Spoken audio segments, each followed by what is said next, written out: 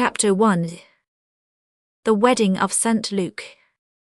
On the evening of a Sunday, in the year 1578, a splendid fete was given in the magnificent hotel just built opposite the Louvre, on the other side of the water, by the family of Montmorency, who, allied to the royalty of France, held themselves equal to princes.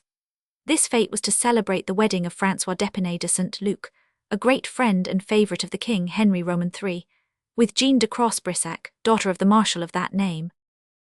The banquet had taken place at the Louvre, and the king, who had been with much difficulty induced to consent to the marriage, had appeared at it with a severe and grave countenance. His costume was in harmony with his face.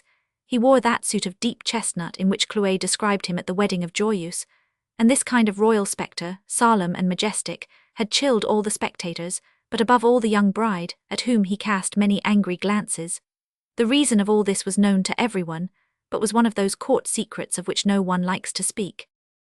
Scarcely was the repast finished, when the king had risen abruptly, thereby forcing everyone to do the same. Then St. Luc approached him and said, "Sire, will your majesty do me the honour to accept the fete, which I wish to give to you this evening at the Hotel Montmorency?" This was said in an imploring tone, but Henry, with a voice betraying both vexation and anger, had replied, "Yes, monsieur, we will go, although you certainly do not merit this proof of friendship on our part." Then Madame de St. Luc had humbly thanked the king, but he turned his back without replying. "Is the king angry with you?" asked the young wife of her husband. "I will explain it to you after," moaned Amy, "when this anger shall have passed away." "And will it pass away?" "It must." Mademoiselle de Brissac was not yet sufficiently Madame de St. Luc to insist further. Therefore she repressed her curiosity, promising herself to satisfy it at a more favourable time. They were, therefore, expecting St. Luc at the Hotel Montmorency, at the moment in which our story commences. St. Luc had invited all the king's friends and all his own, the princes and their favourites, particularly those of the Duc d'Anjou. He was always in opposition to the king, but in a hidden manner, pushing forward those of his friends whom the example of La Mole and Coconnas had not cured. Of course, his favourites and those of the king lived in a state of antagonism, which brought on rencontres 2 or 3 times a month, in which it was rare that someone was not killed or badly wounded. As for Catherine, she was at the height of her wishes. Her favourite son was on the throne, and she reigned through him, while she pretended to care no more for the things of this world. St. Luc, very uneasy at the absence of all the royal family, tried to reassure his father-in-law, who was much distressed at this menacing absence. Convinced, like all the world, of the friendship of Henry for St. Luc, he had believed he was assuring the royal favour, and now this looked like a disgrace. St. Luc tried hard to inspire in them a security which he did not feel himself, and his friends, Maugiron, Scamargue and Quelus, clothed in their most magnificent dresses, stiff in their splendid doublets with enormous frills, added to his annoyance by their ironical lamentations. "Eh, mon Dieu, my poor friend," said Jacques de Levis, Comte de Quelus, "I believe now that you are done for. The king is angry that you would not take his advice, and M. d'Anjou because you laughed at his nose." "No, Quelus, the king does not come, because he has made a pilgrimage to the monks of the Bois de Vincennes, and the Duc d'Anjou is absent, because he is in love with some woman whom I have forgotten to invite." "But," said Maugiron, "did you see the king's face at dinner? And as for the duke, if he could not come, his gentleman might. There is not one here, not even Bussy." "Oh, gentlemen," said the Duc de Brissac in a despairing tone, "it looks like a complete disgrace. Mon Dieu, how can our house, always so devoted to his majesty, have displeased him?" The young men received this speech with bursts of laughter, which did not tend to soothe the Marquis. The young bride was also wondering how St. Luc could have displeased the king. All at once one of the doors opened, and the king was announced. "Ah," cried the marshal, "now I fear nothing. If the Duc d'Anjou would but come, my satisfaction would be complete." "And I," murmured St. Luc, "I have more fear of the king present than absent, for I fear he comes to play me some spiteful tricks." But nevertheless he ran to meet the king, who had quitted at last his sombre costume, and advanced resplendent in satin, feathers, and jewels.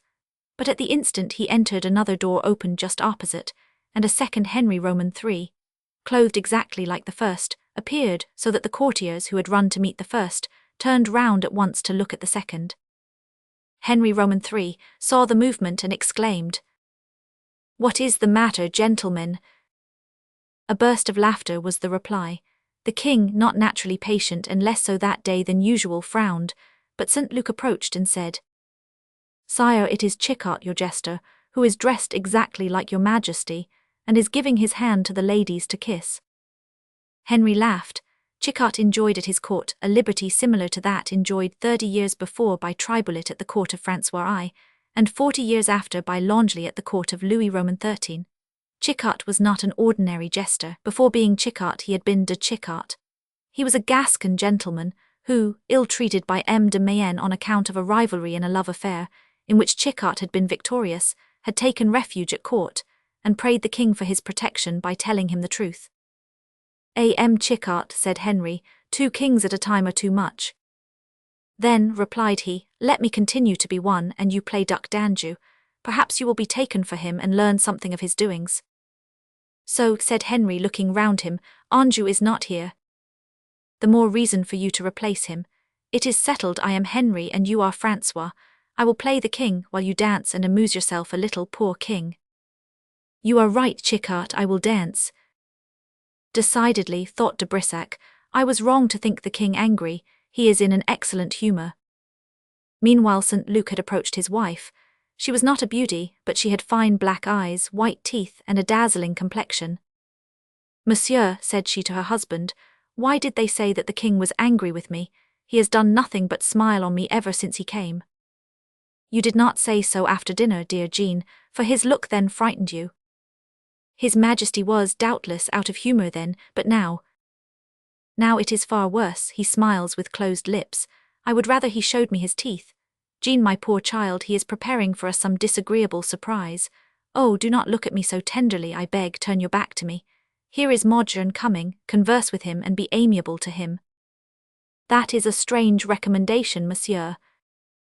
But St. Luc left his wife full of astonishment, and went to pay his court to Chicot, who was playing his part with a most laughable majesty. The king danced, but seemed never to lose sight of St. Luc. Sometimes he called him to repeat to him some pleasantry which, whether droll or not, made St. Luc laugh heartily. Sometimes he offered him out of his comfort box sweetmeats and candied fruits, which St. Luc found excellent. If he disappeared for an instant, the king sent for him, and seemed not happy if he was out of his sight. All at once a voice rose above all the tumult. "Oh," said Henry, "I think I hear the voice of Chicot. Do you hear, St. Luc? The king is angry." "Yes, sire, it sounds as though he were quarreling with someone." "Go and see what it is, and come back and tell me." As St. Luc approached, he heard Chicot crying, "I have made sumptuary laws, but if they are not enough I will make more. At least they shall be numerous if they are not good. By the horn of Beelzebub, 6 pages M. de Bussy are too much." And Chicot, swelling out his cheeks, and putting his hand to his side, imitated the king to the life. "What does he say about Bussy?" asked the king when St. Luc returned. St. Luc was about to reply, when the crowd, opening, showed to him 6 pages dressed in cloth of gold, covered with chains and bearing on their breasts the arms of their masters, sparkling in jewels. Behind them came a young man, handsome and proud, who walked with his head raised and a haughty look, and whose simple dress of black velvet contrasted with the splendor of his pages. This was Bussy Dambus. Maugiron, Scamargue and Quelus had drawn near to the king. "See," said Maugiron, "here is the servant, but where is the master? Are you also in disgrace with him, St. Luc?" "Why should he follow Bussy?" said Quelus. "Do you not remember that when his majesty did M. de Bussy the honor to ask him if he wished to belong to him, he replied that, being of the house of Clermont, he followed no one and belonged to himself?" The king frowned. "Yes," said Maugiron, "whatever you say, he serves the Duc d'Anjou." "Then it is because the duke is greater than the king." No observation could have been more annoying to the king than this, for he detested the Duc d'Anjou. Thus, although he did not answer, he grew pale. "Come, come, gentlemen," said St. Luc, trembling, "a little charity for my guests, if you please. Do not spoil my wedding day." "Yes," said the king in a mocking tone, "do not spoil St. Luc's wedding day." "Oh," said Scamargue, "is Bussy allied to the Brissacs, since St. Luc defends him?" "He is neither my friend nor relation, but he is my guest," said St. Luc. The king gave an angry look. "Besides," he hastened to add, "I do not defend him the least in the world." Bussy approached gravely behind his pages to salute the king, when Chicot cried, Oh la, Bussy d'Amboise, Louis de Clermont, Comte de Bussy, do you not see the true Henry? Do you not know the true king from the false? He to whom you are going is Chicot, my jester, at whom I so often laugh. Bussy continued his way, and was about to bow before the king when he said, Do you not hear, M. de Bussy, you're called? And, amidst shouts of laughter from his minions, he turned his back to the young captain. Bussy reddened with anger, but he affected to take the king's remark seriously, and turning round towards Chicot. Ah, pardon, sire, said he. There are kings who resemble jesters so much that you will excuse me, I hope, for having taken a jester for a king. Hein, murmured Henry, what does he say? Nothing, sire, said St. Luc. Nevertheless, M. Bussy, said Chicot, it was unpardonable. Sire, I was preoccupied. With your pages, monsieur, said Chicot. You ruin yourself in pages, and par la mordieu, it is infringing our prerogatives. How so, I beg your majesty to explain. Cloth of gold for them, while you a gentleman, a colonel, a Clermont, almost a prince, wear simple black velvet. Sire, said Bussy, turning towards the king's minions, as we live in a time when lackeys dress like princes, I think it good taste for princes to dress like lackeys. And he returned to the young men in their splendid dress the impertinent smiles which they had bestowed on him a little before. They grew pale with fury, and seemed only to wait the king's permission to fall upon Bussy. Is it for me and mine that you say that? Asked Chicot, speaking like the king. 3 friends of Bussy's now drew near to him. These were Charles d'Antraigues, Francois, Vicomte de Riberac and Liverat. Seeing all this, St. Luc guessed that Bussy was sent by Monsieur to provoke a quarrel. He trembled more than ever, for he feared the combatants were about to take his house for a battlefield. He ran to Quelus, who already had his hand on his sword, and said, In heaven's name be moderate. Parbleu, he attacks you as well as us. Quelus, think of the Duc d'Anjou who supports Bussy. You do not suppose I fear Bussy himself? Mordieu, what need we fear? We belong to the king.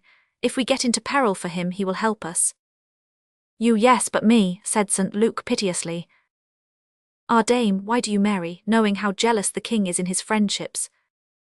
Good, thought St. Luc, everyone for himself, and as I wish to live tranquil during the first fortnight of my marriage, I will make friends with M. Bussy. And he advanced towards him. After his impertinent speech, Bussy had looked round the room to see if anyone would take notice of it. Seeing St. Luc approach, he thought he had found what he sought. Monsieur, said he, is it to what I said just now, that I owe the honour of the conversation you appear to desire? Of what you have just said, I heard nothing. No, I saw you and wished to salute you, and thank you for the honour you have done me by your presence here. Bussy, who knew the courage of St. Luc, understood at once that he considered the duties of a host paramount, and answered him politely. Henry, who had seen the movement, said, Oh, I fear there is mischief there. I cannot have St. Luc killed. Go and see, Quelus. No, you are too rash, you Modern. But St. Luc did not let him approach Bussy, but came to meet him and returned with him to the king. What have you been saying to that coxcomb? Asked the king.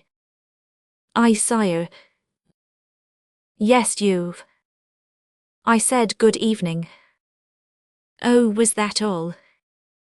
St. Luc saw he was wrong. I said good evening, adding that I would have the honour of saying good morning tomorrow. Oh, I suspected it.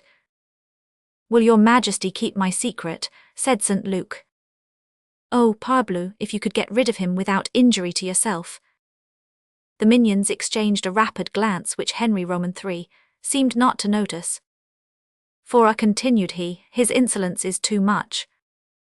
Yes, said St. Luc, but some day he will find his master. Oh, said the king, he manages the sword well. Why does he not get bit by some dog? And he threw a spiteful glance on Bussy, who was walking about, laughing at all the king's friends. Corbleu, cried Chicot, do not be so rude to my friends, M. Bussy, for I draw the sword though I am a king as well as if I was a common man. If he continue such pleasantries, I will chastise Chicot, sire, said Modern. No, Modern, Chicot is a gentleman. Besides, it is not he who most deserves punishment, for it is not he who is most insolent. This time there was no mistaking, and Quelus made signs to D'O and D'Epernon, who had been in a different part of the room, and had not heard what was going on. Gentlemen, said Quelus, come to the council. You, St. Luc, go and finish making your peace with the king. St. Luc approached the king, while the others drew back into a window. Well, said d'Epernon, what do you want? I was making love, and I warn you, if your recital be not interesting I shall be very angry. I wish to tell you that after the ball I set off for the chase. For what chase?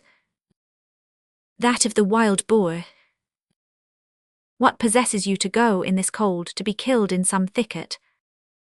Never mind, I am going. Alone? No, with Modjern and Skamug, we hunt for the king. Ah yes, I understand, said Modjern and Skamug. The king wishes a boar's head for breakfast tomorrow. With the neck dressed to Elitilian, said Modjern, alluding to the turn-down collar which Bussy wore in opposition to their ruffs. Ah, said d'Epernon, I understand. What is it? Asked Doe, for I do not. Ah, look round you.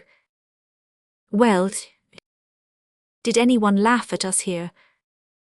Yes, Bussy. Well, that is the wild boar the king wants. You think the king? He asks for it. Well then, so be it, but how do we hunt? In ambush it is the surest. Bussy remarked the conference, and not doubting that they were talking of him, approached with his friends.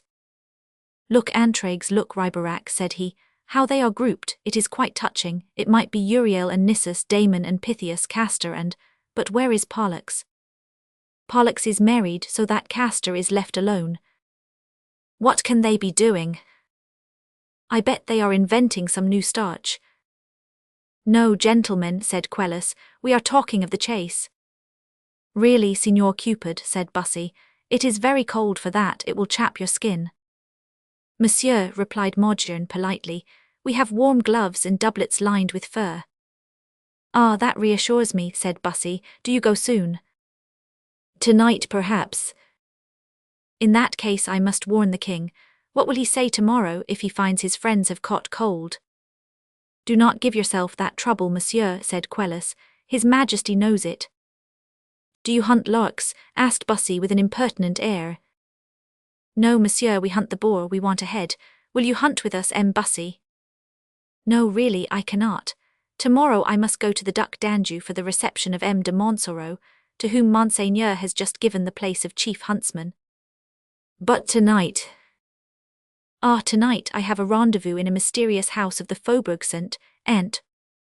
Ah, said d'Epernon, is the Queen Margaret here incognito, M. de Bussy? No, it is someone else. Who expects you in the Faubourg Saint-Antoine? Just so, indeed I will ask your advice, M. de Quelus. Do so, although I am not a lawyer, I give very good advice. They say the streets of Paris are unsafe, and that is a lonely place. Which way do you counsel me to take? Why, I advise you to take the ferry boat at the Preux-Clercs, get out at the corner, and follow the quay until you arrive at the Great Chatelet, and then go through the Rue de l'Artixanderie until you reach the Faubourg. Once at the corner of the Rue Saint-Antoine, if you pass the Hôtel des Tournelles without accident, it is probable you will arrive safe and sound at your mysterious house. Thanks for your route, M. de Quelus, I shall be sure to follow it, and saluting the 5 friends he went away. As Bussy was crossing the last saloon where Madame de St. Luc was, her husband made a sign to her. She understood at once and going up stopped him. Oh, M. de Bussy, said she, everyone is talking of a sonnet you have made. Against the king, madame. No, in honor of the queen, do tell it to me. Willingly, madame, and, offering his arm to her, he went off, repeating it. During this time, St. Luc drew softly near his friends, and heard Quelus say, The animal will not be difficult to follow. Thus then, at the corner of the Hôtel des Tournelles, opposite the Hôtel Saint-Paul. With each a lackey, asked d'Epernon.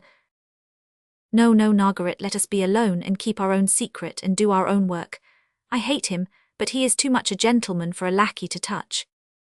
Shall we go out all 6 together? All 5 if you please, said St. Luc. Ah, it is true, we forgot your wife. They heard the king's voice calling St. Luc. Gentlemen, said he, the king calls me. Good sport, au revoir. And he left them, but instead of going straight to the king, he ran to where Bussy stood with his wife. Ah, monsieur, how hurried you seem, said Bussy. Are you going also to join the chase? It would be a proof of your courage, but not of your gallantry. Monsieur, I was seeking you. Really? And I was afraid you were gone.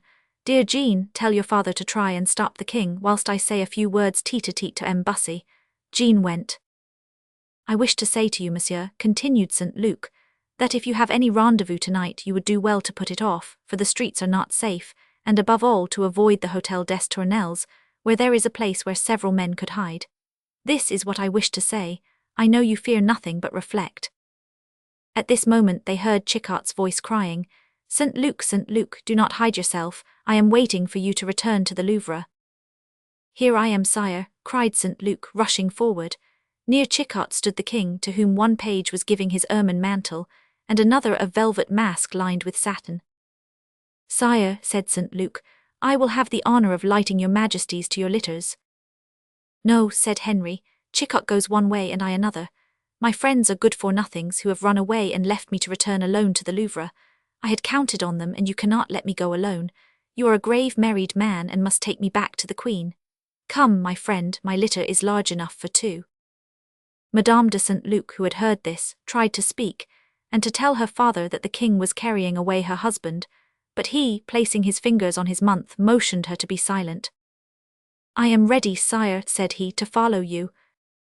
When the king took leave, the others followed, and Jean was left alone.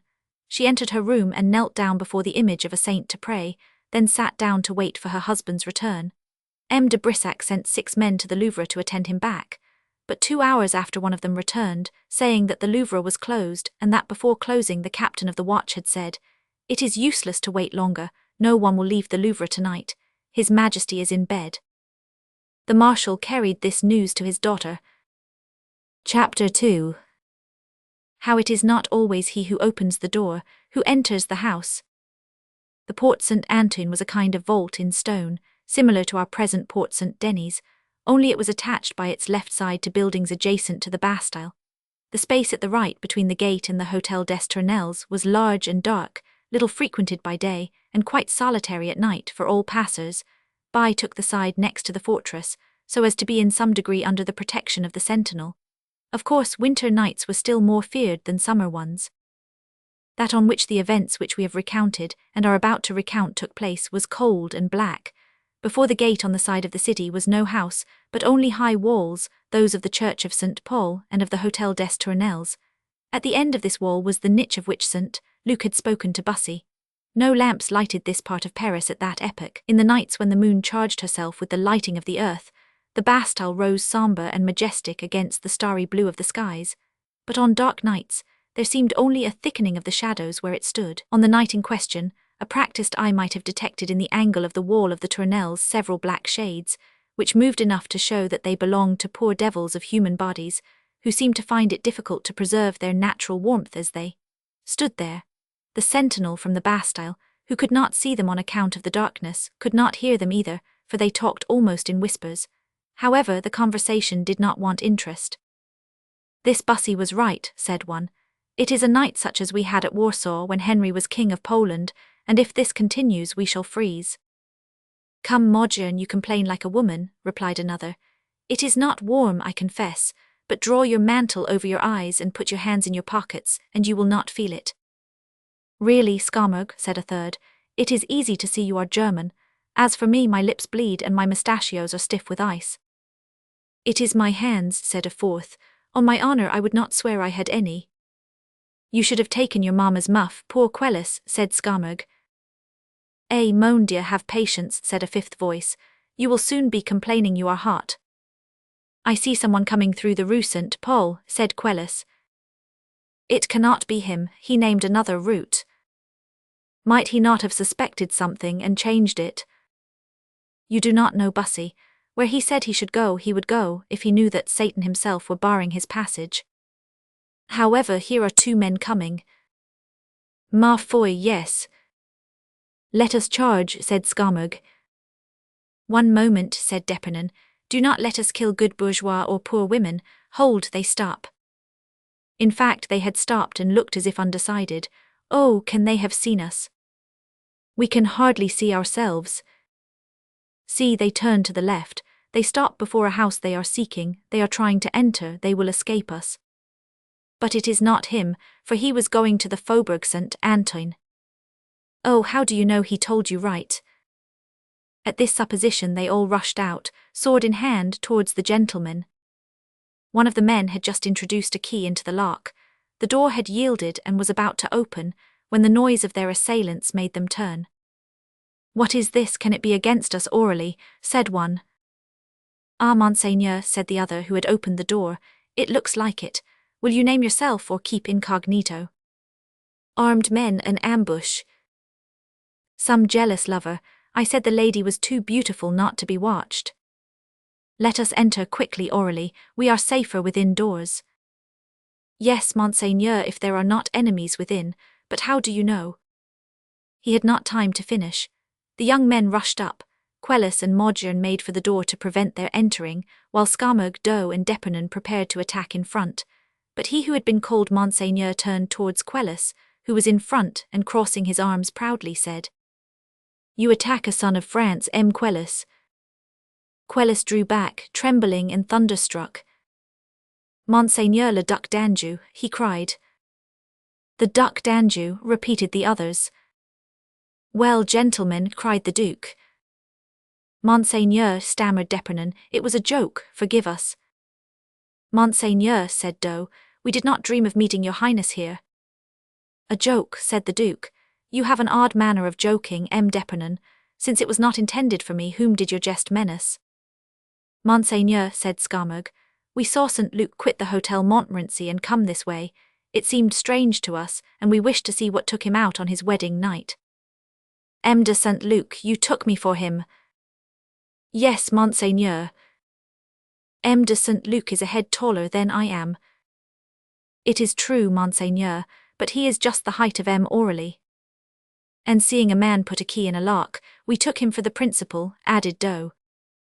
Monseigneur cannot suppose that we had the shadow of an ill will towards him, even to disturb his pleasures. As he listened, the Duke, by a skilful movement, had little by little quitted the door, followed by Aurelie, and was now at some distance off. My pleasures, said he angrily, what makes you think I was seeking pleasure? Ah, Monseigneur, in any case pardon us, and let us retire, said Quelus. It is well, adieu, gentlemen, but first listen. I was going to consult the Jew Manasses who reads the future. He lives, as you know, in Rue de la Tournelle. In passing, Aurelie saw you and took you for the watch, and we therefore tried to hide ourselves in a doorway. And now you know what to believe and say. It is needless to add that I do not wish to be followed, and he turned away. Monseigneur, said Aurelie, I am sure these men have bad intentions. It is near midnight and this is a lonely quarter. Let us return home, I beg. No, no, let us profit by their departure. Your Highness is deceived. They have not gone but have returned to their retreat. Look in the angle of the Hotel des Tournelles. Francois looked and saw that Aurelie was right. It was evident that they waited for something, perhaps to see if the Duke were really going to the Jew. Well, Monseigneur, continued Aurelie, do you not think it will be more prudent to go home? Mordieu, yet it is annoying to give up. Yes, but it can be put off. I told your Highness that the house is taken for a year. We know the lady lodges on the first story. We have gained her maid and have a key which opens the door. You may wait safely. You are sure that the door yielded? Yes, at the third key I tried. Are you sure you shut it again? Yes, Monseigneur. Aurelie did not feel sure as he said, but he did not choose to admit it. Well, I will go, I shall return some other time. And the Duke went away, promising to pay off the gentlemen for their interruption. They had hardly disappeared, when the 5 companions saw approach a cavalier wrapped in a large cloak. The steps of his horse resounded on the frozen ground, and they went slowly and with precaution, for it was slippery. This time, said Quelus, it is he. Impossible, said Maugiron. Why? Because he is alone, and we left him with Livarot, Antragues and Riberac, who would not have let him run such a risk. It is he, however. Do you not recognize his insolent way of carrying his head? Then, said Doe, it is a snare. In any case it is he, and so to arms. It was indeed Bussy who came carelessly down the Rue St. Antoine, and followed the route given him by Quelus. He had, as we have seen, received the warning of St. Luc, and in spite of it had parted from his friends at the Hotel Montmorency. It was one of those bravadoes delighted in by the valiant colonel who said of himself, "I am but a simple gentleman, but I bear in my breast the heart of an emperor. And when I read in Plutarch the exploits of the ancient Romans, I think there is not one that I could not imitate." And besides, he thought that St. Luc, who was not ordinarily one of his friends, merely wished to get him laughed at for his precautions, and Bussy feared ridicule more than danger. He had, even in the eyes of his enemies, earned a reputation for courage, which could only be sustained by the rashest adventures. Therefore, alone and armed only with a sword and poniard, he advanced towards the house where waited for him no person, but simply a letter, which the Queen of Navarre sent him every month on the same day, and which he, according to his promise to the beautiful Marguerite, went to fetch himself alone and at night. When he arrived at the Rue St. Catherine, his active eye discerned in the shade the forms of his adversaries. He counted them. 3, 4, 5, said he, without counting the lackeys who are doubtless within call. They think much of me, it seems, all these for one man. That brave St. Luc did not deceive me, and were his even the first sword to pierce me, I would cry, "Thanks for your warning, friend." So saying, he continued to advance, only his arm held his sword under his cloak, of which he had unfastened the clasp. It was then that Quelus cried, "To arms!" "Ah, gentlemen," said Bussy, "it appears you wish to kill me. I am the wild boar you had to hunt. Well, gentlemen, the wild boar will rip up a few of you, I swear it to you, and I never break my word." "Possibly," said Scaramouche, "but it is not right, Bussy Dambus, that you should be on horseback and we on foot." And as he spoke, the arm of the young man, covered with white satin, which glistened in the moonlight, came from under his cloak, and Bussy felt his horse give way under him. Scaramouche had, with an address peculiar to himself, pierced the horse's leg with a kind of cutlass, of which the blade was heavier than the handle, and which had remained in the wound. The animal gave a shrill cry and fell on his knees. Bussy, always ready, jumped at once to the ground, sword in hand. "Ah," cried he, "my favourite horse, you shall pay for this." And as Scaramouche approached incautiously, Bussy gave him a blow which broke his thigh. Scaramouche uttered a cry. "Well," said Bussy, "have I kept my word? One already. It was the wrist of Bussy and not his horse's leg you should have cut." In an instant, while Scaramouche bound up his thigh with his handkerchief, Bussy presented the point of his long sword to his 4 other assailants, disdaining to cry for help, but retreating gradually, not to fly, but to gain a wall against which to support himself and prevent his being attacked behind, making all the while constant thrusts, and feeling sometimes that soft resistance of the flesh which showed that his blows had taken effect. Once he slipped for an instant. That instant sufficed for Quelus to give him a wound in the side. "Touched," cried Quelus. "Yes, in the doublet," said Bussy, who would not even acknowledge his hurt. And rushing on Quelus with a vigorous effort, he made his sword fly from his hand. But he could not pursue his advantage, for Doe, D'Epernon and Maugiron attacked him with fresh fury. Scaramouche had bound his wound and Quelus picked up his sword. Bussy made a bound backwards and reached the wall. There he stopped, strong as Achilles and smiling at the tempest of blows which rained around him. All at once he felt a cloud pass over his eyes. He had forgotten his wound, but these symptoms of fainting recalled it to him. "Ah, you falter," cried Quelus. "Judge of it," cried Bussy, and with the hilt of his sword he struck him on the temple. Quelus fell under the blow. Then, furious, wild, he rushed forward, uttering a terrible cry. Doe and D'Epernon drew back. Maugiron was raising Quelus, when Bussy broke his sword with his foot and wounded the right arm of D'Epernon. For a moment he was conqueror, but Quelus recovered himself, and 4 swords flashed again. Bussy felt himself lost. He gathered all his strength to retreat once more step by step. Already the perspiration was cold on his brow, and the ringing in his ears and the cloud over his eyes warned him that his strength was giving way. He sought for the wall with his left hand. To his astonishment, it yielded. It was a door not quite closed. Then he regained hope and strength for a last effort.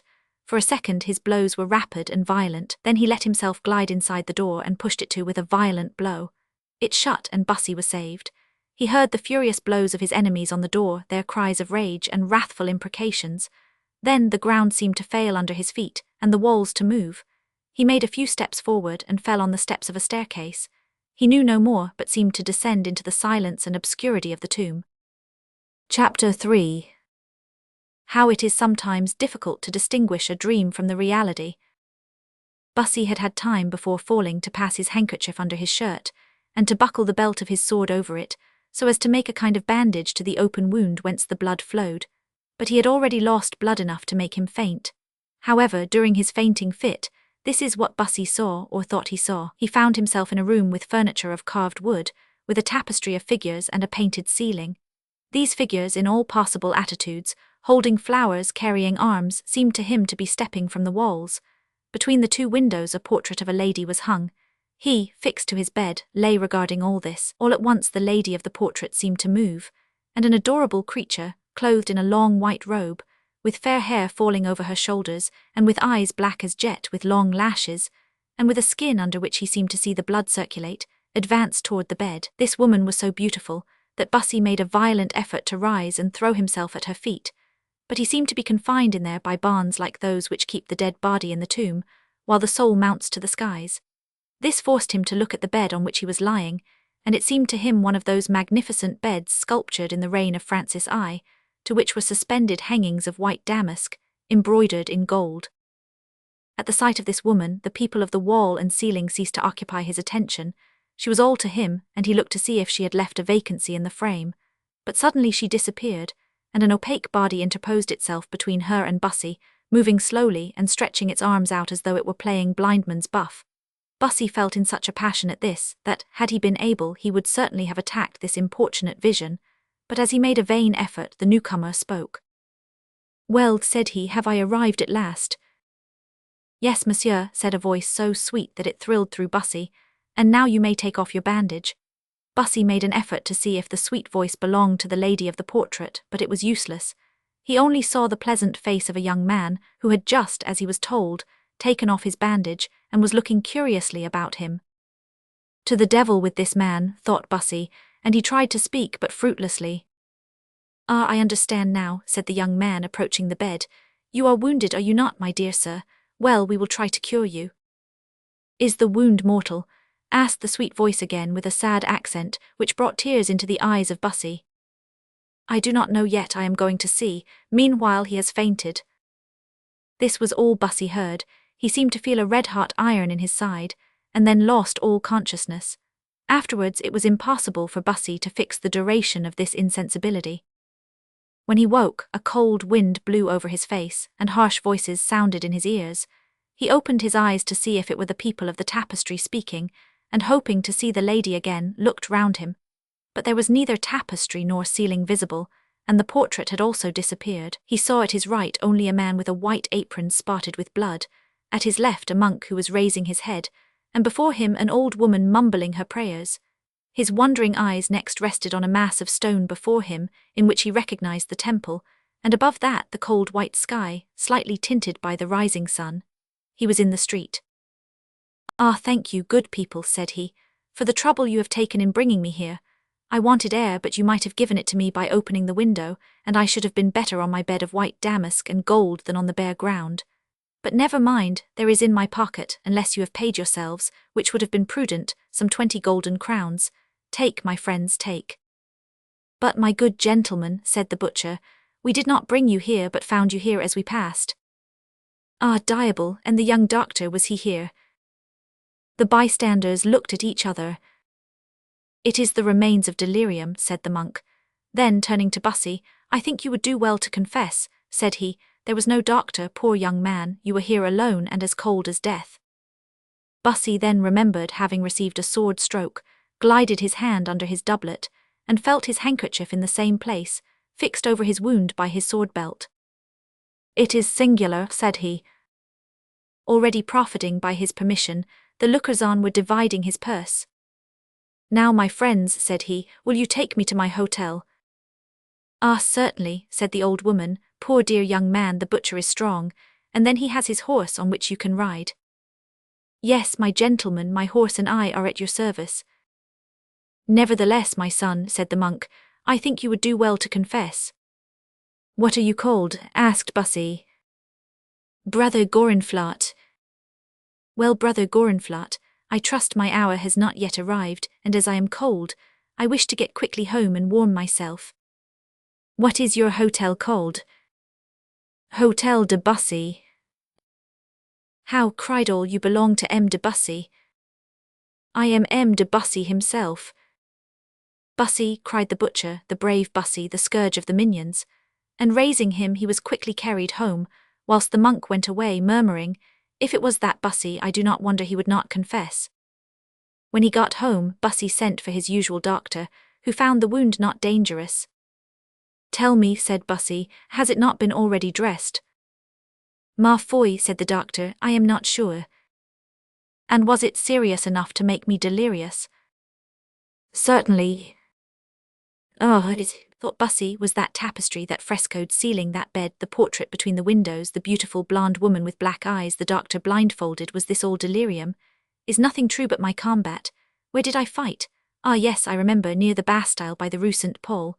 I leaned against a door and it opened, I shut it, and then I remember no more. Have I dreamed or not? And my horse must have been found dead on the place. Doctor, pray call someone. The doctor called a valet. Bussy inquired, and heard that the animal, bleeding and mutilated, had dragged itself to the door of the hotel, and had been found there. It must have been a dream, thought he again. How should a portrait come down from the wall and talk to a doctor with a bandage on his eyes? I am a fool. And yet when I remember she was so charming, and he began to describe her beauties till he cried out, it is impossible it should have been a dream, and yet I found myself in the street and a monk kneeling by me. Doctor, said he, shall I have to keep the house a fortnight again for this scratch, as I did for the last? We shall see. Can you walk? I seem to have quicksilver in my legs. Tried. Bussy jumped out of bed and walked quickly round his room. That will do, said the doctor, provided that you do not go on horseback or walk 10 miles the first day. Capital, you are a doctor. However, I have seen another tonight. Yes, I saw him, and if ever I meet him I should know him. I advise you not to seek for him, monsieur. One has always a little fever after a sword wound. You should know that who have had a dozen. Ah, mon Dieu, cried Bussy, struck with a new idea. Did my dream begin outside the door instead of inside? Was there no more a staircase and a passage than there was a bed with white and gold damask and a portrait? Perhaps those wretches, thinking me dead, carried me to the temple to divert suspicion should anyone have seen them hiding. Certainly it must be so, and I have dreamed the rest. Mon Dieu, if they have procured for me this dream which torments me so, I swear to make an end of them all. My dear seigneur, said the doctor, if you wish to get well you must not agitate yourself thus. Except St. Luc, continued Bussy without attending. He acted as a friend, and my first visit shall be to him. Not before 5 this evening. If you wish it, but I assure you, it is not going out and seeing people which will make me ill, but staying quietly at home. Well, it is possible. You are always a singular patient. Act as you please, only I recommend you not to get another wound before this one is healed. Bussy promised to do his best to avoid it, and after dressing, called for his litter to take him to the Hotel Montmorency. Chapter 4. How Madame de St. Luc had passed the night. Louis de Clermont, commonly called Bussy d'Amboise, was a perfect gentleman, and a very handsome man. Kings and princes had sought for his friendship. Queens and princesses had lavished on him their sweetest smiles. He had succeeded La Mole in the affections of Queen Marguerite, who had committed for him so many follies, that even her husband, insensible so long, was moved at them, and the Duke Francois would never have pardoned him, had it not gained over Bussy to his interests, and once again he sacrificed all to his ambition. But in the midst of all his successes of war, ambition, and intrigue, he had remained insensible, and he who had never known fear had never either known love. When the servants of M. de St. Luc saw Bussy enter, they ran to tell M. de Brissac. Is M. de St. Luc at home? Asked Bussy. No, monsieur. Where shall I find him? I do not know, monsieur. We are all very anxious about him, for he has not returned since yesterday. Nonsense. It is true, monsieur. But Madame de St. Luc. Oh, she is here. Tell her I shall be charmed if she will allow me to pay my respects to her. 5 minutes after, the messenger returned, saying Madame de St. Luc would be glad to see M. de Bussy. When Bussy entered the room, Jean ran to meet him. She was very pale, and her jet-black hair made her look more so. Her eyes were red from her sleepless night, and there were traces of tears on her cheeks.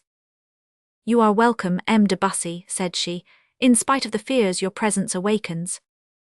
What do you mean, madame? How can I cause you fear? Ah, there was a meeting last night between you and M. de St. Luc. Confess it. Between me and St. Luc?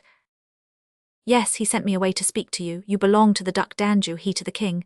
You have quarrelled, do not hide it from me. You must understand my anxiety. He went with the king, it is true, but afterwards. Madame, this is marvellous. I expected you to ask after my wound. He wounded you, he did fight then. No, madame, not with me at least. It was not he who wounded me. Indeed, he did all he could to save me. Did he not tell you so? How could he tell me? I have not seen him. You have not seen him, then your porter spoke the truth. I have not seen him since 11 last night. But where can he be? I should rather ask you. Oh, pardieu, tell me about it, it is very droll. The poor woman looked at him with astonishment. No, it is very sad, I mean. I have lost much blood and scarcely know what I am saying. Tell me this lamentable story, madame. Jean told all she knew, how the king had carried him off, the shutting of the doors of the Louvre, and the message of the guards. Ah, very well, I understand, said Bussy. How, you understand? Yes, His Majesty took him to the Louvre, and once there he could not come out again. And why not? Oh, that is a state secret. But my father went to the Louvre, and I also, and the guards said they did not know what we meant. All the more reason that he should be there. You think so? I am sure of it, and if you wish to be so also. How? By seeing. Can I? Certainly. But if I go there, they will send me away, as they did before. Would you like to go in? But if he is not there? I tell you he is there. Come, but they will not let in the wife of St. Luc. You laugh at me, and it is very cruel in my distress. No, dear lady, listen. You are young, you are tall, and have black eyes. You are like my youngest page, who looked so well in the cloth of gold yesterday. Are I what folly, M. Bussy, cried Jean, blushing. I have no other method but this, if you wish to see St. Luc. Oh, I would give all the world to see him. Well, I promise that you shall without giving anything. Oh, but... I told you how. Well, I will do it. Shall I send for the dress? No, I will send you a new one I have at home. Then you must join me this evening at the Rue Saint-Honore, and we will go together to the Louvre. Jean began to laugh and gave her hand to Bussy. Pardon my suspicions, said she. Willingly, and taking leave he went home to prepare. Bussy and Madame de St. Luc met at the appointed time. Jean looked beautiful in her disguise. At the end of the Rue Saint-Germain-l'Auxerrois, they met a large party in which Bussy recognized the Duc d'Anjou and his train. Ah, said he, we will make a triumphal entry into the Louvre. Eh, Monseigneur, cried he to the Duke. The prince turned. You, Bussy, cried he joyfully, I heard you were badly wounded and I was going to your hotel. Ma foi, Monseigneur, if I am not dead, it is thanks to no one but myself. You get me into nice situations. That ball at St. Luc's was a regular snare, and they have nearly drained all the blood out of my body. They shall pay for it, Bussy, they shall pay dearly. Yes, you say so, said Bussy with his usual liberty, and you will smile on the first you meet. Well, accompany me to the Louvre, and you shall see. What shall I see, Monseigneur? How I will speak to my brother. You promise me reparation. I promise you shall be content. You hesitate still, I believe. Monseigneur, I know you so well. Come, I tell you. This is good for you, whispered Bussy to Jean. There will be a quarrel between the brothers, and meanwhile you can find St. Luc. Well, said he to the prince, I follow you. If I'm insulted, at least I can always revenge myself. And he took his place near the Duke, while his page kept close to him. Revenge yourself, no, Bussy, said the prince, I charge myself with it. I know your assassins, added he in a low tone. What, your highness has taken the trouble to inquire? I saw them. How so? Cried Bussy, astonished. Oh, I had business myself at the Porte Saint-Antoine. They barely missed killing me in your place. Ah, I did not know it was you they were waiting for, or else. Well, had you this new page with you? Asked the prince without finishing his sentence. No, I was alone, and you? I had Aurelie with me, and why were you alone? Because I wished to preserve my name of the brave Bussy. And they wounded you. I do not wish to give them the pleasure of knowing it, but I had a severe wound in the side. Ah, the wretches, Aurelie said he was sure they were bent on mischief. How, you saw the ambush, you were with Aurelie, who uses his sword as well as his lute. You thought they had bad intentions, and you did not watch to give aid. I did not know who they were waiting for. Mort Diable, when you saw the king's friends, you might have known it was against some friends of yours. Now, as there is hardly anyone but myself who has courage to be your friend, you might have guessed that it was I. Oh, perhaps you are right, my dear Bussy, but I did not think of all that. When they entered, remember your promise, said Bussy. I have someone to speak to. You leave me, Bussy. Yes, I must, but if I hear a great noise I will come to you, so speak loud. Then Bussy, followed by Jean, took a secret staircase, traversed 2 or 3 corridors, and arrived at an antechamber. Wait here for me, said he to Jean. Ah, mon dear, you leave me alone. I must, to provide for your entrance. Chapter 5. How Madame de St-Luc passed the second night of her marriage. Bussy went straight to the sleeping room of the king. There were in it 2 beds of velvet and satin, pictures, relics, perfumed sachets from the East, and a collection of beautiful swords. Bussy knew the king was not there, as his brother had asked to see him, but he knew that there was next to it a little room which was occupied in turn by all the king's favourites, and which he now expected to find occupied by St-Luc, whom the king in his great affection had carried off from his wife. Bussy knocked at the antechamber common to the 2 rooms. The captain of the guards opened. M. de Bussy, cried he. Yes, myself, dear M. de Nancy. The king wishes to speak to M. de St-Luc. Very well, tell M. de St-Luc the king wants him. What is he doing? He is with Chicotte, waiting for the king's return from his brother. Will you permit my page to wait here? Willingly, monsieur. Enter Jean, said Bussy, and he pointed to the embrasure of a window where she went to hide herself.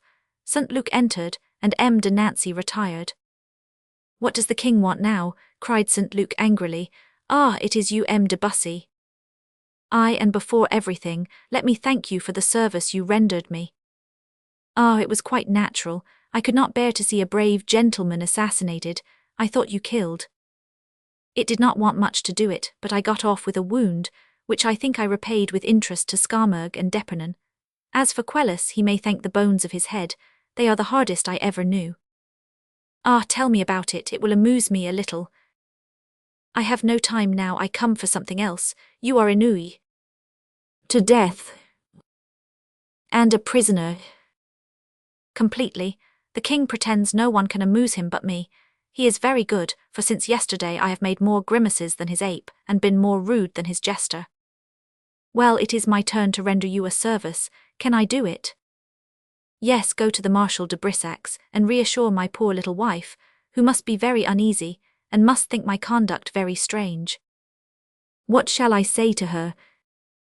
Morbleu, tell her what you see, that I am a prisoner, and that the king talks to me of friendship like Cicero, who wrote on it, and of virtue like Socrates, who practiced it. It is in vain I tell him I am ungrateful for the first, and incredulous as to the last. He only repeats it over again. Is that all I can do for you? Ah, mon dear, I fear so. Then it is done. How so? I guessed all this and told your wife so. And what did she say? At first she would not believe, but I trust now, continued he, glancing towards the window, she will yield to evidence. Ask me something more difficult. Then bring here the griffin of Signor Astolfo, and let me mount en croupe and go to my wife. A more simple thing would be to take the griffin to your wife and bring her here. Here? Yes, here. To the Louvre, that would be droll. I should think so, then you would be ennuyé no longer. Ma foi, no, but if this goes on much longer, I believe I shall kill myself. Well, shall I give you my page? To me. Yes, he is a wonderful lad. Thank you, but I detest pages. Bah, try him. Bussy, you mark me. Let me leave him. No. I tell you, you will like him. No, no, 100 times no. Ola, Page, come here. Jean came forward, blushing. Oh, cried St. Luke, recognizing her in astonishment. Well, shall I send him away? No, no, Bussy, I owe you an eternal friendship. Take care, you cannot be heard, but you can be seen. It is true, said St. Luke, retreating from his wife. Indeed, M. de Nancy was beginning to wonder what was going on, when a great noise was heard from the gallery. Ah, mon Dieu, cried M. de Nancy, there is the king quarrelling with someone. I really think so, replied Bussy, affecting inquietude. Can it be with the Duc d'Anjou who came with me? The captain of the guard went off in the direction of the gallery. Have I not managed well? Said Bussy to St. Luke. What is it? M. d'Anjou and the king are quarrelling, I must go to them. You profit by the time to place in safety the page I have brought you. Is it possible? Oh yes, luckily I declared I was ill and must keep my room. In that case adieu, madame, and remember me in your prayers. And Bussy went off to the gallery, where the king, red with fury, swore to the duke, who was pale with anger, that in the scene of the preceding night Bussy was the aggressor. I affirm to you, sire, cried the duke, that d'Epernon, Skarmogue and Quelus were waiting for him at the Hôtel des Tournelles.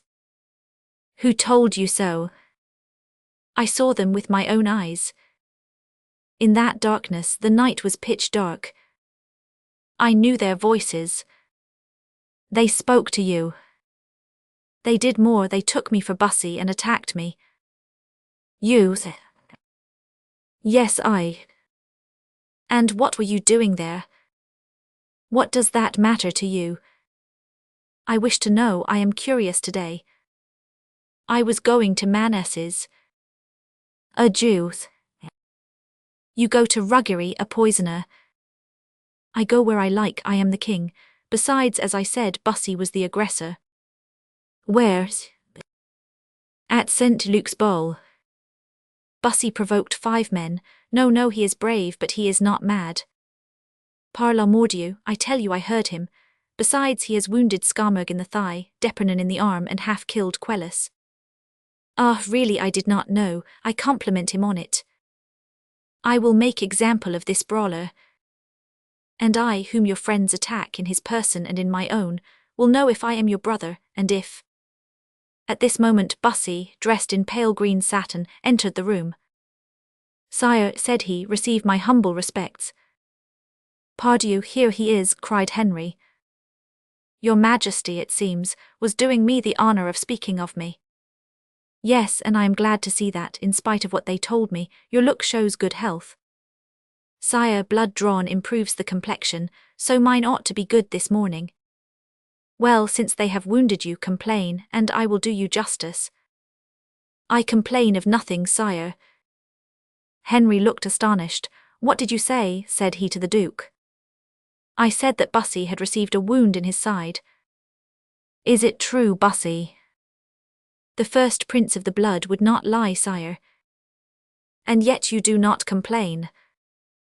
I shall never complain, sire, until they cut off my right hand, and prevent my revenging myself, and then I will try to do it with the left. Insolent, murmured Henry. Sire, said the Duke, do justice, we ask no better. Order an inquiry, name judges, and let it be proved who prepared the ambush and the intended murder. Henry reddened. No, said he, I prefer this time to be ignorant where the wrong lies, and to pardon everyone. I wish these enemies to make peace, and I am sorry that Skarmogue and d'Epernon are kept at home by their wounds. Say, M. d'Anjou, which do you call the most forward to fight of all my friends, as you say you saw them? Sire, it was Quelus. Ma foi, yes, said Quelus, his highness is right. Then, said Henry, let my Bussy and Quelus make peace in the name of all. Oh, oh, said Quelus, what does that mean, sire? It means that you are to embrace here before me. Quelus frowned. Ah, signor, cried Bussy, imitating a pantaloon, will you not do me this favour? Even the king laughed. Then, approaching Quelus, Bussy threw his arms round his neck, saying, "The king wishes it." "I hope it engages us to nothing," whispered Quelus.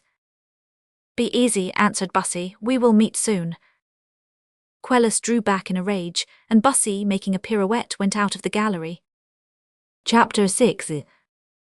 Le Petit Coucher of Henry Roman III. After this scene, beginning in tragedy and ending in comedy, the king, still angry, went to his room, followed by Chicotte, who asked for his supper. "I am not hungry," said the king. "It is possible, but I am." The king did not seem to hear. He unclasped his cloak, took off his cap, and advancing to the passage which led to St. Luke's room, said to Chicotte, "Wait here for me till I return." "Oh, do not be in a hurry," said Chicotte. No sooner was the king gone than Chicotte opened the door and called Hola. A valet came. "The king has changed his mind," said Chicotte. "He wishes a good supper here for himself and St. Luke, above all, plenty of wine and dispatch." The valet went to execute the orders which he believed to be the king's. Henry meanwhile had passed into St. Luke's room. He found him in bed, having prayers read to him by an old servant who had followed him to the Louvre and shared his captivity. In a corner on an armchair, his head buried in his hands, slept the page. "Who is that young man?" asked the king. "Did not your majesty authorize me to send for a page?" "Yes, doubtless." "Well, I have profited by it." "Oh, does your majesty repent of having allowed me this little indulgence?"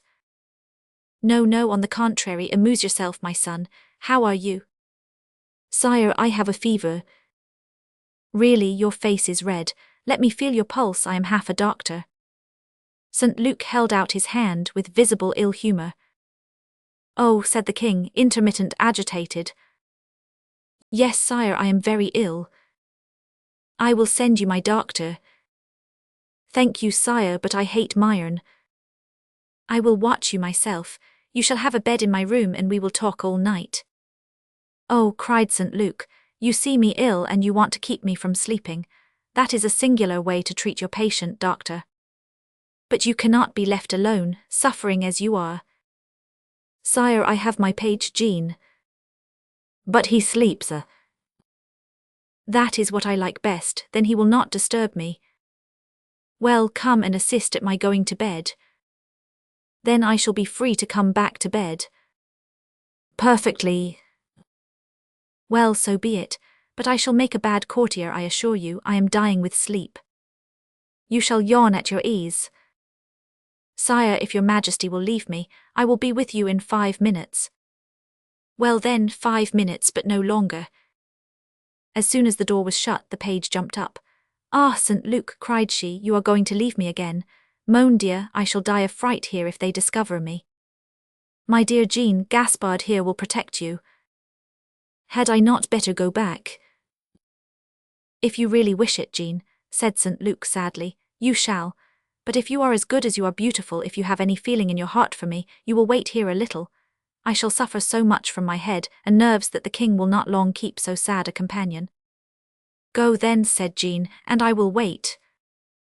"My dear Jean, you are adorable.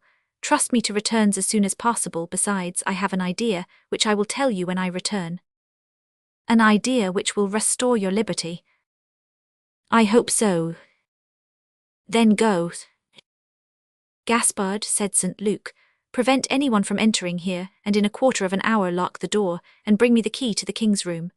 Then go home, and tell them not to be uneasy about Madame la Comtesse, and come back tomorrow." Then St. Luke kissed his wife's hand, and went to the king, who was already growing impatient. Jean, alone and trembling, hid behind the curtains of the bed. When St. Luke entered, he found the king amidst a perfect carpet of flowers, of which the stalks had been cut off. Roses, jasmine, violets, and wallflowers, in spite of the severe weather, formed an odorous carpet for Henry Roman III. The chamber, of which the roof was painted, had in it 2 beds, one of which was so large as to occupy a third of the room. It was hung with gold and silk tapestry, representing mythological figures, and the windows had curtains to match. From the center of the ceiling hung, suspended by a golden chain, a silver gilt lamp, in which burned a perfumed oil. At the side of the bed was a golden satyr, holding in his hand a candelabrum, containing 4 rose-color wax candles, also perfumed. The king, with his naked feet resting on the flowers, was seated on a chair of ebony inlaid with gold. He had on his knees 7 or 8 young spaniels who were licking his bands. 2 servants were curling his hair, his mustachios and beard. A third was covering his face with a kind of cream, which had a most delightful scent. "Here," cried Chickart, "the grease and the combs, I will try them too." "Chickart," said Henry, "your skin is too dry and will use too much cream, and your beard is so hard it will break my combs." "Well, my son," said he, turning to St. Luke, "how is your head?" St. Luke put his hand to his head and groaned. "Imagine," continued Henry, "I have seen Bussy Damboise." "Bussy," cried St. Luke, trembling. "Yes, those fools, 5 of them attacked him and let him escape. If you had been there, St. Luke." "I should probably have been like the others." "Oh no, I wager you are as good as Bussy. We will try tomorrow." "Sire, I am too ill for anything." Henry, hearing a singular noise, turned round, and saw Chickart eating up all the supper that had been brought for 2. "What the devil are you doing, Chickart?" cried Henry. "Taking my cream internally, since you will not allow me to do it outwardly." "Go and fetch my captain of the guards," said Henry. "What for?" asked Chickart, emptying a porcelain cup of chocolate. "To pass his sword through your body." "Ah, let him come, we shall see," cried Chickart, putting himself in such a comical attitude of defence that every one laughed. "But I am hungry," cried the king, "and the wretch has eaten up all the supper." "You are capricious, Henry. I offered you supper and you refused. However, your bouillon is left, I am no longer hungry and I am going to bed." "And I also," said St. Luke, "for I can stand no longer." "Stay, St. Luke," said the king, "take these," and he offered him a handful of little dogs. "What for?" "To sleep with you, they will take your illness from you." "Thanks, sire," said St. Luke, putting them back in their basket, "but I have no confidence in your receipt." "I will come and visit you in the night, St. Luke." "Pray do not, sire, you will only disturb me," and saluting the king he went away. Chickart had already disappeared, and there only remained with the king the valet who covered his face with a mask of fine cloth, plastered with the perfumed cream, in which were holes for the eyes, nose, and mouth. A cap of silk and silver fixed it on the forehead and ears. They next covered his arms with sleeves made of wadded silk, and then presented him with kid gloves, also greased inside. These mysteries of the royal toilet finished, they presented to him his soup in a golden cup. Then Henry said a prayer, a short one that night, and went to bed. When settled there, he ordered them to carry away the flowers, which were beginning to make the air sickly, and to open the window for a moment. Then the valet closed the doors and curtains and called in Narcissus, the king's favourite dog, who, jumping on the bed, settled himself at once on the king's feet. The valet next put out the wax lights, lowered the lamp, and went out softly. Already more tranquil and nonchalant than the lazy monks of his kingdom in their fat abbeys, the King of France no longer remembered that there was a France. He slept. Every noise was hushed, and one might have heard a bat fly in the sombre corridors of the Louvre. Chapter 7. How, without anyone knowing why, the king was converted before the next day. 3 hours passed thus. Suddenly a terrible cry was heard, which came from the king's room. All the lights in his room were out, and no sound was to be heard except this strange call of the King-S, for it was he who had cried. Soon was heard the noise of furniture falling, porcelain breaking, steps running about the room, and the barking of dogs mingled with new cries. Almost instantly lights burned, swords shone in the galleries, and the heavy steps of the guards were heard. "To arms!" cried all the king coles. And the captain of the guard, the colonel of the Swiss, and some attendants, rushed into the king's room with flambeaux. Near an overturned chair, broken cups, and disordered bed, stood Henry, looking terrified and grotesque in his night-dress. His right hand was extended, trembling like a leaf in the wind, and his left held his sword, which he had seized mechanically. He appeared dumb through terror, and all the spectators, not daring to break the silence, waited with the utmost anxiety. Then appeared, half-dressed and wrapped in a large cloak, the young queen, Louise de Lorraine, blonde and gentle, who led the life of a saint upon earth, and who had been awakened by her husband's cries. "Sire," cried she, also trembling, "what is the matter? Mon dear, I heard your cries and I came." It is nothing," said the king without moving his eyes, which seemed to be looking up the air for some form invisible to all but him. "But your Majesty," cried out, "is your Majesty suffering?" asked the Queen. Terror was so visibly painted on the king's countenance that it began to gain on the others. "Oh, sire," cried the Queen again, "in heaven's name do not leave us in this suspense. Will you have a doctor?" "A doctor, no," cried Henry in the same tone. "The body is not ill, it is the mind. No doctor, a confessor." Everyone looked round. Nowhere was there to be seen any traces of what had so terrified the king. However, a confessor was sent for. Joseph Foulon, superior of the convent of St. Genevieve, was torn from his bed to come to the king. With the confessor the tumult ceased and silence was re-established.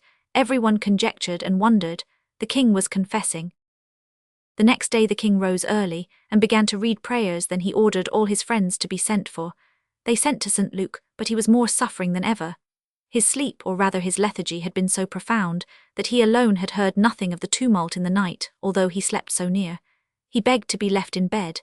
At this deplorable recital, Henry crossed himself and sent him a doctor. Then he ordered that all the scourges from the convent should be brought to him, and going to his friends, distributed them, ordering them to scourge each other as hard as they could. D'Epernon said that as his right arm was in a sling, and he could not return the blows he received, he ought to be exempt, but the king replied that that would only make it the more acceptable to God. He himself set the example. He took off his doublet, waistcoat and shirt and struck himself like a martyr. Chicot tried to laugh as usual, but was warned by a terrible look that this was not the right time, and he was forced to take a scourge like the others. All at once the king left the room, telling them to wait for him. Immediately the blows ceased. Only Chicot continued to strike Doe, whom he hated, and Doe returned it as well as he could. It was a duel with whips. The king went to the queen, gave her a pearl necklace worth 25,000 crowns, and kissed her, which he had not done for a year. Then he asked her to put off her royal ornaments and put on a sack. Louise, always good, consented, but asked why her husband gave her a necklace, and yet made such a request. "For my sins," replied he. The queen said no more, for she knew, better than anyone, how many he had to repent of. Henry returned, which was a signal for the flagellation to recommence. In 10 minutes the queen arrived, with her sack on her shoulders. Then tapers were distributed to all the court, and barefooted through the snow, all the courtiers and fine ladies went to Montmartre shivering. At 5 o'clock the promenade was over. The convents had received rich presents, the feet of all the court were swollen, and the backs of the courtiers sore. There had been tears, cries, prayers, incense and psalms. Everyone had suffered, without knowing why the king, who danced the night before, scourged himself today. As for Chicot, he had escaped at the Porte Montmartre and, with Brother Gorenflot, had entered a public house where he had eaten and drank. Then he had rejoined the procession and returned to the Louvre. In the evening the king, fatigued with his fast and his exercise, ordered himself a light supper, had his shoulders washed, and then went to visit St. Luke. "Ah," cried he, "God has done well to render life so bitter." "Why so, sire?" "Because then man, instead of fearing death, longs for it." "Speak for yourself, sire, I do not long for it at all." "Listen, St. Luke, will you follow my example?" "If I think it a good one." "I will leave my throne and you your wife, and we will enter a cloister. I will call myself Brother Henry." "Pardon, sire, if you do not care for your crown, of which you are tired. I care very much for my wife, whom I know so little. Therefore I refuse." "Oh, you are better." "Infinitely better, sire. I feel quite joyous and disposed for happiness and pleasure." "Poor St. Luke," cried the king, clasping his hands. "You should have asked me yesterday, sire, then I was ill and cross. I would have thrown myself into a well for a trifle. But this evening it is quite a different thing. I have passed a good night and a charming day. Mordieu, vive la joie." "You swear, St. Luke." "Did I, sire? But I think you swear sometimes." "I have sworn, St. Luke, but I shall swear no more." "I cannot say that. I will not swear more than I can help, and God is merciful." "You think he will pardon me?" "Oh, I speak for myself, not for you, sire. You have sinned as a king, I as a private man, and we shall, I trust, be differently judged." The king sighed. "St. Luke," said he, "will you pass the night in my room?" "Why, what should we do?" "We will light all the lamps, I will go to bed, and you shall read prayers to me." No, thank you, sire. You will not. On no account. You abandon me, St. Luke. No, I will stay with your majesty, if you will send for music and ladies and have a dance. Oh, St. Luke, St. Luke.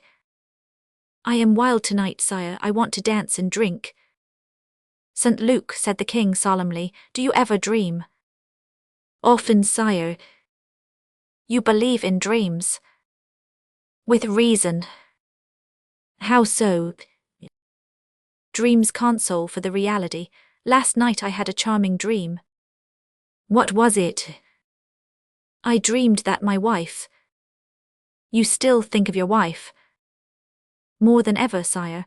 Well, I dreamed that she with her charming face, for she is pretty, sire. So was Eve, who ruined us all. Well, my wife had procured wings in the form of a bird, and so, braving locks and bolts, she passed over the walls of the Louvre and came to my window, crying, Open, St. Luke, open, my husband. And you opened. I should think so. Worldly. As you please, sire. Then you woke. No, indeed, the dream was too charming, and I hope tonight to dream again, therefore I refuse your majesty's obliging offer. If I sit up, let me at least have something to pay me for losing my dream, if your majesty will do as I said. Enough, St. Luke, I trust heaven will send you a dream tonight which will lead you to repentance. I doubt it, sire, and I advise you to send away this libertine St. Luke, who is resolved not to amend. No, no, I hope before tomorrow grace will have touched you as it has me. Good night, I will pray for you. Chapter 8. How the king was afraid of being afraid. When the king left St. Luke, he found the court according to his orders in the great gallery. Then he gave Doe, D'Epernon and Skarmerg an order to retire into the provinces, threatened Quelus and Modron to punish them if they quarrelled any more with Bussy, to whom he gave his hand to kiss, and then embraced his brother Francois. As for the queen, he was prodigal in politeness to her. When the usual time for retiring approached, the king seemed trying to retard it. At last 10 o'clock struck. Come with me, Chickart, then said he, Good night, gentlemen. Good night, gentlemen, said Chickart. We are going to bed. I want my barber, my hairdresser, my valet de chamber, and above all my cream. No, said the king, I want none of them tonight. Lent is going to begin. I regret the cream, said Chickart.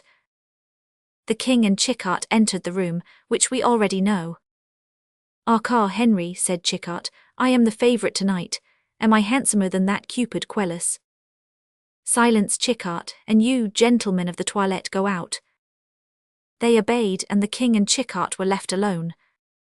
Why do you send them away? Asked Chickart. They have not greased us yet. Are you going to grease me with your own royal hand? It would be an act of humility. Let us pray, said Henry. Thank you, that is not amusing. If that be what you called me here for, I prefer to return to the bad company I have left. Adieu, my son, good night. Stay, said the king. Oh, this is tyranny. You are a despot, a Phalaris, a Dionysius. All day you have made me tear the shoulders of my friends with cowhide, and now we are to begin again. Do not let us do it, Henry, when there's but two, every blow tells. Hold your tongue, miserable chatterer, and think of repentance. I repent, and of what? Of being jester to a monk. Confiteor, I repent me culpa, it is a great sin. No sacrilege, wretch. Ah, I would rather he shut up in a cage with lions and apes than with a mad king. Adieu, I am going. The king locked the door. Henry, you look sinister. If you do not let me go, I will cry, I will call, I will break the window, I will kick down the door. Chickart, said the king in a melancholy tone, you abuse my sadness. Ah, I understand, you are afraid to be alone. Tyrants always are so. Take my long sword and let me take the scabbard to my room. At the word afraid, Henry shuddered, and he looked nervously around, and seemed so agitated and grew so pale, that Chickart began to think him really ill and said, Come, my son, what is the matter? Tell your troubles to your friend Chickart. The king looked at him and said, Yes, you are my friend, my only friend. There is, said Chickart, the Abbey of Valency vacant. Listen, Chickart, you are discreet. There is also that of Pithiviers, where they make such good pies. In spite of your buffooneries, you are a brave man. Then do not give me an abbey, give me a regiment. And even a wise one. Then do not give me a regiment, make me a counsellor. But no, when I think of it, I should prefer a regiment, for I should be always forced to be of the king's opinion. Hold your tongue, Chickart, the terrible hour approaches. Ah, you are beginning again. You will hear. Hear what? Wait, and the event will show you. Chickart, you are brave. I boast of it, but I do not wish to try. Call your captain of the guard, your Swiss, and let me go away from this invisible danger. Chickart, I command you to stay. On my word, a nice master, I am afraid I tell you, help. Well, droll, if I must, I would tell you all.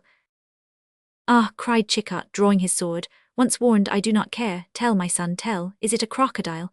My sword is sharp, for I use it every week to cut my corns. And Chickart sat down in the armchair with his drawn sword between his legs. Last night, said Henry, I slept. And I also, said Chickart.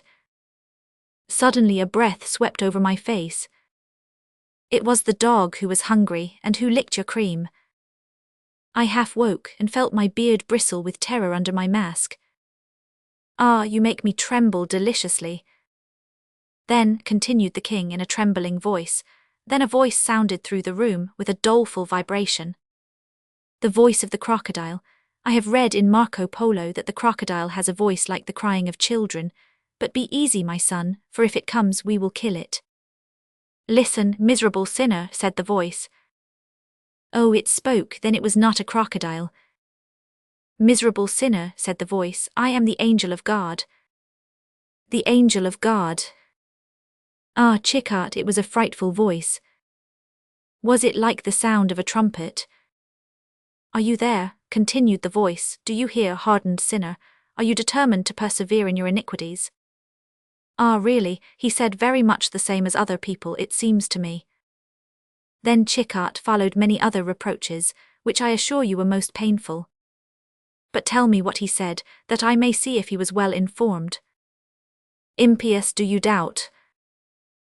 All that astonishes me is that he waited so long to reproach you. So, my son, you were dreadfully afraid.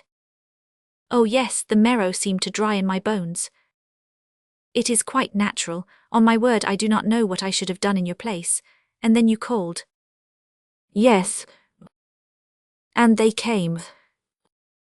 Yes. And there was no one here. No one. It is frightful. So frightful that I sent for my confessor. And he came.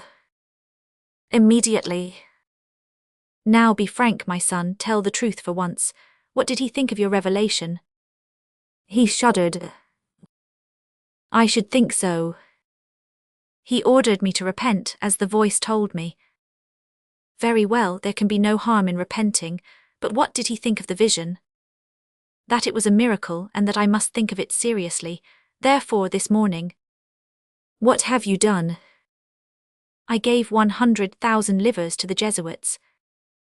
Very well. And scourged myself and my friends. Perfect, but after.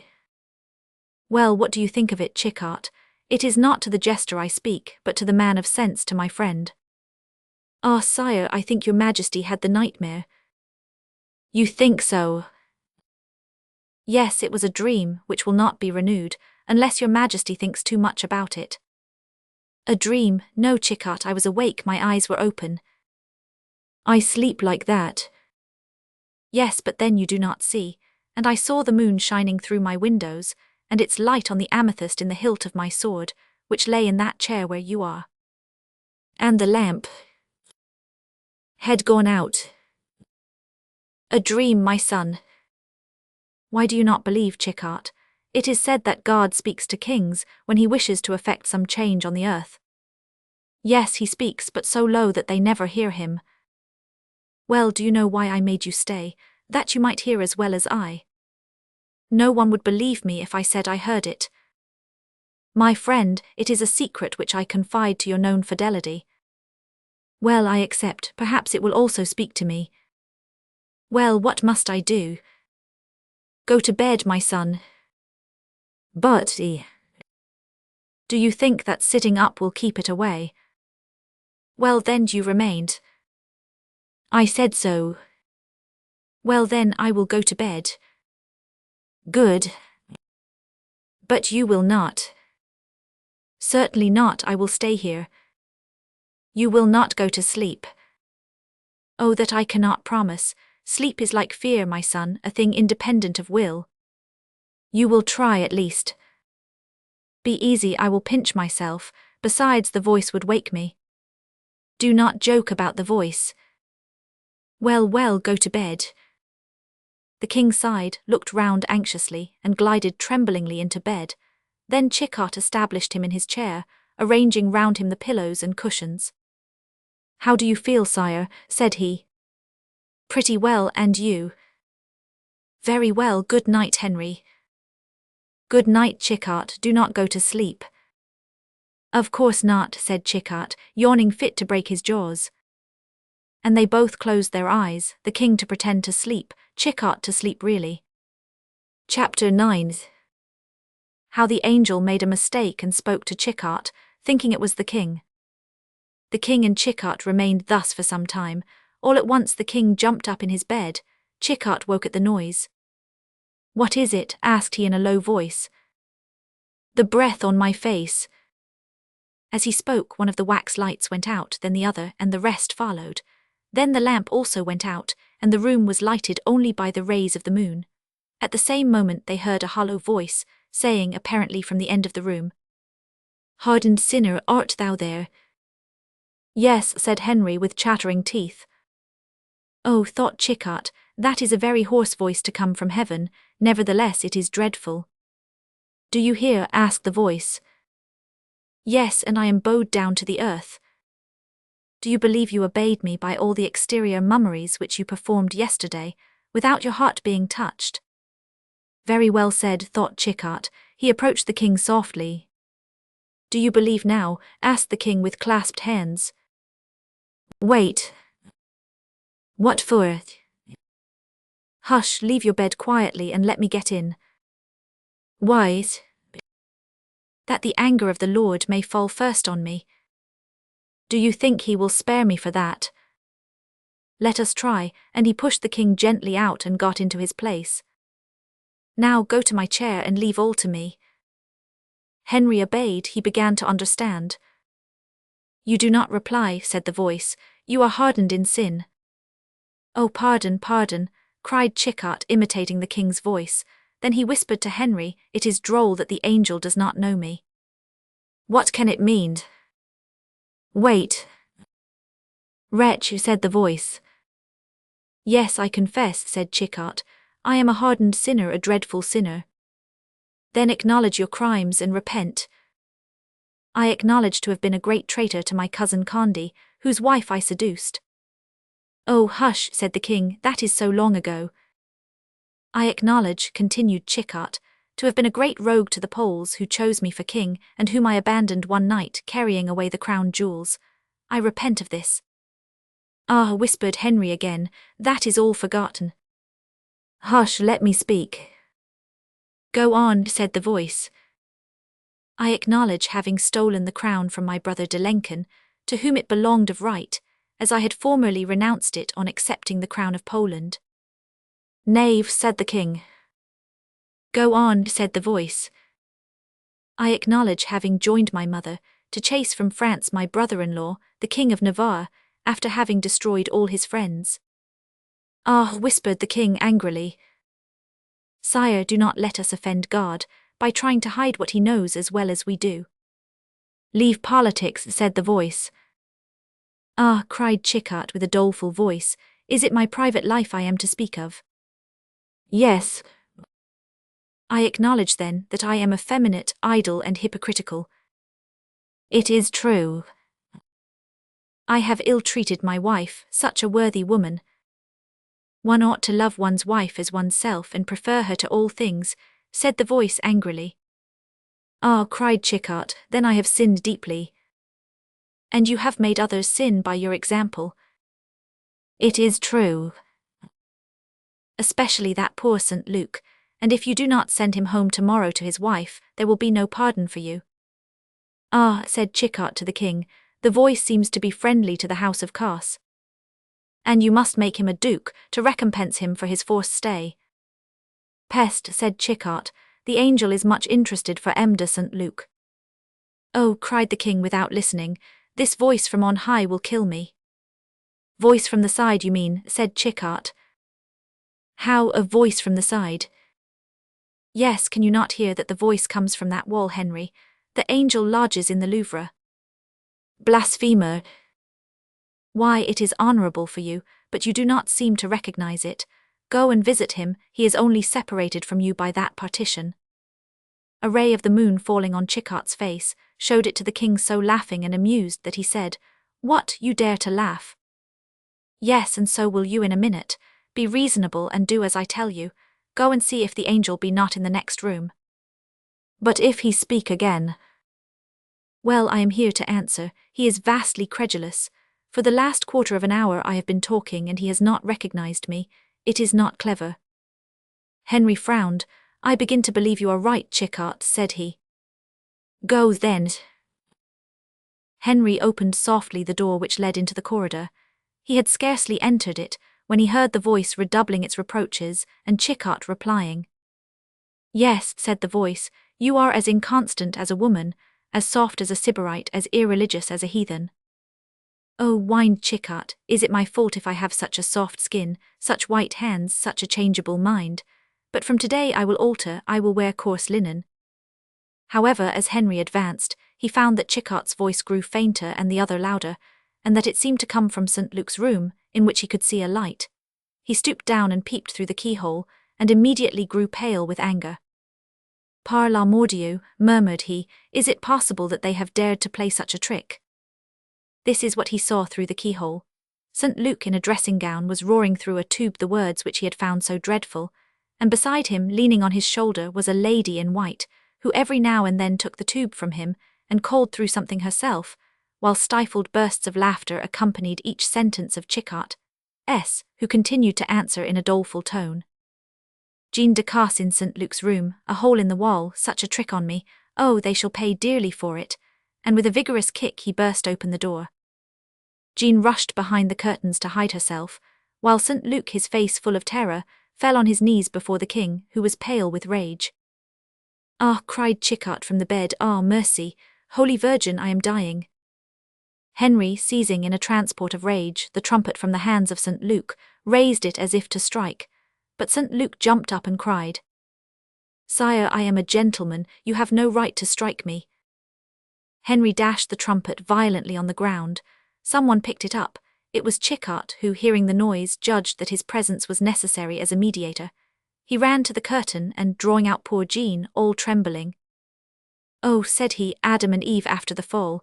You send them away, Henry, do you not?" "Yes."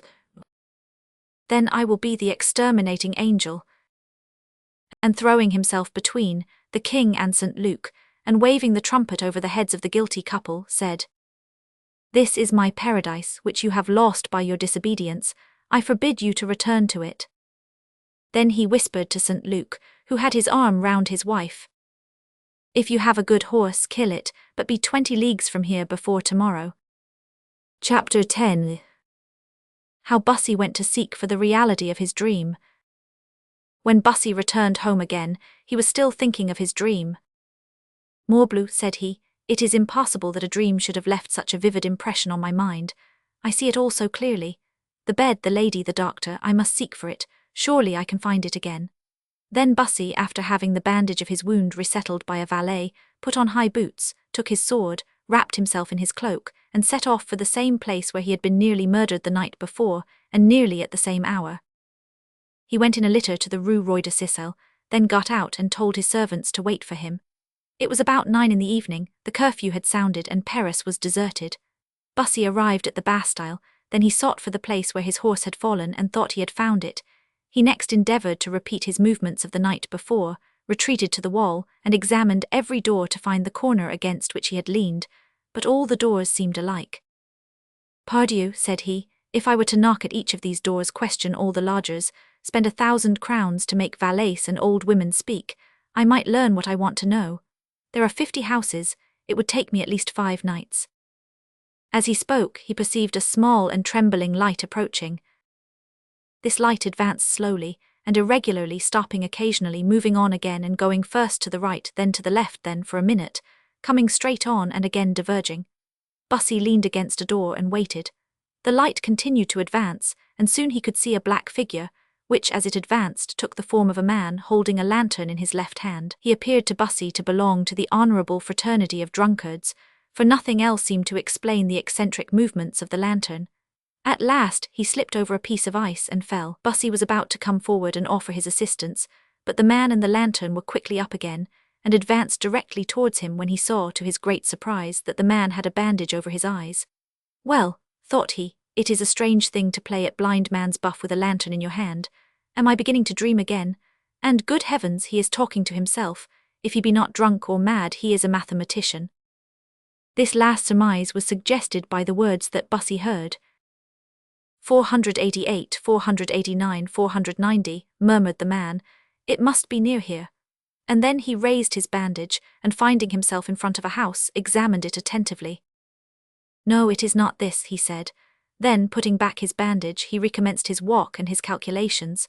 491, 492, 493, 494, I must be close. And he raised his bandage again, and approaching the door next to that against which Bussy was standing, began again to examine. Said he, it might, but all these doors are so alike. The same reflection I have just made, thought Bussy. However, the mathematician now advanced to the next door, and going up to it, found himself face to face with Bussy. Oh, cried he, stepping back. Oh, cried Bussy. It is not possible. Yes, but it is extraordinary. You are the doctor. And you the gentleman. Just so. Mon Dieu, how strange. The doctor, continued Bussy, who yesterday dressed a wound for a gentleman. Yes, in the right side. Exactly so, you had a gentle, light and skilful hand. Ah, sir, I did not expect to find you here. But what were you looking for? The house. Then you do not know it. How should I? They brought me here with my eyes bandaged. Then you really came here? Either to this house or the next. Then I did not dream. Dream. I confess I feared it was all a dream. Ah, I fancied there was some mystery. A mystery which you must help me to unravel. Willingly. What is your name? Monsieur, to such a question I ought perhaps to reply by looking fierce and saying, yours, monsieur, if you please, but you have a long sword and I only a lancet. You seem to me a gentleman and I cannot appear so to you, for I am wet and dirty. Therefore I reply frankly, I am called Romila Hoduin. Very well, monsieur, I thank you. I am Louis de Clermont, Comte de Bussy. Bussy Dambus, the hero Bussy, cried the young doctor joyfully. What, monsieur, you are that famous Bussy? I am Bussy, replied he, and now, wet and dirty as you are, will you satisfy my curiosity? The fact is, said the young man, that I shall be obliged, like Epaminondas the Theban, to stay 2 days at home, for I have but one doublet and trousers. But pardon, you did me the honour to question me, I think. Yes, monsieur, I asked you how you came to this house. Le Comte, this is how it happened. I lodge in the Rue Beauhalys, 502 steps from here. I am a poor surgeon, not unskilful, I hope. I can answer for that. And who has studied much, but without any patience. 7 or 8 days ago, a man having received behind the arsenal a stab with a knife, I sewed up the wound and cured him. This made for me some reputation in the neighbourhood, to which I attribute the happiness of having been last night awoke by a pretty voice. A woman s. Yes, but rustic as I am, I knew it to be the voice of a servant. I know them well. And what did you do? I rose and opened my door, but scarcely had I done so, when 2 little hands, not very soft but not very hard, put a bandage over my eyes without saying anything. Oh, she said, come, do not try to see where you are going, be discreet, here is your recompense, and she placed in my hand a purse. Ah, and what did you say? that I was ready to follow my charming conductress. I did not know if she were charming or not, but I thought that the epithet, even if exaggerated, could do no harm. And you asked no more? I had often read these kinds of histories in books, and I had remarked that they always turned out well for the doctor. Therefore I followed, and I counted 498 paces. Good, then this must be the door. It cannot be far off at all events, unless she led me by some detour which I half suspect. But did she pronounce no name? None. But you remarked something. All that one could with one's fingers, a door with nails, then a passage, and then a staircase. On the left. Yes, and I counted the steps. Then I think we came to a corridor, for they opened 3 doors. Well. Then I heard another voice, and that belonged to the mistress, I am sure. It was sweet and gentle. Yes, it was hers. Good, it was hers. I am sure of it. Then they pushed me into the room where you were, and told me to take off my bandage when I saw you. Where was I? On a bed. A bed of white and gold damask. Yes. In a room hung with tapestry. Just so. And a painted ceiling. Yes, and between 2 windows. A portrait. Yes. Representing a woman about 19. Yes. Blonde and beautiful as an angel. More beautiful. Bravo, what did you do then? I dressed your wound. And ma foi, very well. As well as I could. Admirably, this morning it was nearly well. It is thanks to a balm I have composed, and which appears to me sovereign, for many times, not knowing who to practice upon, I have made wounds on myself, and they were always well in 2 or 3 days. My dear M. Ramai, you are a charming doctor. Well, afterwards. You fainted again. The voice asked me how you were. From whence? From a room at the side. So you did not see her? No. And you replied that the wound was not dangerous, and in 24 hours would be well. She seemed pleased. Charmed, for she cried, I am very glad of that. My dear M. Ramai, I will make your fortune. Well. That was all. I had no more to do, and the voice said M. Ramai. She knew your name. Yes, M. Ramai, said she, be a man of honor to the last. Do not compromise a poor woman carried away by an excess of humanity. Take your bandage and let them take you straight home. You promised. I gave my word. And you kept it. As you see, for I am seeking now. You are an honest man, and here is my hand, cried Bussy. Monsieur, it will be an eternal glory for me to have touched the hand of Bussy Damboise. However, I have a scruple. There were 10 pistoles in the purse. Well, it is too much for a man who charges 5 sous for his visits, when he does not give them gratis, and I was seeking the house. To return the purse. Just so. My dear M. Ramai, it is too much delicacy. You have earned the money well and may surely keep it. You think so, said Ramai, well pleased. But I also am in your debt. Indeed, it was I who ought to have paid you and not the lady. Come, give me your confidence. What do you do in Paris? What do? I do nothing, but I would if I had a connection. Well, that is just right. I will give you a patient. Will you have me? I am famous practice, for there is scarcely a day when I do not deface God's noblest work for others or they for me. Will you undertake the care of all the holes I make in the skin of others or others in mine? Ah, M. le Comte, this honor. No, you are just the man I want. You shall come and live with me, you shall have your own rooms and your own servants, accept or you will really annoy me. M. le Comte, I am so overjoyed I cannot express it. I will work, I will make a connection. But no, I tell you, I keep you for myself and my friends. Now, do you remember anything more? Nothing. Ah, well, help me to find out if it be possible. I will. And you, who are a man of observation, how do you account for it, that after being doctored by you, I found myself by the temple, close to the ditch? You? Yes, I did. You help to take me there? Certainly not, and I should have opposed it if they had consulted me, for the cold might have done you much harm. Then I can tell nothing. Will you search a little more with me? I will if you wish it, but I much fear it will be useless, for all these houses are alike. Well, we must come again by day. Yes, but then we shall be seen. Then we must inquire. We will, Monseigneur. And we shall unravel the mystery. Be sure, Ramai, now there are 2 of us to work. Chapter 11. M. Brian de Montsoreau. It was more than joy, it was almost delirium, which agitated Bussy when he had acquired the certainty that the lady of his dream was a reality, and had, in fact, given him that generous hospitality of which he had preserved the vague remembrance in his heart. He would not let the young doctor go, but, dirty as he was, made him get into the litter with him. He feared that if he lost sight of him, he too would vanish like a dream.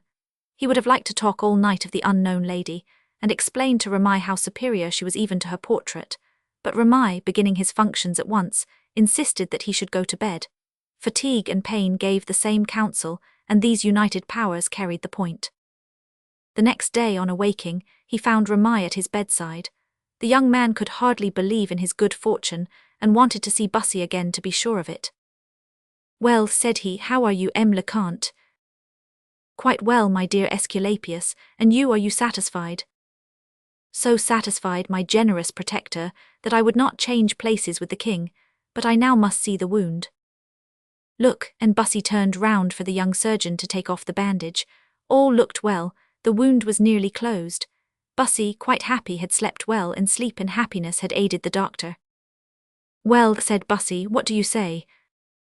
I dare not tell you that you are nearly well, for fear you should send me back to the Rue Beauhalys, 500 paces from the famous house.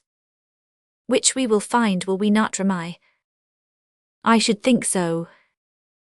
Well, my friend, look on yourself as one of the house, and today, while you move your things, let me go to the fate of the installation of the new chief huntsman. Ah, you want to commit follies already. No, I promise to be very reasonable. But you must ride. It is necessary. Have you a horse with an easy pace? I have 4 to choose from. Well, take for today the one you would choose for the lady of the portrait you know. No, Ramai, you have found the way to my heart forever. I feared you would prevent me from going to this chase, or rather this imitation of one, and all the ladies of the court and many from the city will be admitted to it. Now, Ramai, this lady may be there. She certainly is not a simple bourgeoise. Those tapestries, that bed, so much luxury as well as good taste, show a woman of quality, or at least a rich one. If I were to meet her there. All is possible, replied Ramai philosophically. Except to find the house, sighed Bussy, or to penetrate when we have found it. Oh, I have a method. What is it? Get another sword wound. Good, that gives me the hope that you will keep me. Be easy, I feel as if I had known you for 20 years, and could not do without you. The handsome face of the young doctor grew radiant with joy. Well then, said he, it is decided.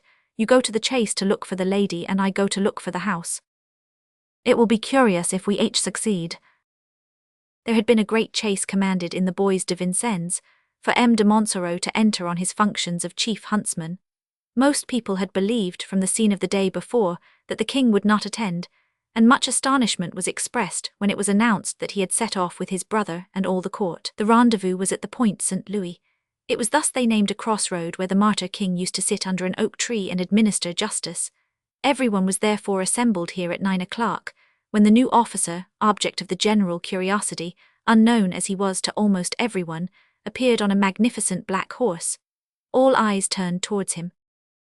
He was a man about 35, tall, marked by the smallpox, and with a disagreeable expression, dressed in a jacket of green cloth braided with silver, with a silver shoulder belt on which the king's arms were embroidered in gold, on his head a cap with a long plume, in his left hand a spear, and in his right the estortuaire footnote. The estortuaire was a stick which the chief huntsman presented to the king to put aside the branches of the trees when he was going at full gallop. Destined for the king, M. de Montsoreau might look like a terrible warrior, but not certainly like a handsome cavalier. "Fie, what an ugly figure you have brought us, Monseigneur," said Bussy to the Duc d'Anjou. "Are these the sort of gentlemen that your favour seeks for out of the provinces? Certainly, one could hardly find such in Paris, which is nevertheless as well stocked with ugliness. They say that your highness made a great point of the king's appointing this man."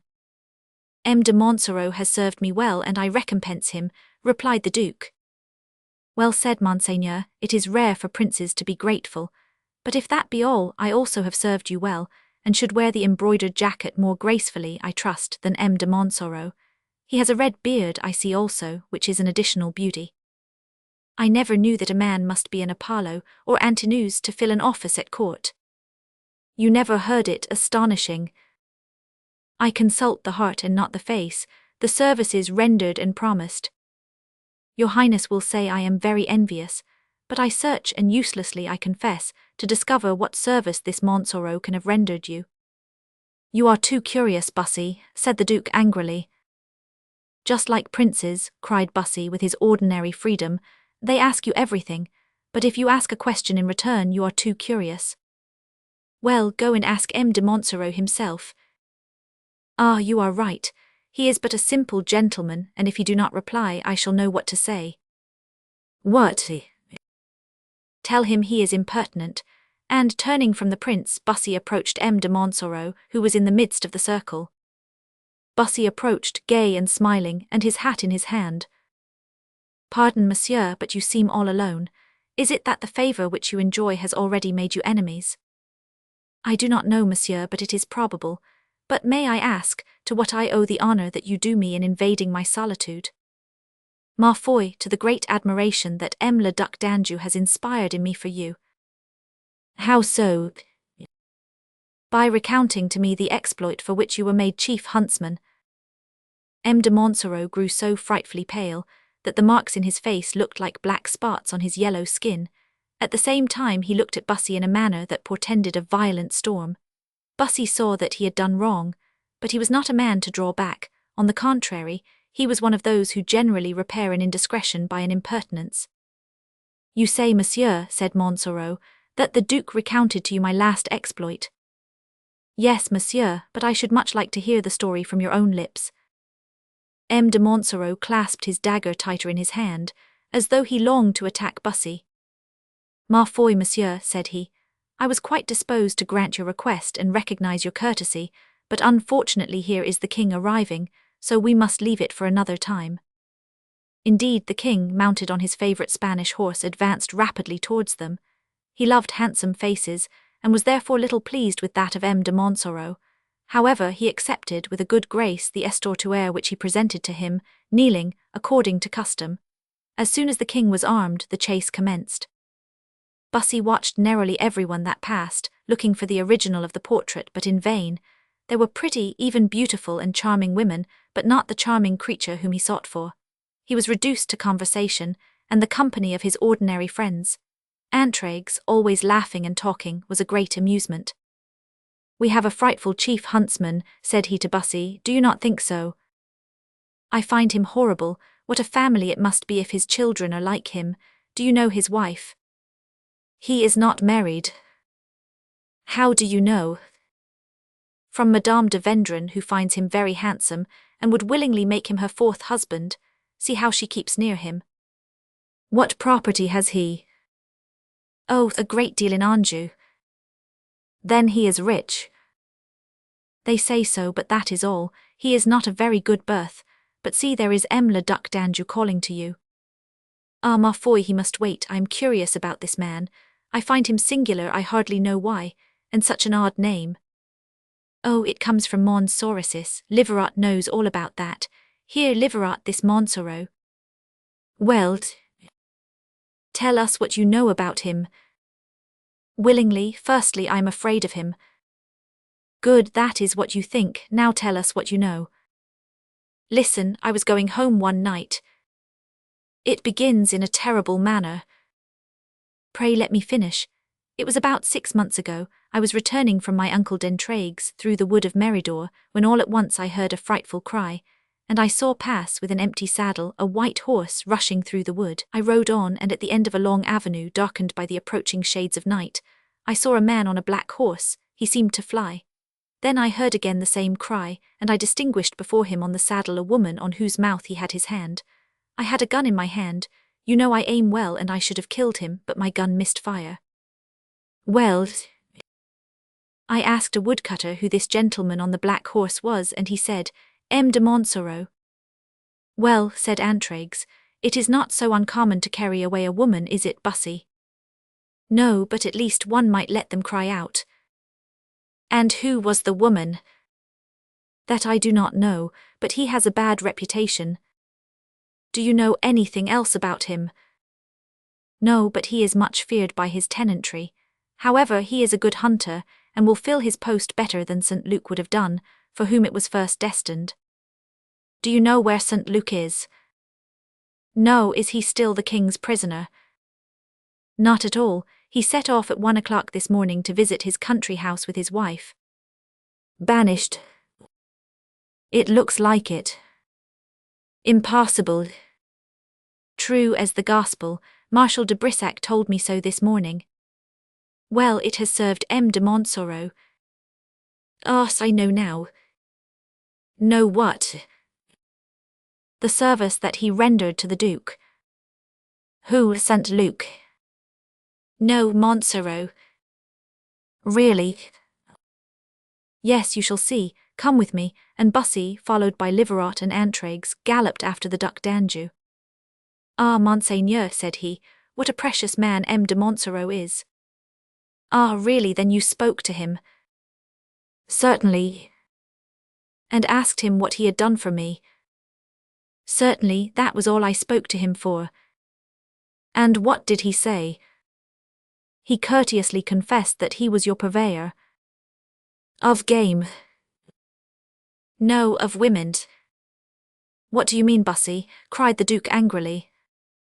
I mean, Monseigneur, that he carries away women for you on his great black horse, and that as they are ignorant of the honour reserved for them, he puts his hand on their mouths to prevent their crying out. The Duke frowned, and ground his teeth with anger, grew pale, and galloped on so fast that Bussy and his companions were left in the rear. It seems that the joke is a good one, said Antraigues. And so much the better, that everyone does not seem to find it a joke, said Bussy. A moment after they heard the Duke's voice calling Bussy. He went and found the Duke laughing. Oh, said he, it appears that what I said was droll. I am not laughing at what you said. So much the worse. I should have liked to have made a prince laugh who hardly ever does so. I laugh at your inventing a false story to find out the true one. No, I told you the truth. Well then, as we are alone, tell me your little history. Where did it happen?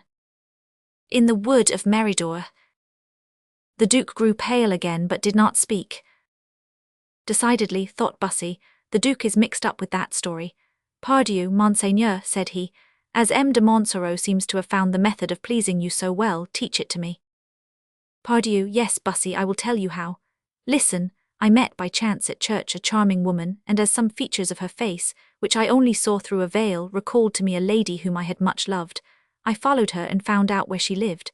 I have gained over her servant and have a key of the house. Well, Monseigneur, all seems to go well for you. But they say she is a great prude, although free, young and beautiful. You are romancing. Well, you are brave and love me. I have my days. For being brave? No, for loving you. Well, is this one of the days? I will try and make it one if I can serve your highness. Well, I want you to do for me what most people do for themselves. Make love to her to find out if she be a prude. No, find out if she has a lover. I want you to lay in wait and discover who the man is that visits her. There is a man then? I fear so. Lover or husband? That is what I want to know. And you want me to find out. If you will do me that great favor. You will make me the next chief huntsman. I have never yet done anything for you. Oh, you have discovered that at last. Well, do you consent to watch the lady? Yes. Monseigneur, I confess I do not like the commission. You offered to do me a service and you draw back already.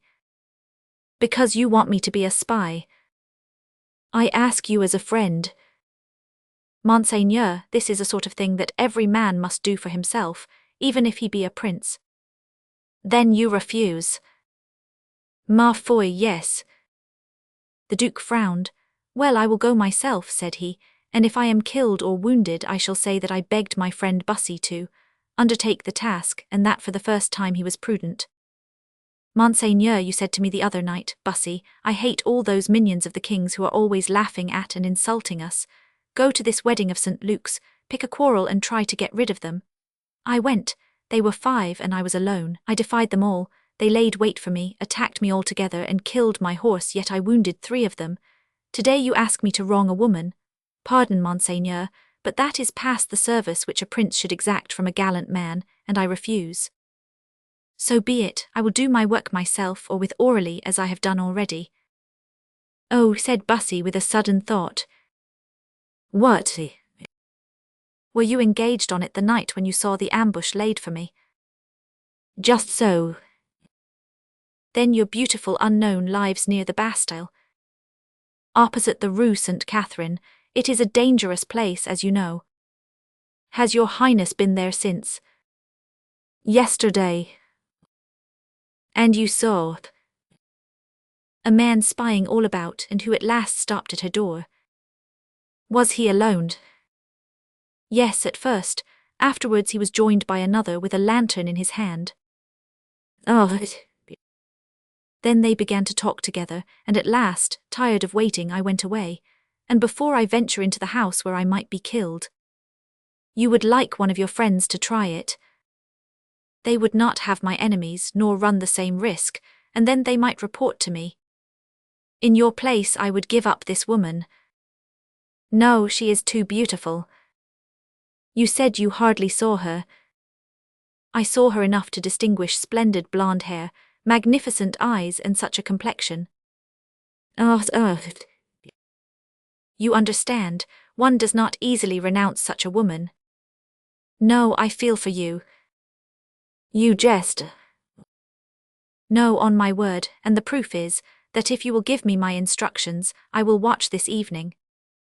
You retract your decision. There is no one but the Pope infallible. Now tell me what I am to do. You will have to hide a little way off, and if a man enter, follow him to find out who he is. But if, in entering, he close the door behind him. I told you I had a key. Ah, true, then there is only one more thing to fear, that I should follow a wrong man to a wrong door. You cannot mistake. This door is the door of an alley, and at the end of the alley there is a staircase. Mount 12 steps and you will be in a corridor. How do you know all this if you have never been in? Did I not tell you I had gained over the servant? She told me all. Mon Dieu, how convenient it is to be a prince. I should have had to find out all for myself, which would have taken me an enormous time, and I might have failed after all. Then you consent. Can I refuse your Highness, but will you come with me to show me the house? Useless, as we return from the chase we will make a detour, and pass through the Porte St. Antoine, and I will point it out to you. Very well, and what am I to do to the man if he comes? Only follow him till you learn who he is. I leave to you your mode of action, and not a word to anyone. No, on my honours. And you will go alone? Quite. Well then, it is settled. I show you the door on our way home, then you come with me and I give you the key. Bussy and the prince then rejoined the rest. The king was charmed with the manner in which M. de Montsoreau had conducted the chase. Monseigneur, then said M. de Montsoreau to the Duke, I owe my place and these compliments to you. But you know that you must go tonight to Fontainebleau, where the king will hunt tomorrow and the day after. I know, Monseigneur, I am prepared to start tonight. Ah, M. de Montsoreau, there is no more rest for you, said Bussy. You wish to be chief huntsman and you are so, and now you will have at least 50 nights' rest less than other men. Luckily you are not married." At this joke, Montsoreau's face was covered once more with that hideous paleness which gave to him so sinister an aspect. Chapter 12. How Bussy found both the portrait and the original. The chase terminated about 4 o'clock in the evening, and at 5 all the court returned to Paris. As they passed by the Bastille, the Duke said to Bussy, "Look to the right at that little wooden house with a statue of the Virgin before it. Well, count 4 houses from that. It is the 5th you have to go to, just fronting the Rue Sainte Catherine." "I see it, and look. At the sound of the trumpets announcing the king, all the windows are filled with gazers. Except the one I show you, where the curtains remain closed." "But there is a corner lifted," said Bussy with a beating heart. "Yes, but we can see nothing. The lady is well guarded, however that is the house." When Bussy returned he said to Ramay, "Have you discovered the house?" "No, Monseigneur." "Well, I believe I have been more lucky." "How so, monsieur, have you been seeking?" "I passed through the street." "And you recognized the house?" "Providence, my dear friend, has mysterious ways." "Then you are sure?" "Not sure, but I hope." "And when shall I know if you are right?" "Tomorrow morning." "Meanwhile, do you want me?" "No, my dear Ramay." "Shall I not follow you?" "Impossible." "Be prudent, Monseigneur." "Ah, the recommendation is useless, my prudence is well known." Bussy dined like a man who does not know when he will sup then at 8 o'clock, choosing the best of his swords, and attaching, in spite of the king's orders, a pair of pistols to his belt, went in his litter to the corner of the Rue Saint Paul. He easily recognized the house again, and then, wrapped in his cloak, hid at the corner of the street, determined to wait for 2 hours, and at the end of that time, if no one came, to act for himself. He had scarcely been there 10 minutes when he saw 2 cavaliers coming. One of them dismounted, gave his horse to the other, who was probably a lackey, and who went away with the horses, and advanced towards the house pointed out to Bussy, and after glancing round to see if he were observed, opened the door and went in. Bussy waited 2 or 3 minutes and then followed him. He advanced slowly and softly, found the staircase and went up. In the corridor he stopped, for he heard a voice say, "Gertrude, tell your mistress that it is I and that I must come in." This was said in an imperious tone, and a minute after Bussy heard a woman's voice say, "Pass into the drawing-room, monsieur and madame will come to you." Then he heard the sound of a door shutting. He made a few steps silently and extending his hand felt a door. He went in, found a second in which was a key. He turned it and entered the room tremblingly. The room in which he found himself was dark, except from the light shining from another. By this he could see 2 windows hung with tapestry, which sent a thrill of joy through the young man's heart. On the ceiling he could faintly see the mythological figures. He extended his hand and felt the sculptured bed.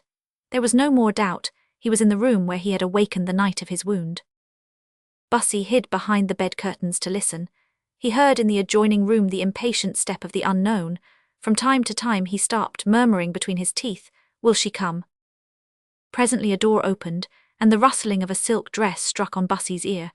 Then he heard a woman's voice, expressive at once of fear and disdain, saying, "Here I am, monsieur, what do you want now?" "Madame," replied the man, "I have the honor of telling you that, forced to set off tomorrow morning for Fontainebleau, I come to pass the night with you." "Do you bring me news of my father?" "Madame, listen to me." "Monsieur, you know what we agreed yesterday, when I consented to become your wife, that before all things, either my father should come to Paris, or I should go to him." "Madame, as soon as I return from Fontainebleau, I give you my word of honor, but meanwhile—" "Oh, monsieur, do not close the door, it is useless. I will not pass a single night under the same roof with you until you bring me my father." And the lady who spoke thus whistled through a silver whistle, which was then the manner of calling servants. Immediately the door opened, and a young, vigorous-looking girl entered. As she went in, she left the door open, which threw a strong light into the room where Bussy was hid, and between the 2 windows he saw the portrait. Bussy now crept noiselessly along to where he could peep into the room. However carefully he moved, the floor creaked. At the noise the lady turned. She was the original of the portrait. The man, seeing her turn, turned also. It was M. de Montsoreau. Ah, thought Bussy, the white horse the woman carried away, there is some terrible history. Bussy, as we have said, could see them both, she standing up pale and disdainful. He, not pale but livid, agitated his foot impatiently. Madame, said he at last, do not hope to continue with me this character of a persecuted woman. You are at Paris in my house, and still more, you are Comtesse de Montsoreau, that is to say, my wife. If I am your wife, why refuse to conduct me to my father? Why continue to hide me from the eyes of the world? You have forgotten the Duc d'Anjou, madame. You assured me that, once your wife, I should have no more to fear from him. That is to say, you promised me that. But still, madame, I must take precautions. Well, monsieur, when you have taken them, return to me. Diana, said the Count, who was growing visibly angry, Diana, do not make a jest of this sacred tie. Act so, monsieur, that I can have confidence in the husband, and I will respect the marriage. Oh, this is too much, cried the Count. I am in my own house, you are my wife, and this night you shall be mine. Bussy put his hand on his sword hilt and made a step forward, but Diana did not give him time to appear. Stay, said she, drawing a poignard from her belt, here is my answer. And rushing into the room where Bussy was, she shut the door and locked it, while Montsoreau exhausted himself in menaces and in blows on the door. If you break this door you will find me dead on the threshold. And be easy, madame, you shall be revenged, said Bussy. Diana was about to utter a cry, but her fear of her husband was strong enough to restrain her. She remained pale and trembling but mute. M. de Montsoreau struck violently with his foot, but convinced that Diana would execute her menace, went out of the drawing-room, shutting the door violently behind him. Then they heard him going down the stairs. But you, monsieur, said Diana, turning to Bussy, who are you and how came you here? Madame, said Bussy, opening the door and kneeling before her, I am the man whose life you preserved. You cannot think that I come to your house with any bad designs. As the light streamed in, Diana recognized him at once.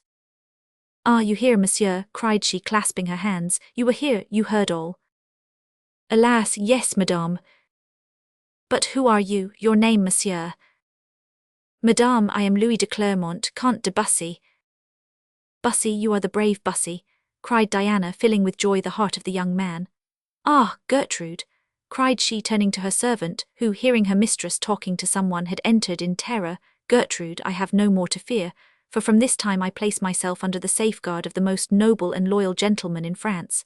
Then holding out her hand to Bussy. Rise, monsieur, said she, I know who you are, now you must know who I am. Chapter 13.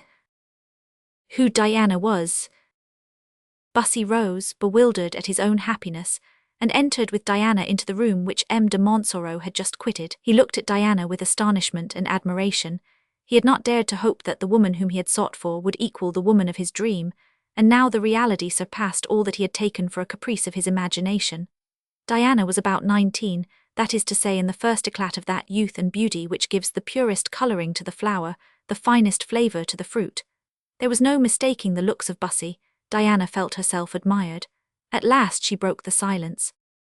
Monsieur, said she, you have told me who you are, but not how you came here. Madame, the cause of my presence here will come naturally out of the recital you have been good enough to promise me. I am sure of it, from some words of your conversation with M. de Montsoreau. I will tell you all, monsieur. Your name has been sufficient to inspire me with full confidence, for I have always heard of it as of that of a man of honour, loyalty, and courage. Bussy bowed, and Diana went on. I am the daughter of the Baron de Meridor, that is to say, the only heiress of one of the noblest and oldest names in Anjou. There was, said Bussy, a Baron de Meridor, who, although he could have saved himself, came voluntarily and gave up his sword at the Battle of Pavia, when he heard that the king was a prisoner, and begged to accompany Francis to Madrid, partook his captivity, and only quitted him to come to France and negotiate his ransom. It was my father, monsieur, and if ever you enter the great hall of the Château de Meridor you will see, given in memory of this devotion, the portrait of Francis I, painted by Leonardo da Vinci. Ah, said Bussy, in those times kings knew how to recompense their followers. On his return from Spain my father married. His two first sons died. This was a great grief to the Baron de Meridor. When the king died, my father quitted the court and shut himself with his wife in the Château de Méridor. It was there that I was born, 10 years after the death of my brothers. Then all the love of the Baron was concentrated on the child of his old age. His love for me was idolatry. 3 years after my birth I lost my mother, and too young to feel my loss, my smiles helped to console my father.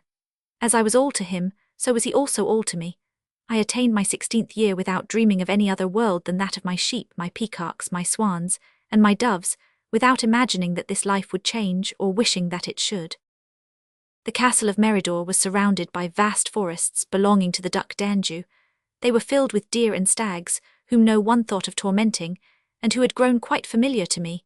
Some of them would even come when I called them, and one, a doe, my favourite Daphne, my poor Daphne, would come and eat out of my hand. One spring I had missed her for a month, and was ready to weep for her as for a friend, when she reappeared with 2 little fawns.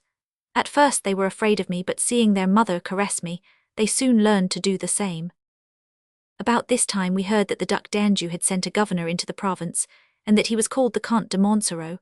A week passed, during which everyone spoke of the new governor. One morning the woods resounded with the sound of the horn and the barking of dogs.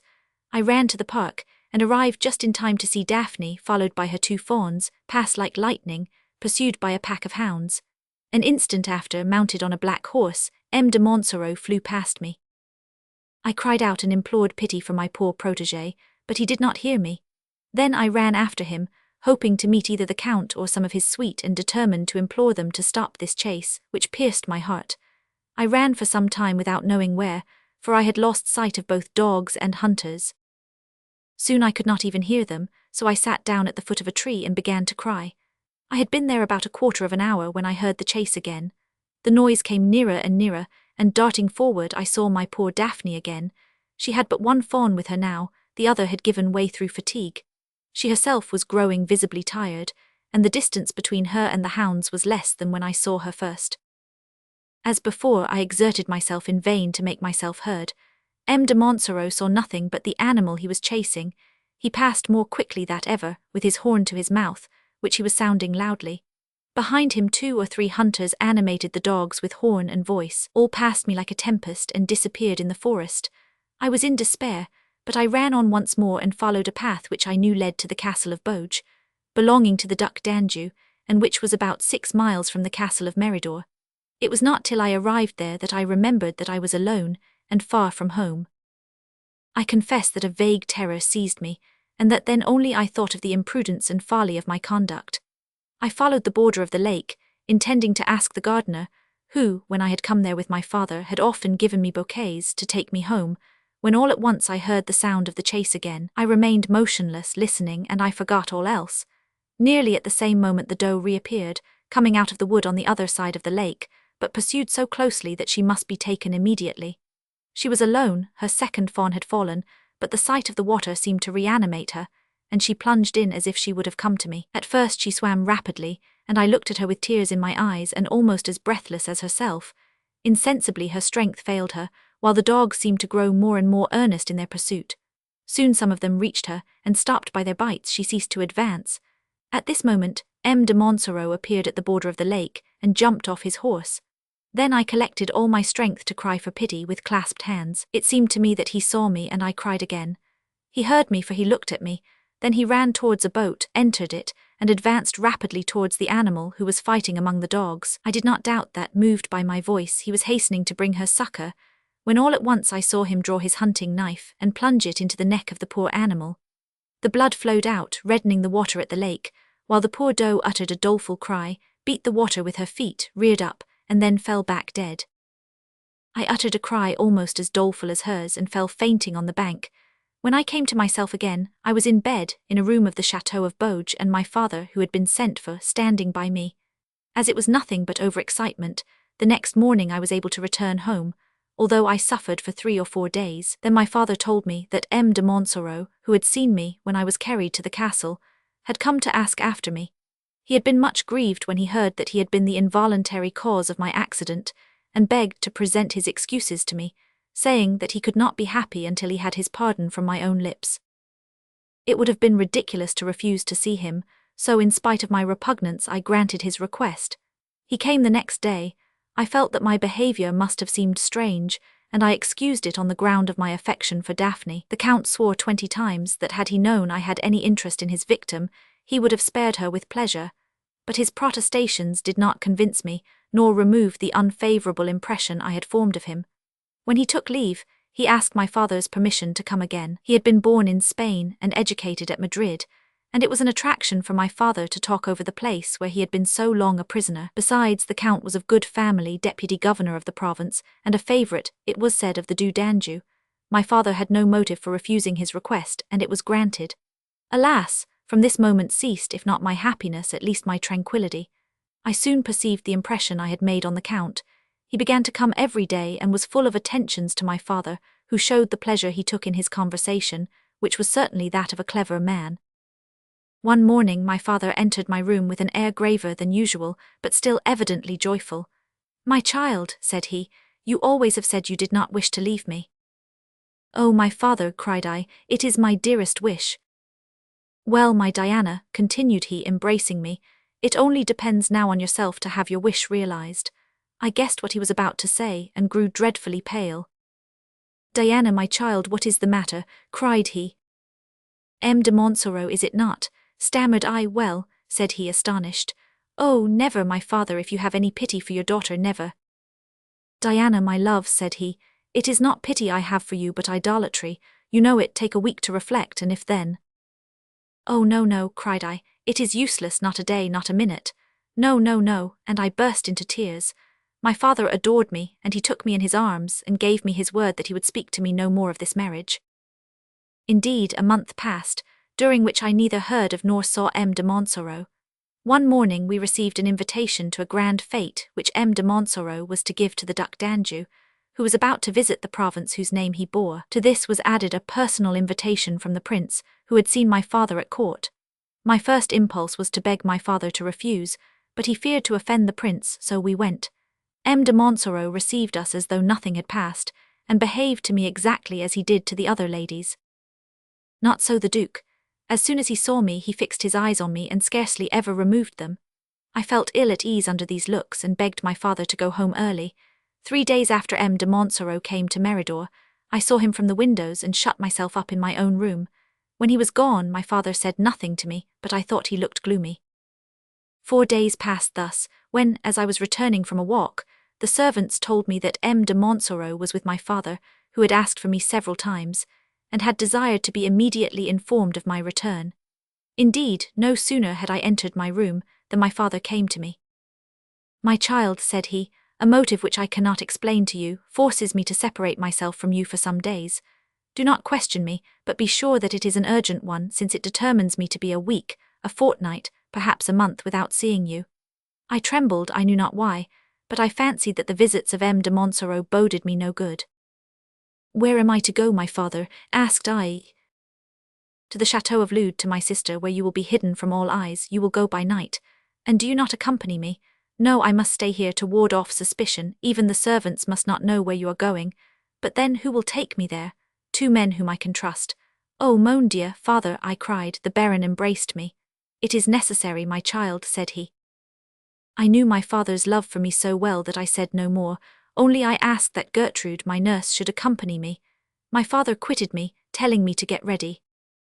At 8 o'clock it was dark and cold, for it was the middle of winter. My father came for me. We descended quietly, crossed the garden, when he opened himself a little door leading to the forest, and there we found a litter waiting and 2 men. My father spoke to them, then I got in and Gertrude with me. My father embraced me once more and we set off.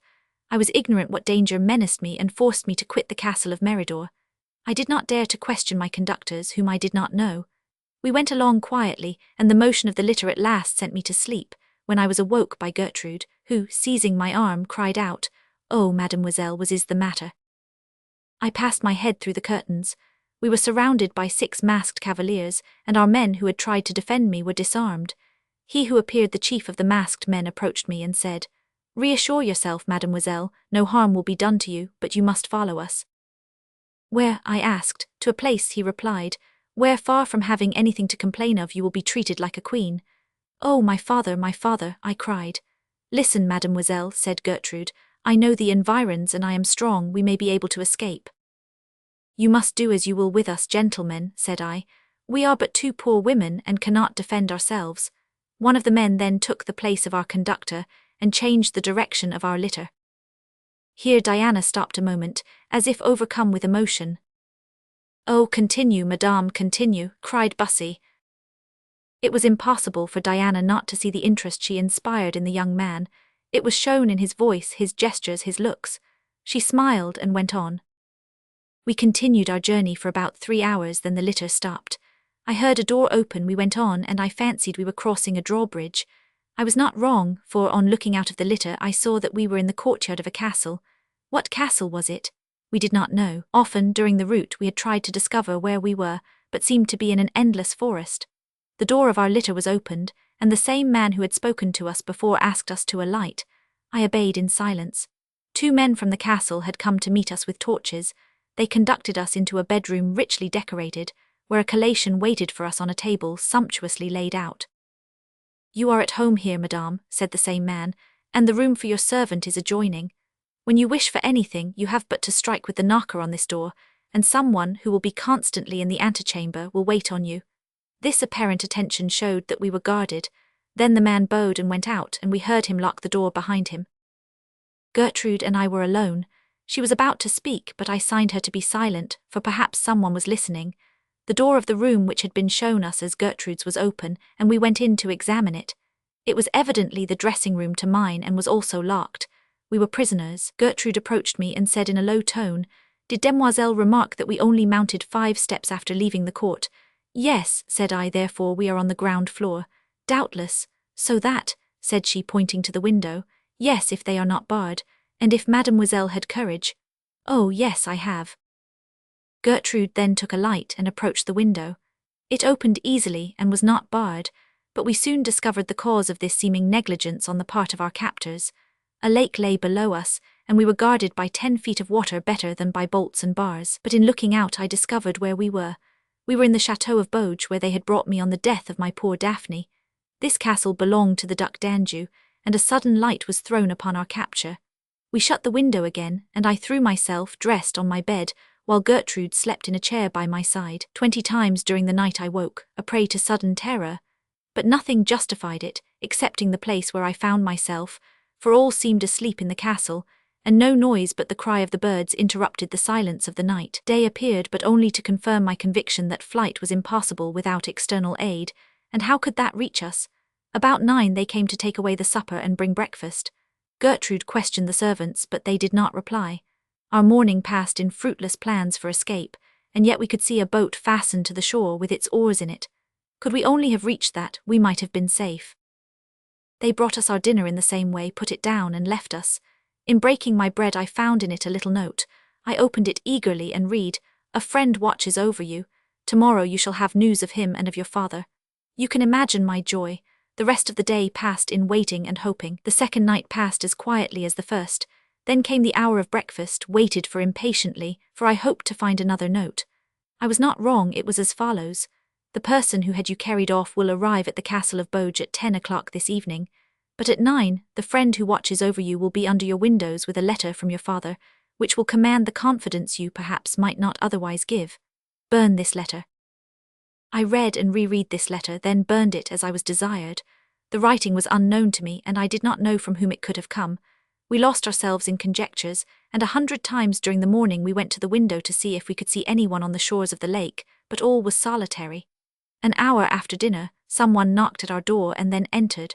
It was the man who had spoken to us before. I recognized his voice. He presented a letter to me. Whom do you come from? Asked I. Will Mademoiselle take the trouble to read, and she will see. But I will not read this letter without knowing whom it comes from. Mademoiselle can do as she pleases. My business is only to leave the letter, and putting it down he went away. What shall I do? Asked I of Gertrude. Read the letter, mademoiselle, it is better to know what to expect. I opened and read.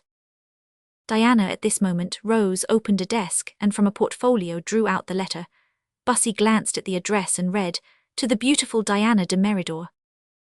Then looking at Diana he said, It is the Duc d'Anjou's writing. Ah, replied she with a sigh, then he did not deceive me. Then, as Bussy hesitated to open the letter, Read, said she, Chance has initiated you into the most secret history of my life, and I wish to keep nothing from you." Bussy obeyed and read. "An unhappy prince, whom your divine beauty has struck to the heart, will come at 10 o'clock tonight to apologize for his conduct towards you, conduct which he himself feels has no other excuse than the invincible love he entertains for you. Francois." "Then this letter was really from the Duke?" asked Diana. "Alas, yes, it is his writing and his seal." Diana sighed. "Can he be less guilty than I thought?" said she. "Who, the prince?" "No, M. de Montsoreau." "Continue, madame, and we will judge the prince and the count." This letter, which I had then no idea of not believing genuine, rendered still more precious to me the intervention of the unknown friend who offered me aid in the name of my father. I had no hope but in him. Night arrived soon, for it was in the month of January, and we had still 4 or 5 hours to wait for the appointed time. It was a fine frosty night. The heavens were brilliant with stars, and the crescent moon lighted the country with its silver beams. We had no means of knowing the time, but we sat anxiously watching at Gertrude's window. At last we saw figures moving among the trees, and then distinctly heard the neighing of a horse. "It is our friends," said Gertrude. "Or the prince," replied I. The prince would not hide himself. This reflection reassured me. A man now advanced alone. It seemed to us that he quitted another group who were left under the shade of the trees. As he advanced, my eyes made violent efforts to pierce the obscurity, and I thought I recognized first the tall figure, then the features of M. de Montsoreau. I now feared almost as much the help as the danger. I remained mute and drew back from the window. Arrived at the wall, he secured his boat, and I saw his head at our window. I could not repress a cry. "Ah, pardon," said he, "but I thought you expected me." "I expected someone, monsieur, but I did not know it was you." A bitter smile passed over his face. "Who else," said he, "except her father, watches over the honor of Diana de Meridor? You told me, monsieur, in your letter that you came in my father's name." "Yes, mademoiselle, and lest you should doubt it, here is a note from the Baron, and he gave me a paper." I read. "My dear Diana, M. de Montsoreau can alone extricate you from your dangerous position, and this danger is immense. Trust, then, to him as to the best friend that heaven can send to us. I will tell you later what from the bottom of my heart I wish you to do to acquit the debt we shall contract towards him. Your father, who begs you to believe him, and to have pity on him and on yourself. Baron de Meridor." I knew nothing against M. de Montsoreau. My dislike to him was rather from instinct than reason. I had only to reproach him with the death of a doe, a very light crime for a hunter. I then turned towards him. "Well," said he, "monsieur, I have read my father's letter. It tells me you will take me from hence, but it does not tell me where you will take me." "Where the Baron waits for you." "And where is that?" "In the castle of Meridor." "Then I shall see my father." "In 2 hours." "Ah, I, monsieur, if you speak truly." I stopped. The Count waited for the end of my sentence. "Count on my gratitude," said I in a trembling tone, for I knew what he might expect from my gratitude. "Then, mademoiselle," said he, "you are ready to follow me." I looked at Gertrude. "Reflect that each minute that passes is most precious," said he. "I am nearly half an hour behind time now. It will soon be 10 o'clock, and then the prince will be here." "Alas, yes. Once he comes, I can do nothing for you but risk without hope that life which I now risk to save you." "Why did not my father come?" I asked. "Your father is watched, they know every step he takes." "But you—" "Oh, I am different. I am the prince's friend and confidant."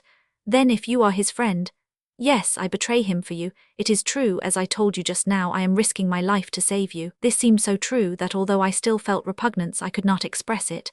"I wait," said the Count, "and stay, if you still doubt, look there." I looked and saw on the opposite shore a body of cavaliers advancing. "It is the Duke and his suite," said he. "In 5 minutes it will be too late." I tried to rise, but my limbs failed me. Gertrude raised me in her arms and gave me to the Count. I shuddered at his touch, but he held me fast and placed me in the boat. Gertrude followed without aid. Then I noticed that my veil had come off and was floating on the water. I thought they would track us by it, and I cried, "My veil, catch my veil."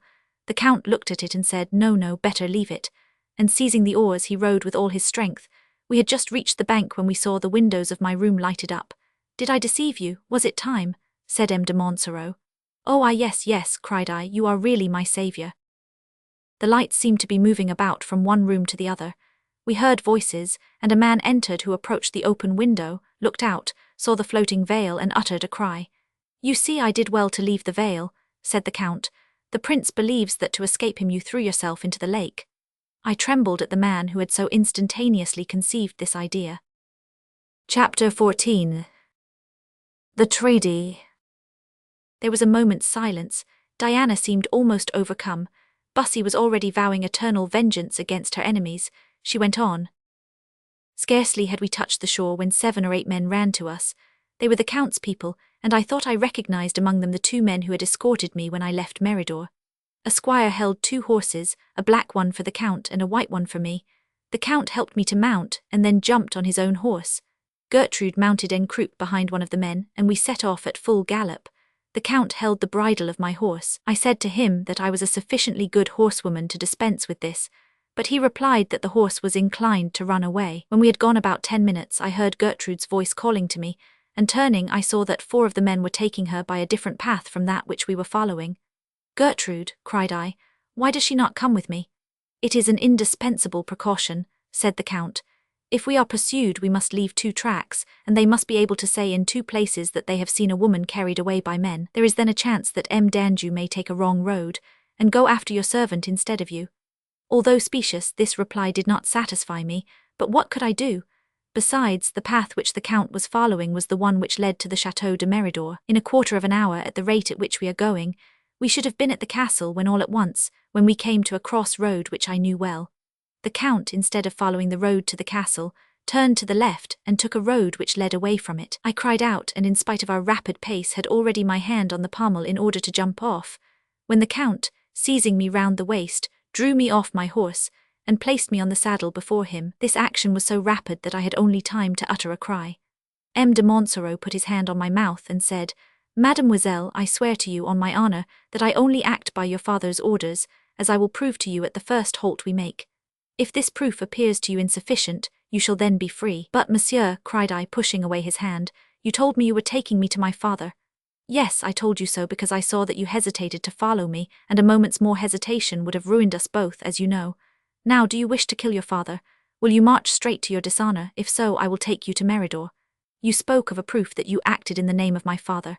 "Here it is," said the Baron, giving me a letter. "Keep it, and read it at the first stoppage. If, when you have read it, you wish to return to Meridor, you are free, but if you have any respect for your father's wishes, you will not." "Then, monsieur," I replied, "let us reach quickly our stopping place, for I wish to know if you speak the truth. Remember, you follow me freely." "Yes, as freely as a young girl can who sees herself placed between her father's death and her own dishonour on the one hand, and on the other the obligation to trust herself to the word of a man whom she hardly knows. Never mind, I follow you freely, monsieur, as you shall see if you will give me my horse again." The Count called to one of his men to dismount and give me his horse. "The white mare cannot be far," said he to the man. "Seek her in the forest and call her. She will come like a dog to her name or to a whistle. You can rejoin us at La Châtre." I shuddered in spite of myself. La Châtre was 10 leagues from Meridor on the road to Paris. "Monsieur," said I accompany you, but at La Châtre we make our conditions." "Mademoiselle, at La Châtre you shall give me your orders." At daybreak we arrived at La Châtre, but instead of entering the village we went by a crossroad to a lonely house. I stopped. "Where are we going?" I asked. "Mademoiselle," said the Count, "I appeal to yourself. Can we, in flying from a prince next in power to the king, stop in an ordinary village inn where the first person would denounce us?" "Well," said I, "go on." We resumed our way. We were expected, for a man had ridden on before to announce our arrival. A good fire burned in a decent room and a bed was prepared. "This is your room," said the Count. "I will await your orders." He went out and left me alone. My first thought was for my letter. "Here it is, M. de Bussy, read." Bussy took the letter and read. "My beloved Diana, as I do not doubt that, yielding to my prayer, you have followed the Comte de Montsoreau, he must have told you that you had the misfortune to please M. le Duc d'Anjou, and that it was this prince who had you forcibly carried away and taken to the castle of Beauge. Judge by this violence of what the prince is capable, and with what you were menaced. Your dishonour I could not survive, but there is a means of escape, that of marrying our noble friend. Once Countess of Montsoreau, the Count would protect his wife. My desire is then, my darling daughter, that this marriage should take place as soon as possible, and if you consent, I give you my paternal benediction, and pray God to bestow upon you every treasure of happiness. Your father, who does not order but entreats. Baron de Meridor. "Alas," said Bussy, "if this letter be from your father, it is but too positive." I do not doubt its being from him, and yet I read it 3 times before deciding. At last I called the Count. He entered at once. I had the letter in my hand. "Well, have you read it?" said he. "Yes," I replied. "Do you still doubt my devotion and respect? This letter imposes belief on me, monsieur, but in case I yield to my father's wishes, what do you propose to do?" "To take you to Paris, mademoiselle. That is the easiest place to hide you. And my father, as soon as there is no longer danger of compromising you, you know he will come to you wherever you are." "Well, monsieur, I am ready to accept your protection on the conditions you impose." "I impose nothing, mademoiselle," answered he. "I simply offer you a method of safety." "Well, I will accept this safety on 3 conditions." "Speak, mademoiselle." "The first is that Gertrude shall return to me." "She is here." "The second is that we travel separately to Paris." "I was about to propose it to you." "And the third is that our marriage, unless I myself acknowledge some urgent necessity for it, shall only take place in presence of my father. It is my earnest desire. I count on his benediction to draw upon us that of heaven." I was in despair. I had hoped for some opposition to my wishes. "Now, mademoiselle," said he, "allow me to give you some advice." "I listen, monsieur." "Only to travel by night." "Agreed. To let me choose the route and the places where you should stop. All my precautions will be taken with the sole aim of escaping the Duc d'Anjou."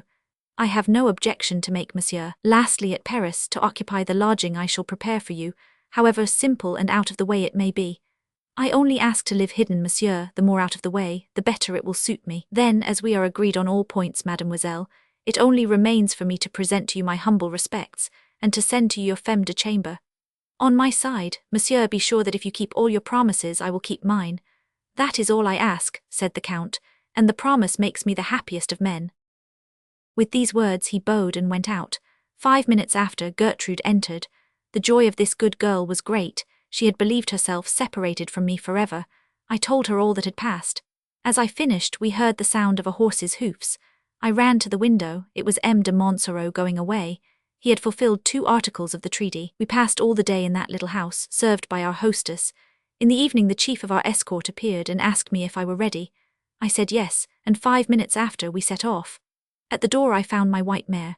We travelled all night and stopped at daybreak. I calculated we had gone about 35 miles, but my horse had a very easy pace, and on leaving the house a fur cloak had been thrown over me to protect me from the cold. It took us 7 days to reach Paris in this manner, and I saw nothing of the Count. We entered the city at night, and the first object I saw after passing through the gate was an immense monastery. Then we crossed the river, and in 10 minutes we were in the Place de la Bastille. Then a man who seemed to be waiting for us advanced and said, "It is here." The chief of our escort jumped off his horse and presented me his hand to dismount also. A door was open and the staircase lighted by a lamp. "Madame," said the man to me, "you are now at home. At this door finishes the mission I received. May I flatter myself I have fulfilled it according to your wishes?" "Yes, monsieur," said I have only thanks to give you. Offer them in my name to all your men. I would wish to reward them in a better manner, but I possess nothing." "Do not be uneasy about that, madame," said he. "They are largely recompensed." Then the little troop went away, and we went up the stairs of our house and found ourselves in a corridor. 3 doors were open. We entered the middle one and found ourselves in the room where we now stand. On opening the door of my bedroom, to my great astonishment, I found my own portrait there.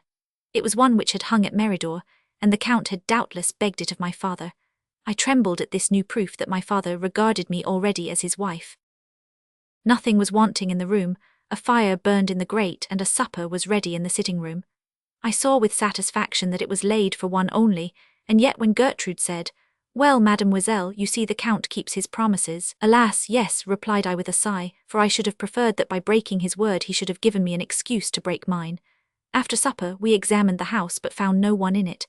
The next day Gertrude went out, and from her I learned that we were at the end of the Rue Saint-Antoine near the Bastille. That evening, as we were sitting down to supper, someone knocked. I grew pale. "If it be the Count," asked Gertrude, "you must open to him. He has kept his promises, and I must keep mine." A moment after he entered. "Well, madame," said he, "have I kept my word?" "Yes, monsieur, and I thank you for it." "Then you will receive me?" said he with an ironical smile. "Enter, monsieur," said I. "Have you any news?" "Of what, madame?" "Of my father, firstly. I have not been to Meridor and have not seen the Baron. Then of Bouge and the Duc d'Anjou. I have been to Bouge and have spoken to the Duke." "What does he say?" "He appears to doubt." "Of what?" "Of your death." "But you confirmed it." "I did all I could." "Where is the Duke?" I then asked. "He returned to Paris yesterday." One does not like to stay in a place where one has the death of a woman to reproach oneself with. Have you seen him in Paris? I have just left him. Did he speak of me? I did not give him time. I spoke incessantly of a promise which he made to me. What is it? He promised me as a reward for services rendered to him to make me chief huntsman. Ah, yes, said I, thinking of my poor Daphne. You are a terrible hunter, I know. It is not for that reason I obtain it, but the Duke dare not be ungrateful to me. Can I write to my father? Said I, doubtless, but your letters may be intercepted. Am I forbidden to go out? Nothing is forbidden, but I beg to point out to you that you may be followed. At least I must go on Sunday to Mass. It would be better not, but if you do, I advise you to go to St. Catherine. Where is that? Just opposite you. There was a silence. Then I said, when shall I see you again, monsieur? When I have your permission to come. Do you need it? Certainly, as yet I am a stranger to you. Monsieur, said I, half frightened at this unnatural submission, you can return when you like, or when you think you have anything important to communicate. Thanks, madame, said he. I will use your permission but not abuse it. I know you do not love me, and I will not abuse a situation which forces you to receive me. You will, I trust, gradually become accustomed to the thought, and be willing, when the moment shall arrive, to become my wife. Monsieur, said I appreciate your delicacy and frankness. I will use the same frankness. I had a prejudice against you which I trust that time will cure. Permit me, said he, to partake this anticipation and live in the hopes of that happy moment. Then bowing respectfully, he went out. Chapter 15. The Marriage. A strange man, said Bussy. Yes, is he not, monsieur? When he was gone I felt sadder and more frightened than ever. This icy respect, this ironical obedience, this repressed passion which now and then showed itself in his voice, frightened me more than a will firmly expressed, and which I could have opposed, would have done. The next day was Sunday. I had never in my life missed divine service, so I took a thick veil and went to St. Catherine's, followed by Gertrude, and no one seemed to remark us. The next day the Count came to announce to me that the Duke had fulfilled his promise, and had obtained for him the place of chief huntsman, which had been promised to M. de St. Luc. A week passed thus. The Count came twice to see me, and always preserved the same cold and submissive manner. The next Sunday I went again to the church. Imprudently, in the midst of my prayers, I raised my veil. I was praying earnestly for my father when Gertrude touched me on the arm. I raised my head, and saw with terror M. le Duc d'Anjou leaning against the column and looking earnestly at me. A man stood by him. It was Aurélie, said Bussy. Yes, that was the name that Gertrude told me afterwards. I drew my veil quickly over my face, but it was too late. He had seen me, and if he had not recognized me, at least my resemblance to her whom he believed dead had struck him. Uneasy, I left the church, but found him standing at the door, and he offered to me the holy water as I passed. I feigned not to see him and went on. We soon discovered that we were followed. Had I known anything of Paris, I would have attempted to lead them wrong, but I knew no more of it than from the church to the house, nor did I know anyone of whom I could ask a quarter of an hour's hospitality. Not a friend, and only one protector, whom I feared more than an enemy. Oh, mon Dieu, cried Bussy, why did not heaven or chance throw me sooner in your path? Diana thanked the young man with a look. But pray go on, said Bussy. I interrupt you, and yet I am dying to hear more. That evening M. de Montsoreau came. I did not know whether to tell him of what had happened, but he began. You asked me if you could go to Mass, and I told you you were free, but that it would be better not to do so. You would not believe me. You went this morning to St. Catherine, and by a fatality the prince was there and saw you. It is true, monsieur, but I do not know if he recognized me. Your face struck him.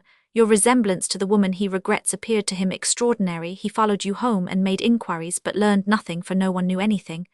Mon Dieu, cried I, the Duke is persevering, said he. Oh, he will forget me, I hope. No one forgets you who has once seen you, said he. I did all I could to forget you, and I have not succeeded. And the first passionate look that I had seen flashed from the eyes of the Count. I was more terrified by it than I had been by the sight of the prince. I remained mute. What will you do? Asked the Count. Can I not change my abode, go to the other end of Paris, or better still return to Anjou? It will be useless. The Duke is a terrible bloodhound, and now he is on your track, he will follow you wherever you go till he finds you. Oh, mon Dieu, you frighten me. I tell you the simple truth. Then what do you advise me to do? Alas, said he with a bitter irony, I am a man of poor imagination. I had formed a plan, but it does not suit you. I can find no other. But the danger is perhaps less pressing than you imagine. The future will show us, madame, said the Count, rising. I can but add that the Comtesse de Montsoreau would have the less to fear from the prince, as my new post places me under the direct protection of the court. I only replied by a sigh. He smiled bitterly, and as he went downstairs I heard him giving vent to oaths. The next day when Gertrude went out, she was accosted by a young man whom she recognized as the one who had accompanied the prince, but she remained obstinately silent to all his questions. This meeting inspired me with profound terror. I feared that M. de Montsoreau would not come, and that they would invade the house in his absence. I sent for him. He came at once. I told him all about the young man whom I described. It was Aurelie, he said, and what did Gertrude answer? She did not answer at all. She was wrong, said he. Why, we must gain time. Time? Yes, I am now dependent on the Duc d'Anjou. In a fortnight, in a week perhaps he will be in my power. We must deceive him to get him to wait. Mon Dieu, certainly, hope will make him patient. A complete refusal will push him to extremities. Monsieur, write to my father. He will throw himself at the feet of the king. He will have pity on an old man. That is according to the king's humour, and whether he be for the time friendly or hostile to the duke. Besides, it would take 6 days for a messenger to reach your father, and 6 days for him to come here. In 12 days, if we do not stop him, the duke will have done all he can do. And how to stop him? I cried. A smile passed over the lips of M. de Montsoreau at this first appeal to his protection. Madame, said he, will you permit me to pass 2 or 3 hours in your room? I may be seen going out and would rather wait till dark. I signed him to sit down. We conversed. He was clever and had travelled much, and at the end of the time I understood, better than I had ever done before, the influence he had obtained over my father. When it grew dark, he rose and took leave. Gertrude and I then approached the window, and could distinctly see 2 men examining the house. The next day Gertrude, when she went out, found the same young man in the same place. He spoke to her again, and this time she answered him. On the following day she told him that I was the widow of a councillor, who, being poor, lived in retirement. He tried to learn more, but could extract nothing further from her. The next day Aurelie, who seemed to doubt her story, spoke of Anjou, of Bouge and Meridor. Gertrude declared these names to be perfectly unknown to her. Then he avowed that he came from the Duc d'Anjou, who had seen and fallen in love with me. Then came magnificent offers for both of us, for her, if she would introduce the prince into my house, and for me, if I would receive him. Every evening M. de Montsoreau came, to hear what was going on, and remained from 8 o'clock to midnight, and it was evident that his anxiety was great. On Saturday evening he arrived pale and agitated. You must promise to receive the Duke on Tuesday or Wednesday, said he. Promise, and why? Because he has made up his mind to come in, and he is just now on the best terms with the king. We have nothing to expect from him. But before then, will anything happen to help me? I hope so. I expect from day to day the event which is to place the Duke in my power. But tomorrow I must leave you and must go to Montsoreau. Must you? Cried I with a mixture of joy and terror. Yes, I have there a rendezvous which is indispensable to bring about the event of which I speak. But if you fail, what are we to do? What can I do against a prince if I have no right to protect you, but yield to bad fortune? Oh, my father, cried I. The Count looked at me. What have you to reproach me with? Said he. Nothing, on the contrary. Have I not been a devoted friend and as respectful as a brother? You have behaved throughout like a gallant man. Had I not your promise? Yes. Have I once recalled it to you? No, and yet you prefer to be the mistress of the Duke to being my wife. I do not say so, monsieur. Then decide. I have decided. To be Countess of Montsoreau, rather than mistress of the Duke. The alternative is flattering, but meanwhile let Gertrude gain time until Tuesday. The next day Gertrude went out but did not meet Aurelie. We felt more frightened at his absence than we had done at his presence. Night came and we were full of terror. We were alone and feeble, and for the first time I felt my injustice to the Count. Oh, madame, cried Bussy, do not be in a hurry to think so. His conduct conceals some mystery, I believe. All was quiet, continued Diana, until 11 o'clock. Then 5 men came out of the Rue Saint-Antoine and hid themselves by the Hôtel des Tournelles. We began to tremble. Were they there for us? However, they remained quiet, and a quarter of an hour passed. Then we saw 2 other men approach. By the moonlight Gertrude recognized Aurelie. Alas, mademoiselle, it is they, cried she. Yes, cried I, trembling, and the 5 others are to help them. But they must force the door, said Gertrude. Perhaps the neighbours will come and help us.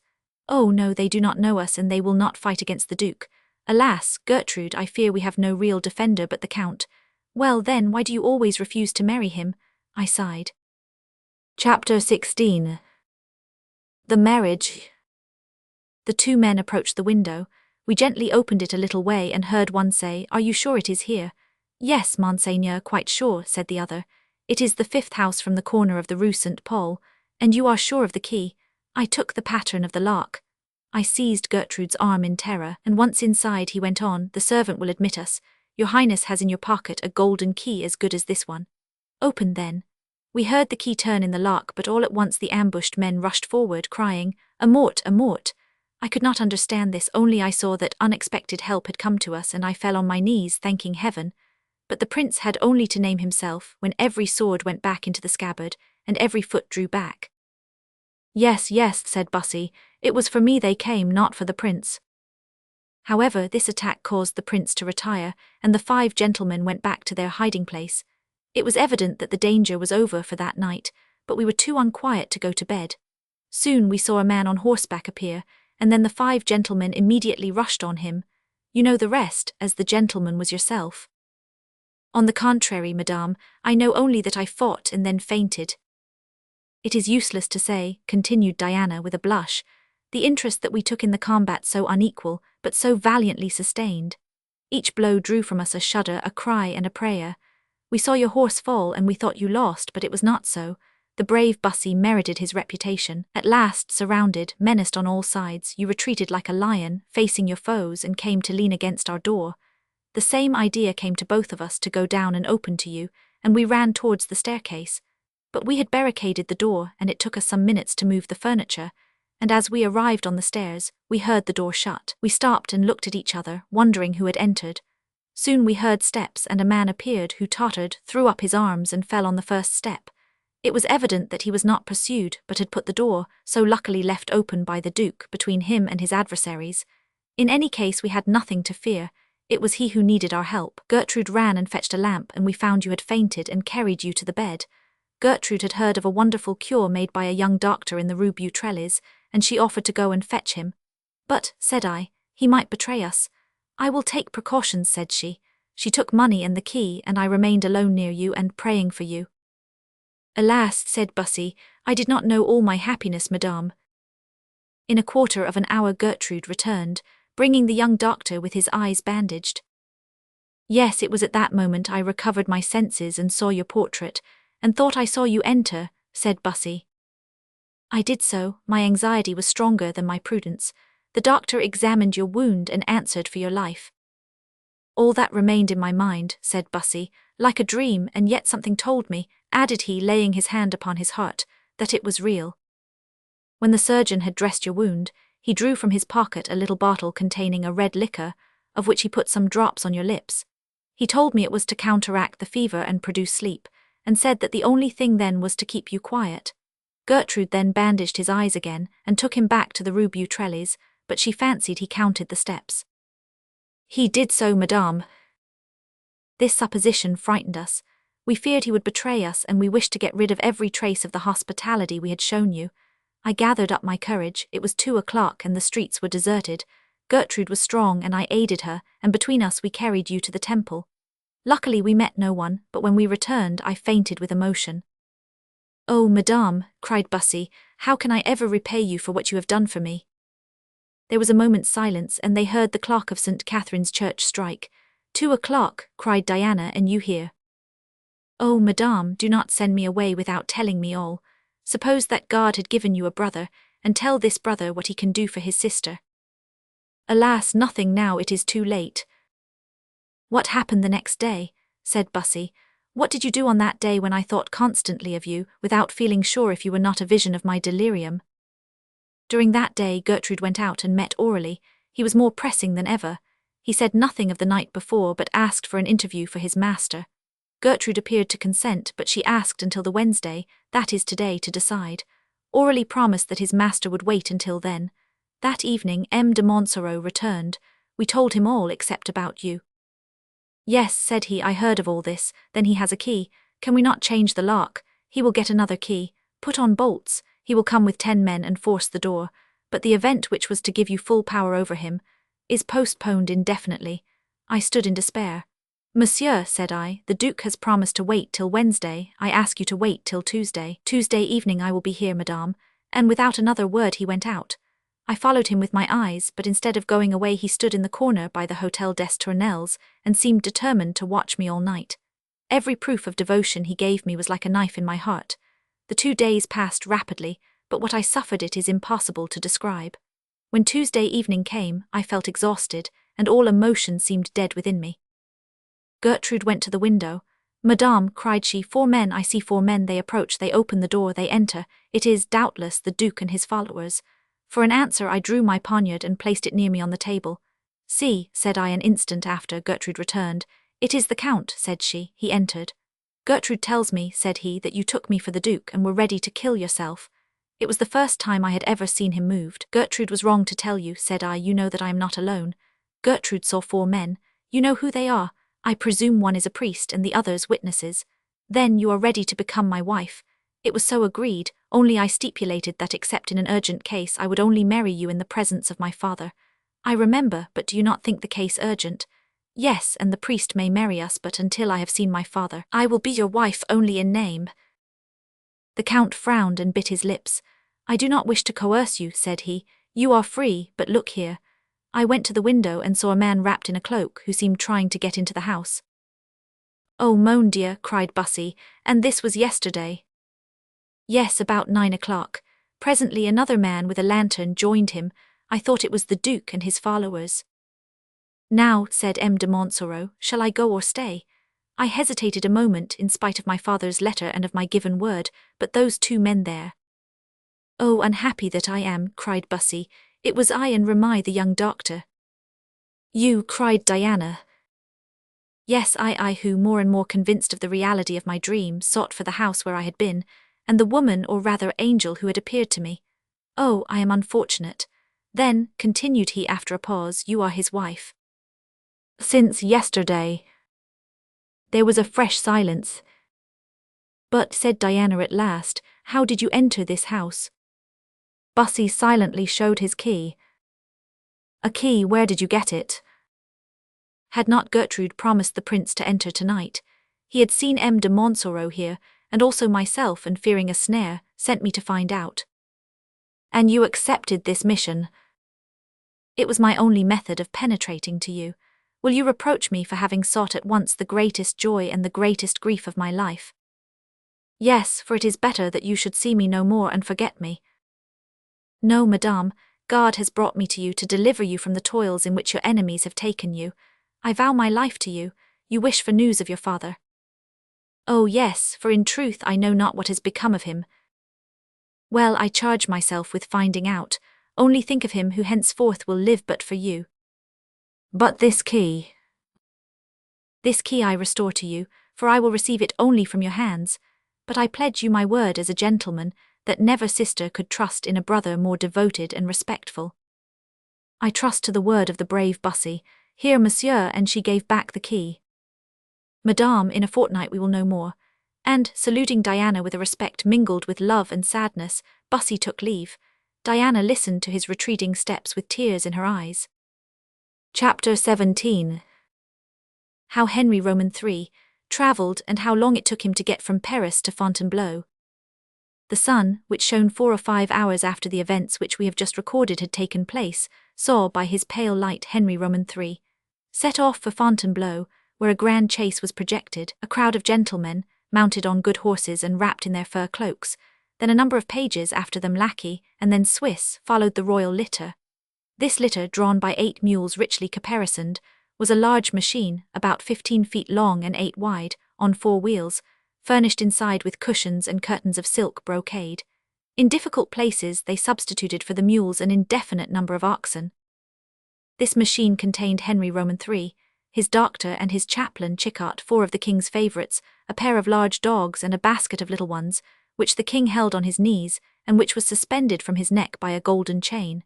From the roof hung a gilded cage containing turtle doves, quite white, with a black ring round their necks. Sometimes the collection was completed by the presence of 2 or 3 apes. Thus this litter was commonly termed the Noah's Ark. Quelus and Modern employed themselves with plaiting ribbons, a favourite diversion of that time, and Chicot amused himself by making anagrams on the names of all the courtiers. Just as they passed the Place Maubert, Chicot rushed out of the litter and went to kneel down before a house of good appearance. "Oh," cried the king, "if you kneel, let it be before the crucifix in the middle of the street, and not before the house. What do you mean by it?" But Chickart, without attending, cried out in a loud voice, "Mon Dieu, I recognize it, I shall always recognize it, the house where I suffered.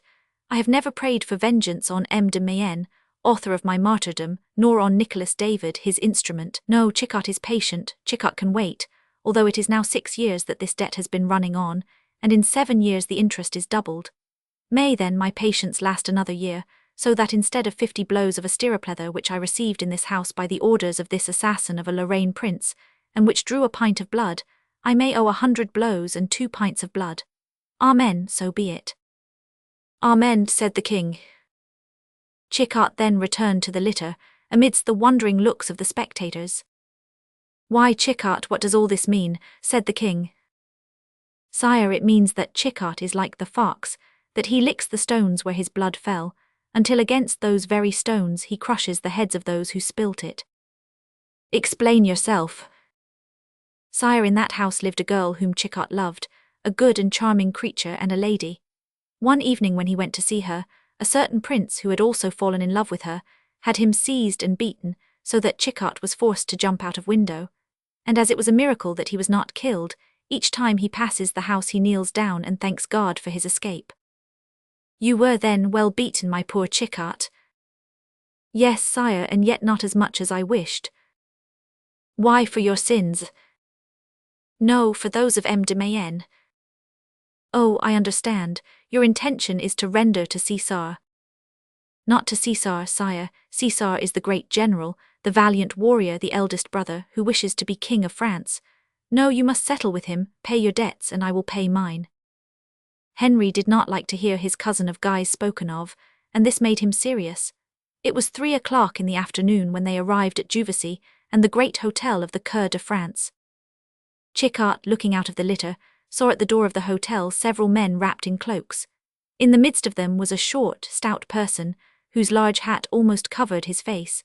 They went in quickly on seeing the litter, but not before the look of this person had had time to excite Chickart's attention. Therefore he jumped out, and asking a page for his horse which was being led, let the royal litter go on to Essons where the king was to sleep, while he remained behind, and cautiously peeping in through a window, saw the men whom he had noticed sitting inside. He then entered the hotel, went into the opposite room, asked for a bottle of wine, and placed himself so that, although he could not be seen, no one could pass by without his seeing them. "Ah," said he to himself, "shall I be forced to make my payment sooner than I expected?" Soon Chickart found that by keeping the door open he could both see into the room, and hear what was said. "Gentlemen," said the short fat man to his companions, "I think it is time to set out. The last lackey of the cortege is out of sight, and I believe now that the road is safe." "Perfectly so, Monseigneur," replied a voice which made Chickart tremble, and which came from the mouth of a person as tall as the other was short, as pale as he was red, and as obsequious as he was arrogant. "Ah, M. Nicholas," said Chickart, "tu quoque, that is good. It will be odd if I let you slip this time." Then the short man came out, paid the bill, and followed by the others took the road to Paris. Chickart followed them at a distance. They entered by the Porte Saint-Antoine and entered the Hotel Guise. Chickart waited outside a full hour in spite of cold and hunger. At last the door reopened, but instead of 7 cavaliers wrapped in their cloaks, 7 monks came out with their hoods over their faces and carrying immense rosaries. "Oh," said Chickart, "is then the Hotel Guise so embalmed in sanctity that wolves change into lambs only by entering it? This becomes more and more interesting." And he followed the monks as he had followed the cavaliers, for he believed them to be the same. The monks passed over the bridge of Notre Dame, crossed the city and the Petit Pont, and went up the Rue Sainte-Geneviève. "Oh," said Chickart as he passed the house where he had kneeled in the morning, "are we returning to Fontainebleau? In that case I have made a round." However, the monks stopped at the door of the Abbey of St. Geneviève, in the porch of which stood another monk, who examined everyone's hand. "Why," said Chickart, "it seems that to be admitted tonight into the abbey one must have clean hands." Then he saw, with astonishment, monks appear from every street leading to the abbey, some alone, some walking in pairs, but all coming to the abbey. "Ah," said Chickart, "is there a general chapter at the abbey tonight? I have never seen one and I should like it much." The monks entered, showing their hands or something in them, and passed on. I should like to go also, thought Chicot, but for that I want two things, a monk's robe, for I see no layman here, and then this mysterious thing which they show to the porter, for certainly they show something. Ah, Brother Gorenflot, if you were here. The monks continued to arrive, till it seemed as if half Paris had taken the frock. There must be something extraordinary tonight, thought Chicot. I will go and find Gorenflot at the corn d'abondance, he will be at supper. Chapter 18. Brother Gorenflot. To the beautiful day had succeeded a beautiful evening, only as the day had been cold, the evening was still colder.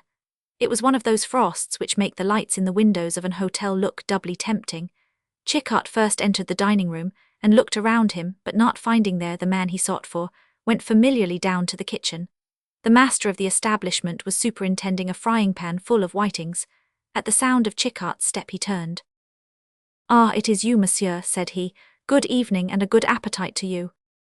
"Thanks for the wish, but you know I cannot bear to eat alone." "If necessary, monsieur, I will sup with you." "Thanks, my dear host, but though I know you to be an excellent companion, I seek for someone else." "Brother Gorenflot, perhaps." "Just so, has he begun supper?" "No, not yet, but you must make haste nevertheless, for in 5 minutes he will have finished." "Monsieur," cried Chicot, striking his head. "Monsieur, it is Friday, and the beginning of Lent." "Well, and what then?" said Chicot, who did not hold a high opinion of Gorenflot's religious austerity. Boutramit shrugged his shoulders. "Decidedly something must be wrong," said Chicot.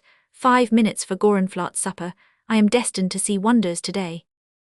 Chicot then advanced towards a small private room, pushed open the door, and saw within the worthy monk, who was turning negligently on his plate a small portion of spinach, which he tried to render more savoury by the introduction into it of some cheese.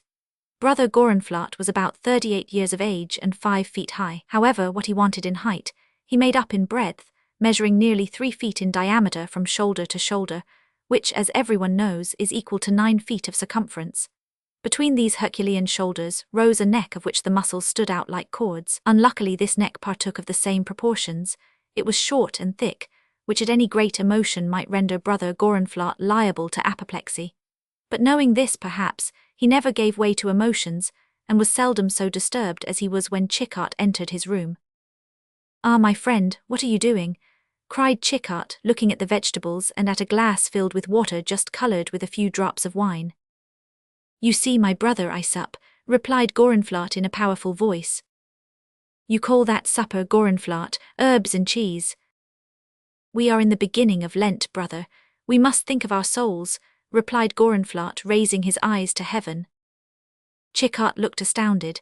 He had so often seen Gorenflot feast in a different manner during Lent.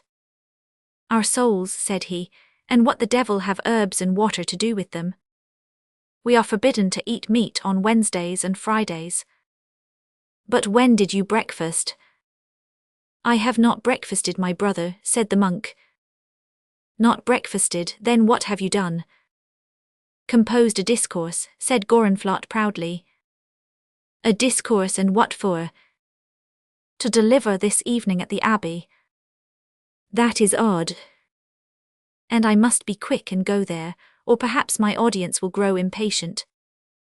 Chicot thought of the infinite number of monks he had seen going to the Abbey, and wondered why Gorenflot, whom certainly he had never thought eloquent, had been chosen to preach before M. de Mayenne and the numerous assemblage.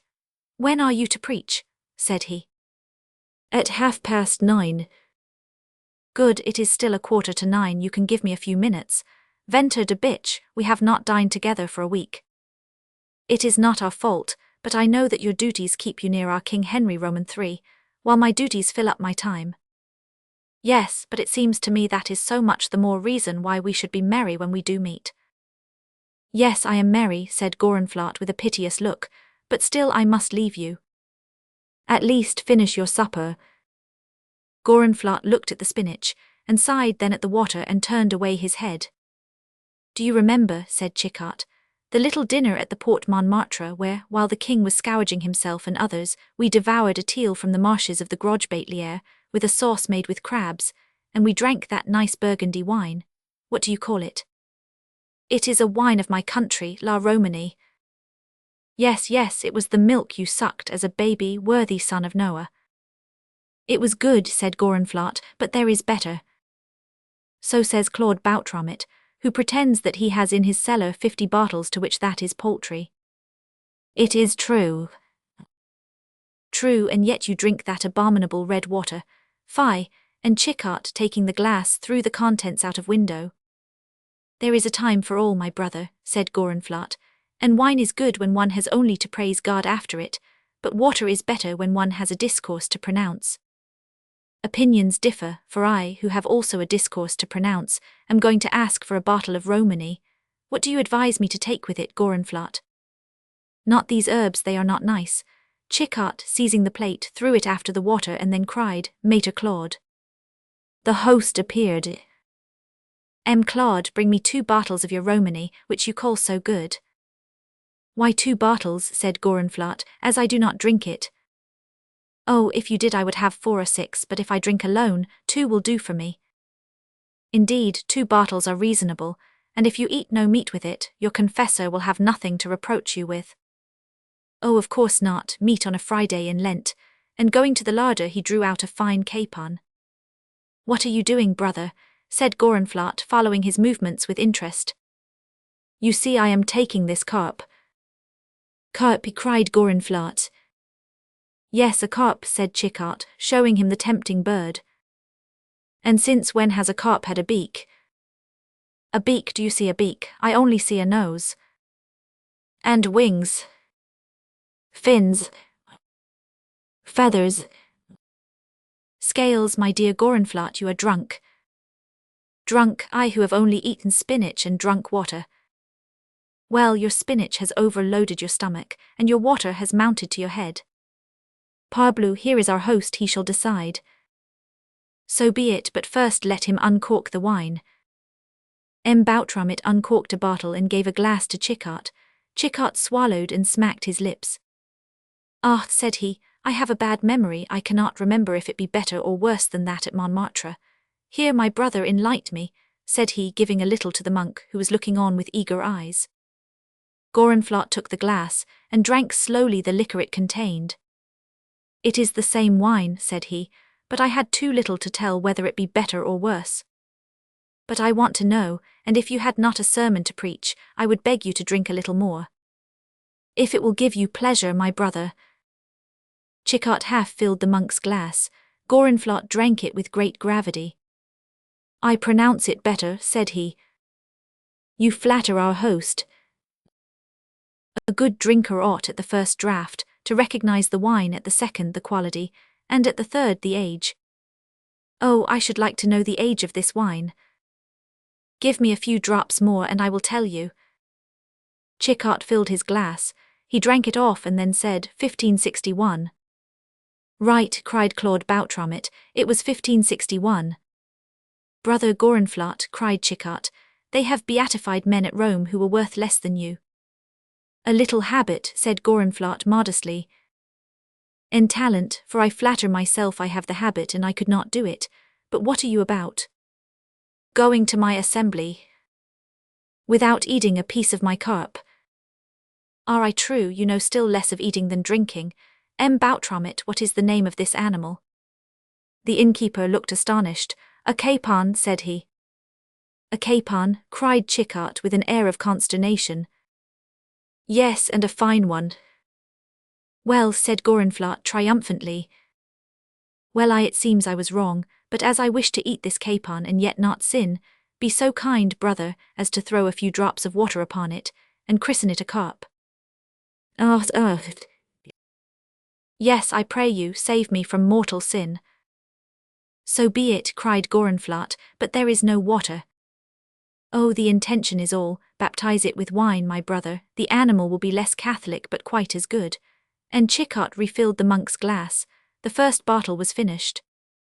In the name of Bacchus, Momus and Camus, Trinity of the great Saint Pantagruel, I baptize thee, carp, said Gorenflot. Now, said Chickart, to the health of the newly baptized, may it be cooked to perfection, and may Boutromet add to the excellent qualities which it has received from nature. To his health, cried Gorenflot, interrupting a hearty laugh to swallow his wine. Claude, put this carp at once on the spit, cover it with fresh butter with shallots in it, and put some toast in the frying pan and serve it hot. Gorenflot approved with a motion of his head. Now Boutram it some sardines and a tunny fish. Meanwhile, it is Lent and I wish to make a maigre dinner, and let me have 2 more bottles of wine. The smell of the cookery began to mount to the brain of the monk, yet he made a last effort to rise. Then you leave me after all, said Chichart.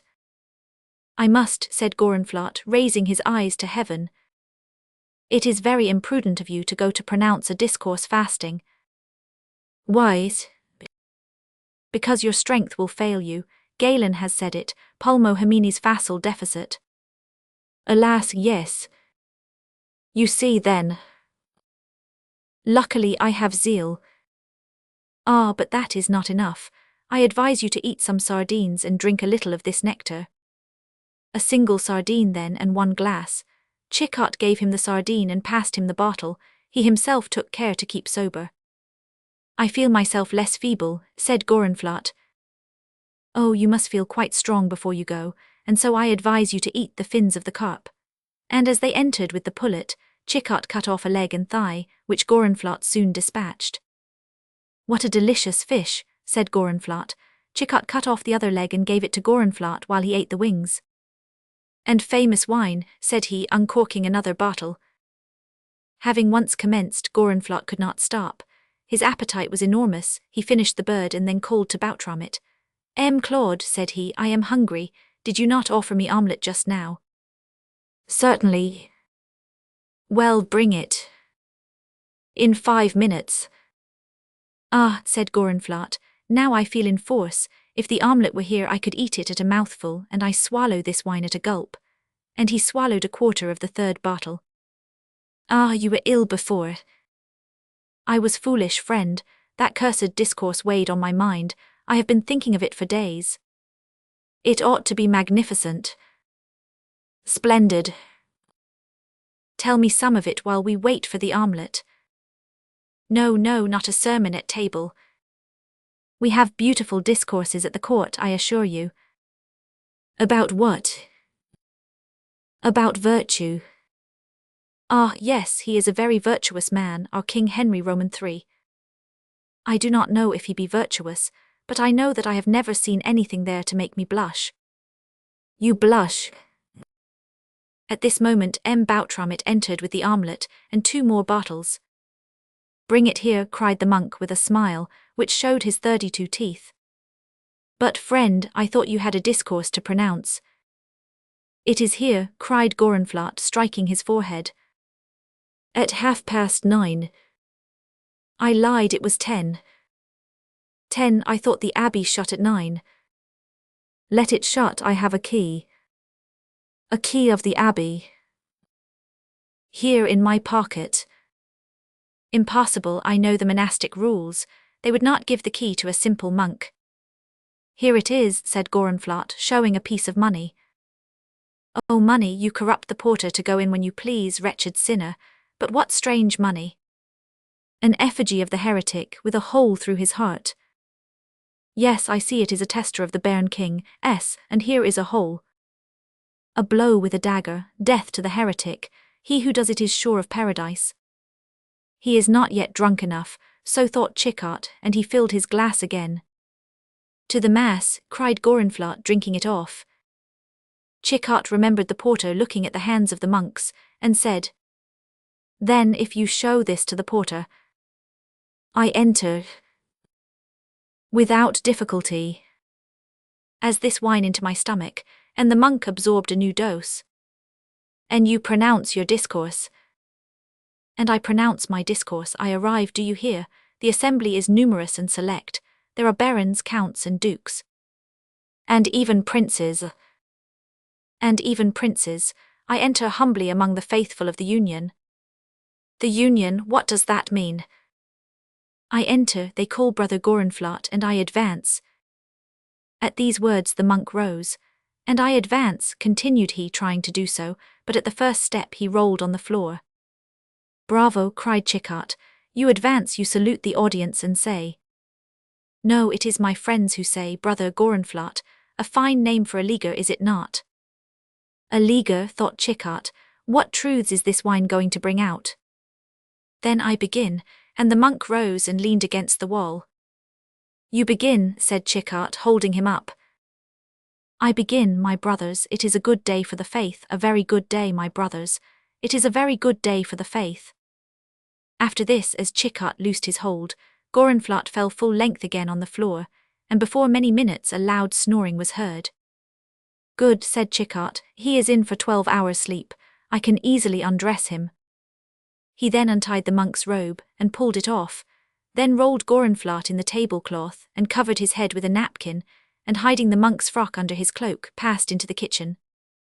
Boutramit, said he, here is for our supper and for my horse, and pray do not wake the worthy brother Gorenflat, who sleeps sound. No, no, be easy, Chickart.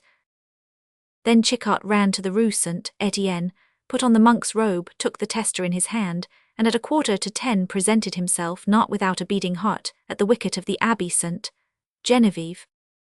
Chapter 19. How Chickart found out that it was easier to go in than out of the abbey.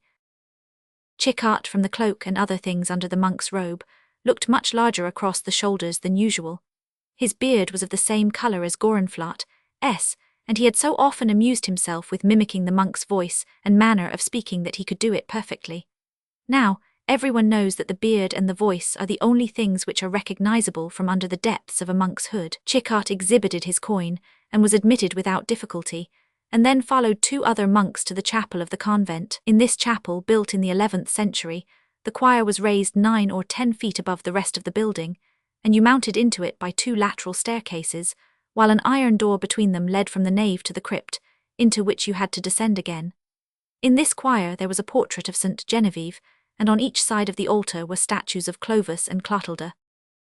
3 lamps only lighted the chapel, and the imperfect light gave a greater solemnity to the scene. Chickart was glad to find that he was not the last, for 3 monks entered after in grey robes, and placed themselves in front of the altar. Soon after, a little monk, doubtless a lad belonging to the choir, came and spoke to one of these monks, who then said aloud, We are now 136. Then a great noise of bolts and bars announced that the door was being closed. The 3 monks were seated in armchairs like judges. The one who had spoken before now rose and said, Brother Montsoreau, what news do you bring to the Union from the province of Anjou? 2 things made Chickart start. The first was the voice of the speaker, the second the name of Montsoreau, known to the court only the last few days. A tall monk crossed the assembly and placed himself in a large chair, behind the shadow of which Chickart had kept himself. My brothers, said a voice which Chickart recognized at once as that of the chief huntsman, the news from Anjou is not satisfactory. Not that we fail there in sympathy, but in representatives. The progress of the Union there had been confided to the Baron de Meridor, but he, in despair at the recent death of his daughter, has, in his grief, neglected the affairs of the League, and we cannot at present count on him. As for myself, I bring 3 new adherents to the association. The council must judge whether these 3, for whom I answer as for myself, ought to be admitted into the Union. A murmur of applause followed, and as Montsoreau regained his seat, Brother La Hurière, cried the same monk, tell us what you have done in the city of Paris. A man now took the chair and said, My brothers, you know I am devoted to the Catholic faith, and I have given proofs of this devotion on the great day of its triumph. Yes, my brothers, I glory in saying that I was one of the faithful of our great Henry de Guise, and that I followed his orders strictly. I have now noted all the heretics of the Quartier Saint-Germain-l'Auxerrois, where I shall hold the Hotel of the Belle Étoile, at your service, my brothers. Now, although I no longer thirst for the blood of heretics as formerly, I do not delude myself as to the real object of the holy union which we are forming.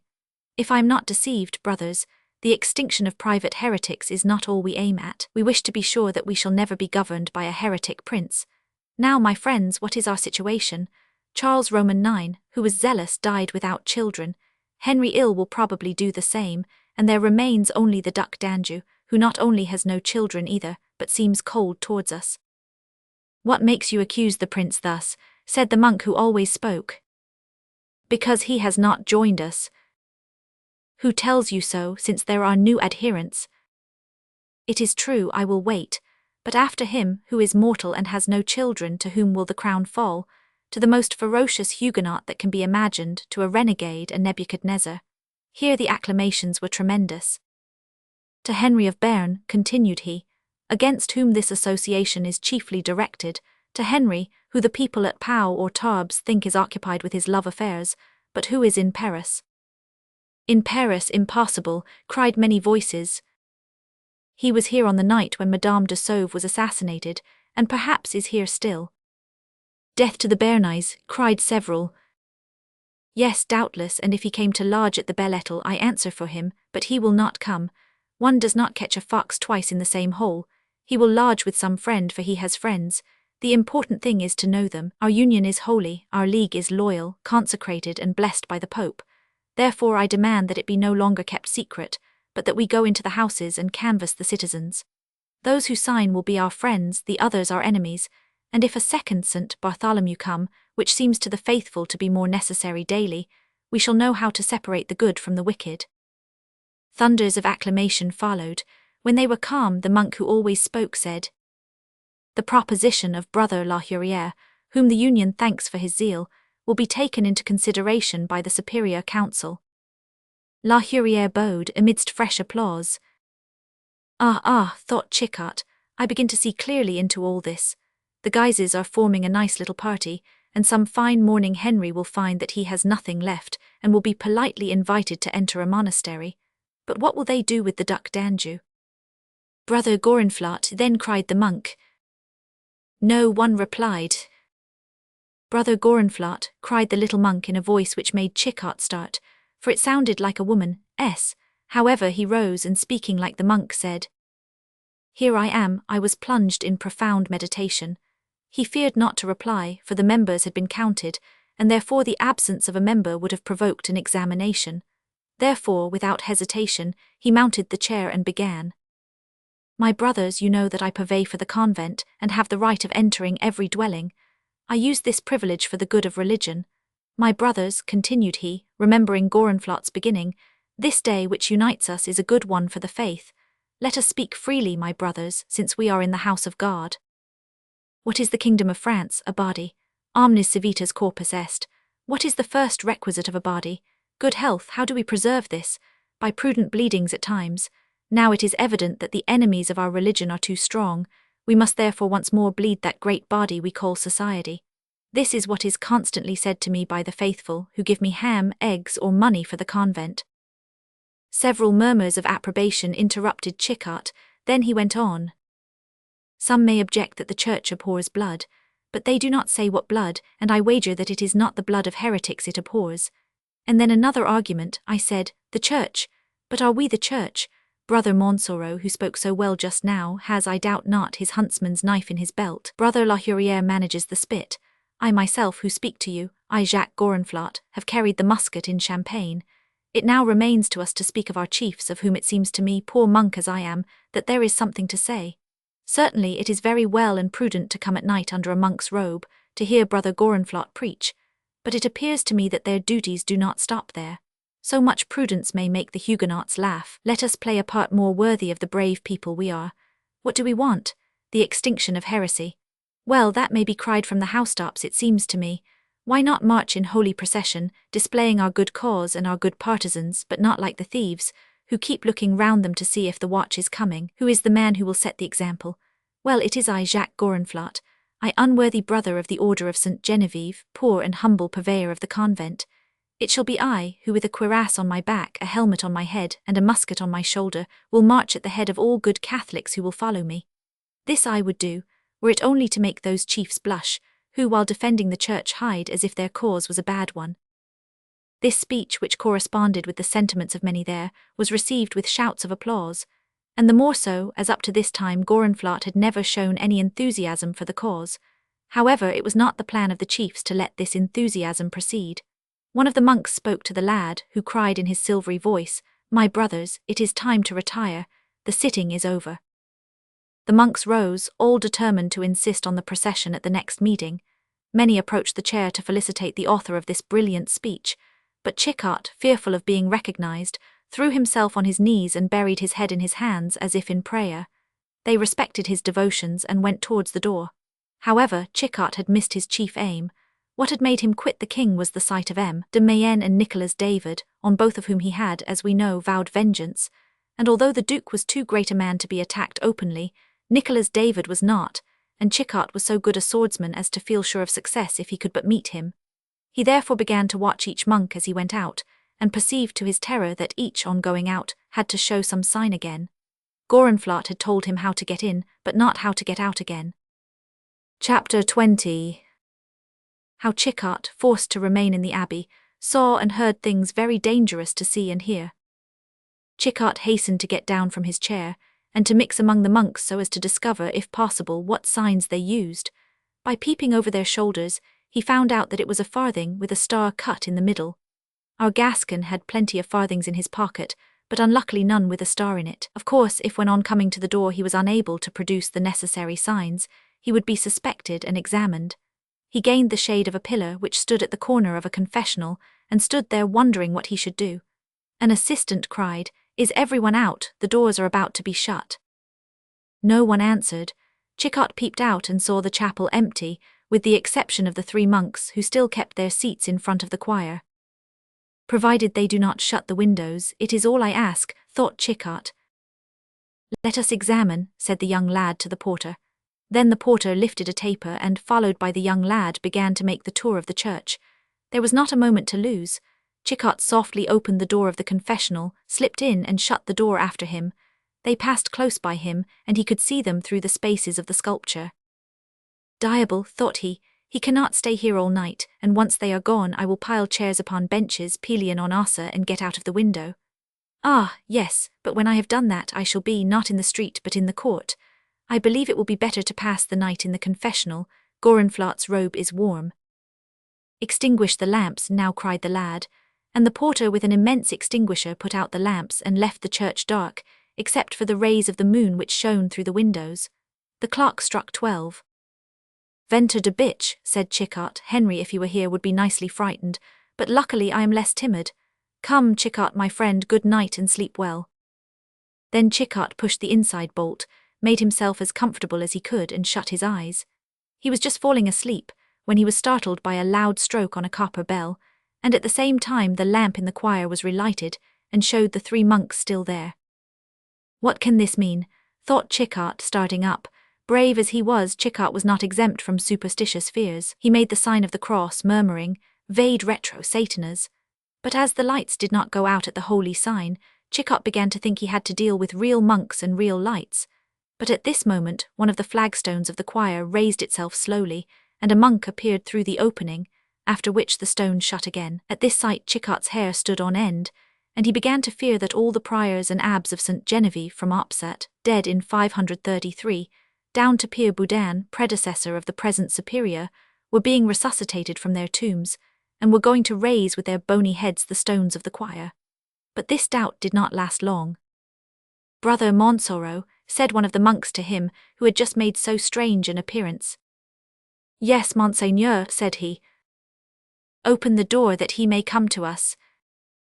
Montsoreau descended to open the door between the staircases, and at the same time the monk in the middle lowered his hood, and showed the great scar, that noble sign by which the Parisians recognized their hero.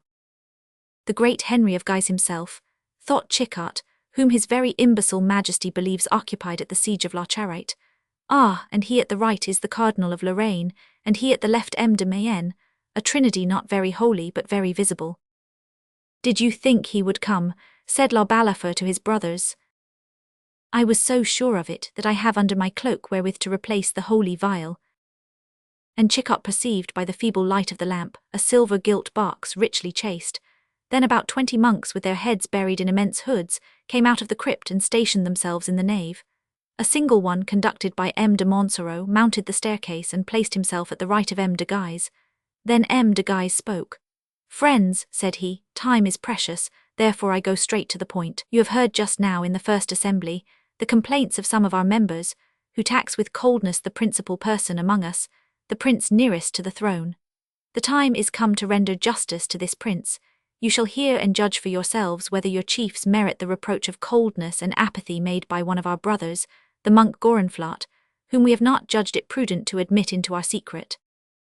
At this name, pronounced in a tone which showed bad intentions towards the warlike monk, Chichart in his confessional could not help laughing quietly. "Monsieur," said the Duke, now turning towards the mysterious personages at his right, "the will of God appears to me manifest, for since you have consented to join us, it shows that what we do is well done. Now, your Highness, we beg of you to lower your hood, that your faithful friends may see with their own eyes that you keep the promise which I made in your name, and which they hardly dared to believe."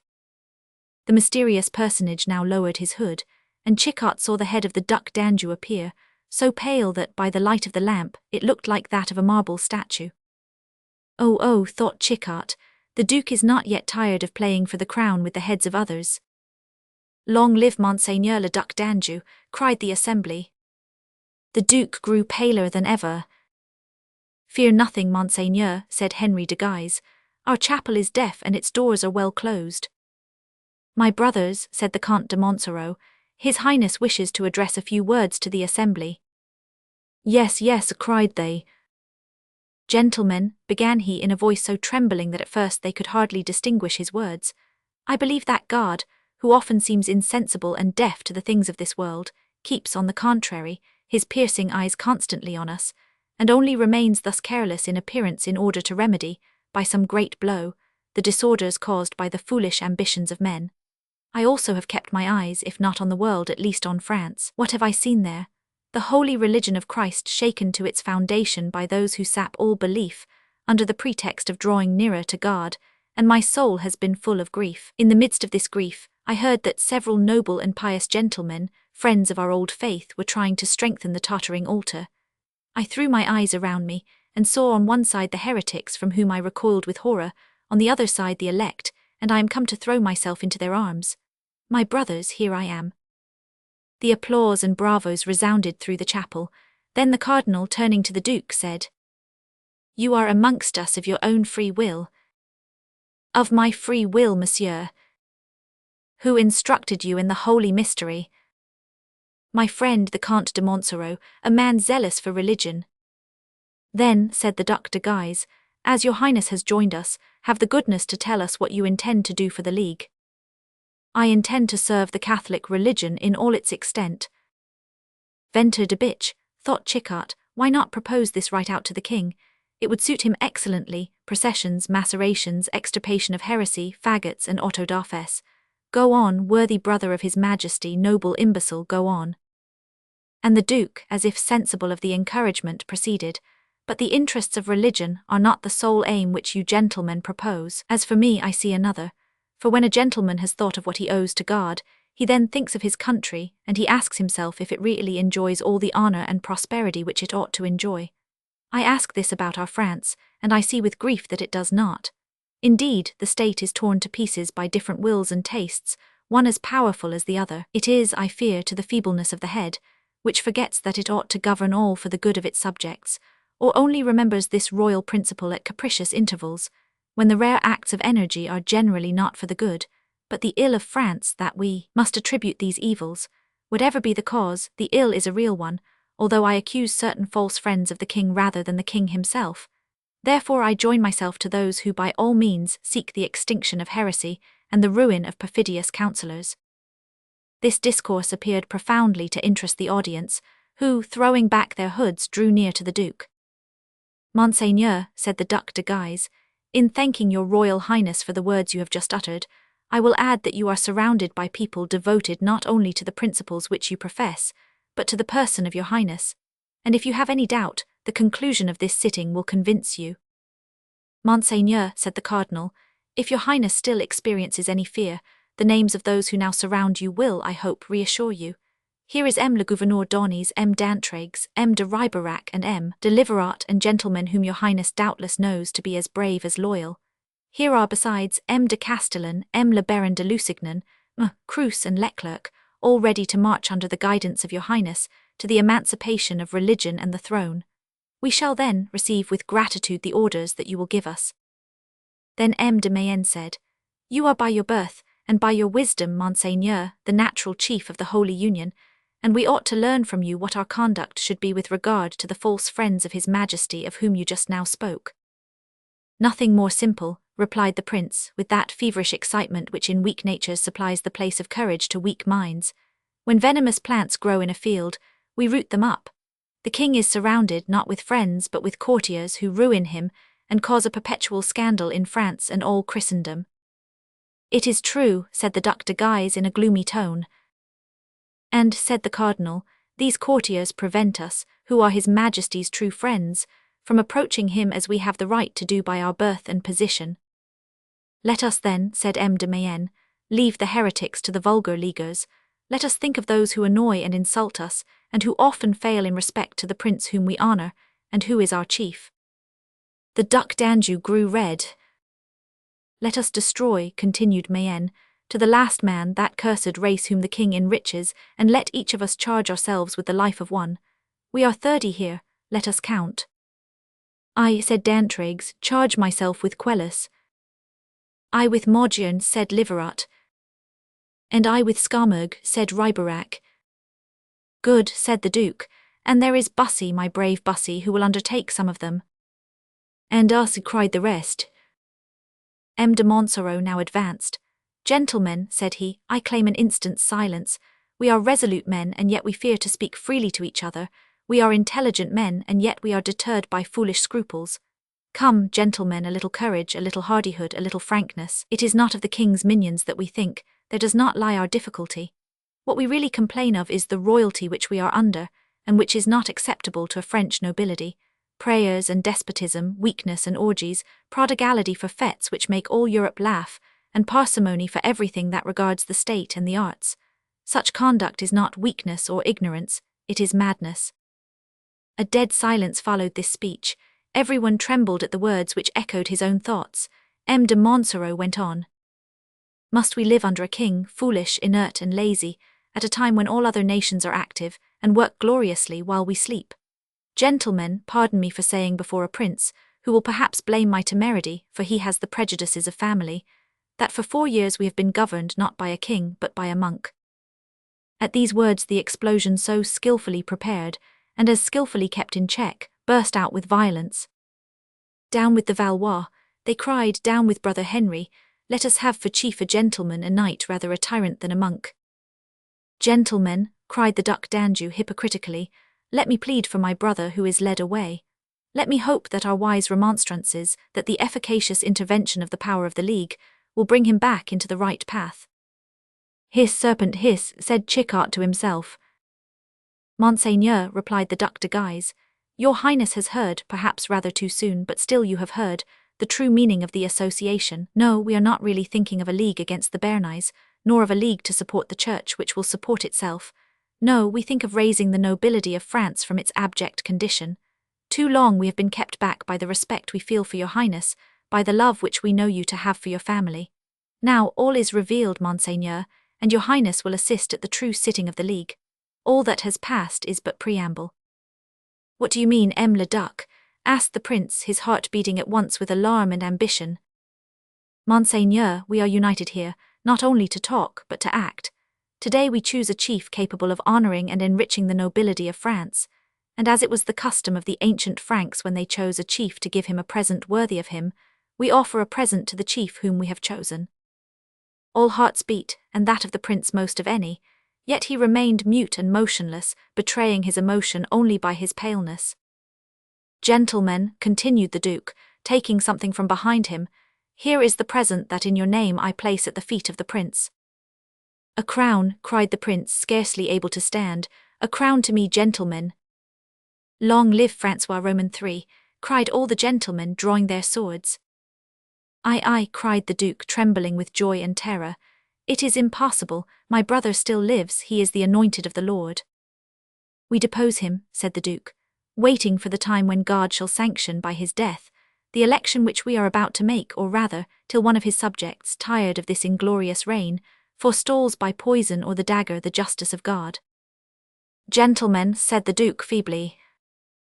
Monseigneur, then said the Cardinal, to the scruple which you so nobly expressed just now, this is our answer. Henry Roman III was the anointed of the Lord, but we have deposed him. It is you who are going to be so. Here is a temple as venerable as that of Rheims, for here have reposed the relics of St. Genevieve, patroness of Paris. Here has been embalmed the body of Clovis, our first Christian king. Well, Monseigneur, in this holy temple, I, one of the princes of the church, and who may reasonably hope to become one day its head, I tell you, Monseigneur, that here, to replace the holy oil, is an oil sent by Pope Gregory Roman XIII. Monseigneur, name your future Archbishop of Rheims, name your constable, and in an instant it is you who will be king, and your brother Henry, if he do not give you up the crown, will be the usurper. Child, light the altar. Immediately the lad, who was evidently waiting, came out, and presently 50 lights shone round the altar and choir. Then was seen on the altar a mitre glittering with precious stones, and a large sword ornamented with fleur-de-lis. It was the Archbishop's mitre and the constable's sword. At the same moment the organ began to play the Veni Creator. This sudden stroke, managed by the 3 Lorraine princes, and which the Duc d'Anjou himself did not expect, made a profound impression on the spectators. The courageous grew bolder than ever, and the weak grew strong. The Duc d'Anjou raised his head, and with a firmer step than might have been expected, walked to the altar, took the mitre in the left hand and the sword in the right, presented one to the cardinal and the other to the duke. Unanimous applause followed this action. Now, gentlemen, said the prince to the others, give your names to M. de Mayenne, Grand Master of France, and the day when I ascend the throne you shall have the cordon bleu. Mordieu, thought Chichart, what a pity I cannot give mine, I shall never have such another opportunity. Now to the altar, sire, said the cardinal. Monsieur de Montsoreau my colonel, M. de Riberac and d'Antraigues my captains, and M. Liverat my lieutenant of the guards, take your places. Each of those named took the posts which, at a real coronation, etiquette would have assigned to them. Meanwhile the cardinal had passed behind the altar to put on his pontifical robes. Soon he reappeared with the holy vial. Then the lad brought to him a Bible and a cross. The cardinal put the cross on the book and extended them towards the Duc d'Anjou, who put his hand on them and said, In the presence of God, I promise to my people to maintain and honor our holy religion as a Christian king should, and may God and his saints aid me. Then the Duc de Guise laid the sword before the altar, and the cardinal blessed it and gave it to the prince. Sire, said he, take this sword which is given to you with the blessing of God, that you may resist your enemies, and protect and defend the holy church which is confided to you.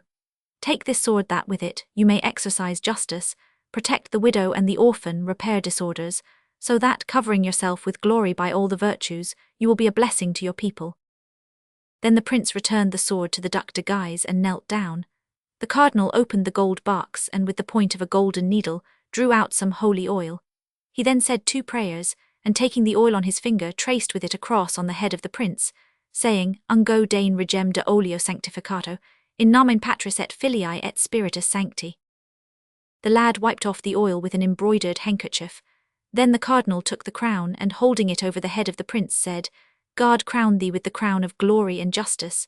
Then, placing it, receive this crown in the name of the Father, the Son, and the Holy Ghost.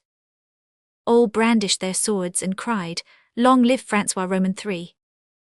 Sire, said the cardinal, you reign henceforth over France. Gentlemen, said the prince, I shall never forget the names of the 30 gentlemen who first judged me worthy to reign over them, and now adieu, and may God have you in his holy keeping. The Duc de Mayenne led away the new king, while the other 2 brothers exchanged an ironical smile. Chapter 21. How Chichart learned genealogy. When the Duc d'Anjou was gone and had been followed by all the others, the 3 Guises entered the vestry. Chichart, thinking of course this was the end, got up to stretch his limbs, and then as it was nearly 2 o'clock once more disposed himself to sleep. But to his great astonishment, the 3 brothers almost immediately came back again, only this time without their frocks. On seeing them appear, the lad burst into so hearty a fit of laughing that Chichart could hardly help laughing also. Do not laugh so loud, sister, said the Duc de Mayenne, they are hardly gone out and might hear you. As he spoke, the seeming lad threw back his hood, and displayed a head as charming and intelligent as was ever painted by Leonardo da Vinci. Black eyes, full of fun, but which could assume an expression almost terrible in its seriousness, a little rosy mouth, and a round chin terminating the perfect oval of a rather pale face. It was Madame de Montpensier, a dangerous siren, who had the soul of a demon with the face of an angel. Ah, brother cardinal, cried she, how well you acted the holy man. I was really afraid for a minute that you were serious, and he letting himself be greased and crowned. Oh, how horrid he looked with his crown on. Never mind, said the Duke. We have got what we wanted, and Francois cannot now deny his share. Montsoreau, who doubtless had his own reasons for it, led the thing on well, and now he cannot abandon us, as he did La Mole and Coconnas. Chichart saw that they had been laughing at M. Danjou, and as he detested him, would willingly have embraced them for it, always excepting M. de Mayenne and giving his share to his sister. Let us return to business, said the Cardinal. Is all well closed? Oh yes, said the Duchess, but if you like I will go and see. Oh no, you must be tired. No, it was too amusing. Mayenne, you say he is here? Yes. I did not see him. No, he is hidden in a confessional. These words startled Chichart fearfully. Then he has heard and seen all, asked the Duke. Never mind, he is one of us. Bring him here, Mayenne. Mayenne descended the staircase and came straight to where Chichart was hiding. He was brave, but now his teeth chattered with terror. Ah, thought he, trying to get out his sword from under his monk's frock, at least I will kill him first. The Duke had already extended his hand to open the door, when Chichart heard the Duchess say, Not there, Mayenne, in that confessional to the left. It was time, thought Chichart as the Duke turned away, but who the devil can the other be? Come out, M. David, said Mayenne, we are alone. Here I am, Monseigneur, said he, coming out. You have heard all, asked the Duc de Guise. I have not lost a word, Monseigneur. Then you can report it to the envoy of His Holiness Gregory Roman XIII. Everything. Now Mayenne tells me you have done wonders for us, let us see. I have done what I promised, Monseigneur, that is to say, found a method of seating you without opposition on the throne of France. They also, thought Chichart, everyone wants then to be King of France. Chichart was gay now, for he felt safe once more, and he had discovered a conspiracy by which he hoped to ruin his two enemies. To gain a legitimate right is everything, continued Nicholas David, and I have discovered that you are the true heirs and the Valois only a usurping branch. It is difficult to believe, said the Duke, that our house, however illustrious it may be, comes before the Valois. It is nevertheless proved, Monseigneur, said David, drawing out a parchment. The Duke took it. What is this, said he. The genealogical tree of the House of Lorraine. Of which the root is Charlemagne, Monseigneur. Charlemagne, cried the three brothers with an air of incredulous satisfaction. Impossible. Wait, Monseigneur, you may be sure I have not raised a point to which anyone may give the lie. What you want is a long lawsuit, during which you can gain over not the people they are yours but the Parliament. See then, Monseigneur, here it is. Rainier, first Duc de Lorraine, contemporary with Charlemagne. Guibert his son. Henry, son of Guibert. But, said the Duke. A little patience, Monseigneur, Barn. Yes, said the Duke, daughter of Ricin, second son of Rainier. Good, to whom married? Barn. Yes. To Charles of Lorraine, son of Louis Roman IV, King of France. Just so, now add, brother of Lothaire, despoiled of the crown of France by the usurper Hugh Capet. Oh, said the Duke and the Cardinal. Now Charles of Lorraine inherited from his brother Lothaire. Now the race of Lothaire is extinct, therefore you are the only true heirs of the throne. What do you say to that, brother? Cried the Cardinal. I say that unluckily there exists in France a law they call the Salic law, which destroys all our pretensions. I expected that objection, Monseigneur, said David, but what is the first example of the Salic law? The accession of Philippe de Valois to the prejudice of Edward of England. What was the date of that accession? 1328, said the Cardinal. That is to say, 341 years after the usurpation of Hugh Capet, 240 years after the extinction of the race of Lothaire. Then, for 240 years your ancestors had already had a right to the throne before the Salic law was invented. Now, everyone knows that the law cannot have any retrospective effect. You are a clever man, M. David, said the Duc de Guise. It is very ingenious, said the Cardinal. It is very fine, said Mayenne. "It is admirable," said the Duchess. "Then I am a princess royal. I will have no one less than the Emperor of Germany for a husband."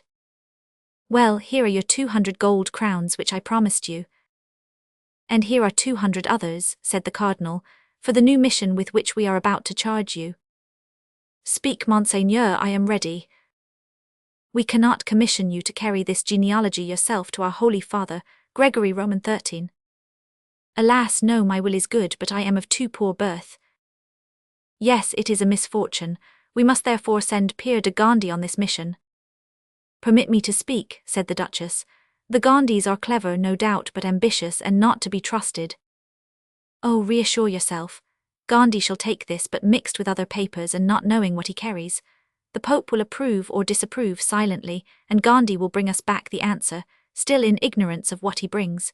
You, Nicholas David, shall wait for him at Chalons, Lyon, or Avignon, according to your instructions. Thus you alone will know our true secret." Then the three brothers shook hands, embraced their sister, put on again their monks' robes, and disappeared. Behind them the porter drew the bolts, and then came in and extinguished the lights, and Chichot heard his retreating steps fainter and fainter, and all was silent. It seems now all is really over, thought Chichot, and he came out of the confessional. He had noticed in a corner a ladder destined to clean the windows. He felt about until he found it, for it was close to him, and by the light of the moon placed it against the window. He easily opened it, and striding across it and drawing the ladder to him with that force and address which either fear or joy always gives, he drew it from the inside to the outside. When he had descended, he hid the ladder in a hedge, which was planted at the bottom of the wall, jumped from tomb to tomb, until he reached the outside wall over which he clambered. Once in the street he breathed more freely. He had escaped with a few scratches from the place where he had several times felt his life in danger. He went straight to the corne d'abondance, at which he knocked.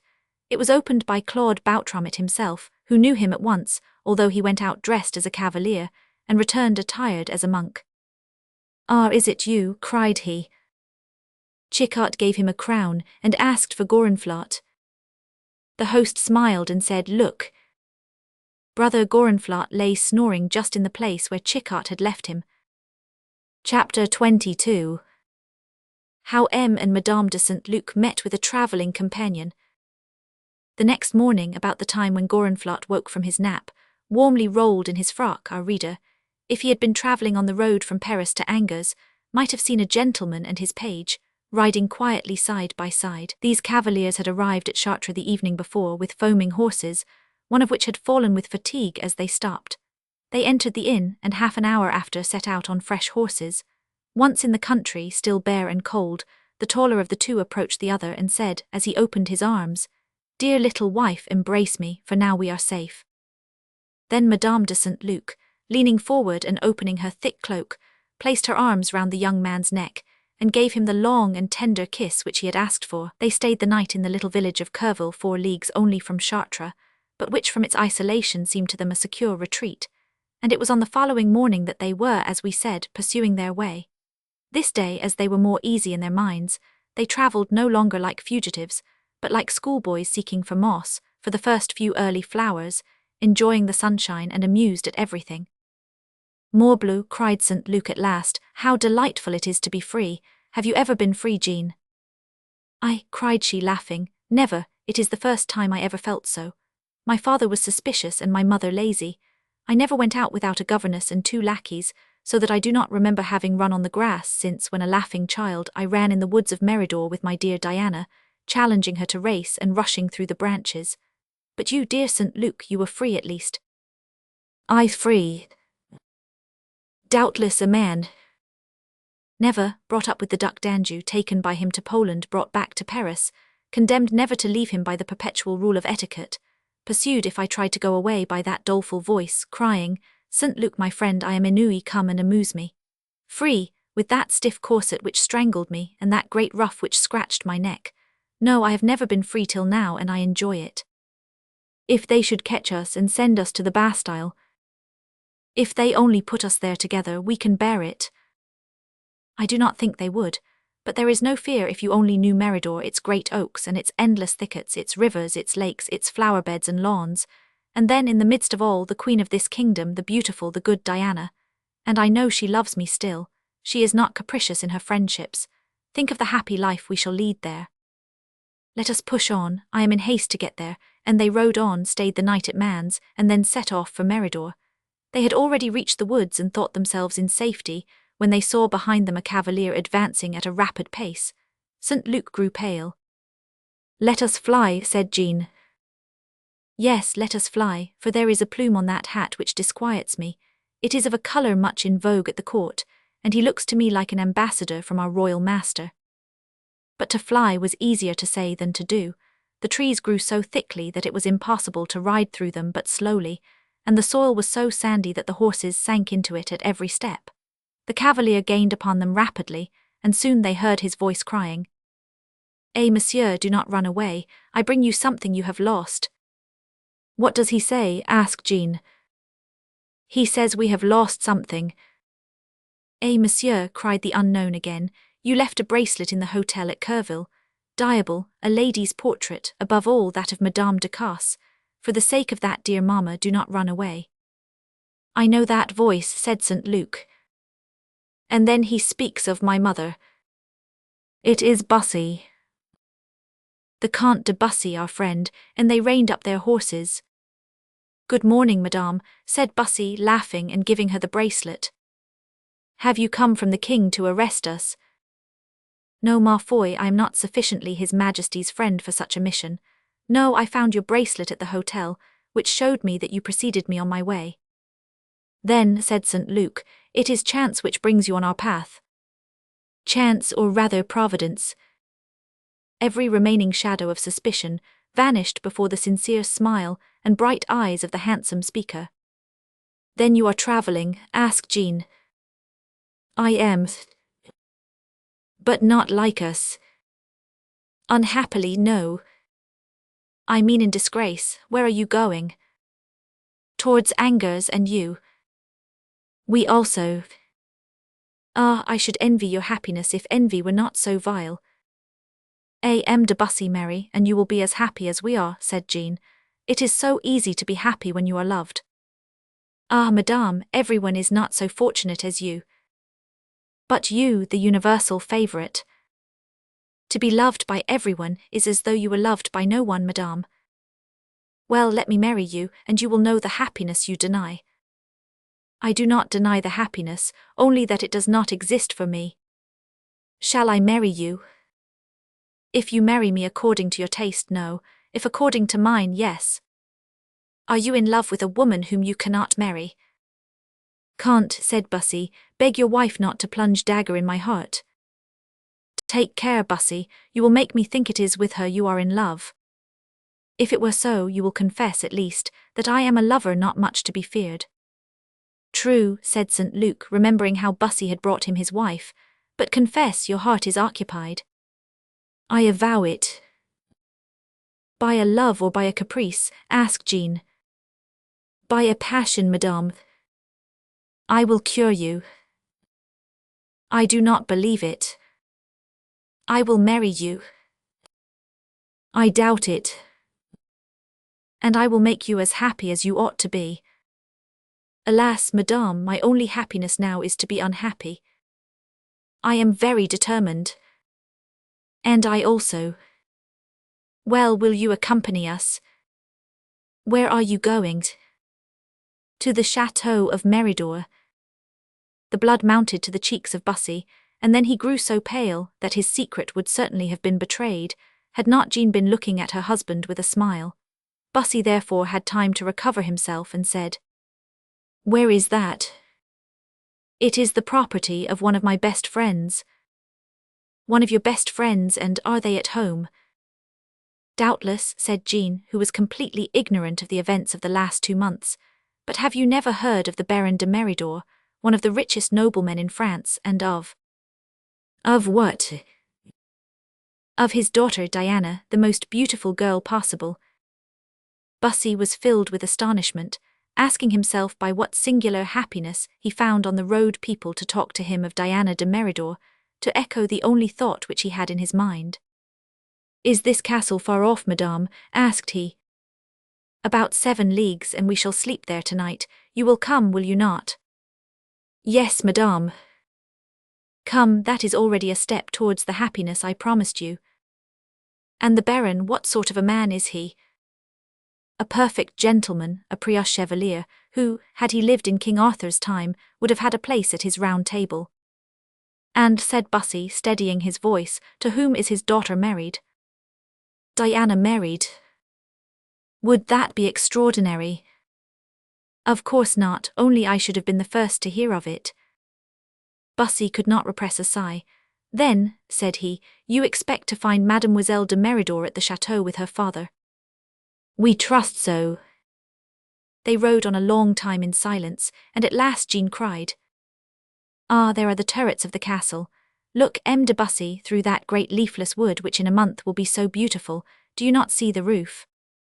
Yes, said Bussy with an emotion which astonished himself, and is that the chateau of Meridor? And he thought of the poor prisoner shut up in the Rue Saint-Antoine. Chapter 23. The Old Man's. 2 hours after they reached the castle, Bussy had been debating within himself whether or not to confide to his friends what he knew about Diana, but there was much that he could tell to no one, and he feared their questions, and besides, he wished to enter Meridor as a stranger. Madame de St-Luc was surprised, when the report sounded his horn to announce a visit, that Diana did not run as usual to meet them, but instead of her appeared an old man, bent and leaning on a stick and his white hair flying in the wind. He crossed the drawbridge, followed by 2 great dogs, and when he drew quite near said in a feeble voice, Who is there, and who does a poor old man the honour to visit him? It is I, Seigneur Augustin, cried the laughing voice of the young woman. But the Baron, raising his head slowly, said, You, I do not see, who is it? Oh, mon Dieu, cried Jean, do you not know me? It is true my disguise. Excuse me, said the old man, but I can see little. The eyes of old men are not made for weeping, and if they weep too much the tears burn them. Must I tell you my name? I am Madame de St-Luc. I do not know you.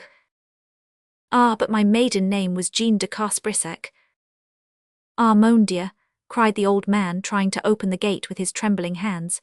Jean, who did not understand this strange reception, still attributed it only to his declining faculties, but seeing that he remembered her, jumped off her horse to embrace him, but as she did so she felt his cheek wet with tears. Come, said the old man, turning towards the house without even noticing the others. The chateau had a strange sad look, all the blinds were down and no one was visible. Is Diana unfortunately not at home? Asked Jean. The old man stopped and looked at her with an almost terrified expression. Diana, said he. At this name the 2 dogs uttered a mournful howl. Diana, repeated the old man, do you not then know? And his voice, trembling before, was extinguished in a sob. But what has happened? Cried Jean, clasping her hands. Diana is dead, cried the old man with a torrent of tears. Dead, cried Jean, growing as pale as death. Dead, thought Bussy. Then he has let him also think her dead. Poor old man, how he will bless me some day. Dead, cried the old man again, they killed her. Ah, my dear Baron, cried Jean, bursting into tears and throwing her arms round the old man's neck. But, said he at last, though desolate and empty, the old house is none the less hospitable. Enter.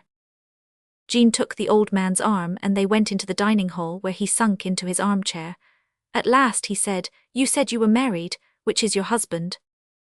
M. de St-Luc advanced and bowed to the old man, who tried to smile as he saluted him. Then turning to Bussy said, And this gentleman? He is our friend, M. Louis de Clermont, Comte de Bussy d'Amboise, gentleman of M. le Duc d'Anjou. At these words the old man started up, threw a withering glance at Bussy, and then sank back with a groan. What is it? Said Jean. Does the Baron know you, M. de Bussy? Asked St-Luc.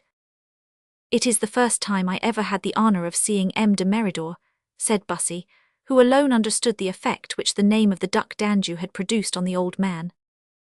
Ah, you are gentleman of the Duc d'Anjou, cried the Baron, of that monster, that demon, and you dare to avow it, and have the audacity to present yourself here. Is he mad? Asked St-Luc of his wife. Grief must have turned his brain, replied she in terror. Yes, that monster, cried he again, the assassin who killed my child. Ah, you do not know, continued he, taking Jean's hands, but the Duke killed my Diana, my child, he killed her. Tears stood in Bussy's eyes and Jean said, Seigneur, were it so, which I do not understand, you cannot accuse M. de Bussy of this dreadful crime, he who is the most noble and generous gentleman living. See, my good father, he weeps with us. Would he have come had he known how you would receive him?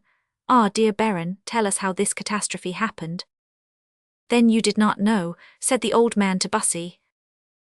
Eh, mon dear, no, cried Jean, we none of us knew. My Diana is dead and her best friend did not know it.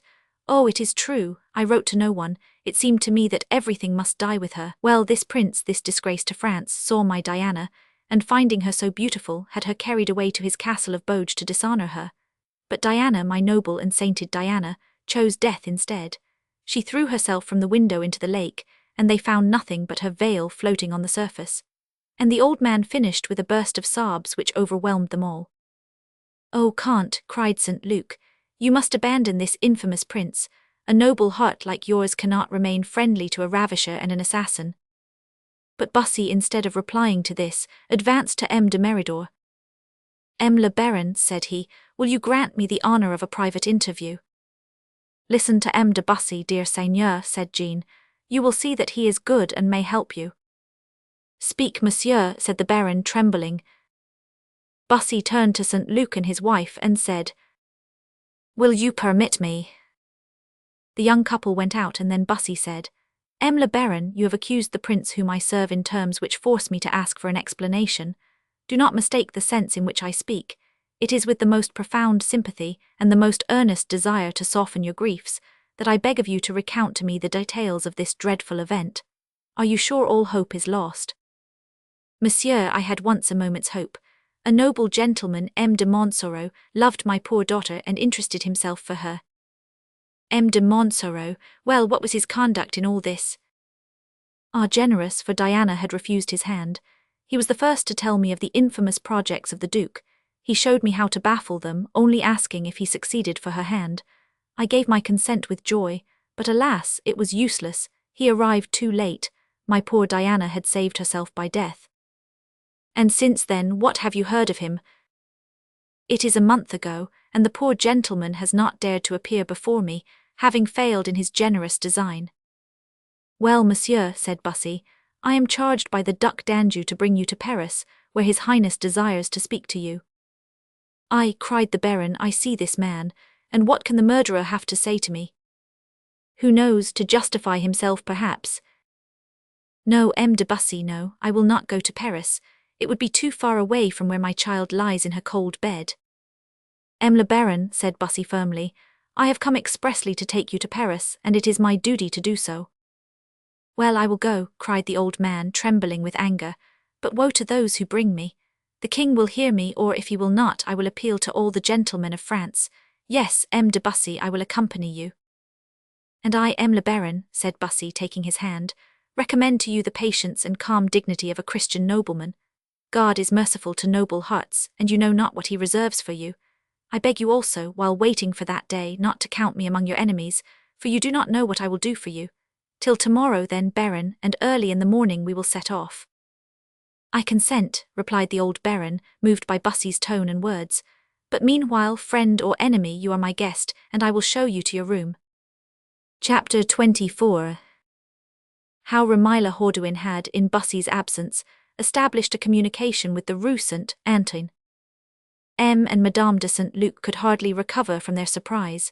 Bussy, holding secret interviews with M. de Meridor and then setting off with him for Paris, appearing to take the lead in a matter which at first seemed strange and unknown to him, was to the young people an inexplicable phenomenon. In the morning the Baron took leave of his guests, begging them to remain in the castle.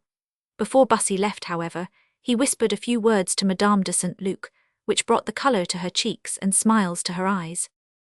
It was a long way from Meridor to Paris, especially for the old Baron, covered with wounds from all his battles, and for his old horse whom he called Jarnac. Bussy studied earnestly during the journey to find his way to the heart of the old man by his care and attentions, and without doubt he succeeded, for on the 6th morning as they arrived at Paris, M. de Meridor said, It is singular, Count, but I feel less unquiet at the end than at the beginning of my journey. 2 hours more, M. le Baron, and you shall have judged me as I deserve. Where are we going? To the Louvre? Let me first take you to my hotel, that you may refresh yourself a little, and be fit to see the person to whom I am leading you." The Count's people had been very much alarmed at his long absence, for he had set off without telling anyone but Ramai. Thus their delight on seeing him again was great, and they all crowded round him with joyous exclamations.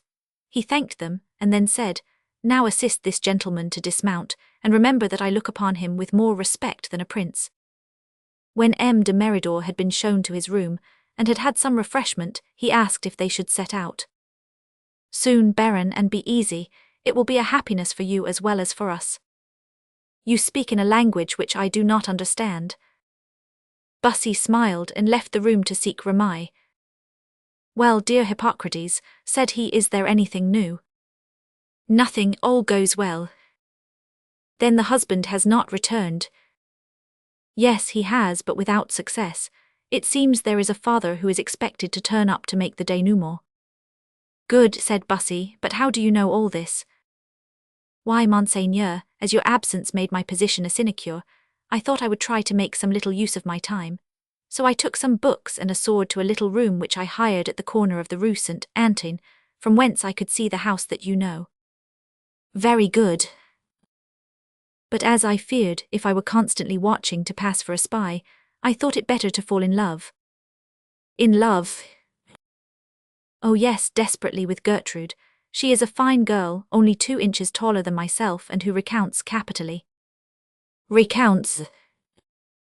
"Yes, through her I know all that passes with her mistress. I thought you might not dislike to have communications with the house. Ramai, you are a good genius whom chance, or rather Providence, has placed in my way. Then you are received in the house. Last night I made my entrance on the points of my toes, by the door you know." "And how did you manage it?" "Quite naturally.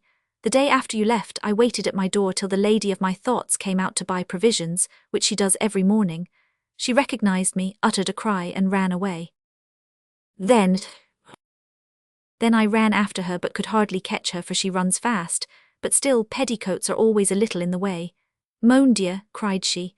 'Holy Virgin,' said I, 'the doctor, the charming housekeeper.' She smiled but said, 'You are mistaken, monsieur, I do not know you.' 'But I know you,' I replied, 'and for the last 3 days I have lived but for you, and I adore you so much that I no longer live in the Rue Beautreillis, but at the corner of this street, and I changed my lodging only to see you pass in and out. So that now you are as happy as a lover can be with Gertrude.' 'Does she suspect you come from me?' 'Oh no, how should the poor doctor know a great lord like M. de Bussy? No,' I said, 'and how is your young master?' 'What young master?' 'The one I cured. He is not my master.' 'Oh, I thought as he was in your mistress's bed.' 'Oh no, poor young man, we have only seen him once since.' 'Do you know his name?' 'Oh yes, he is the Seigneur de Bussy.' 'What, the brave Bussy?' 'Yes, himself.' 'And your mistress?' 'Oh, she is married.' 'Yes, but still she may think sometimes of a handsome young man when she has seen him lying wounded in her bed.' 'Oh, to be frank, I do not say she does not think of him, we talk of him very often.' 'What do you say about him?' I asked. 'I recount all I hear about his prowess, and I have even taught her a little song about him which she sings constantly.' Bussy pressed the young man's hand. He felt supremely happy. Chapter 25. The father and daughter. On descending into the court, M. de Meridor found a fresh horse, which Bussy had prepared for him. Another waited for Bussy, and attended by Ramai they started. As they went along, the Baron could not but ask himself by what strange confidence he had accompanied, almost blindly, the friend of the prince to whom he owed all his misfortunes. Would it not have been better to have braved the Duc d'Anjou, and instead of following Bussy where it pleased him to lead, to have gone at once to the Louvre and thrown himself at the feet of the king? What could the prince say to him? How could he console him? Could soft words heal his wound? When they stopped, "What," said the Baron, "does the Duc d'Anjou live in this humble house?" "Not exactly, monsieur, but if it is not his dwelling, it is that of a lady whom he has loved." A cloud passed over the face of the old gentleman. "Monsieur," said he, "we provincials are not used to the easy manners of Paris, they annoy us. It seems to me that if the Duc d'Anjou wishes to see the Baron de Meridor, it ought to be at his palace and not at the house of one of his mistresses." "Come, come, Baron," said Bussy with his smile, which always carried conviction with it, "do not hazard false conjectures. On my honour, the lady who you are going to see is perfectly virtuous and worthy in all respects." "Who is she then?" She is the wife of a friend of yours. Really, but then, monsieur, why did you say the Duke loved her?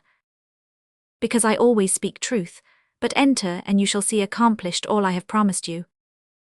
Take care, I wept for my child and you said, console yourself, monsieur, the mercy of God is great. To promise me a consolation to my grief was almost to promise me a miracle. Enter, monsieur, said Bussy with his bright smile. Bussy went in first and running up to Gertrude said, Go and tell Madame de Montsoreau that M. de Bussy is here and desires to speak to her.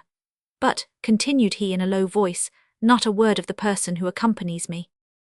Madame de Montsoreau, said the old man in astonishment, but as he feebly mounted the staircase, he heard the voice of Diana crying, M. de Bussy, Gertrude, oh, let him come in.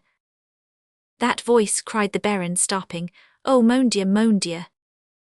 At that moment, as the Baron tremblingly held on to the banister and looked around him, he saw at the top of the staircase Diana, smiling and more beautiful than ever. At this sight the old man uttered a cry and would have fallen, had he not caught hold of Bussy, who stood by him. Diana alive, Diana, oh my God! Mon Dieu, M. de Bussy, cried Diana, running down, what is the matter with my father? He thought you dead, madame, and he wept, as a father must weep for a daughter like you. How, cried Diana, and no one undeceived him? No one.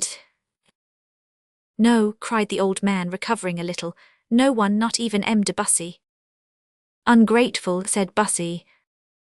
Oh yes, you are right, for this moment repays me for all my griefs. Oh, my Diana, my beloved Diana, cried he, drawing his daughter to him with one hand and extending the other to Bussy. But all at once he cried, but you said I was to see Madame de Montsoreau. Where is she? Alas, my father, cried Diana. Bussy summoned up all his strength. M. de Montsoreau is your son-in-law, he said. What, my son-in-law, and everyone, even you, Diana, left me in ignorance. I feared to write, my father. He said my letters would fall into the hands of the prince. Besides, I thought you knew all. But why all these strange mysteries? Ah, yes, my father. Why did M. de Montsoreau let you think me dead, and not let you know I was his wife? The Baron, overwhelmed, looked from Bussy to Diana. M. de Montsoreau, my son-in-law, stammered he. That cannot astonish you, father. Did you not order me to marry him? Yes, if he saved you. Well, he did save me, said Diana, sinking onto a chair, not from misfortune but from shame. Then why did he let me think you dead, I who wept for you so bitterly? Why did he let me die of despair when a single word would have restored me? Oh, there is some hidden mystery, cried Diana. My father, you will not leave me again. M. de Bussy, you will protect us. Alas, madame, it belongs to me no more to enter into your family secrets. Seeing the strange manoeuvres of your husband, I wish to bring you a defender. You have your father, I retire. He is right, said the old man sadly. M. de Montsoreau feared the Duc d'Anjou, and so does M. de Bussy. Diana cast a glance at the young man. He smiled and said, M. le Baron, excuse, I beg, the singular question I am about to ask, and you also, madame, for I wish to serve you. M. le Baron, ask Madame de Montsoreau if she be happy in the marriage which she has contracted in obedience to your orders. Diana burst into tears for her only answer. The eyes of the Baron filled also, for he began to fear that his friendship for M. de Montsoreau had tended to make his daughter unhappy. Now, said Bussy, is it true that you voluntarily promised him your daughter's hand? Yes, if he saved her. And he did save her. Then, monsieur, I need not ask if you mean to keep your promise. It is a law for all, and above all for gentlemen. You know that M. de Bussy, my daughter, must be his. Ah, cried Diana, would I were dead. Madame, said Bussy, you see I was right, and that I can do no more here. M. le Baron gives you to M. de Montsoreau, and you yourself promised to marry him when you should see your father again safe and well. Ah, you tear my heart, M. de Bussy, cried Diana, approaching the young man. My father does not know that I fear this man, that I hate him. My father sees in him only my saviour, and I think him my murderer. Diana, Diana, cried the Baron, he saved you. Yes, cried Bussy, but if the danger were less great than you thought, what do we know? There is some mystery in all this which I must clear up. But I protest to you that if I had had the happiness to be in the place of M. de Montsoreau, I would have saved your young and beautiful daughter without exacting a price for it. He loved her, said M. de Meridor, trying to excuse him. And I then, cried Bussy, and although he stopped, frightened at what he was about to say, Diana heard and understood. Well, cried she, reddening, my brother, my friend, can you do nothing for me? But the Duc d'Anjou, said the Baron. I am not aware of those who fear the anger of princes, said Bussy, and besides, I believe the danger lies not with him, but with M. de Montsoreau. But if the Duke learns that Diana is alive, all is lost. I see, said Bussy, you believe M. de Montsoreau more than me. Say no more, you refuse my aid. Throw yourself, then, into the arms of the man who has already so well merited your confidence. Adieu, Baron, adieu, madame, you will see me no more. Oh, cried Diana, taking his hand, have you seen me waver for an instant? Have you ever seen me soften towards him? No, I beg you on my knees, M. de Bussy, not to abandon me. Bussy seized her hands, and all his anger melted away like snow before the sun. Then so be it, madame, said he. I accept the mission, and in 3 days, for I must have time to go to Chartres to the prince, you shall see me again. Then, in a low tone to her, he said, we are allied against this Montsoreau. Remember that it was not he who brought you back to your father, and be faithful to me. Chapter 26. How Brother Gorenflot awoke, and the reception he met with at his convent. Chichart, after seeing with pleasure that Gorenflot still slept soundly, told M. Boutromet to retire and to take the light with him, charging him not to say anything of his absence. Now M. Boutromet, having remarked that in all transactions between the monk and Chichart, it was the latter who paid, had a great deal of consideration for him, and promised all he wished. Then, by the light of the fire which still smouldered, he wrapped Gorenflot once more in his frock, which he accomplished without eliciting any other signs of wakefulness than a few grunts, and afterwards, making a pillow of the tablecloth and napkins, lay down to sleep by his side. Daylight, when it came, succeeded in at last awakening Gorenflot, who sat up and began to look about him at the remains of their last night's repast, and at Chichart, who, although also awake, lay pretending to snore, while in reality he watched. Broad daylight, said the monk. Corbleu, I must have passed the night here, and the abbé, oh dear, how happy he is to sleep thus, cried he, looking at Chichart. Ah, he is not in my position, and he sighed. Shall I wake him to ask for advice? No, no, he will laugh at me. I can surely invent a falsehood without him. But whatever I invent, it will be hard to escape punishment. It is not so much the imprisonment, it is the bread and water I mind. Ah, if I had but some money to bribe the brother jailer. Chichart, hearing this, adroitly slipped his purse from his pocket and put it under him. This precaution was not useless, for Gorenflot, who had been looking about him, now approached his friend softly and murmuring, were he awake he would not refuse me a crown, but his sleep is sacred, and I will take it, advanced and began feeling his pockets. It is singular, said he, nothing in his pockets. Ah, in his hat perhaps. While he searched there, Chichart adroitly emptied out his money, and stuffed the empty purse into his breeches pocket. Nothing in the hat, said the monk. Ah, I forgot, and thrusting in his hand, he drew from the pocket the empty purse. Mon Dieu, cried he, empty, and who will pay the bill? This thought terrified him so much that he got up and made instantly for the door, through which he quickly disappeared. As he approached the convent, his fears grew strong, and seeing a concourse of monks standing talking on the threshold, he felt inclined to fly. But some of them approached to meet him. He knew flight was hopeless and resigned himself. The monks seemed at first to hesitate to speak to him, but at last one said, Poor dear brother. Gorenflot sighed and raised his eyes to heaven. You know the prior waits for you. Ah, mon Dieu. Oh, yes, he ordered that you should be brought to him as soon as you came in. I feared it, said Gorenflot, and more dead than alive he entered the convent whose doors closed on him. They led him to the prior. Gorenflot did not dare to raise his eyes, finding himself alone with his justly irritated superior. Ah, it is you at last, said the abbé. Reverend sir, what anxiety you have given me. You are too good, my father, said Gorenflot, astonished at this indulgent tone. You feared to come in after the scene of last night. I confess it. Ah, dear brother, you have been very imprudent. Let me explain, father. There is no need of explanations, your Sally. Oh, so much the better, thought Gorenflot.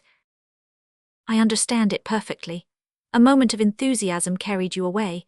Enthusiasm is a holy virtue, but virtues, exaggerated, become almost vices, and the most honourable sentiments when carried to excess are reprehensible. Pardon, my father, said Gorenflot timidly, but I do not understand. Of what sally do you speak? Of yours last night. Out of the convent. No, in it. I am as good a Catholic as you, but your audacity frightened me.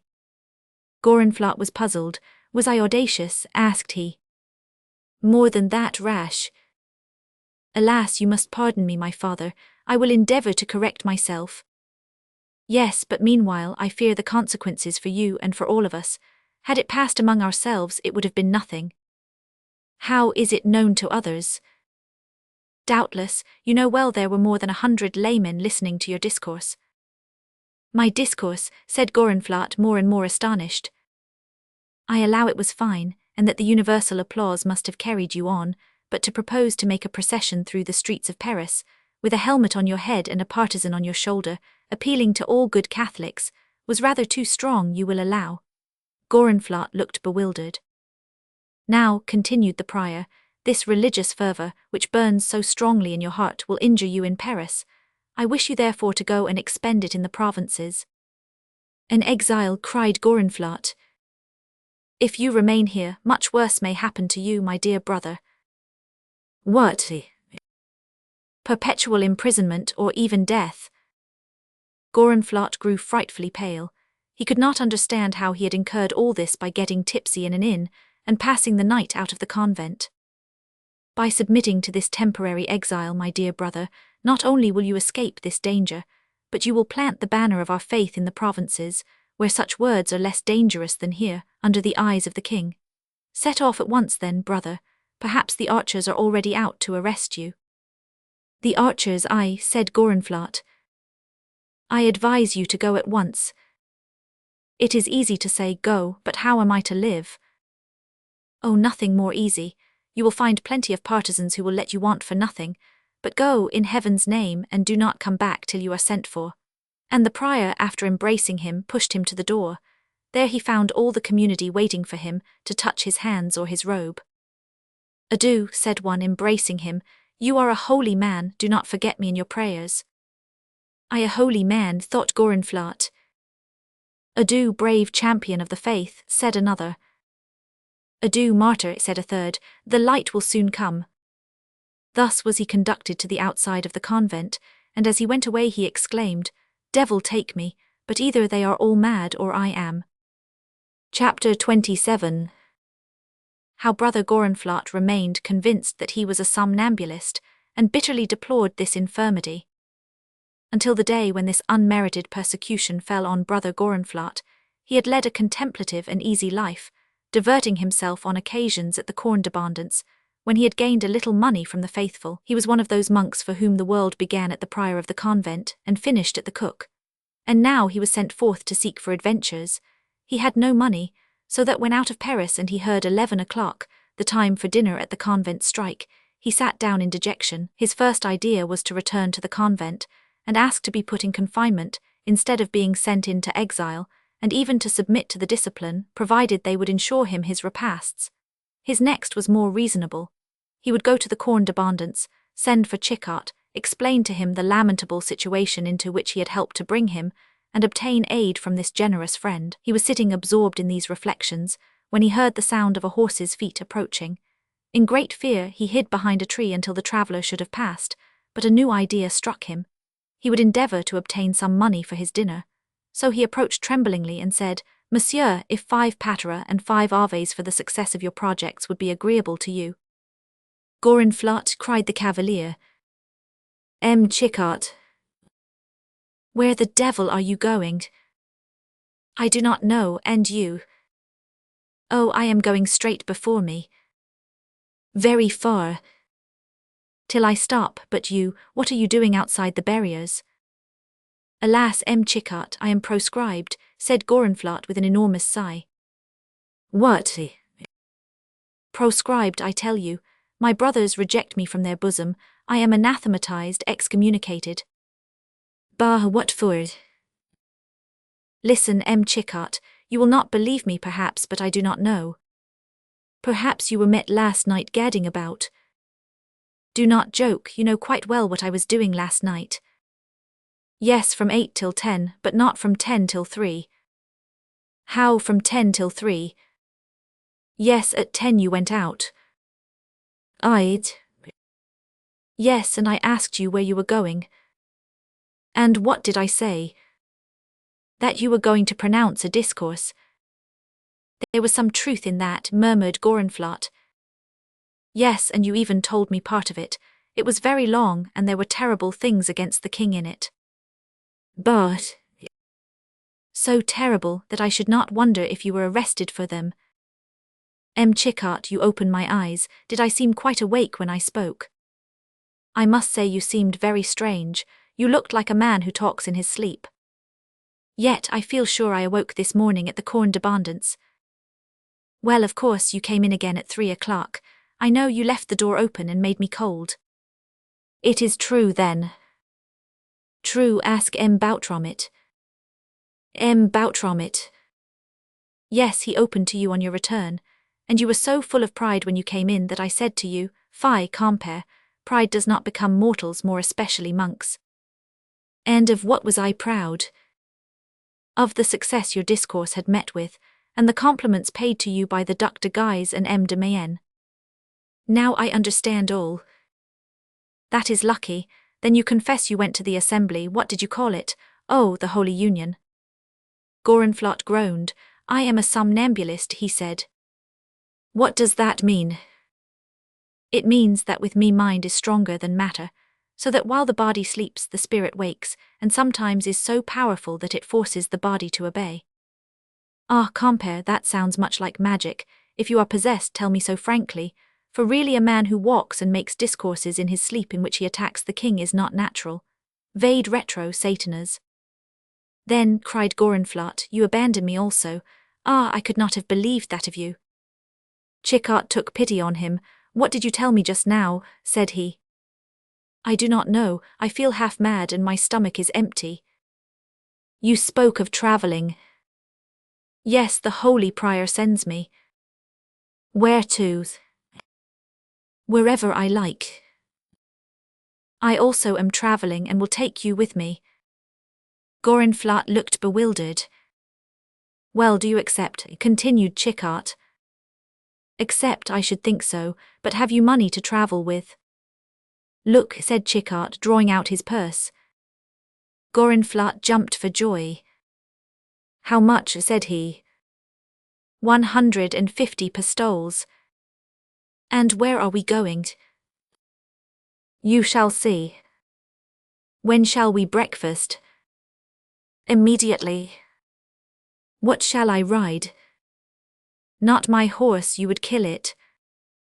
Then what must I do? Nothing more simple, I will buy you an ass. You are my benefactor, Chichart, let the ass be strong. Now where do we breakfast? Here, look over this door and read. Gorenflot looked up and saw, here eggs, ham, eel pies and white wine may be had. At this sight, Gorenflot's whole face expanded with joy. Now, said Chichart, go and get your breakfast while I go and look for an ass for you. Chapter 28. How Brother Gorenflot travelled upon an ass named Panurge, and learned many things he did not know before. What made Chichart so indifferent to his own repast was, that he had already breakfasted plentifully. Therefore he sat Gorenflot down to eggs and bacon, while he went among the peasants to look for an ass. He found a pacific creature, 4 years old and something between an ass and a horse, gave 22 livres for it, and brought it to Gorenflot, who was enchanted at the sight of it, and christened it Panurge. Chichart, seeing by the look of the table that there would be no cruelty in staying his companion's repast, said, Come now, we must go on, at Melun we will lunch. Gorenflot got up, merely saying, At Melun, at Melun. They went on for about 4 leagues, then Gorenflot lay down on the grass to sleep, while Chichart began to calculate. 120 leagues at 10 leagues a day would take 12 days. It was as much as he could reasonably expect from the combined forces of a monk and an ass, but Chichart shook his head. It will not do, he said. If he wants to follow me, he must do 15. He pushed the monk to wake him, who, opening his eyes, said, Are we at Melun? I am hungry. Not yet, compere, and that is why I woke you. We must get on, we go too slow, ventured the bitch. Oh no, dear Chicot, it is so fatiguing to go fast. Besides, there is no hurry. Am I not traveling for the propagation of the faith and you for pleasure? Well, the slower we go, the better the faith will be propagated, and the more you will amuse yourself. My advice is to stay some days at Melun, where they make excellent eel pies. What do you say, Chicot? I say that my opinion is to go as fast as possible, not to lunch at Melun, but only to sup at Monterau, to make up for lost time. Gorenflot looked at his companion as if he did not understand. Come, let us get on, said Chicot. The monk sat still and groaned. If you wish to stay behind and travel at your ease, you are welcome. No, no, cried Gorenflot in terror. No, no, Chicot, I love you too much to leave you. Then to your saddle at once. Gorenflot got on his ass, this time sideways as a lady sits, saying it was more comfortable. But the fact was that, fearing they were to go faster, he wished to be able to hold on both by mane and tail. Chicot began to trot and the ass followed. The first moments were terrible for Gorenflot, but he managed to keep his seat. From time to time Chicot stood up in his stirrups and looked forward, then, not seeing what he looked for, redoubled his speed. What are you looking for, dear Chicot? Nothing, but we are not getting on. Not getting on, we are trotting all the way. Gallop then, and he began to canter. Panurge again followed. Gorenflot was in agonies. Oh, Chicot, said he as soon as he could speak, do you call this travelling for pleasure? It does not amuse me at all. And. It is dreadful. Stay behind then. Panurge can do no more, he is stopping. Then adieu, compere. Gorenflot felt half inclined to reply in the same manner, but he remembered that the horse, whom he felt ready to curse, bore on his back a man with 150 pistoles in his pocket, so he resigned himself, and beat his ass to make him gallop once more. I shall kill my poor Panurge, cried he dolefully, thinking to move Chicot. Well, kill him, said Chicot quietly, and we will buy another. All at once Chicot, on arriving at the top of a hill, reined in his horse suddenly. But the ass, having once taken it into his head to gallop, was not so easily stopped, and Gorenflot was forced to let himself slide off and hang on to the donkey with all his weight before he could stop him. Ah, Chicot, cried he, what does it all mean? First we must gallop fit to break our necks, and then we must stop short here. Chicot had hidden himself behind a rock, and was eagerly watching three men who, about 200 yards in advance, were travelling on quietly on their mules, and he did not reply. I am tired and hungry, continued Gorenflot angrily. And so am I, said Chicot, and at the first hotel we come to we will order a couple of fricasseed chickens, some ham, and a jug of their best wine. Really, is it true this time? I promise you, compere. Well then, let us go and seek it. Come, Panurge, you shall have some dinner. Chicot remounted his horse, and Gorenflot led his ass. The much-desired inn soon appeared, but, to the surprise of Gorenflot, Chicot caused him to make a detour and pass round the back. At the front door were standing the three travellers. Chapter 29. How Brother Gorenflot changed his ass for a mule, and his mule for a horse. However, Gorenflot's troubles were near their end for that day, for after the detour they went on a mile, and then stopped at a rival hotel. Chicot took a room which looked onto the high road and ordered supper, but even while he was eating he was constantly on the watch. However, at 10 o'clock, as he had seen nothing, he went to bed first, however, ordering that the horse and the ass should be ready at daybreak. At daybreak, uttered Gorenflot with a deep sigh. Yes, you must be used to getting up at that time. Why so? For matins. I had an exemption from the superior. Chicot ordered Gorenflot's bed to be placed in his room. With daylight he was up and at the window, and before very long he saw three mules coming along. He ran to Gorenflot and shook him. Can I not have a moment's rest? Cried the monk who had been sleeping for 10 hours. Be quick, get up and dress, for we are going. But the breakfast is on the road to Monterau. Where is Monterau?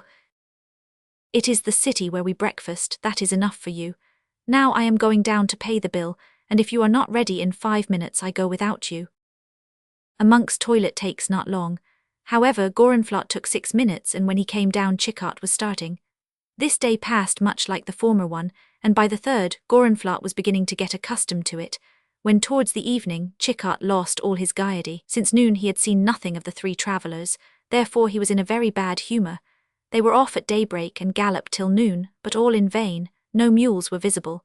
Chicot stopped at a turnpike, and asked the man if he had seen 3 travellers pass on mules. Not today, was the reply, yesterday evening about 7.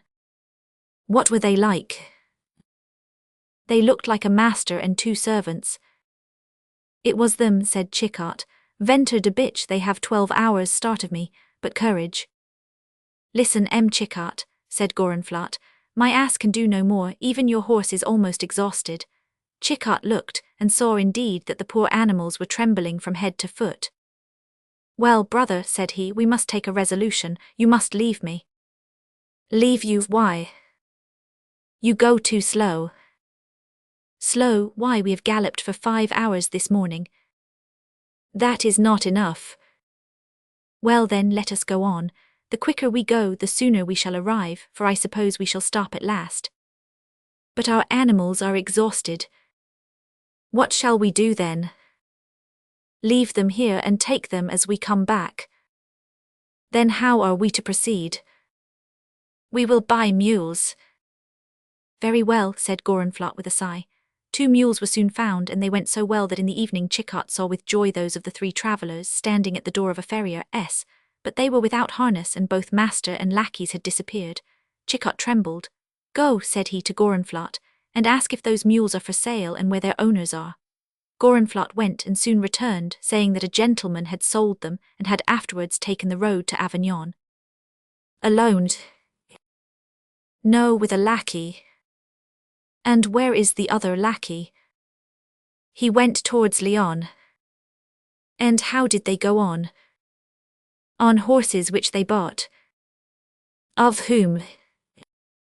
Of a captain of troopers who was here, and they sold their mules to a dealer, who is trying to sell them again to those Franciscan monks whom you see there. Well, take our 2 mules and go and offer them to the monks instead. They ought to give you the preference. But then how shall we go on? On horseback, morbleu. Diable. Oh, a good rider like you. You will find me again on the Grand Place. Chicot was bargaining for some horses when he saw the monk reappear, carrying the saddles and bridles of the mules. Oh, you have kept the harness. Yes. And sold the mules. For 10 pistoles each. Which they paid you. Here is the money. Ventre de bitch, you are a great man, let us go on. But I am thirsty. Well, drink while I saddle the beasts, but not too much. A bottle. Very well. Gorenflot drank too, and came to give the rest of the money back to Chicot, who felt half inclined to give it to him, but reflecting that if Gorenflot had money he would no longer be obedient, he refrained. They rode on, and the next evening Chicot came up with Nicholas David, still disguised as a lackey, and kept him in sight all the way to Lyon, whose gates they all 3 entered on the 8th day after their departure from Paris. Chapter 30. How Chicot and his companion installed themselves at the Hotel of the Cross, and how they were received by the host. Chicot watched Nicholas David into the principal hotel of the place, and then said to Gorenflot, Go in and bargain for a private room, say that you expect your brother, then come out and wait about for me, and I will come in when it is dark and you can bring me straight to my room. Do you understand? Perfectly. Choose a good room, as near as possible to that of the traveller who has just arrived. It must look on to the street, and on no account pronounce my name. Gorenflot acquitted himself marvellously of the commission. Their room was only separated by a partition from that of Nicholas David. You deserve a recompense, said Chicot to him, and you shall have sherry wine for supper. I never got tipsy on that wine, it would be agreeable. You shall tonight, but now ramble about the town. But the supper. I shall be ready against your return, here is a crown meanwhile. Gorenflot went off quite happy, and then Chicot made with a gimlet a hole in the partition at about the height of his eye. Through this, he could hear distinctly all that passed, and he could just see the host talking to Nicholas David, who was professing to have been sent on a mission by the king, to whom he professed great fidelity. The host did not reply, but Chickart fancied he could see an ironical smile on his lip whenever the king's name was mentioned. Is he a leaguer? Thought Chickart. I will find out. When the host left David, he came to visit Chickart, who said, Pray sit down, monsieur, and before we make a definitive arrangement, listen to my history. You saw me this morning with a monk. Yes, monsieur. Silence, that monk is proscribed. What, is he a disguised Huguenot? Chickart took an offended air. Huguenot indeed, he is my relation and I have no Huguenot relations. On the contrary, he is so fierce an enemy of the Huguenots that he has fallen into disgrace with His Majesty Henry Roman III, who protects them, as you know. The host began to look interested. Silence, said he. Why, have you any of the king's people here? I fear so, there is a traveller in there. Then we must fly at once, for proscribed menaced. Where will you go? We have 2 or 3 addresses given to us by an innkeeper we know, M. La Hurière. Do you know La Hurière? Yes, we made his acquaintance on the night of St. Bartholomew. Well, I see you and your relation are holy people. I also know La Hurière. Then you say this monk had the imprudence to preach against the Huguenots, and with so much success that the king wanted to put him in prison. And then, ma foi, I carried him off. And you did well. M. de Guise offered to protect him. What, the great Henry? Himself, but I feared civil war. If you are friends of M. de Guise, you know this, and he made a sort of Masonic sign by which the leaguers recognized each other. Chickart, who had seen both this and the answer to it 20 times during that famous night, replied, And you this? Then, said the innkeeper, you are at home here. My house is yours, look on me as a brother, and if you have no money. Chickart drew out his purse. The sight of a well-filled purse is always agreeable, even to a generous host. Our journey, continued Chickart, is paid for by the treasurer of the Holy Union, for we travel to propagate the faith. Tell us of an inn where we may be safe. Nowhere more so than here, and if you wish it, the other traveller shall turn out.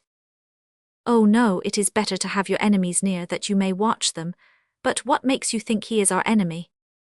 Well, first he came disguised as a lackey, then he put on an advocate's dress, and I am sure he is no more an advocate than he is a lackey, for I saw a long rapier under his cloak. Then he avowed he had a mission from the king. From Herod, as I call him. Sardanapalus. Bravo. Ah, I see we understand each other. Then we are to remain here. I should think so. Not a word about my relation. Of course not. Nor of me. Oh no, but hush, here is someone. Oh, it is the worthy man himself. The host turned to Gorenflot and made a sign of the leaguers. Gorenflot was struck with terror and astonishment. Reply, my brother, said Chickart. He is a member. Of what? Of the Holy Union, said Bernuillet in a low tone. You see all is safe, reply, said Chickart. Gorenflot replied, to the great joy of the innkeeper. But, said Gorenflot, who did not like the conversation, you promised me some sherry. Sherry, Malaga, Alicant, every wine in my cellar is at your disposal. Gorenflot looked at Chickart in amazement. For 3 following days Gorenflot got drunk, first on sherry, next on Malaga, then on Alicant. Afterwards he declared he liked Burgundy best and returned to that. Meanwhile Chickart had never stirred from his room, and had constantly watched Nicholas David, who, having appointed to meet Pierre de Gondy at this inn, would not leave the house. On the morning of the 6th day he declared himself ill, and the next day worse. Bernuillet came joyfully to tell Chickart. What, do you think him in danger? High fever, my dear brother. He is delirious and tried to strangle me and beat my servants. The doctors do not understand his complaint. Have you seen him? Yes, I tell you he tried to strangle me. How did he seem? Pale and furious and constantly crying out. What? Take care of the king, they want to hurt the king. Then he constantly says that he expects a man from Avignon and wishes to see him before he dies. As for Gorenflot, he grew visibly fatter every day, so much so that he announced to Chicot with terror one day that the staircase was narrowing. Neither David, the League, nor religion occupied him. He thought of nothing but how to vary his dinner and wine, so that Bernuillet often exclaimed in astonishment, "To think that that man should be a torrent of eloquence." Chapter 31. How the monk confessed the advocate, and the advocate the monk. At last Bernuillet came into Chicot's room, laughing immoderately. "He is dying," said he, "and the man has arrived from Avignon." "Have you seen him?" "Of course." "What is he like?" "Little and thin." "It is he," thought Chicot, and he said, "Tell me about his arrival." "An hour ago I was in the kitchen when I saw a great horse, ridden by a little man, stop before the door. 'Is Nicolas here?' asked he. 'Yes, monsieur,' said I. 'Tell him that the person he expects from Avignon is here.' 'Certainly, monsieur, but I must warn you that he is very ill.' 'All the more reason for doing my bidding at once. But he has a malignant fever.' 'Oh, pray then, be quick.' 'How you persist!' 'I persist. In spite of the danger, in spite of everything, I must see him.' So I took him to the room, and there he is now. Is it not odd?" "Very droll. I wish I could hear them." "Go in." "He forbade me to go in, saying he was going to confess." "Listen at the door." Bernuillet went, and Chicot went also to his hole, but they spoke so low that he could hear nothing, and in a few minutes Gondy rose and took leave. Chicot ran to the window and saw a lackey waiting with a horse, which de Gondy mounted and rode off. "If he only has not carried off the genealogy, never mind, I shall soon catch him if necessary, but I suspect it is left here. Where can Gorenflot be?" Bernuillet returned, saying, "He is gone." "The confessor." "He is no more a confessor than I am." "Will you send me my brother as soon as he comes in?" "Even if he be drunk." "Whatever state he is in." Bernuillet went, and Chicot remained in a state of indecision as to what to do, for he thought, if David is really so ill, he may have sent on the dispatches by Gondy. Presently he heard Gorenflot's voice, singing a drinking song as he came up the stairs. "Silence, drunkard," said Chicot. "Drunkard indeed." "Yes, but come here and speak seriously if you can." "What is it now?" "It is that you never think of the duties of your profession, that you wallow in greediness and drunkenness, and let religion go where it pleases." Gorenflot looked astonished. "Aye," he gasped. "Yes, you are disgraceful to see. You are covered with mud, you have been drunk in the streets." "It is too true." "If you go on so, I will abandon you." "Chicot, my friend, you will not do that. Am I very guilty?" "There are archers at Lyon." "Oh, pity, my dear protector, pity." "Are you a Christian or not?" "I not a Christian." "Then do not let a neighbor die without confession." "I am ready, but I must drink first, for I am thirsty." Chicot passed him a jug of water, which he emptied. "Now who am I to confess?" "Our unlucky neighbor who is dying." "Let them give him a pint of wine with honey in it." "He needs spiritual aid as well as temporal.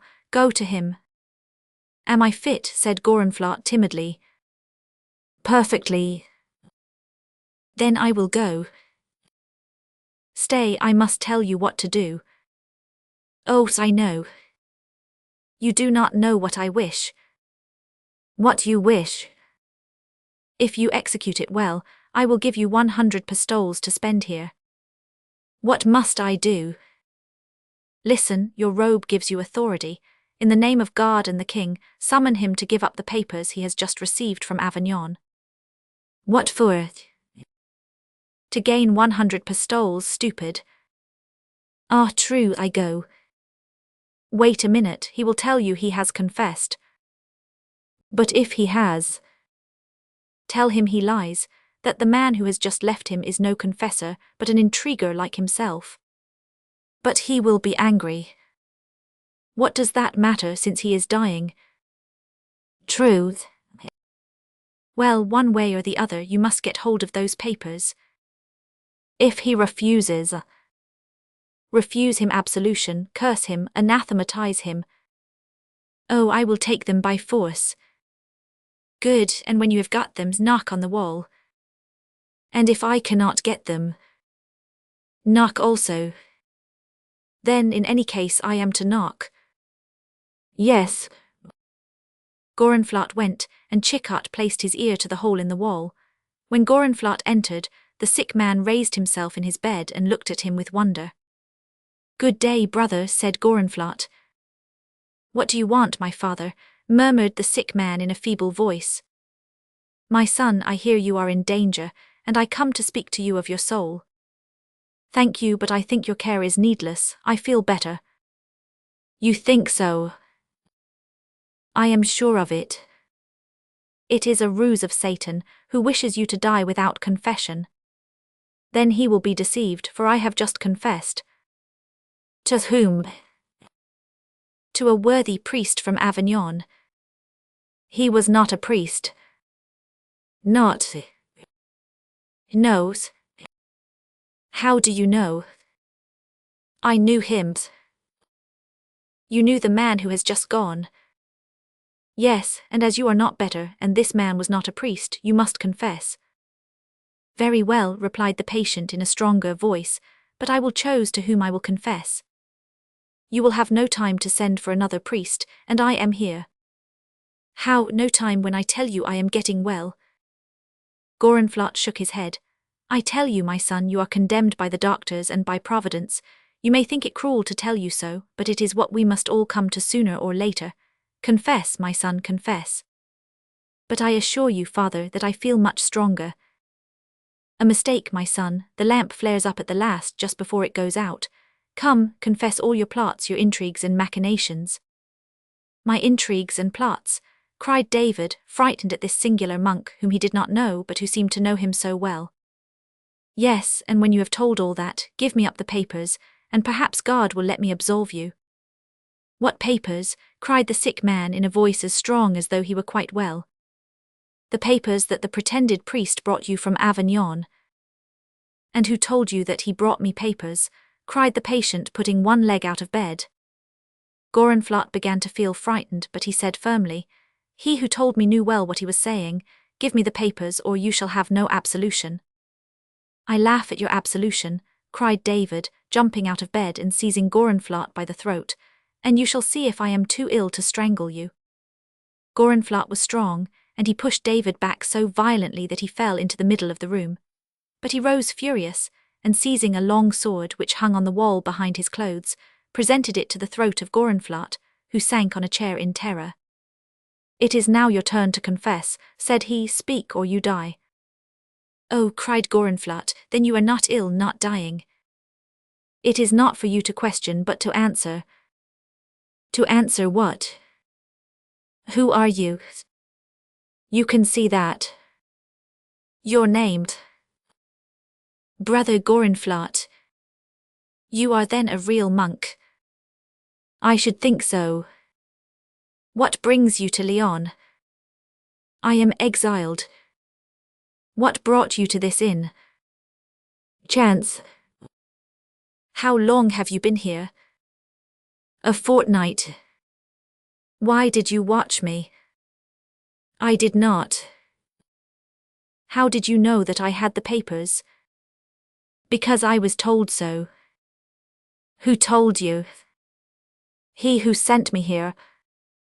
Who was that? I cannot tell you. You must. Oh, I will cry out. And I will kill. Gorenflot cried out, and a spot of blood appeared on the point of the sword. His name, cried David. Oh, I can hold out no more. Speak. It was Chicot.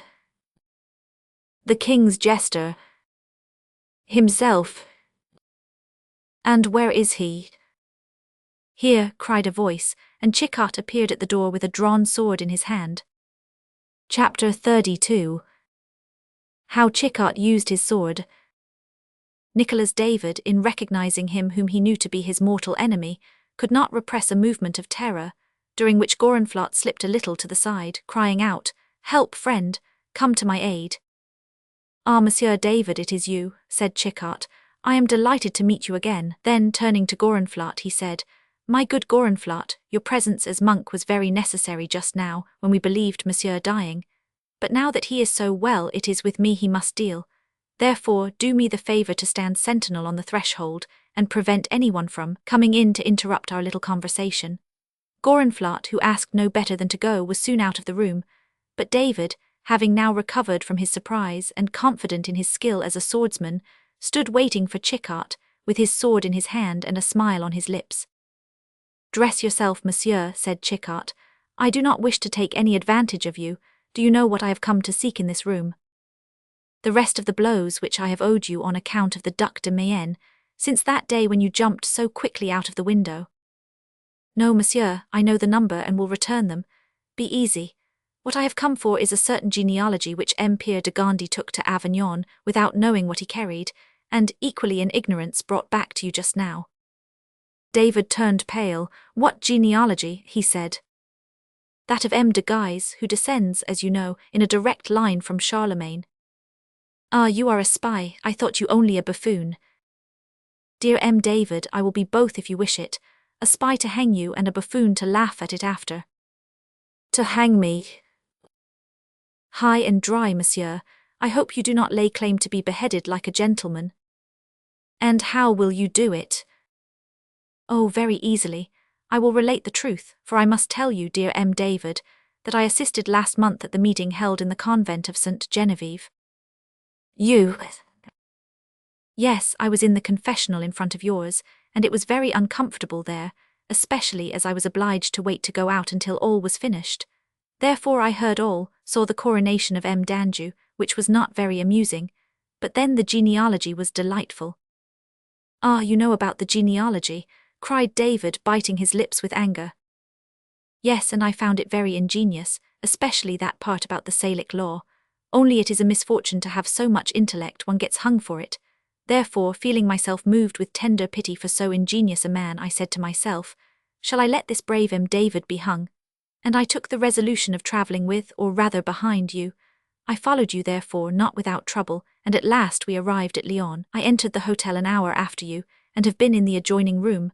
Look, there is only a partition between, and as you may imagine, I did not travel all the way from Paris to Lyons to lose sight of you now.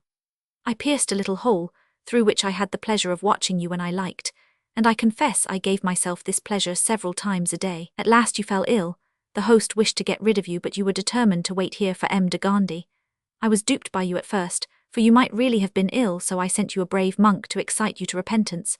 But hardened sinner that you are, you tried to kill him, forgetting the scripture maxim, he who strikes with the sword shall perish with the sword. Then I came to you and said, we are old friends, let us arrange the matter. In what manner? It would be a pity that such a man as you should disappear from the world. Give up plots, trust me, break with the Guises, give me your papers, and on the faith of a gentleman I will make your peace with the king. While, on the contrary, if I do not give them to you, then, on the faith of a gentleman, I will kill you, but if you give them to me, all shall be forgotten. You do not believe me, perhaps, for your nature is bad, and you think my resentment can never be forgotten. But although it is true that I hate you, I hate M. de Mayenne more. Give me what will ruin him, and I will save you. And then perhaps you will not believe this either, for you love nothing. But I love the king, foolish and corrupted as he is, and I wish that he should reign tranquilly, which is impossible with the Mayennes and the genealogy of Nicholas David.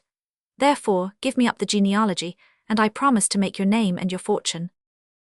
David never moved. "Well," said Chichart, "I see all that I say to you is but wasted breath, therefore I go to get you hanged. Adieu, M. David," and he stepped backwards towards the door. "And you think I shall let you go out?" cried the advocate. "No, no, my fine spy, no, no, Chichart, my friend, those who know of the genealogy must die. Those who menace me must die. You put me quite at my ease. I hesitated only because I am sure to kill you. Crillon the other day taught me a particular thrust, only one, but that will suffice. Come, give me the papers or I will kill you, and I will tell you how. I will pierce your throat just where you wish to bleed, Gorenflot." Chicot had hardly finished when David rushed on him with a savage laugh. The two adversaries were nearly matched in height, but Chicot, who fenced nearly every day with the king, had become one of the most skillful swordsmen in the kingdom. David soon began to perceive this, and he retreated a step. "Ah," said Chicot, "now you begin to understand. Once more the papers." David, for answer, threw himself again upon Chicot, and a new combat ensued.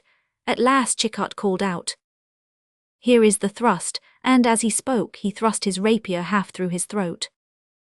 David did not reply, but fell at Chicot's feet, pouring out a mouthful of blood. But by a natural movement he tried to drag himself towards his bed, so as to defend his secret to the last. "Ah," cried Chicot, "I thought you cunning, but I see you are a fool. I did not know where the papers were, and you have shown me."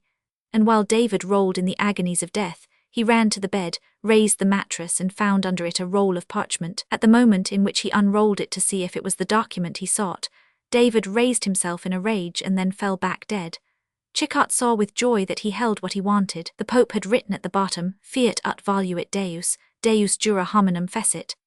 After placing it in his breast, he took the body of the advocate who had died without losing more blood, the nature of the wound making him bleed inwardly, put it back in the bed, turned the face to the wall, and opening the door called Gorenflot. "How pale you are," said the monk as he entered. "Yes, the last moments of that man caused me some emotion." "Then he is dead?" "Yes." "He was so well just now." "Too well, he swallowed something difficult of digestion and died of it." "The wretch wanted to strangle me, a holy man, and he is punished for it." "Pardon him, you are a Christian." "I do, although he frightened me much." "You must do more, you must light the lamps and say some prayers by his bed." "Why?" "That you may not be taken prisoner as his murderer." "I am murderer, it was he who tried to murder me." "Mon Dieu, yes, and as he could not succeed, his rage made him break a blood vessel. But till your innocence is established, they might annoy you much." "I fear you are right." "Then do what I tell you. Install yourself here and recite all the prayers you know or do not know. Then when evening comes, go out and call at the ironmonger, at the corner of the street. There you will find your horse, mount him, and take the road to Paris. At Villeneuve-le-Roi sell him and take Panurge back." "Ah, that good Panurge, I shall be delighted to see him again, but how am I to live?" Chicot drew from his pocket a handful of crowns, and put them into the large hand of the monk. "Generous man," cried Gorenflot, "let me stay with you at Lyon, I love Lyon." "But I do not stay here, I set off at once and travel too rapidly for you to follow me." "So be it then." Chicot installed the monk by the bed, and went downstairs to the host. "Bernouillet," said he, "a great event has taken place in your house." "What do you mean?" "The hateful royalist, the enemy of our religion upstairs, received today a messenger from Rome." "I know that, it was I who told you." "Well, our Holy Father, the Pope, had sent him to this conspirator, who, however, probably did not suspect for what purpose." "And why did he come?" "Go upstairs, lift up the bedclothes, look at his neck, and you will see." "You frighten me." "I say no more.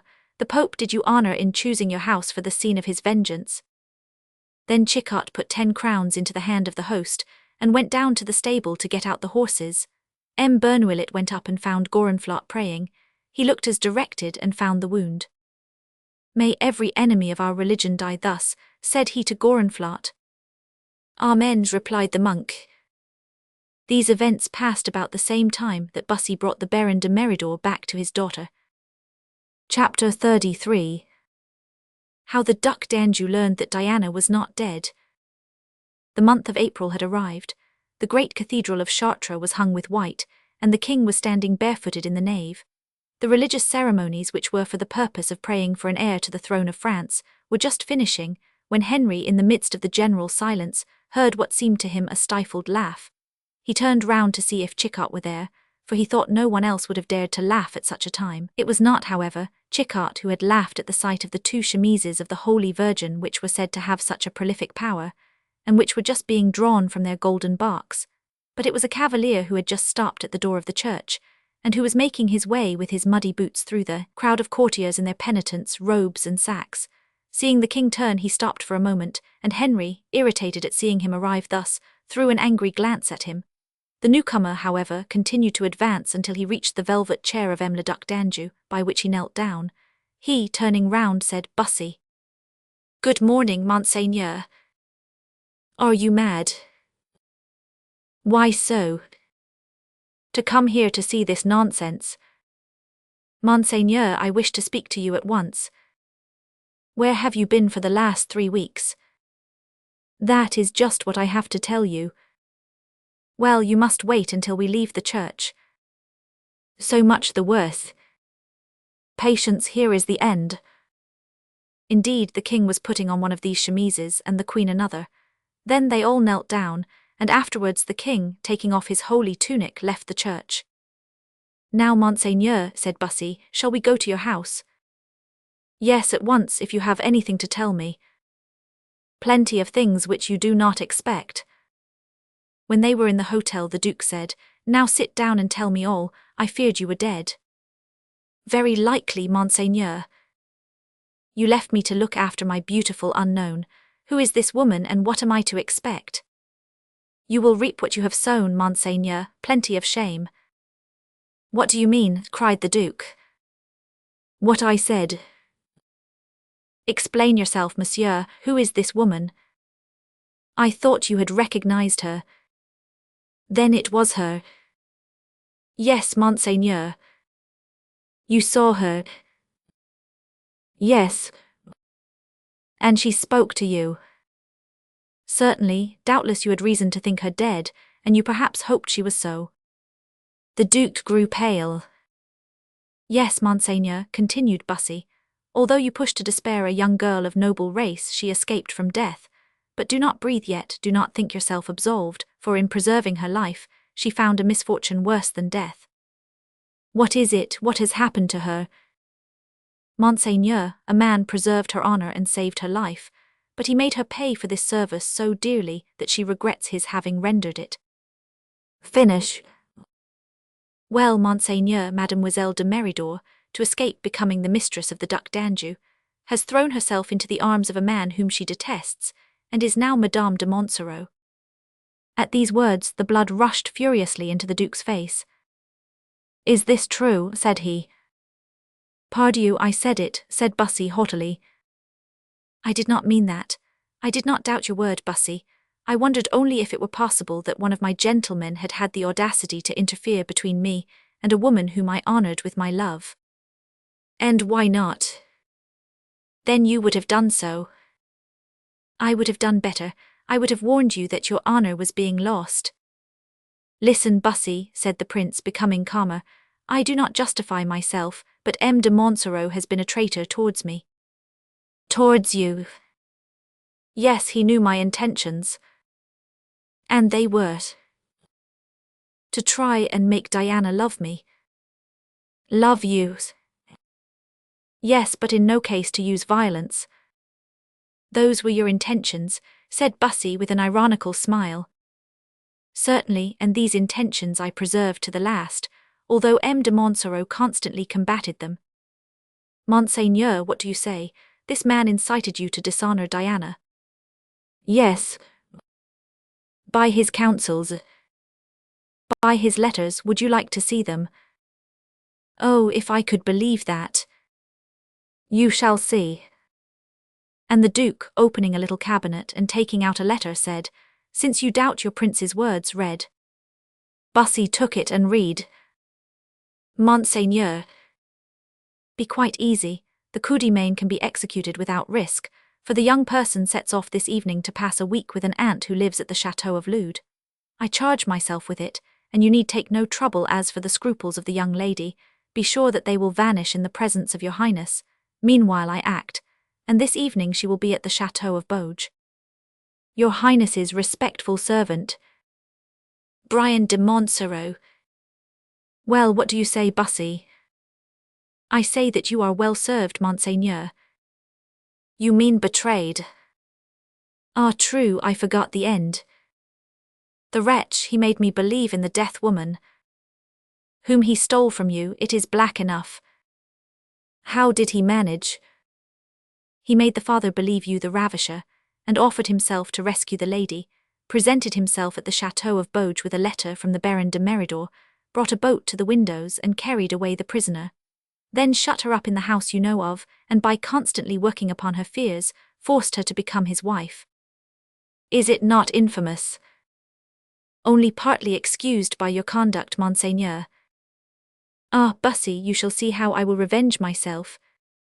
Princes do not revenge themselves, they punish, said Bussy. How can I punish him? By restoring happiness to Madame de Montsoreau. But can I? Certainly. How? By restoring her to liberty. The marriage was forced, therefore it is null. You are right. Get it set aside then, and you will have acted like a gentleman and a prince. Ah, said the prince, what warmth you are interested in it, Bussy. I not at all, except that I do not wish people to say that Louis de Clermont serves a perfidious prince, and a man without honour. Well, you shall see, but how to do it? Nothing more easy, make her father act. But he is buried in Anjou. Monseigneur, he is here in Paris. At your house? No, with his daughter. Speak to him, Monseigneur, that he may see in you, not what he does now, an enemy but a protector, that he who now curses your name may bless you. And when can I see him?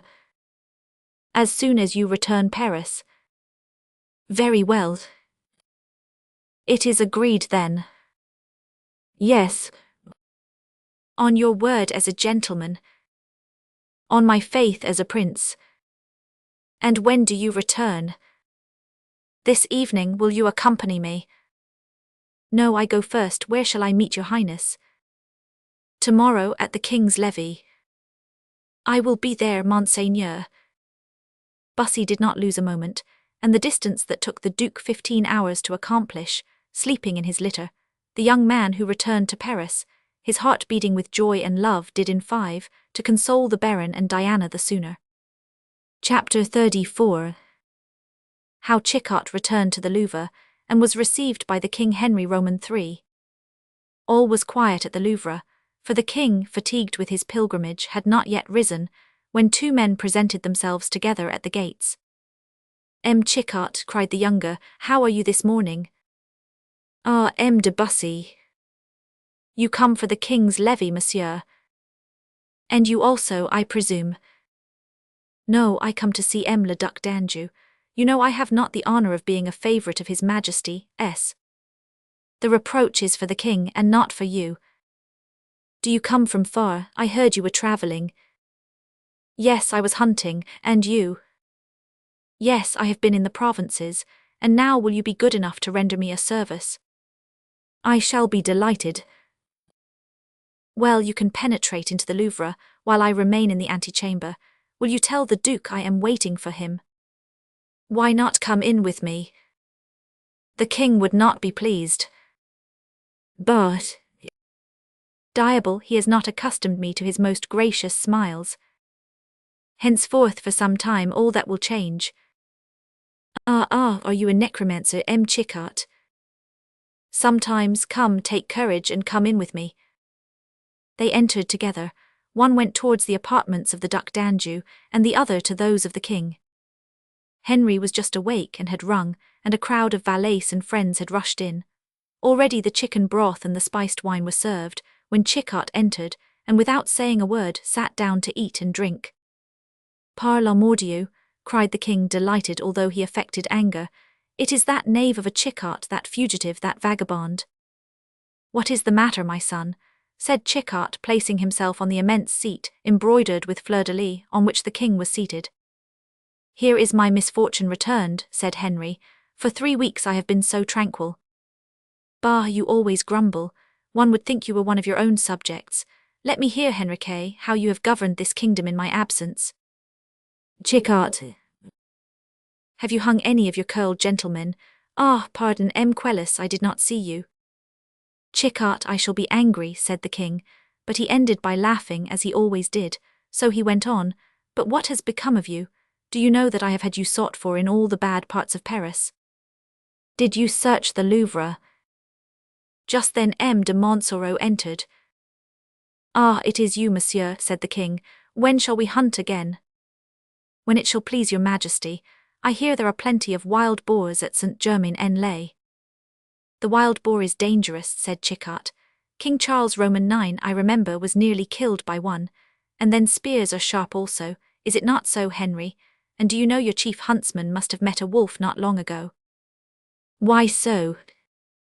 Because he has caught the likeness, it is striking. M. de Montsoreau grew pale and turning to Chickart said, M. Chickart, I am not used to jesters, having lived little at court, and I warn you that before my king I do not like to be humiliated, above all when I speak of my duties. Well, monsieur, said Chickart, we are not like you, we court people laughed heartily at the last joke. And what was that? Making you chief huntsman.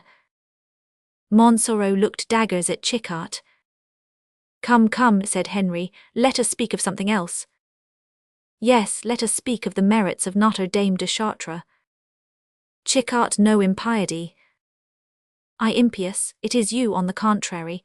There were two chemises accustomed to be together, and you separated them. Join them together, and a miracle may happen. This allusion to the estrangement of the king and queen made everyone laugh. Montsoreau then whispered to Chickart, Pray withdraw with me into that window, I wish to speak to you. When they were alone he went on, Now, M. Chickart, buffoon as you are, a gentleman forbids you, do you understand? Forbids you to laugh at him, and to remember that others may finish what M. de Mayenne began. Ah, you wish me to become your creditor, as I am his, and to give you the same place in my gratitude. It seems to me that, among your creditors, you forget the principal. Indeed, I have generally a good memory. Who may it be? M. Nicholas David. Oh, you are wrong, he is paid. At this moment Bussy entered. Monsieur, said he to the Count, M. le Duc d'Anjou desires to speak with you. With me? With you, monsieur. Do you accompany me? No, I go first to tell the Duke you are coming, and he rapidly disappeared. Well, said the Duke. He is coming. And he suspects nothing. Nothing, but if he did, what matter? Is he not your creature? Does he seem to you less guilty than he did yesterday? No, 100 times more so. He has carried off by treason a noble young girl, and married her equally treasonably. Either he must ask for the dissolution of the marriage himself, or you must do it for him. I have promised. I have your word. You have. Remember that they know and are anxiously waiting. She shall be free, Bussy, I pledge my word. Bussy kissed the hand which had signed so many false promises. As he did so, M. de Montsoreau entered, and Bussy went to the corridor, where were several other gentlemen. Here he had to wait as patiently as might be for the result of this interview, on which all his future happiness was at stake. He waited for some time, when suddenly the door of the Duke's room opened, and the sound of M. de Montsoreau's voice made Bussy tremble, for it sounded almost joyful. Soon the voices approached, and Bussy could see M. de Montsoreau bowing and retiring, and he heard the Duke say, Adieu, my friend. My friend, murmured Bussy. Then Montsoreau said, Your Highness agrees with me that publicity is best. Yes, yes, an end to all mysteries. Then this evening I will present her to the king. Do so, I will prepare him. Gentlemen, then said Montsoreau, turning towards those in the corridor, allow me to announce to you a secret. Monseigneur permits me to make public my marriage with Mademoiselle Diana de Meridor, who has been my wife for more than a month, and whom I intend this evening to present to the court. Bussy, who had been hidden behind a door, staggered and almost fell at this unexpected blow. However, he darted a glance of contempt at the Duke, towards whom he made a step, but he in terror shut his door, and Bussy heard the key turn in the lock. Feeling that if he stayed a moment longer he should betray before everyone the violence of his grief, he ran downstairs, got on his horse, and galloped to the Rue Saint-Antoine. The Baron and Diana were eagerly waiting for him, and they saw him enter pale and trembling. Madame, cried he, hate me, despise me. I believed I could do something, and I can do nothing. Madame, you are now the recognized wife of M. de Montsoreau, and are to be presented this evening. I am a fool, a miserable dupe, or rather, as you said, M. le Baron, the Duke is a coward and a villain. And leaving the father and daughter overcome with grief, he rushed wildly away. Chapter 35. What passed between M. de Montsoreau and the Duke? It is time to explain the Duke's sudden change of intention with regard to M. de Montsoreau. When he first received him, it was with dispositions entirely favourable to Bussy's wishes. "Your Highness sent for me," said Montsoreau. "You have nothing to fear, you who have served me so well, and are so much attached to me. Often you have told me of the plots against me, have aided my enterprises, forgetting your own interests and exposing your life. Your Highness, even lately, in this last unlucky adventure." "What adventure, Monseigneur?" "This carrying off of Mademoiselle de Meridor, poor young creature." "Alas," murmured Montsoreau. "You pity her, do you not?" said the Duke. "Does not your Highness?" You know how I have regretted this fatal caprice, and indeed it required all my friendship for you, and the remembrance of all your good services, to make me forget that without you I should not have carried off this young girl." Montsoreau felt the blow. "Monseigneur," said he, "your natural goodness leads you to exaggerate. You no more caused the death of this young girl than I did." "How so?" "You did not intend to use violence to Mademoiselle de Meridor." "Certainly not." "Then the intention absolves you. It is a misfortune, nothing more." "And besides," said the Duke, looking at him, "death has buried all in eternal silence." The tone of his voice and his look struck Montsoreau. "Monseigneur," said he after a moment's pause, "shall I speak frankly to you?" "Why should you hesitate?" said the prince with astonishment mingled with hauteur. "Indeed, I do not know, but your Highness has not thought fit to be frank with me." "Really?" cried the Duke with an angry laugh. "Monseigneur, I know what your Highness meant to say to me." "Speak then." "Your Highness wished to make me understand that perhaps Mademoiselle de Meridor was not dead, and that therefore those who believed themselves her murderers might be free from remorse." "Oh, monsieur, you have taken your time before making this consoling reflection to me. You are a faithful servant, on my word. You saw me sad and afflicted, you heard me speak of the wretched dreams I had since the death of this woman, and you let me live thus, when even a doubt might have spared me so much suffering. How must I consider this conduct, monsieur?" "Monseigneur, is your Highness accusing me?" "Traitor," cried the Duke, "you have deceived me. You have taken from me this woman whom I loved." Montsoreau turned pale but did not lose his proud, calm look. "It is true," said he. "True, knave." "Please to speak lower, Monseigneur. Your Highness forgets that you speak to a gentleman and an old servant." The Duke laughed. "My excuse is," continued he, "that I loved Mademoiselle de Meridor ardently." "I also," replied Francois with dignity. "It is true, Monseigneur, but she did not love you." "And she loved you." "Perhaps." "You lie, you know you lie. You used force as I did. Only I, the master, failed, while you, the servant, succeeded by treason." "Monseigneur, I loved her." "What do I care?" "Monseigneur, take care. I loved her, and I am not a servant. My wife is mine, and no one can take her from me, not even the king. I wished to have her, and I took her." "You took her, well, you shall give her up." "You are wrong, Monseigneur. And do not call," continue he, stopping him, "for if you call once, if you do me a public injury. You shall give up this woman."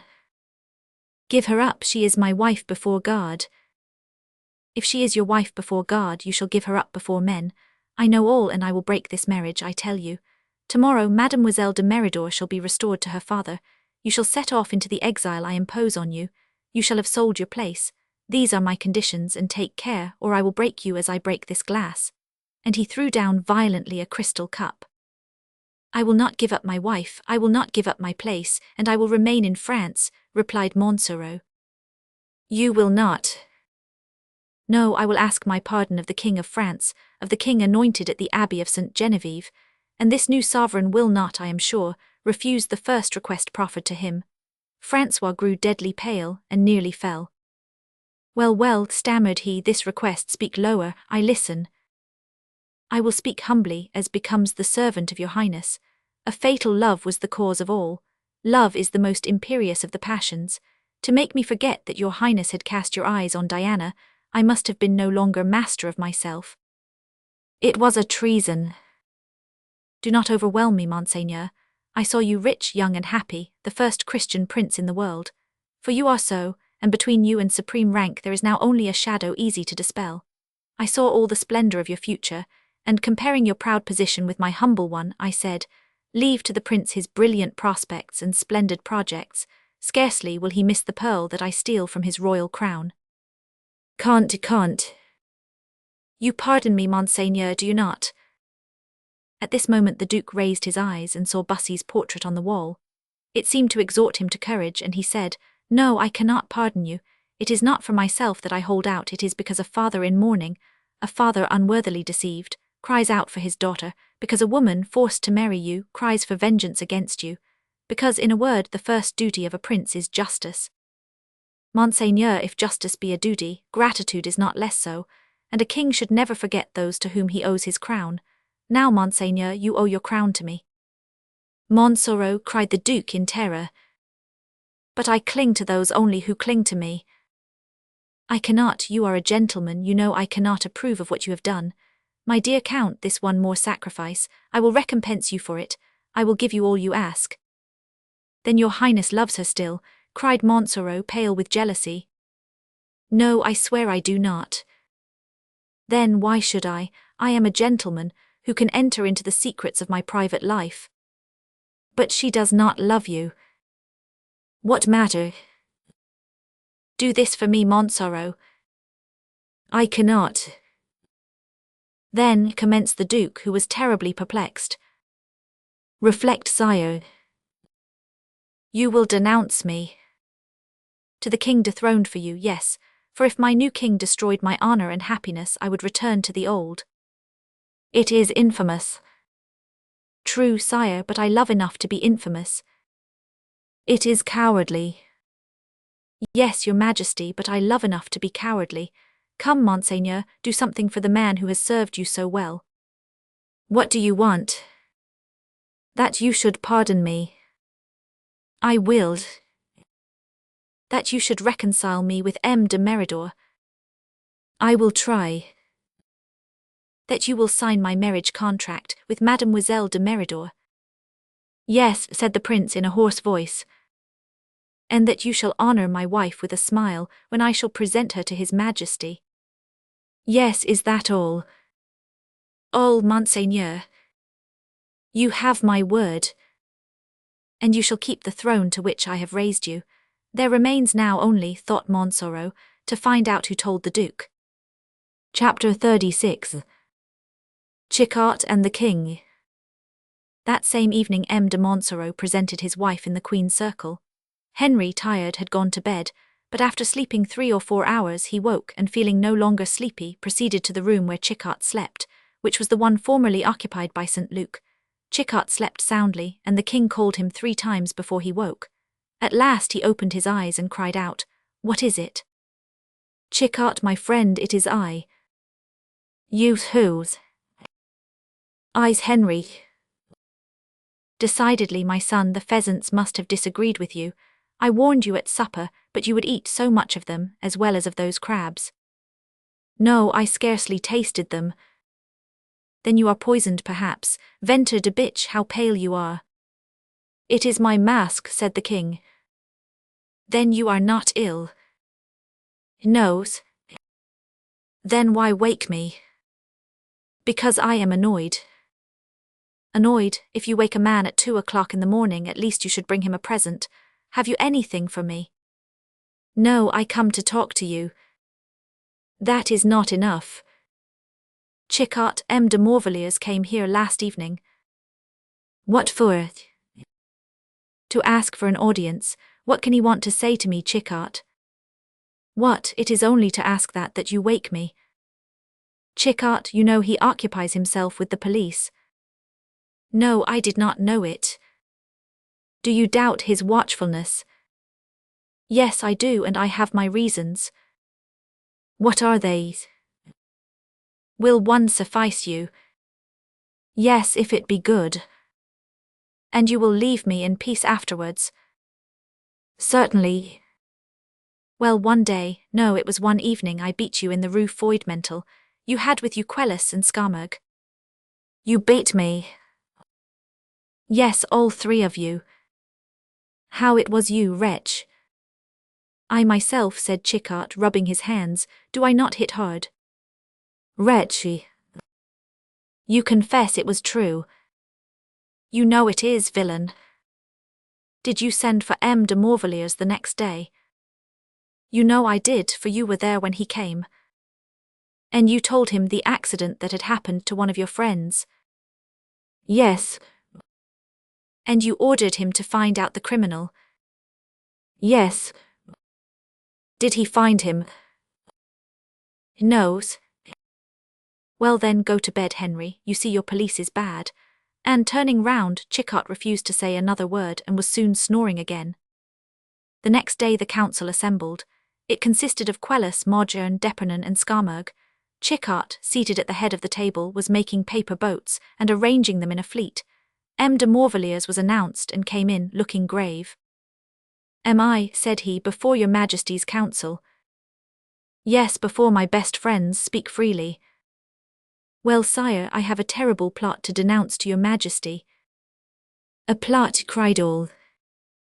Yes, your Majesty. Oh, is it a Spanish plot?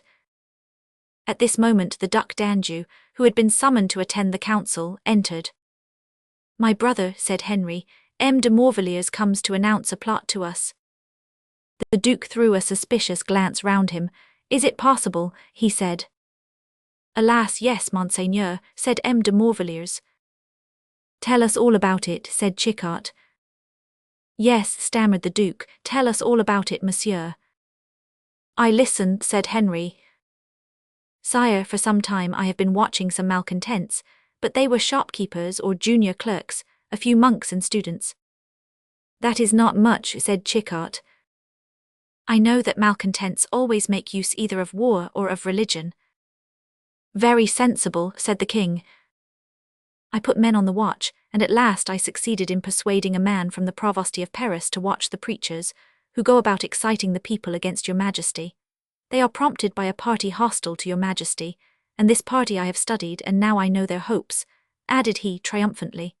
I have men in my pay, greedy, it is true, who, for a good sum of money, promised to let me know of the first meeting of the conspirators. Oh, never mind money, but let us hear the aim of this conspiracy. Sire, they think of nothing less than a second St. Bartholomew. Against whom? Against the Huguenots. What have you paid for your secret? Said Chickart. 160,000 livres. Chickart turned to the king, saying, If you like, for 1,000 crowns, I will tell you all the secrets of M. de Morvilliers. Speak. It is simply the League, instituted 10 years ago. M. de Morvilliers has discovered what every Parisian knows as well as his Ave. Monsieur, interrupted the Chancellor. I speak the truth and I will prove it, cried Chickart. Tell me then their place of meeting. Firstly the public streets, secondly the public streets. M. Chickart is joking, said the Chancellor. Tell me their rallying sign. They are dressed like Parisians, and shake their legs when they walk. A burst of laughter followed this speech. Then M. de Morvilliers said, They have had one meeting place which M. Chickart does not know of. Where? Asked the king. The Abbey of St. Genevieve. Impossible, murmured the Duke. It is true, said M. de Morvilliers triumphantly. What did they decide? Asked the king. That the Leaguers should choose chiefs, that everyone should arm, that every province should receive a deputy from the conspirators, and that all the Huguenots cherished by His Majesty, that was their expression. The king smiled. Should be massacred on a given day. Is that all? Said the Duke. No, Monseigneur. I should hope not, said Chickart. If the king got only that for 160,000 livres, it would be a shame. There are chiefs. The Duc d'Anjou could not repress a start. "What?" cried Chickart. "A conspiracy that has chiefs, how wonderful! But we ought to have more than that for 160,000 livres." "Their names?" asked the king. "Firstly, a fanatic preacher. I gave 10,000 livres for his name." "Very well." "A monk called Gorenflot." "Poor devil," said Chickart. "Gorenflot," said the king, writing down the name. "Afterwards—" "Oh," said the chancellor with hesitation, "that is all." And he looked round as if to say, "If your majesty were alone you should hear more." "Speak, chancellor," said the king, "I have none but friends here." "Oh, sire, I hesitate to pronounce such powerful names." "Are they more powerful than I am?" cried the king. "No, sire, but one does not tell secrets in public." "Monsieur," said the Duc d'Anjou, "we will retire." The king signed to the chancellor to approach him, and to the duke to remain. M. de Morvilliers had just bent over the king to whisper his communication, when a great clamour was heard in the court of the Louvre. The king jumped up, but Chickart, running to the window, called out, "It is M. de Guise entering the Louvre." "The Duc de Guise," stammered the Duc d'Anjou. "How strange that he should be in Paris," said the king, reading the truth in M. de Morvilliers' look. "Was it of him you were about to speak?" he asked. "Yes, sire, he presided over the meeting."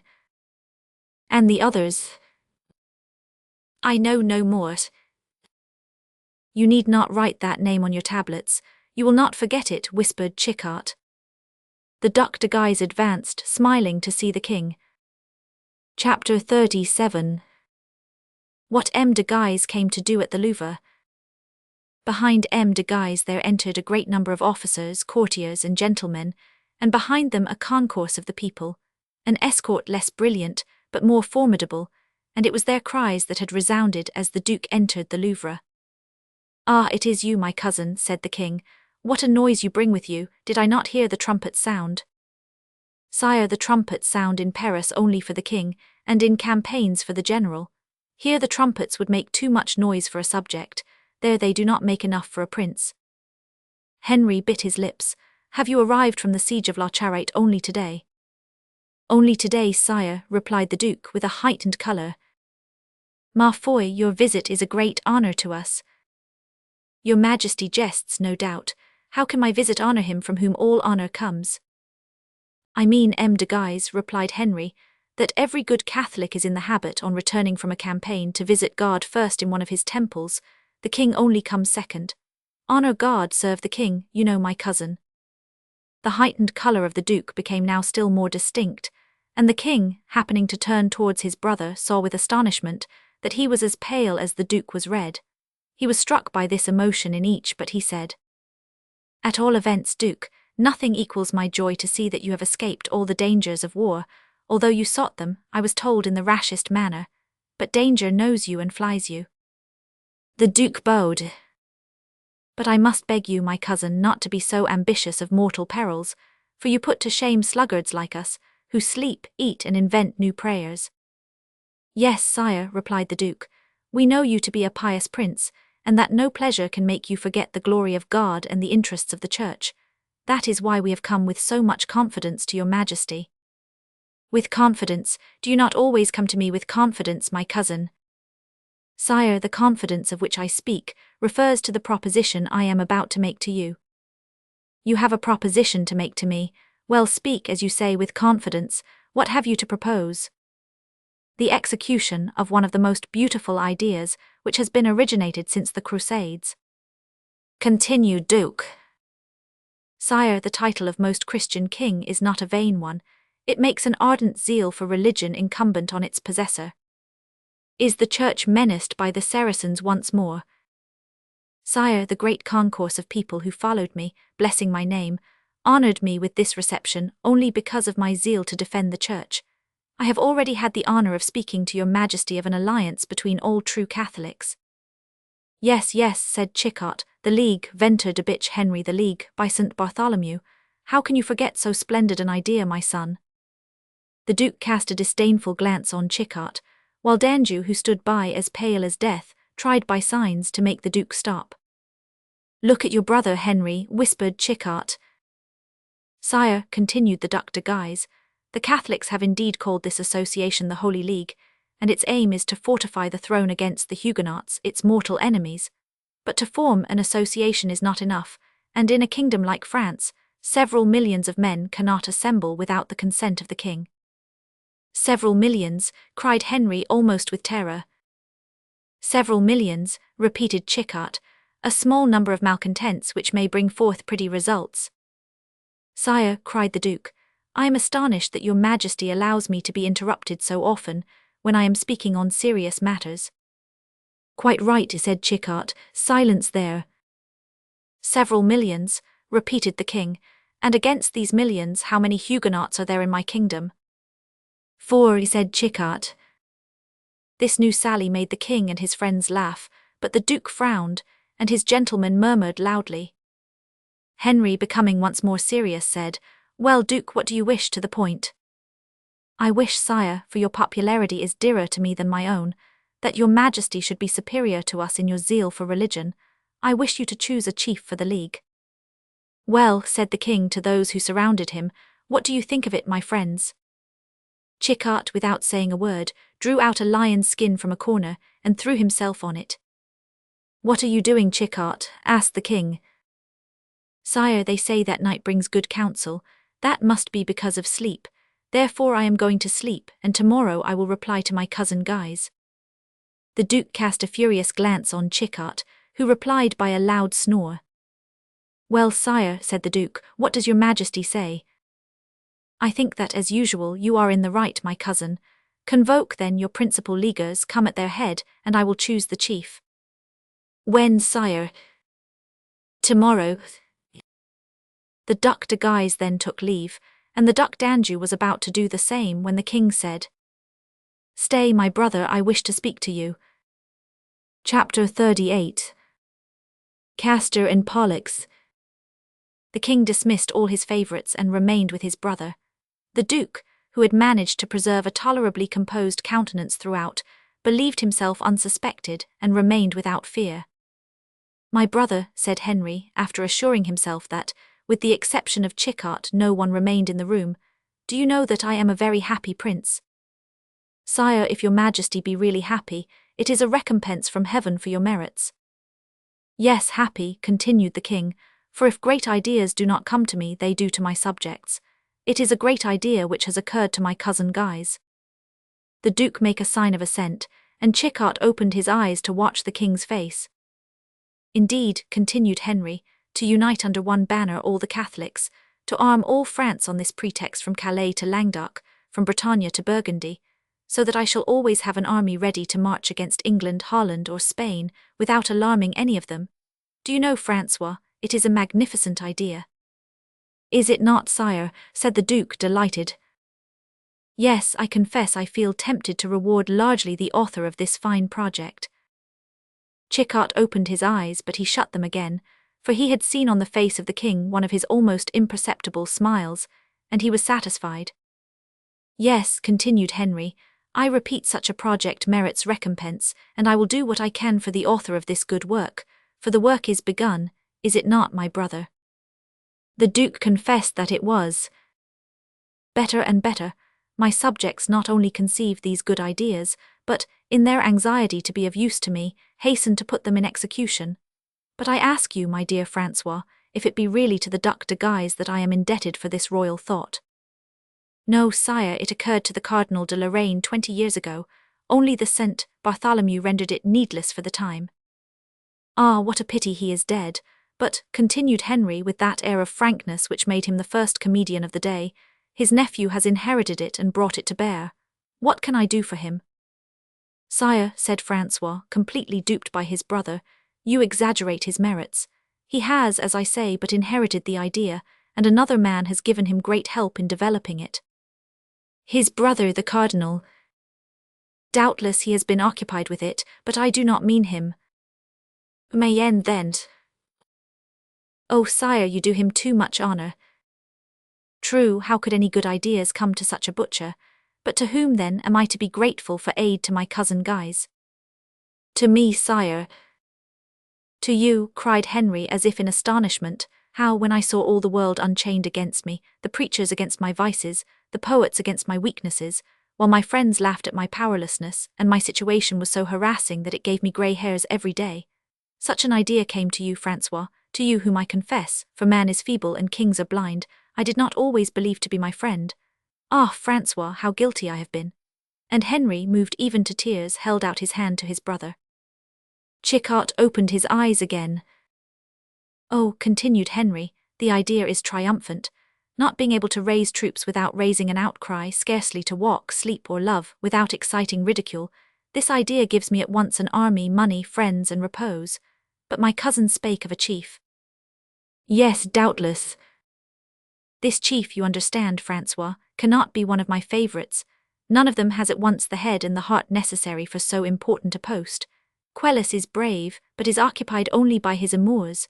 Maugiron is also brave, but he thinks only of his toilette. Scaramouche also, but he is not clever. D'Epernon is a valiant man, but he is a hypocrite, whom I could not trust, although I am friendly to him. But you know, Francois, that one of the heaviest taxes on a king is the necessity of dissimulation. Therefore, when I can speak freely from my heart, as I do now, I breathe. Well then, if my cousin Guise originated this idea, to the development of which you have assisted, the execution of it belongs to him. What do you say, sire? Said Francois uneasily. I say that to direct such a movement we must have a prince of high rank. Sire, take care. A good captain and a skillful negotiator. The last particularly. Well, is not M. de Guise all this? My brother, he is very powerful already. Yes, doubtless, but his power makes my strength. He holds already the army and the bourgeois. The cardinal holds the church, and Mayenne is their instrument. It is a great deal of power to be concentrated in one family. It is true, Francois, I had thought of that. If the Guises were French princes, their interest would be to aggrandize France. Yes, but they are Lorraines. Of a house always rival to yours. Yes, Francois, you have touched the sore. I did not think you so good a politician. Yes, there does not pass a day but one or other of these Guises, either by address or by force, carries away from me some particle of my power. Ah, Francois, if we had but had this explanation sooner, if I had been able to read your heart as I do now, certain of support in you, I might have resisted better, but now it is too late. Why so? Because all combats fatigue me, therefore I must make him chief of the League. You will be wrong, brother. But who could I name, Francois? Who would accept this perilous post? Yes, perilous, for do you not see that he intended me to appoint him chief, and that, should I name anyone else to the post, he would treat him as an enemy? Name someone so powerful that, supported by you, he need not fear all the 3 Lorraine princes together. Ah, my good brother, I know no such person. Look round you, brother. I know no one but you and Chichart who are really my friends. Wells, brother. Henry looked at the Duke as if a veil had fallen from his eyes. Surely you would never consent, brother. It is not you who could teach all these bourgeois their exercise, who could look over the discourses of the preachers, who, in case of battle, would play the butcher in the streets of Paris. For all this one must be triple like the Duke and have a right arm called Charles and a left called Louis. What, you would like all this? You the first gentleman of our court, Mort de Marvaille, how people change with the age. Perhaps I would not do it for myself, brother, but I would do it for you. Excellent brother, said Henry, wiping away a tear which never existed. Then, said the Duke, it would not displease you for me to assume this post. Displease me, on the contrary, it would charm me. Francois trembled with joy. Oh, if your Majesty thinks me worthy of this confidence. Confidence, when you are the chief, what have I to fear? The League itself. That cannot be dangerous, can it, Francois? Oh, sire. No, for then you would not be chief, or at least when you are chief, there will be no danger. But Francois, the Duke is doubtless certain of this appointment, and he will not lightly give way. Sire, you grant me the command. Certainly. And you wish me to have it? Particularly, but I dare not too much displease M. de Guise. Oh, make yourself easy, sire. If that be the only obstacle, I pledge myself to arrange it. When? At once. Are you going to him? That will be doing him too much honor. No, sire, he is waiting for me. Where's? In my room. Your room, I heard the cries of the people as he left the Louvre. Yes, but after going out at the great door he came back by the postern. The king had the right to the first visit, but I to the second. Ah, brother, I thank you for keeping up our prerogative, which I had the weakness so often to abandon. Go then, Francois, and do your best. Francois bent down to kiss the king's hand, but he, opening his arms, gave him a warm embrace, and then the duke left the room to go to his interview with the Duc de Guise. The king, seeing his brother gone, gave an angry growl, and rapidly made his way through the secret corridor, until he reached a hiding place whence he could distinctly hear the conversation between the two dukes. Ventre de bitch, cried Chickart, starting up, how touching these family scenes are. For an instant I believed myself in Olympus, assisting at the reunion of Castor and Pollux after 6 months' separation. Chapter 39, in which it is proved that listening is the best way to hear. The Duc d'Anjou was well aware that there were few rooms in the Louvre which were not built so that what was said in them could be heard from the outside. But completely seduced by his brother's manner, he forgot to take any precautions.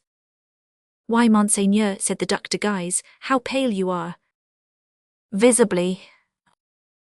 Yes, to me. The king saw nothing. I think not, but he retained you. Yes.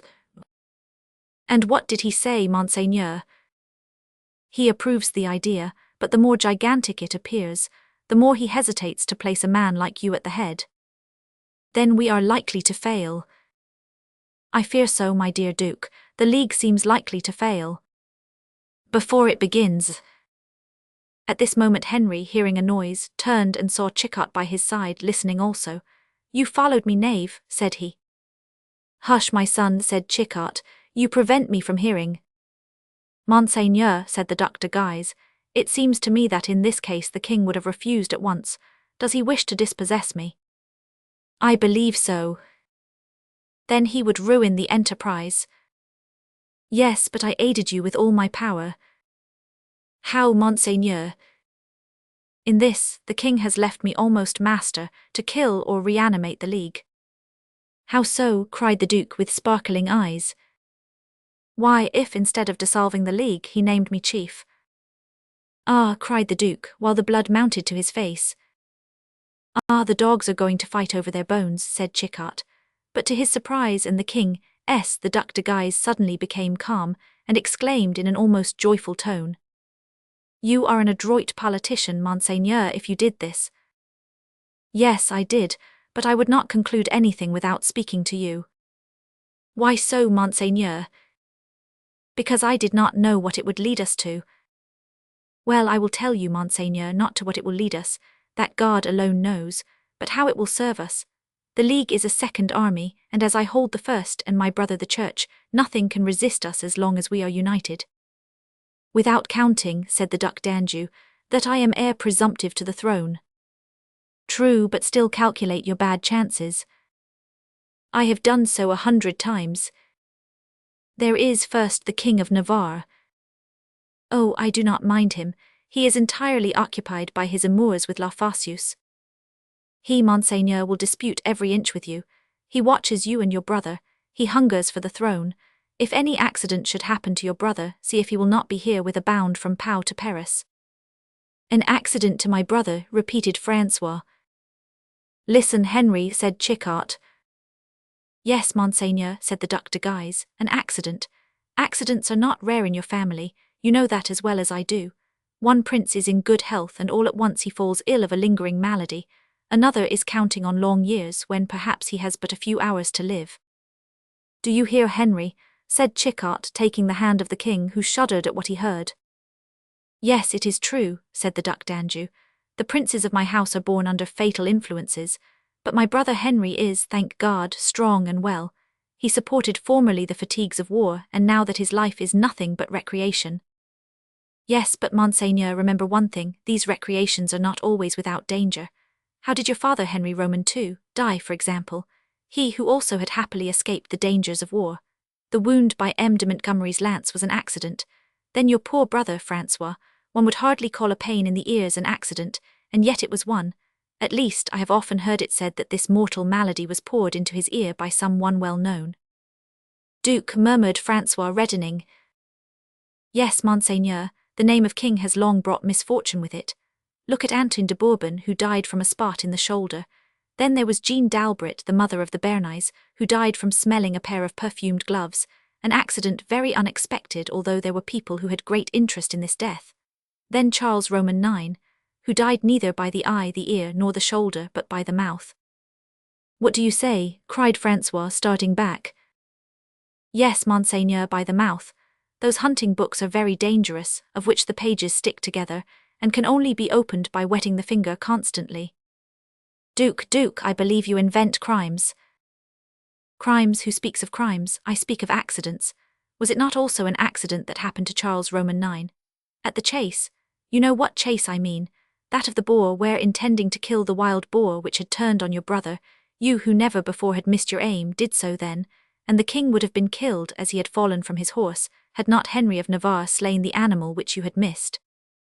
But, said the Duc d'Anjou, trying to recover himself, what interest could I have had in the death of Charles Roman IX, when the next king would be Henry Roman III? Oh, Monseigneur, there was already one throne vacant, that of Poland. The death of Charles Roman IX would have left another, that of France, and even the kingdom of Poland might not have been despised. Besides, the death of Charles would have brought you a degree nearer the throne, and the next accident would have benefited you. What do you conclude from all this, Duke? Said the Duc d'Anjou. Monseigneur, I conclude that each king has his accident, and that you are the inevitable accident of Henry Roman III, particularly if you are chief of the League.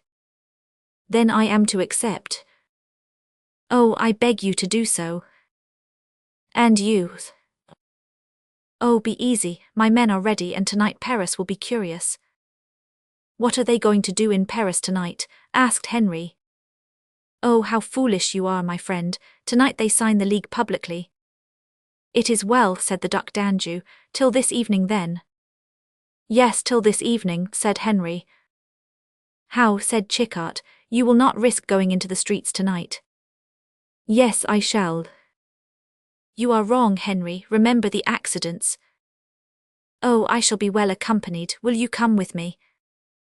What, do you take me for a Huguenot? I shall go and sign the League 10 times.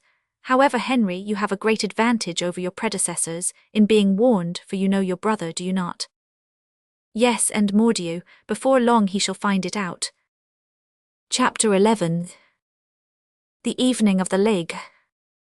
Paris presented a fine sight, as through its then narrow streets thousands of people pressed towards the same point, for at 8 o'clock in the evening, M. le Duc de Guise was to receive the signatures of the bourgeois to the League. A crowd of citizens, dressed in their best clothes, as for a fete but fully armed, directed their steps towards the churches. What added to the noise and confusion was that large numbers of women, disdaining to stay at home on such a great day, had followed their husbands, and many had brought with them a whole batch of children. It was in the Rue de l'Arbre Sec that the crowd was the thickest. The streets were literally choked, and the crowd pressed tumultuously towards a bright light suspended below the sign of the Belle Etoile. On the threshold a man with a cotton cap on his head and a naked sword in one hand and a register in the other, was crying out, "Come, come, brave Catholics, enter the hotel of the Belle Etoile where you will find good wine. Come, tonight the good will be separated from the bad, and tomorrow morning the wheat will be known from the tares. Come, gentlemen, you who can write, come and sign. You who cannot write, come and tell your names to me, La Hurière. Vive la messe." A tall man elbowed his way through the crowd, and in letters half an inch high wrote his name, Chichart. Then, turning to La Hurière, he asked if he had not another register to sign. La Hurière did not understand raillery and answered angrily. Chichart retorted, and a quarrel seemed approaching when Chichart, feeling someone touch his arm, turned, and saw the king disguised as a simple bourgeois, and accompanied by Quelus and Maugiron, also disguised, and carrying an arquebuse on their shoulders. "What?" cried the king. "Good Catholics disputing among themselves, par la mordieu, it is a bad example." "Do not mix yourself with what does not concern you," replied Chichart, without seeming to recognize him. But a new influx of the crowd distracted the attention of La Hurière, and separated the king and his companions from the hotel. "Why are you here, sire?" said Chichart. "Do you think I have anything to fear?" "Eh, mon Dieu, in a crowd like this it is so easy for one man to put a knife into his neighbor, and who just utters an oath and gives up the ghost. Have I been seen? I think not, but you will be if you stay longer. Go back to the Louvre, sire. Oh, what is this new outcry, and what are the people running for? Chickart looked but could at first see nothing but a mass of people crying, howling and pushing. At last the mass opened, and a monk mounted on a donkey appeared. The monk spoke and gesticulated, and the ass brayed. Ventre de bitch, cried Chickart, listen to the preacher. A preacher on a donkey, cried Quelus. Why not? He is Silenus, said Modern.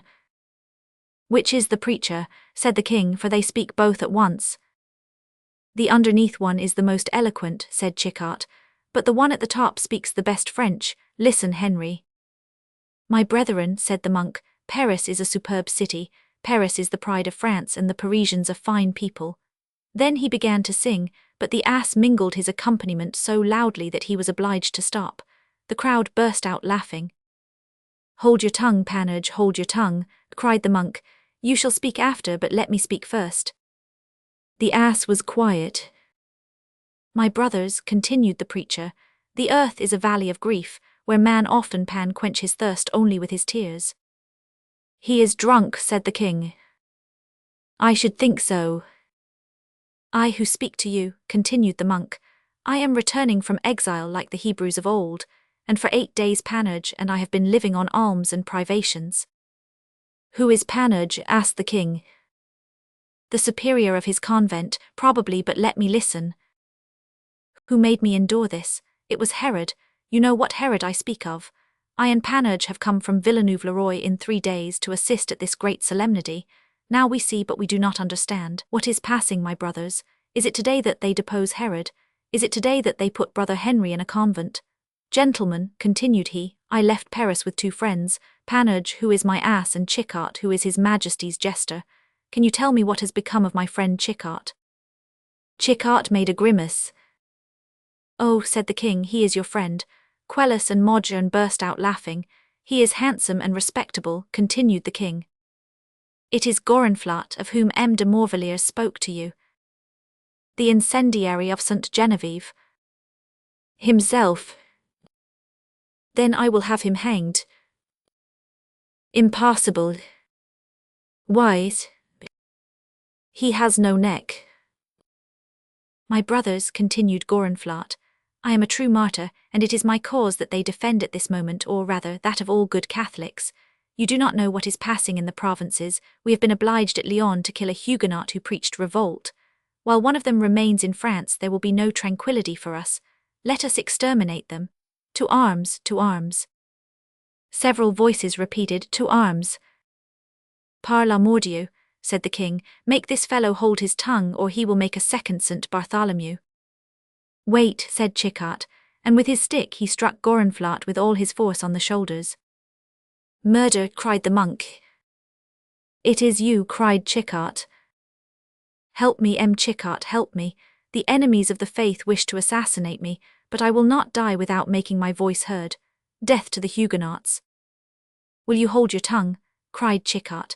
But at this moment a second blow fell on the shoulders of the monk with such force that he cried out with real pain. Chickart, astonished, looked round him, but saw nothing but the stick. The blow had been given by a man who had immediately disappeared in the crowd after administering this punishment. Who the devil could it have been? Thought Chickart, and he began to run after the man who was gliding away, followed by only one companion. Chapter 41. The Rue de la Ferronnerie.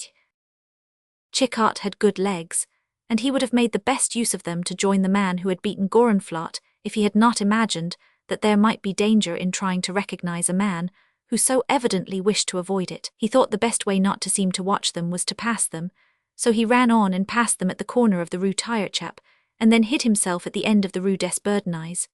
The 2 men went on, their hats slouched over their eyes, and their cloaks drawn up over their faces with a quick and military step, until they reached the Rue de la Ferronnerie. There they stopped and looked round them. Chickart, who was still ahead, saw in the middle of the street, before a house so old that it looked falling to pieces, a litter attached to which were 2 horses. The driver had fallen asleep, while a woman, apparently unquiet, was looking anxiously through the blind.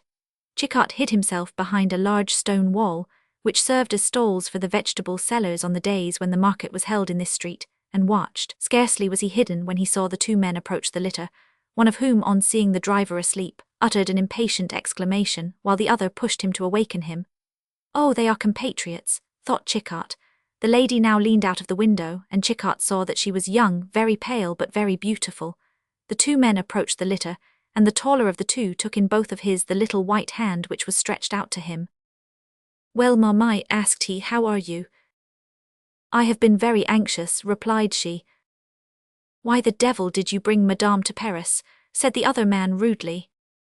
"Ma foi, it is a malediction that you must always have a petticoat tacked to your doublet." "Ah, dear Agrippa," replied the man who had spoken first, "it is so great a grief to part from one you love." "On my soul, you make me swear to hear you talk. Did you come to Paris to make love? It seems to me that Berne is large enough for your sentimental promenades, without continuing them in this Babylon, where you have nearly got us killed 20 times today. Go home if you wish to make love, but, here, keep to your political intrigues, my master."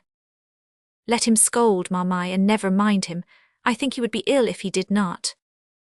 But at least, Ventre St. Gris, as you say, get into the litter, and say your sweet things to Madame. You will run less risk of being recognized there than in the open street." "You are right, Agrippa. Give me a place, Marmite, if you permit me to sit by your side." "Permit, sire, I desire it ardently," replied the lady. "Sire," murmured Chickart, who, carried away by an impulse, tried to raise his head and knocked it against the stone wall. Meanwhile the happy lover profited by the permission given, and seated himself in the litter. "Oh, how happy I am," he cried, without attending in the least to the impatience of his friend. "Ventre St. Gris, this is a good day. Here are my good Parisians, who execrate me with all their souls and would kill me if they could, working to smooth my way to the throne, and I have in my arms the woman I love. Where are we, D'Aubigne? When I am king, I will erect here a statue to the genius of the Bernese." "The Bern," began Chickart, but he stopped, for he had given his head a second bump. "We are in the Rue de la Ferronnerie, sire," said D'Aubigne, "and it does not smell nice." "Get in then, Agrippa, and we will go on." "Ma foi, no, I will follow behind. I should annoy you, and what is worse, you would annoy me." "Shut the door then, Bear of Berne, and do as you like." Then to the coachman he said, "La Varenne, you know where." The litter went slowly away, followed by D'Aubigne. "Let me see," said Chickart. "Must I tell Henry what I have seen? Why should I? 2 men and a woman who hide themselves, it would be cowardly.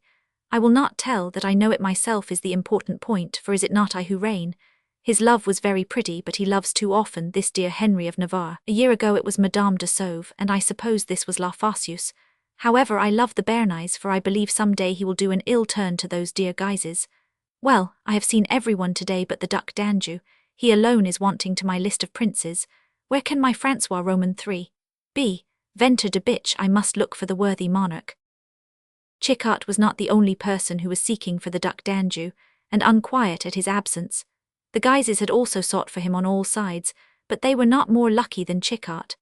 D'Anjou was not the man to risk himself imprudently, and we shall see afterwards what precautions had kept him from his friends. Once Chickart thought he had found him in the Rue Bethisy.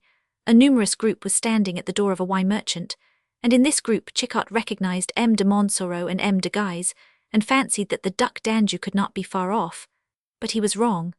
De Montsoreau and Guise were occupied in exciting still more an orator in his stammering eloquence. This orator was Gorenflot, recounting his journey to Lyon and his duel in an inn with a dreadful Huguenot.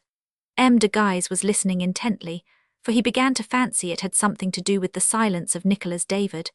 Chickart was terrified. He felt sure that in another moment Gorenflot would pronounce his name, which would throw a fatal light on the mystery. Chickart in an instant cut the bridles of some of the horses that were fastened up, and giving them each a violent blow, sent them galloping among the crowd, which opened, and began to disperse in different directions. Chickart passed quickly through the groups, and approaching Gorenflot, took Panurge by the bridle and turned him round. The Duc de Guise was already separated from them by the rush of the people, and Chickart led off Gorenflot to a kind of cul-de-sac by the church of St. Germain-l'Auxerrois. "Ah, drunkard," said he to him, "ah, traitor, you will then always prefer a bottle of wine to your friend." "Ah, M. Chickart," stammered the monk. "What, I feed you, wretch, I give you drink, I fill your pockets and your stomach, and you betray me." "Ah, M. Chickart, You tell my secrets, wretch. Dear friend. Hold your tongue, you are but a sycophant and deserve punishment. And the monk, vigorous and strong, powerful as a bull, but overcome by wine and repentance, remained without defending himself in the hands of Chickart, who shook him like a balloon full of air. A punishment to me, to your friend, dear M. Chickart. Yes, to you, said Chickart, striking him over the shoulders with his stick. Ah, if I were but fasting. You would beat me, I suppose, I your friend. My friend, and you treat me thus. He who loves well chastises well, said Chickart, redoubling his proofs of friendship. Now, said he, go and sleep at the Corne d'Abondance. I can no longer see my way, cried the monk from whose eyes tears were falling. Ah, said Chickart, if you wept for the wine you have drunk, however I will guide you. And taking the ass by the bridle, he led him to the hotel, where 2 men assisted Gorenflot to dismount, and led him up to the room which our readers already know. It is done, said the host, returning. He is in bed. Yes, and snoring. Very well, but as he will awake some day or other, remember that I do not wish that he should know how he came here. Indeed, it will be better that he should not know that he has been out since the famous night when he made such a noise in the convent, and that he should believe that all that has passed since is a dream. Very well, M. Chickart, but what has happened to the poor monk? A great misfortune. It appears that at Lyon he quarrelled with an agent of M. de Mayenne's and killed him. Oh, mon Dieu! So that M. de Mayenne has sworn that he will have him broken on the wheel. Make yourself easy, monsieur, he shall not go out from here on any pretext. Good, and now, said Chickart as he went away, I must find the Duc d'Anjou. Chapter 42. The Prince and the Friend. We may remember that the Duc de Guise had invited the Duc d'Anjou to meet him in the streets of Paris that evening. However, he determined not to go out of his palace unless he was well accompanied. Therefore the Duke went to seek his sword, which was Bussy d'Ambus. For the Duke to make up his mind to this step, he must have been very much afraid. For since his deception with regard to M. de Montsoreau, he had not seen Bussy, and stood in great dread of him. Bussy, like all fine natures, felt sorrow more vividly than pleasure. For it is rare that a man intrepid in danger, cold and calm in the face of fire and sword, does not give way to grief more easily than a coward. Those from whom a woman can draw tears most easily are those most to be feared by other men. Bussy had seen Diana received at court as Comtesse de Montsoreau, and as such admitted by the Queen into the circle of her maids of honour. He had seen 1,000 curious eyes fixed on her unrivalled beauty. During the whole evening he had fastened his ardent gaze on her, who never raised her eyes to him, and he, unjust like every man in love, never thought how she must have been suffering from not daring to meet his sympathizing glance. Oh, said he to himself, seeing that he waited uselessly for a look, women have skill and audacity only when they want to deceive a guardian, a husband, or a mother. They are awkward and cowardly when they have simply a debt of gratitude to pay. They fear so much to seem to love. They attach so exaggerated a value to their least favour that they do not mind breaking their lover's heart if such be their humour. Diana might have said to me frankly, I thank you for what you have done for me, but I do not love you. The blow would have killed or cured me. But no, she prefers letting me love her hopelessly, but she has gained nothing by it, for I no longer love her, I despise her. And he went away with rage in his heart. I am mad, thought he, to torment myself about a person who disdains me. But why does she disdain me, or for whom? Not surely for that long, livid-looking skeleton, who always by her side covers her incessantly with his jealous glances. If I wished it, in a quarter of an hour I could hold him mute and cold under my knee with 10 inches of steel in his heart. And if I cannot be loved, I could at least be terrible and hated. Oh, her hatred, rather than her indifference. Yes, but to act thus would be to do what a Quelus or a Modern would do if they knew how to love. Better to resemble that hero of Plutarch whom I so much admired, the young Antiochus, dying of love and never avowing it, nor uttering a complaint. Am I not called the brave Bussy? He went home and threw himself on a chair. How long he remained there he did not know when a man approached him. M. le Comte, said he, you are in a fever. Ah, is it you, Remy? Yes, Count, go to bed. Bussy obeyed, and all the next day Remy watched by him, with refreshing drinks for his body and kind words for his mind. But on the day after Bussy missed him.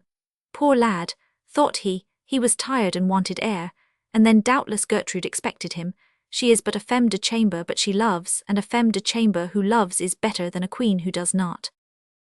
The day passed and Ramai did not return. Bussy was angry and impatient. "Oh," cried he, "I who still believed in gratitude and friendship will henceforth believe in nothing." Towards evening he heard voices in his antechamber, and a servant entered, saying, "It is Monseigneur the Duc d'Anjou." "Let him enter," said Bussy, frowning.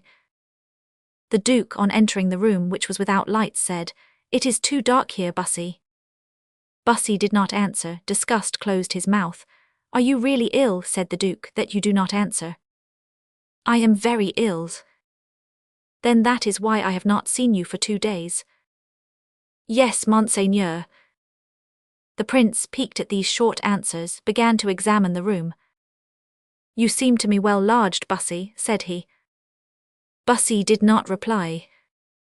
"Bussy must be very ill," said the Duke to an attendant who stood by. "Why was not Myron called? The king's doctor is not too good for Bussy." When the servant was gone, "Are you in grief, Bussy?" said the Duke. "I do not know." The Duke approached, becoming more and more gracious as he was rebuffed. "Come, speak frankly, Bussy," said he. "What am I to say, Monseigneur?" "You are angry with me." "I for what? Besides, it is no use to be angry with princes." The Duke was silent. "But," said Bussy, "we are losing time in preambles. To the point, Monseigneur. You have need of me, I suppose." "Ah, M. de Bussy." "Yes, doubtless. Do you think I believe that you come here through friendship, you who love no one?" "Oh, Bussy, to say such things to me." "Well, be quick, Monseigneur, what do you want? When one serves a prince, and he dissimulates to the extent of calling you his friend, one must pay for the dissimulation by being ready to sacrifice everything, even life, if necessary." The Duke coloured, but it was too dark to see it. "I wanted nothing of you, Bussy, and you deceive yourself in thinking my visit interested.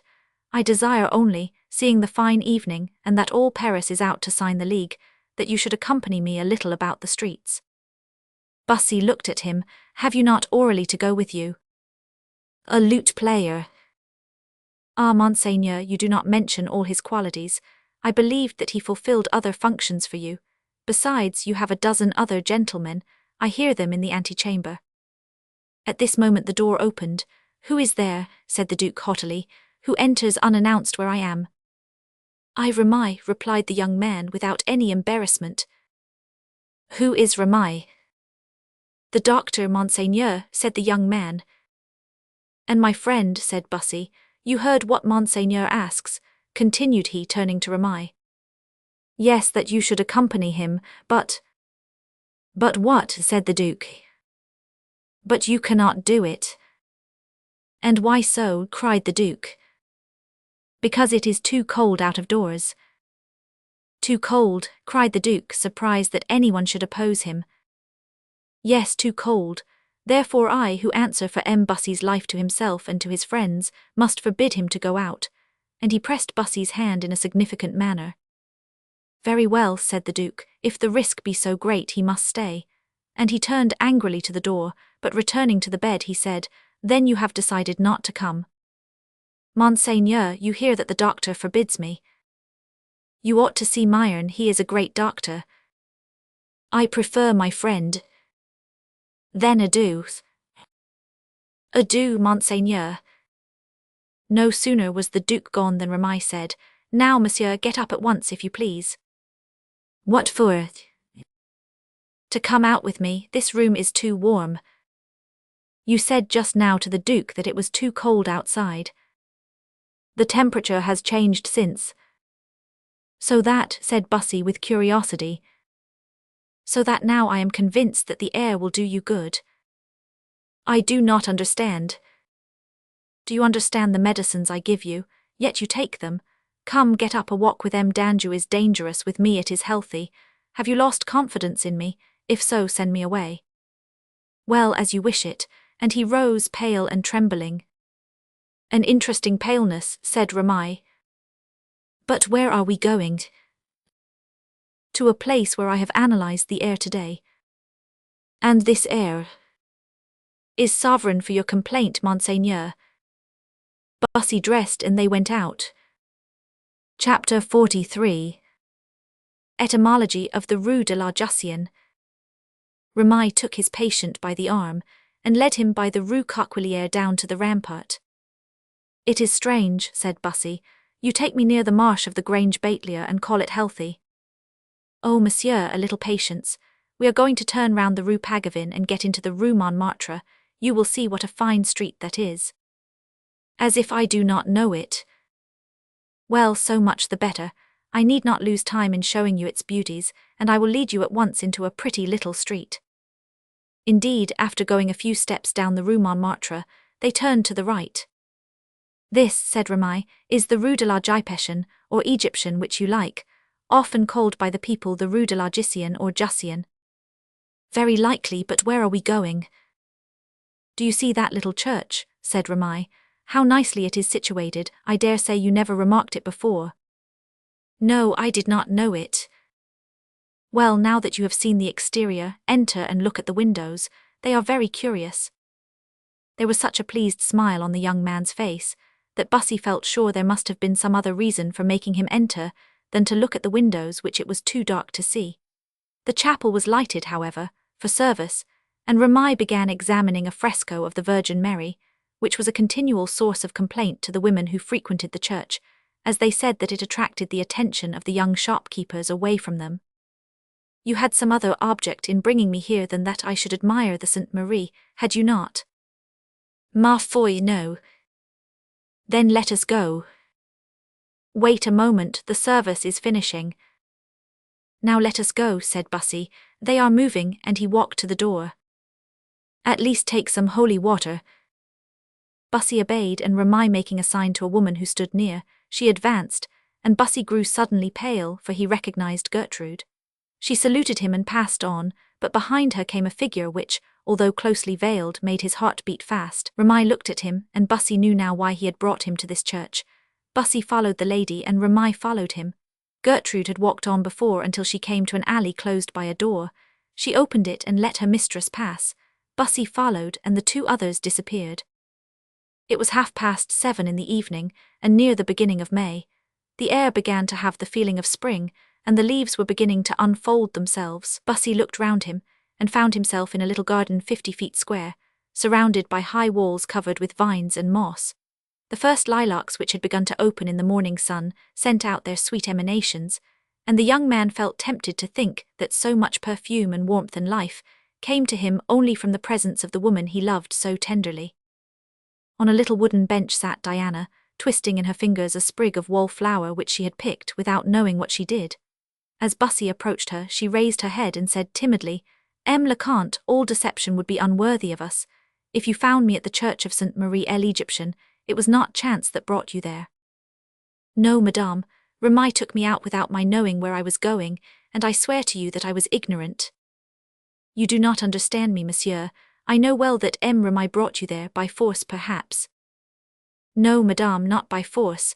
I did not know that he was going to take me to see anyone." "That is a harsh speech," said Diana sadly and with tears in her eyes. "Do you mean that had you known you would not have come?"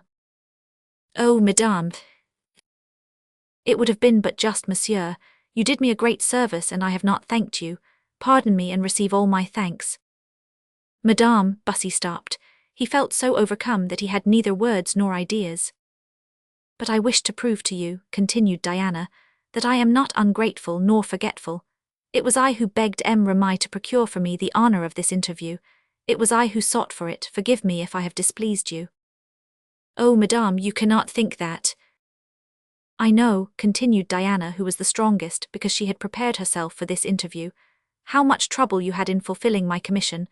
I know all your delicacy. I know it and appreciate it, believe me. Judge, then, what I must have suffered from the idea that you would misunderstand the sentiments of my heart." "Madame, I have been ill for 3 days." "Oh, I know," cried Diana with a rising colour, "and I suffered more than you, for M. Ramai he deceived me no doubt, for he made me believe that your forgetfulness caused it. Oh, it is true. Then I have been right to do as I have done, to see you, to thank you for your kindness, and to swear to you an eternal gratitude. Do you believe that I speak from the bottom of my heart?" Bussy shook his head sadly, and did not reply. Do you doubt my words? Said Diana. Madame, those who feel a kindness for you show it when they can. You knew I was at the palace the night of your presentation, you knew I was close to you, you must have felt my looks fixed on you, and you never raised your eyes to me, you never let me know by a word, a sign, or a gesture that you were aware of my presence. But perhaps you did not recognize me, madame, you have only seen me twice. Diana replied with so sad a glance of reproach that Bussy was moved by it. Pardon, madame, said he, you are not an ordinary woman and yet you act like them. This marriage. I was forced to conclude it. Yes, but it was easy to break. Impossible, on the contrary. Did you not know that near you watched a devoted friend? Even that made me fear. And you did not think of what my life would be when you belonged to another, but perhaps you kept the name of Montsoreau from choice.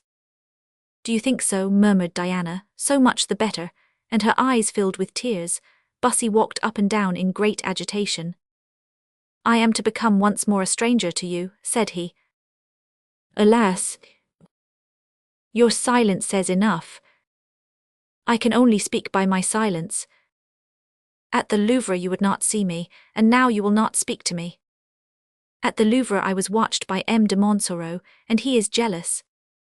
Jealous, what does he want then, mon Dieu, whose happiness can he envy when all the world is envying his? I tell you he is jealous.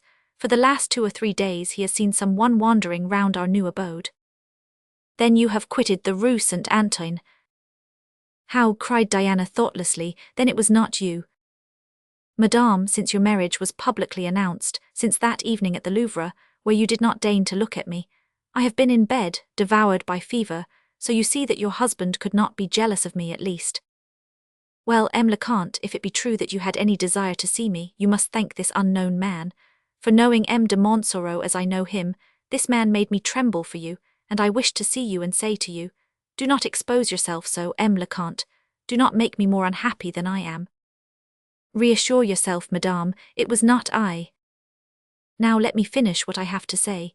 In the fear of this man, whom I do not know but whom M. de Montsoreau does perhaps, he exacts that I should leave Paris so that, said Diana, holding out her hand to Bussy, you may look upon this as our last meeting, M. le Comte. Tomorrow we start for Meridor. You are going, madame. There is no other way to reassure M. de Montsoreau, no other way for me to be at peace. Besides, I myself detest Paris, the world, the court, and the Louvre. I wish to be alone with my souvenirs of my happy past. Perhaps a little of my former happiness will return to me there. My father will accompany me, and I shall find there M. and Madame de Saint-Luc who expect me. Adieu, M. de Bussy. Bussy hid his face in his hands. All is over for me, he murmured. What do you say? Said Diana. I say, madame, that this man exiles you, that he takes from me the only hope left to me, that of breathing the same air as yourself, of seeing you sometimes, of touching your dress as you pass. Oh, this man is my mortal enemy, and if I perish for it, I will destroy him with my own hands. Oh, M. le Comte! The wretch, it is not enough for him that you are his wife, you the most beautiful and most charming of creatures, but he is still jealous. Jealous, the devouring monster would absorb the whole world. Oh, calm yourself, Comte, mon Dieu, he is excusable perhaps. He is excusable, you defend him, madame. Oh, if you knew, cried Diana, covering her face with her hands. If I knew, oh, madame, I know one thing, he who is your husband is wrong to think of the rest of the world.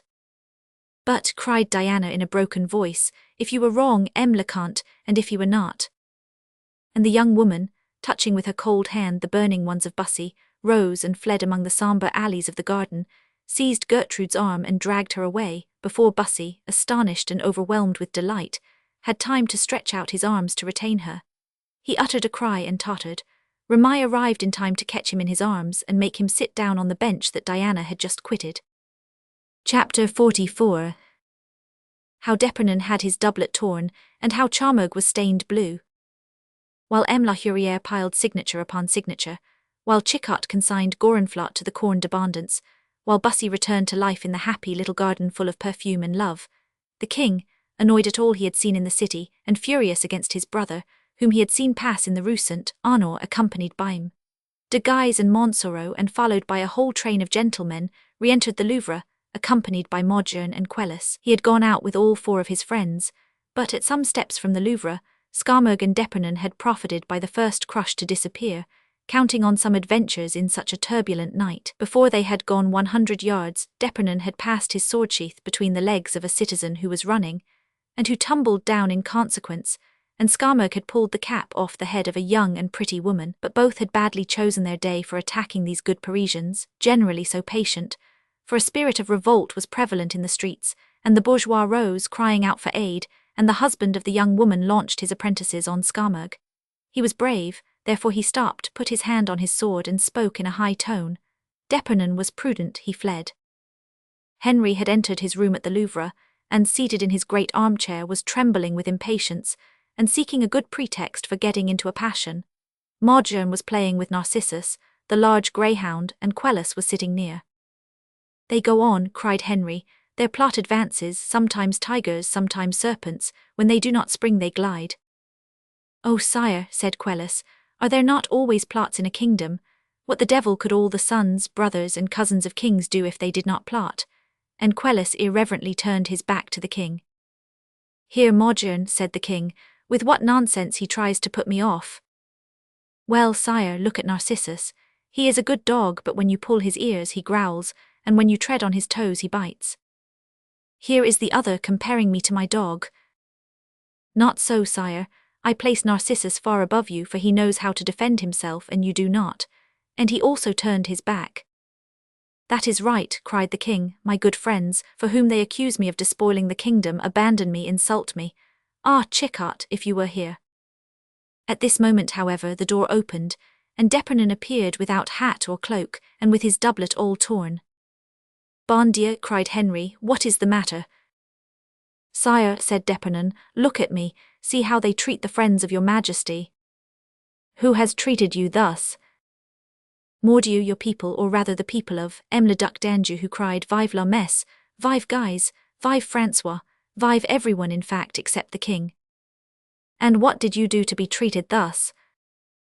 "I nothing. What can a man do to a people? They recognized me for your majesty's friend, and that was enough."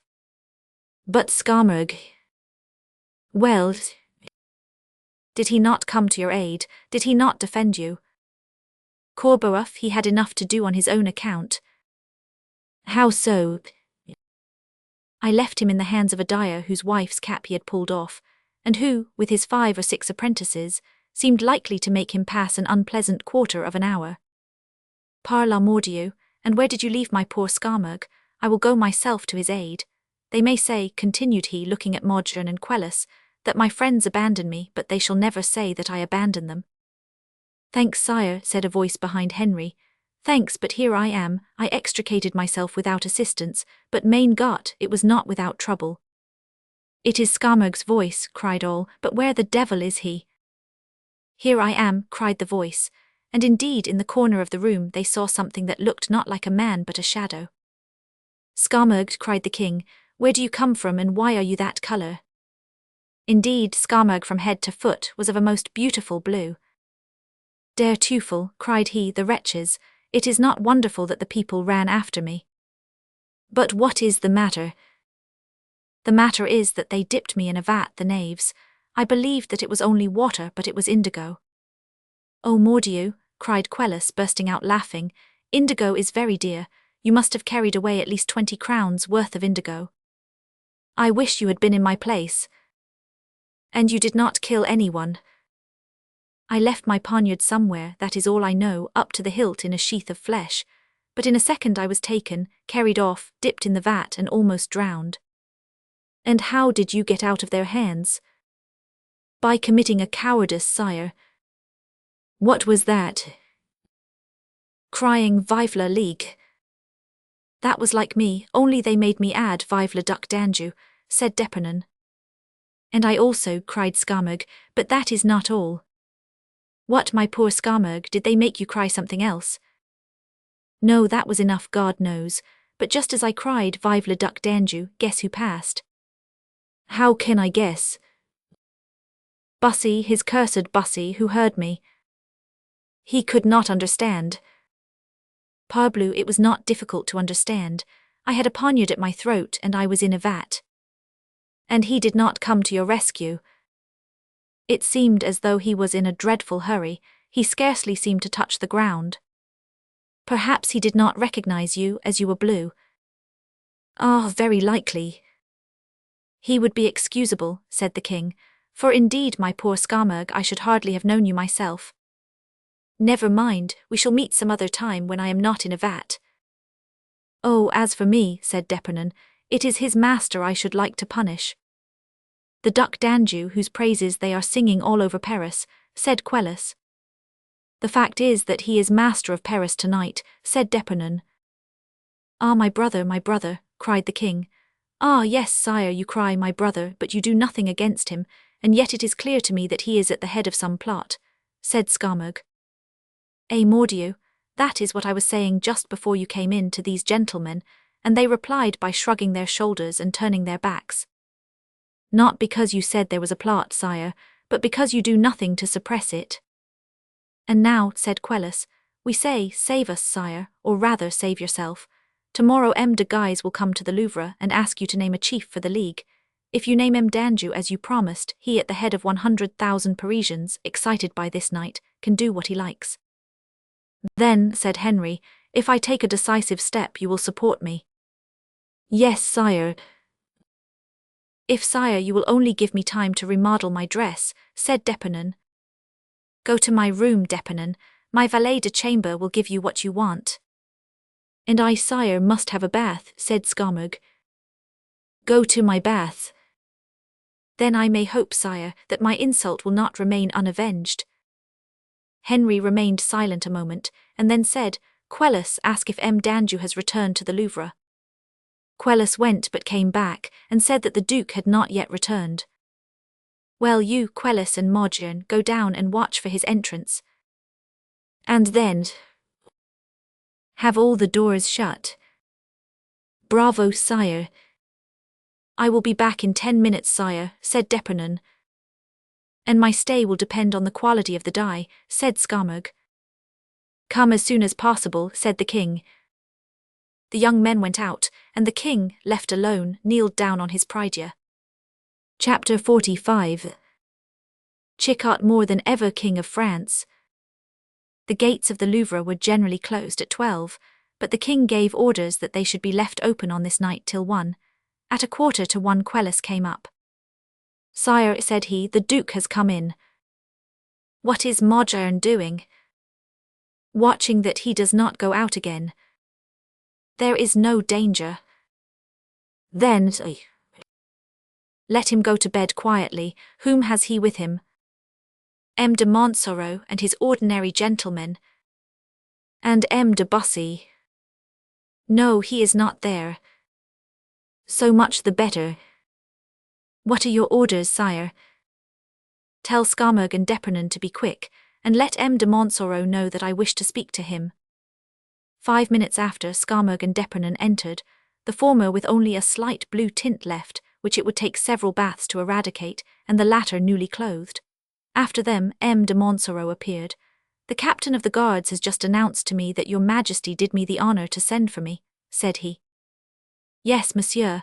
When I was out this evening I saw the stars so brilliant, and the moon so clear that I thought it would be splendid weather for the chase tomorrow.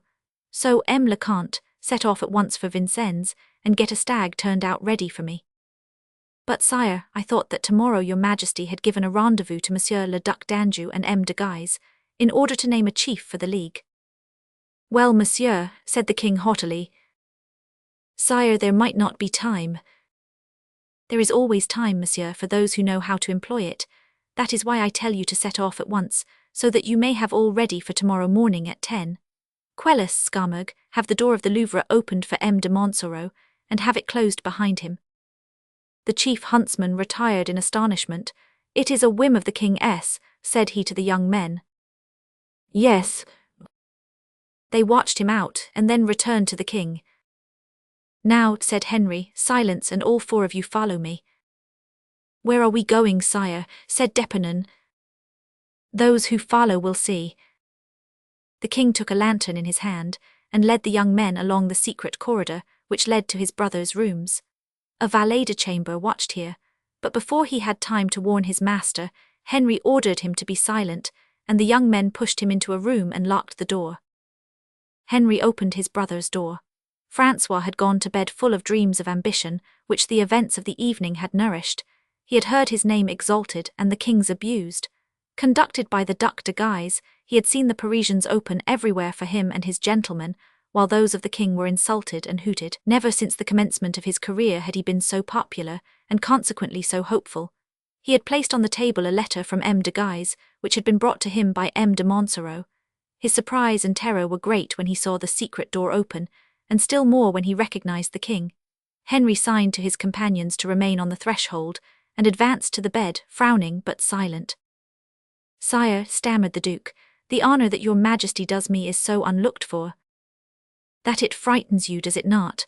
But stay where you are, my brother, do not rise." "But sire, only permit me," and he drew towards him the letter of M. de Guise. "You are reading?" asked the king. "Yes, sire." "Something interesting to keep you awake at this time of night?" "Oh, sire, nothing very important, the Evening Courier." "Oh yes, I understand, Courier of Venus. But no, I see I am wrong, they do not seal billets doux with seals of that size." The Duke hid the letter altogether. "How discreet this dear Francois is," said the king with a smile which frightened his brother. However, making an effort to recover himself, he said, "Did your Majesty wish to say anything particular to me?" "What I have to say to you, monsieur, I wish to say before witnesses. Here, gentlemen," continued he, turning to the 4 young men, "listen to us, I order you." "Sire," said the Duke with a glance full of rage and hatred, "before insulting a man of my rank, you should have refused me the hospitality of the Louvre. In the Hôtel d'Anjou, at least, I should have been free to reply to you. Really, you forget then that wherever you are my subject, that I am the king and that every house is mine." "Sire, I am at the Louvre at my mother S. And your mother is in my house, but to the point, give me that paper." "Which?"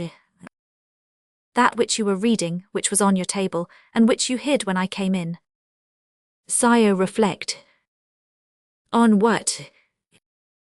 "On this, that you are making a request unworthy of a gentleman, and fit only for a police officer." The king grew livid. "That letter, monsieur." "A woman's letter, sire."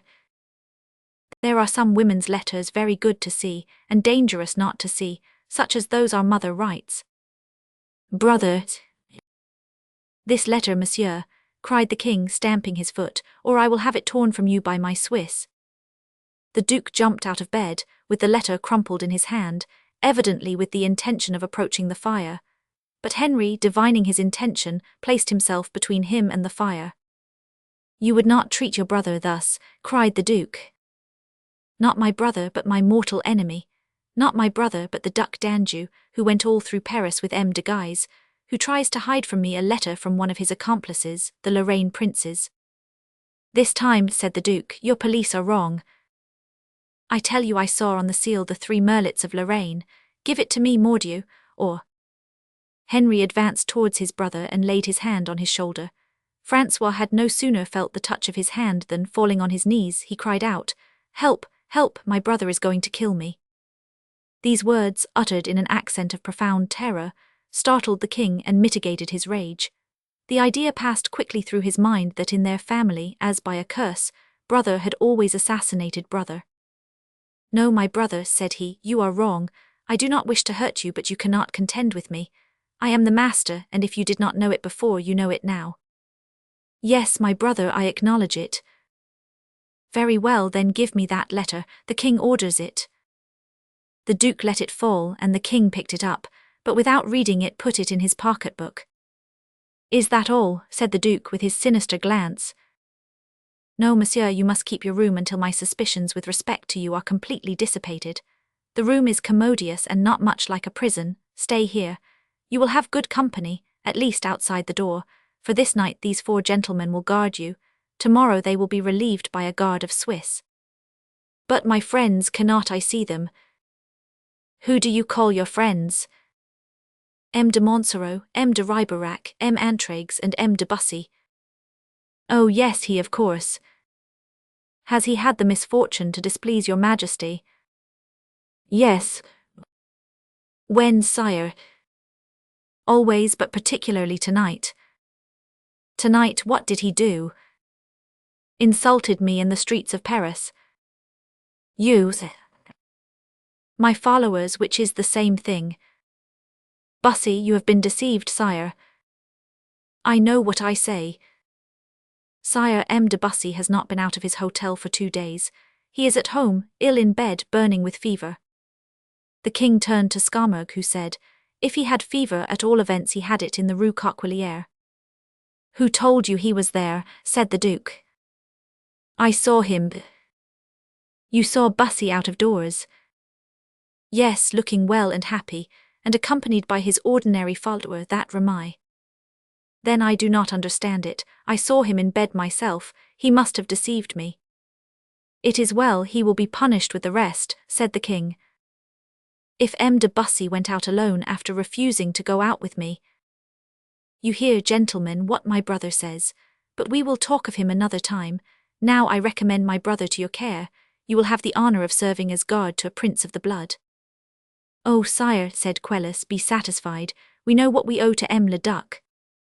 It is well, adieu, gentlemen. Sire, cried the duke, am I really a prisoner? Are my friends not to visit me, and am I not to go out? And the idea of the next day presented itself to his mind, when his presence would be so necessary to M. de Guise. Sire, cried he again, let me at least remain near your majesty. It is my place, and I can be as well guarded there as elsewhere. Sire, grant me this favour. The king was about to yield to this request and say, yes, when his attention was attracted to the door, where a long body with its arms, its head, and everything that it could move was making signs to him to say no. It was Chickart. No, said Henry to his brother, you are very well here, and here you must stay. Sire, it is my pleasure, and that is enough, said the king haughtily. I said I was the real king of France, murmured Chickart. Chapter 46. How Chickart paid a visit to Bussy, and what followed. The next morning about 9, Bussy was eating his breakfast, and talking with Ramai over the events of the previous day. Ramai, said he, did you not think you had seen somewhere that gentleman whom they were dipping in a vat in the Rue Coquelier? Yes, M. le Comte, but I cannot think of his name. I ought to have helped him, said Bussy. It is a duty one gentleman owes to another, but really, Ramai, I was too much occupied with my own affairs. But he must have recognized us, for we were our natural colour, and it seemed to me that he rolled his eyes frightfully and shook his fist at us. Are you sure of that, Ramai? We must find out who it was. I cannot let such an insult pass. Oh, cried Ramai, I know now who he was. How so? I heard him swear. I should think so. Anyone would have sworn in such a situation. Yes, but he swore in German. But... Yes, he said Gott verdam. Then it was Skarmurg. Himself, M. le Comte. Then, my dear Ramai, get your salves ready. Why so, monsieur? Because before long you will have to apply them either to his skin or to mine. You would not be so foolish as to get killed, now you are so well and so happy. Sainte Marie l'Egyptian has cured you once, but she will get tired of working miracles for you. On the contrary, Ramai, you cannot tell how pleasant it feels to risk your life when you are happy. I assure you I never fought with a good heart when I had lost large sums at play, when things had gone wrong, or when I had anything to reproach myself with. But when my purse is full, my heart light, and my conscience clear, I go boldly to the field, for I am sure of my hand. It is then I am brilliant. I should fight well today, Ramai, for thanks to you, said he, extending his hand to the young man, I am very happy. Stay a moment, however. You will, I hope, deprive yourself of this pleasure. A beautiful lady of my acquaintance made me swear to keep you safe and sound, under pretext that your life belongs to her. Good Ramai.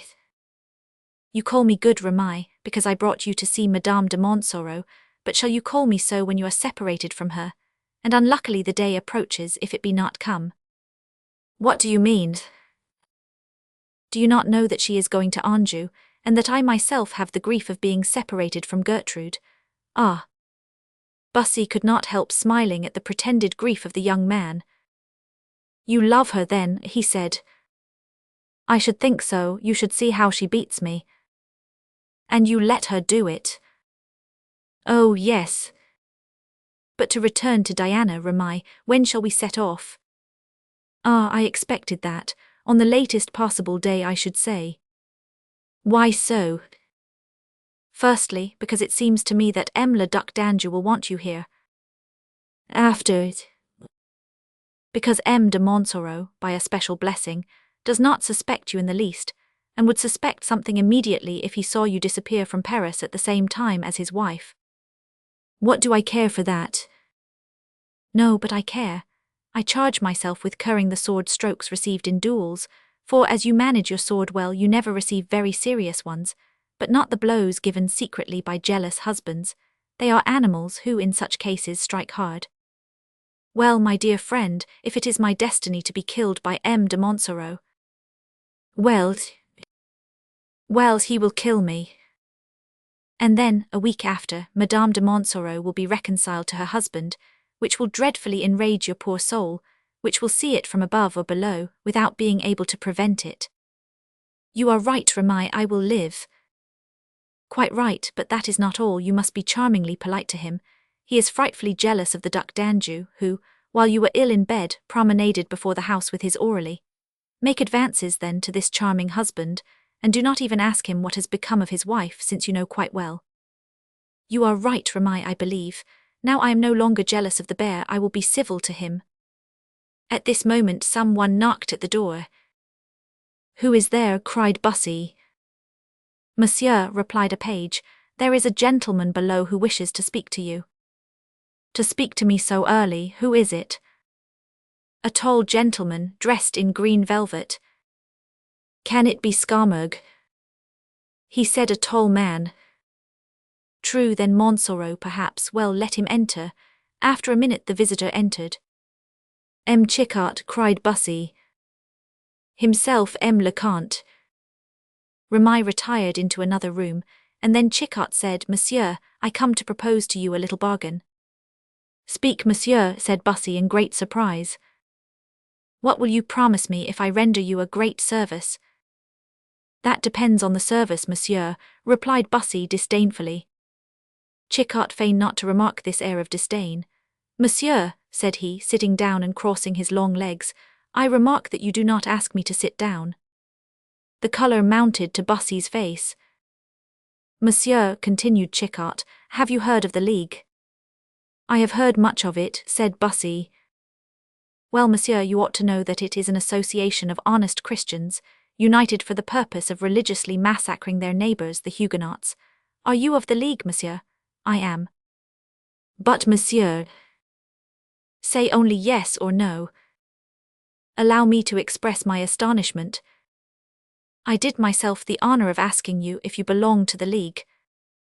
M. Chickart, as I do not like questions whose import I do not understand, I beg you to change the conversation before I am forced to tell you that I do not like questioners.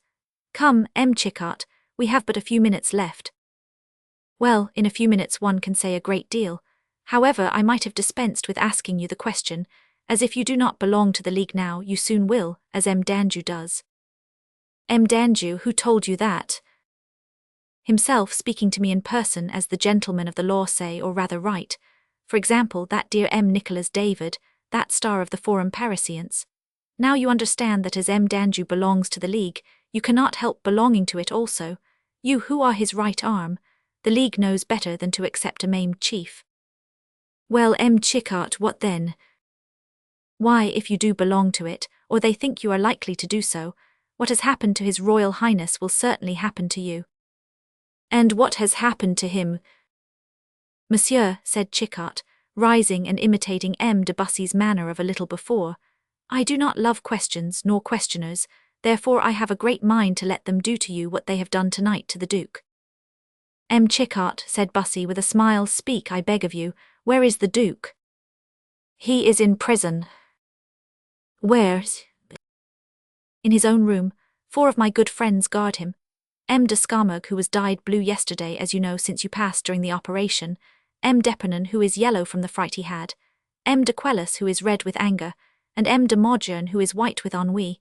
It is beautiful to see, not to speak of the Duke, who is going green with terror, so that we shall have a perfect rainbow to delight our eyes. Then, monsieur, you think my liberty in danger. Danger, monsieur? Suppose that they are already on the way to arrest you. Bussy shuddered. Do you like the Bastille, M. de Bussy? It is a good place for meditation, and M. Laurent Testu, the governor, keeps a good cook. They would send me to the Bastille. Ma foi, I ought to have in my pocket something like an order to conduct you there. Would you like to see it? And Chicotte drew from his pocket an order from the king in due form, to apprehend, wherever he might be, M. Louis de Clermont, Seigneur de Bussy. Written very nicely by M. Quelus, continued Chicotte. Then, monsieur, cried Bussy, you are really rendering me a service. I think so, do you agree with me? Monsieur, I beg you to tell me why you do it, for you love the king and he hates me. M. le Comte, I save you, think what you please of my action, but do you forget that I asked for a recompense? Ah, true. Well, most willingly, monsieur. Then some day you will do what I ask you. On my honor, if possible. That is enough, now mount your horse and disappear. I go to carry this order to those who are to use it. Then you were not to arrest me yourself. I, for what do you take me? But I should abandon my master. Have no scruples, he abandons you. You are a gentleman, M. Chicotte. Bussy called Remy. To do him justice, he was listening at the door. Remy, our horses. They are saddled, monsieur. Ah, said Chicotte, this young man knows what he is about. Bussy thanked Chicotte once more and went down. Where are we going? Said Remy. Well, said Bussy, hesitating. What do you say to Normandy? Said Chicotte. It is too near. Flanders, then. Too far. Anjou is a reasonable distance, monsieur, said Remy. Well then, Anjou, said Bussy, colouring. Adieu, monsieur, said Chicotte. It is destiny, said Remy when he was gone. Let us be quick, and perhaps we may overtake her, said Bussy. Chapter 47. The chess of M. Chicotte, and the cup and bowl of M. Quelus. Chicotte returned joyfully to the Louvre. It was a great satisfaction to him to have saved a brave gentleman like Bussy. M. de Guise, after having received in the morning the principal leaguers, who came to bring him the registers filled with signatures, and after having made them all swear to recognize the chief that the king should appoint, went out to visit M. d'Anjou, whom he had lost sight of about 10 the evening before. The Duke found the prince's valet rather unquiet at his master's absence, but he imagined that he had slept at the Louvre. The Duc de Guise asked to speak to Aurélie, who was most likely to know where his master was. Aurélie came, but stated he had been separated from the prince the evening before by a pressure of the crowd, and had come to the Hôtel d'Anjou to wait for him, not knowing that His Highness had intended to sleep at the Louvre.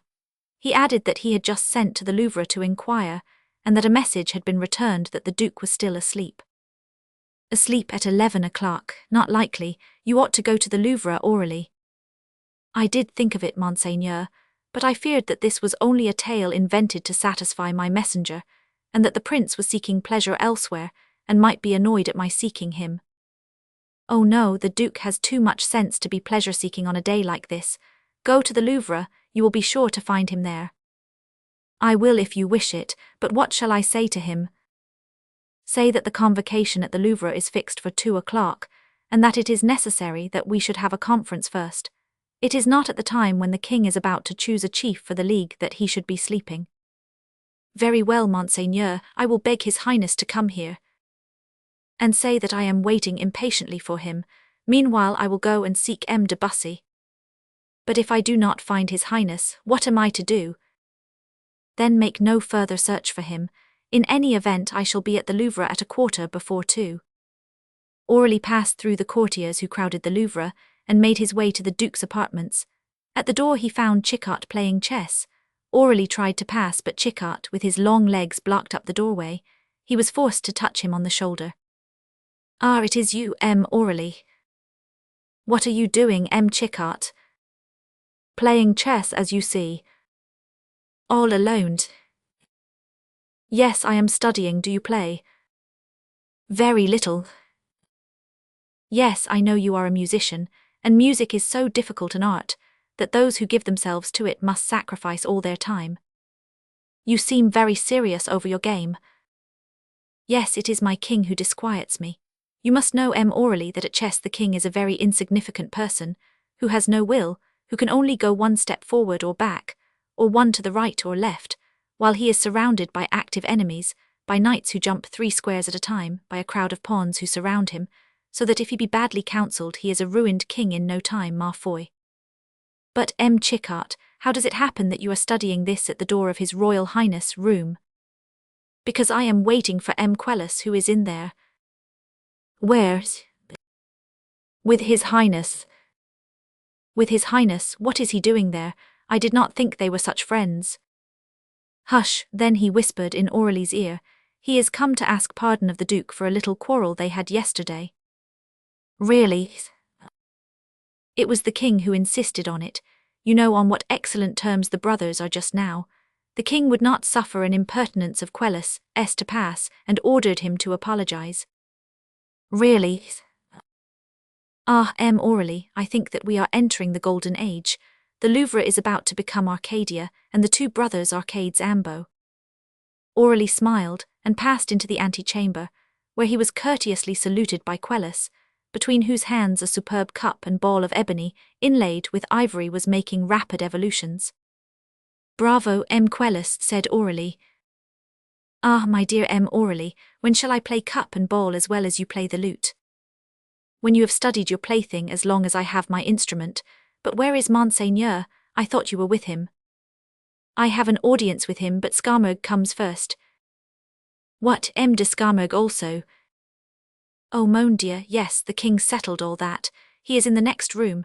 Enter, Aurelie, and remind the prince that we are waiting for him. Aurelie opened the second door, and saw Skarmogue reclining on a kind of couch, from which he amused himself by sending from a tube little balls of earth through a gold ring, suspended from the ceiling by a silk thread, while a favourite dog brought him back the balls as they fell. Ah, Gut Morgen, Aurelie, you see I am amusing myself while I wait for my audience. But where is Monseigneur? Oh, he is occupied in pardoning D'Epernon and Modern, but will you not enter, you who are privileged? Perhaps it would be indiscreet. Not at all, enter, Aurelie, enter. And he pushed him into the next room, where the astonished musician perceived D'Epernon before a mirror, occupied in stiffening his mustachios, while Modern, seated near the window, was cutting out engravings, by the side of which the bas-reliefs on the temple of Venus Aphrodite would have looked holy. The Duke, without his sword, was in his armchair between these two men, who only looked at him to watch his movements, and only spoke to him to say something disagreeable. Seeing Aurelie, he got up to meet him. Take care, Monseigneur, said Modern, you are stepping on my figures. Mon dear, cried the musician, he insults my master. Dear Aurelie, said D'Epernon, still arranging his moustachoir, how are you? Be so kind as to bring me here your little dagger, said Modern. Gentlemen, gentlemen, do you not remember where you are? Yes, yes, my dear Orpheus, that is why I ask for your dagger. You see Le Duc has none. Aurelie, cried the Duke in a tone full of grief and rage, do you not see that I am a prisoner? A prisoner to whom? To my brother, you might know that by my jailers. Oh, if I had but guessed it. You would have brought your lute to amuse His Highness, said a mocking voice behind them, but I thought of it and sent for it, here it is. How does your chess go on, Chickart? Said D'Epernon. I believe I shall save the king, but it is not without trouble. Come, Aurelie, give me your poniard in return for the lute, a fair exchange. The astonished musician obeyed. There is one rat in the trap, said Quelus, who returned to his post in the antechamber, only exchanging his cup and ball for Skarmogue's shooting tube. It is amusing to vary one's pleasures, said Chickart, so for a change I will go and sign the league. Chapter 48. The reception of the chiefs of the League. The time for the great reception drew near. Paris, nearly as tumultuous as the evening before, had sent towards the Louvre its deputation of leaguers, its bodies of workmen, its sheriffs, its militia, and its constantly increasing masses of spectators. The king, on his throne in the great hall, was surrounded by his officers, his friends, his courtiers, and his family, waiting for all the corporations to defile before him, when M. de Montsoreau entered abruptly. "Look, Henrique," said Chichart, who was standing near the king. "At what?" "At your chief huntsman, Pardieu. He is well worth it. See how pale and dirty he is." Henry made a sign to M. de Montsoreau, who approached. "How is it that you are at the Louvre, monsieur? I thought you at Vincennes."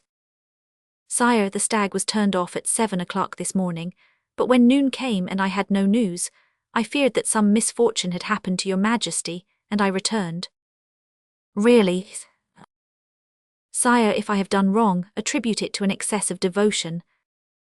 "Yes, monsieur, and I appreciate it." "Now," said the count hesitatingly, "if your majesty wishes me to return to Vincennes, as I am reassured." "No, no, stay. This chase was a fancy which came into our head, and which went as it came. Do not go away. I want near me devoted subjects, and you have just classed yourself as such." Montsoreau bowed and said, "Where does your majesty wish me to remain?" "Will you give him to me for half an hour?" said Chichart to the king in a low voice. "What for?" "To torment him a little.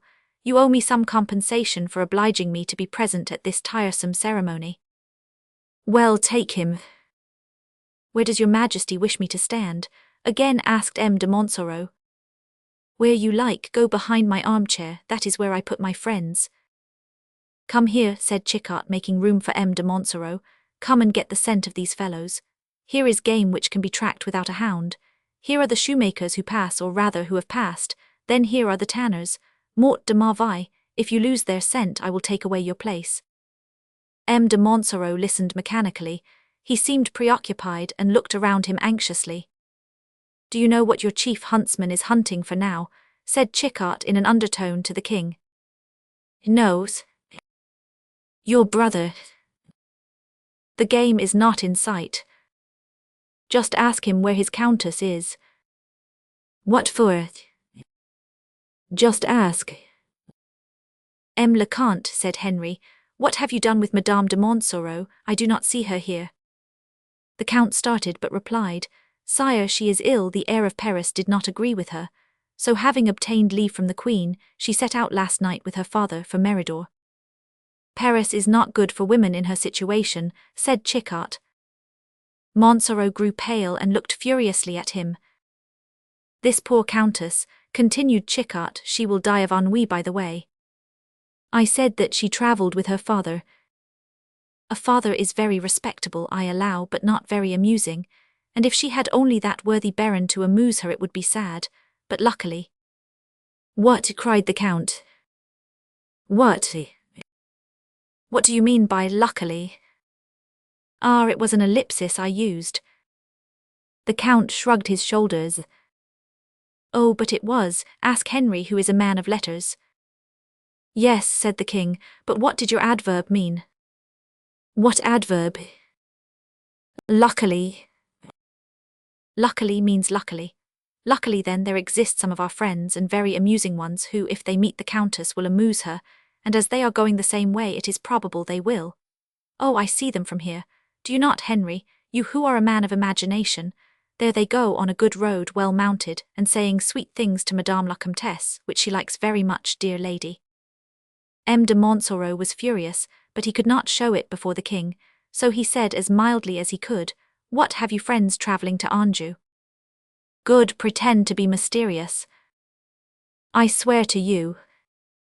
"Oh, you know they are there, although I saw you just now seeking for them mechanically among the crowd." "You saw me?" "Yes, you, the palest of all chief huntsmen, past, present and future, from Nimrod to M. d'Olefort, your predecessor." "M. Chichart." "The palest, I repeat." "Monsieur, will you return to the friends of whom you spoke, and be so good as to name them, if your superabundant imagination will let you?" "Seek, monsieur. Morbleu, it is your occupation to hunt out animals. Witness the unlucky stag whom you deranged this morning, and who thought it very unkind of you. Seek." The eyes of M. de Montsoreau wandered anxiously again. "What?" cried he, seeing a vacant place by the king, "not the Duc d'Anjou?" Taint, the beast is found. He is gone today. He is gone today, but it is possible that he set out last night. When did your brother disappear, Henry? Last night. The Duke gone, murmured Montsoreau, paler than ever. I do not say he is gone, I say only that he disappeared last night, and that his best friends do not know where he is, said the king. Oh, cried the Count, if I thought so. Well, what should you do? Besides, what harm if he does talk nonsense to Madame de Montsoreau? He is the gallant of the family, you know. I am lost, murmured the Count, trying to go away, but Chicotte detained him. Keep still, Mordieu, you shake the king's chair. Morte de Marvaille, your wife, will be quite happy with the prince to talk to, and M. Aurélie to play the lute to her. Montsoreau trembled with anger. Quietly, monsieur, continued Chicotte. Hide your joy, here is the business beginning. You should not show your feelings so openly. Listen to the discourse of the king. M. de Montsoreau was forced to keep quiet. M. de Guise entered and knelt before the king, not without throwing an uneasy glance of surprise on the vacant seat of M. d'Anjou. The king rose, and the heralds commanded silence. Chapter 49. How the king annexed a chief, who was neither the Duc de Guise nor M. d'Anjou. Gentlemen, said the king, after assuring himself that his 4 friends, now replaced by 10 Swiss, were behind him. A king hears equally the voices which come to him from above and from below, that is to say, what is commanded by God or asked by his people. I understand perfectly that there is a guarantee for my people, in the association of all classes which has been formed to defend the Catholic faith, and therefore I approve of the counsels of my cousin de Guise. I declare then the Holy League duly constituted, and as so great a body must have a powerful head, and as it is necessary that the chief called to sustain the church should be one of its most zealous sons, I choose a Christian prince for the chief, and declare that this chief shall be. He made a slight pause, Henry de Valois, King of France and Poland. The Duc de Guise was thunderstruck. Large drops stood on his forehead, and he looked from one to the other of his brothers. All the Leaguers uttered a murmur of surprise and discontent. The cardinal stole up to his brother and whispered, Francois, I fear we are no longer in safety here. Let us haste to take leave, for the populace is uncertain, and the king whom they execrated yesterday will be their idol for 2 or 3 days. During this time the king had signed the act prepared beforehand by M. de Morvilliers, the only person, with the exception of the Queen Mother, who was in the secret. Then he passed the pen to the Duc de Guise, saying, Sign, my cousin, there below me, now pass it to M. le Cardinal and M. de Mayenne. But these 2 had already disappeared. The king remarked their absence and added, Then pass the pen to M. de Montsoreau.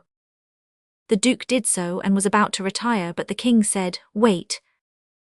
And while the others signed, he added, My cousin, it was your advice, I believe, to guard Paris with a good army, composed of all the forces of the League. The army is made, and the natural general of the Parisians is the king. Assuredly, sire. But I do not forget that there is another army to command, and that this belongs of right to the bravest soldier in my kingdom. Therefore go and command the army. And when am I to set out, sire? Immediately. Henry, whispered Chicotte, but in spite of his signs and grimaces the king gave the duke his brevet ready signed. He took it and retired and was soon out of Paris. The rest of the assembly dispersed gradually, crying, Vive le Roi, and Vive la Ligue. Oh, sire, cried the favourites approaching the king, what a sublime idea you have had. They think that gold is going to rain on them like manna, said Chicotte, who followed his master about everywhere with lamentations. As soon as they were left alone, Ah, M. Chicotte, said Henry, you are never content. Diable, I do not ask even for complaisance but for good sense. You are right, Henry, it is what you want most. Confess I have done well. That is just what I do not think. Ah, you are jealous, M. Roy de France. I, heaven forbid, I shall choose better subjects for jealousy. Corbleu. Oh, what self-love! Am I or not king of the League? Certainly you are, but... But what? You are no longer king of France. And who is king then? Everybody except you, firstly your brother. My brother? Yes, M. d'Anjou. Whom I hold prisoner. Yes, but prisoner as he is, he was consecrated. By whom was he consecrated? By the Cardinal de Guise. Really, Henry, you have a fine police. They consecrate a king at Paris before 33 people in the Church of St. Genevieve, and you do not know of it. Oh, and you do. Certainly I do. How can you know what I do not? Ah, because M. de Morvilliers manages your police, and I am my own. The king frowned. Well then, without counting Henry de Valois, we have François d'Anjou for king, continued Chickart, and then there is the Duc de Guise. The Duc de Guise. Yes, Henry de Guise, Henry le Balfour. A fine king, whom I exile, whom I send to the army. Good, as if you were not exiled to Poland, and La Charite is nearer to the Louvre than Krakow is. Ah yes, you send him to the army, that is so clever. That is to say, you put 30,000 men under his orders, ventre de bitch, and a real army, not like your army of the League. No, an army of bourgeois is good for Henry de Valois, but Henry de Guise must have an army of soldiers. And what soldiers? Hardened warriors, capable of destroying 20 armies of the League. So that if, being king in fact, Henry de Guise had the folly one day to wish to be so in name, he would only have to turn towards the capital and say, "Let us swallow Paris and Henry de Valois and the Louvre at a mouthful," and the rogues would do it. I know them. You forget one thing in your argument, illustrious politician. Ah, diable, it is possible, if you mean a fourth king. No, you forget that before thinking of reigning in France when a Valois is on the throne, it would be necessary to look back and count your ancestors. That such an idea might come to M. d'Anjou is possible. His ancestors are mine, and it is only a question of primogeniture. But M. de Guise. Ah, that is just where you are in error. How so? M. de Guise is of a better race than you think. Better than me, perhaps, said Henry, smiling. There is no perhaps in it. You are mad, learn to read, my friend. Well, Henry, you who can read this. And he drew from his pocket the genealogy which we know already, handing it to Henry, who turned pale as he recognized, near to the signature of the prelate, the seal of St. Peter. What do you say, Henry? Are not your fleur-de-lis thrown a little in the background? But how did you get this genealogy? I seek these things, it came to seek me. Where? Under the bolster of a lawyer. And what was his name? M. Nicholas David. Where was he? At Lyons. And who took it from under the bolster? One of my good friends. Who is he? A monk. His name? Gorenflot. What, that abominable leaguer, who uttered those incendiary discourses at St. Genevieve, and again yesterday in the streets of Paris? You remember the history of Brutus, who pretended to be a fool. He is, then, a profound politician. Did he take it from the advocate? Yes, by force. Then he is brave. Brave as Bayard. And having done this, he has not asked for any recompense. He returned humbly to his convent, and only asks me to forget that he ever came out. Then he is modest. As St. Crepin. Chickart, your friend shall be made a prior on the first vacancy. Thanks for him, Henry. Ma foi, said Chickart to himself, if he escapes being hung by Mayenne he will have an abbey. Chapter 50. Ediacles and Paulinuses. This day of the League terminated brilliantly and tumultuously as it began. The friends of the king rejoiced, the preachers proposed to canonize Brother Henry and spoke everywhere of the great deeds of the Valois. The favourites said, "The lion is roused."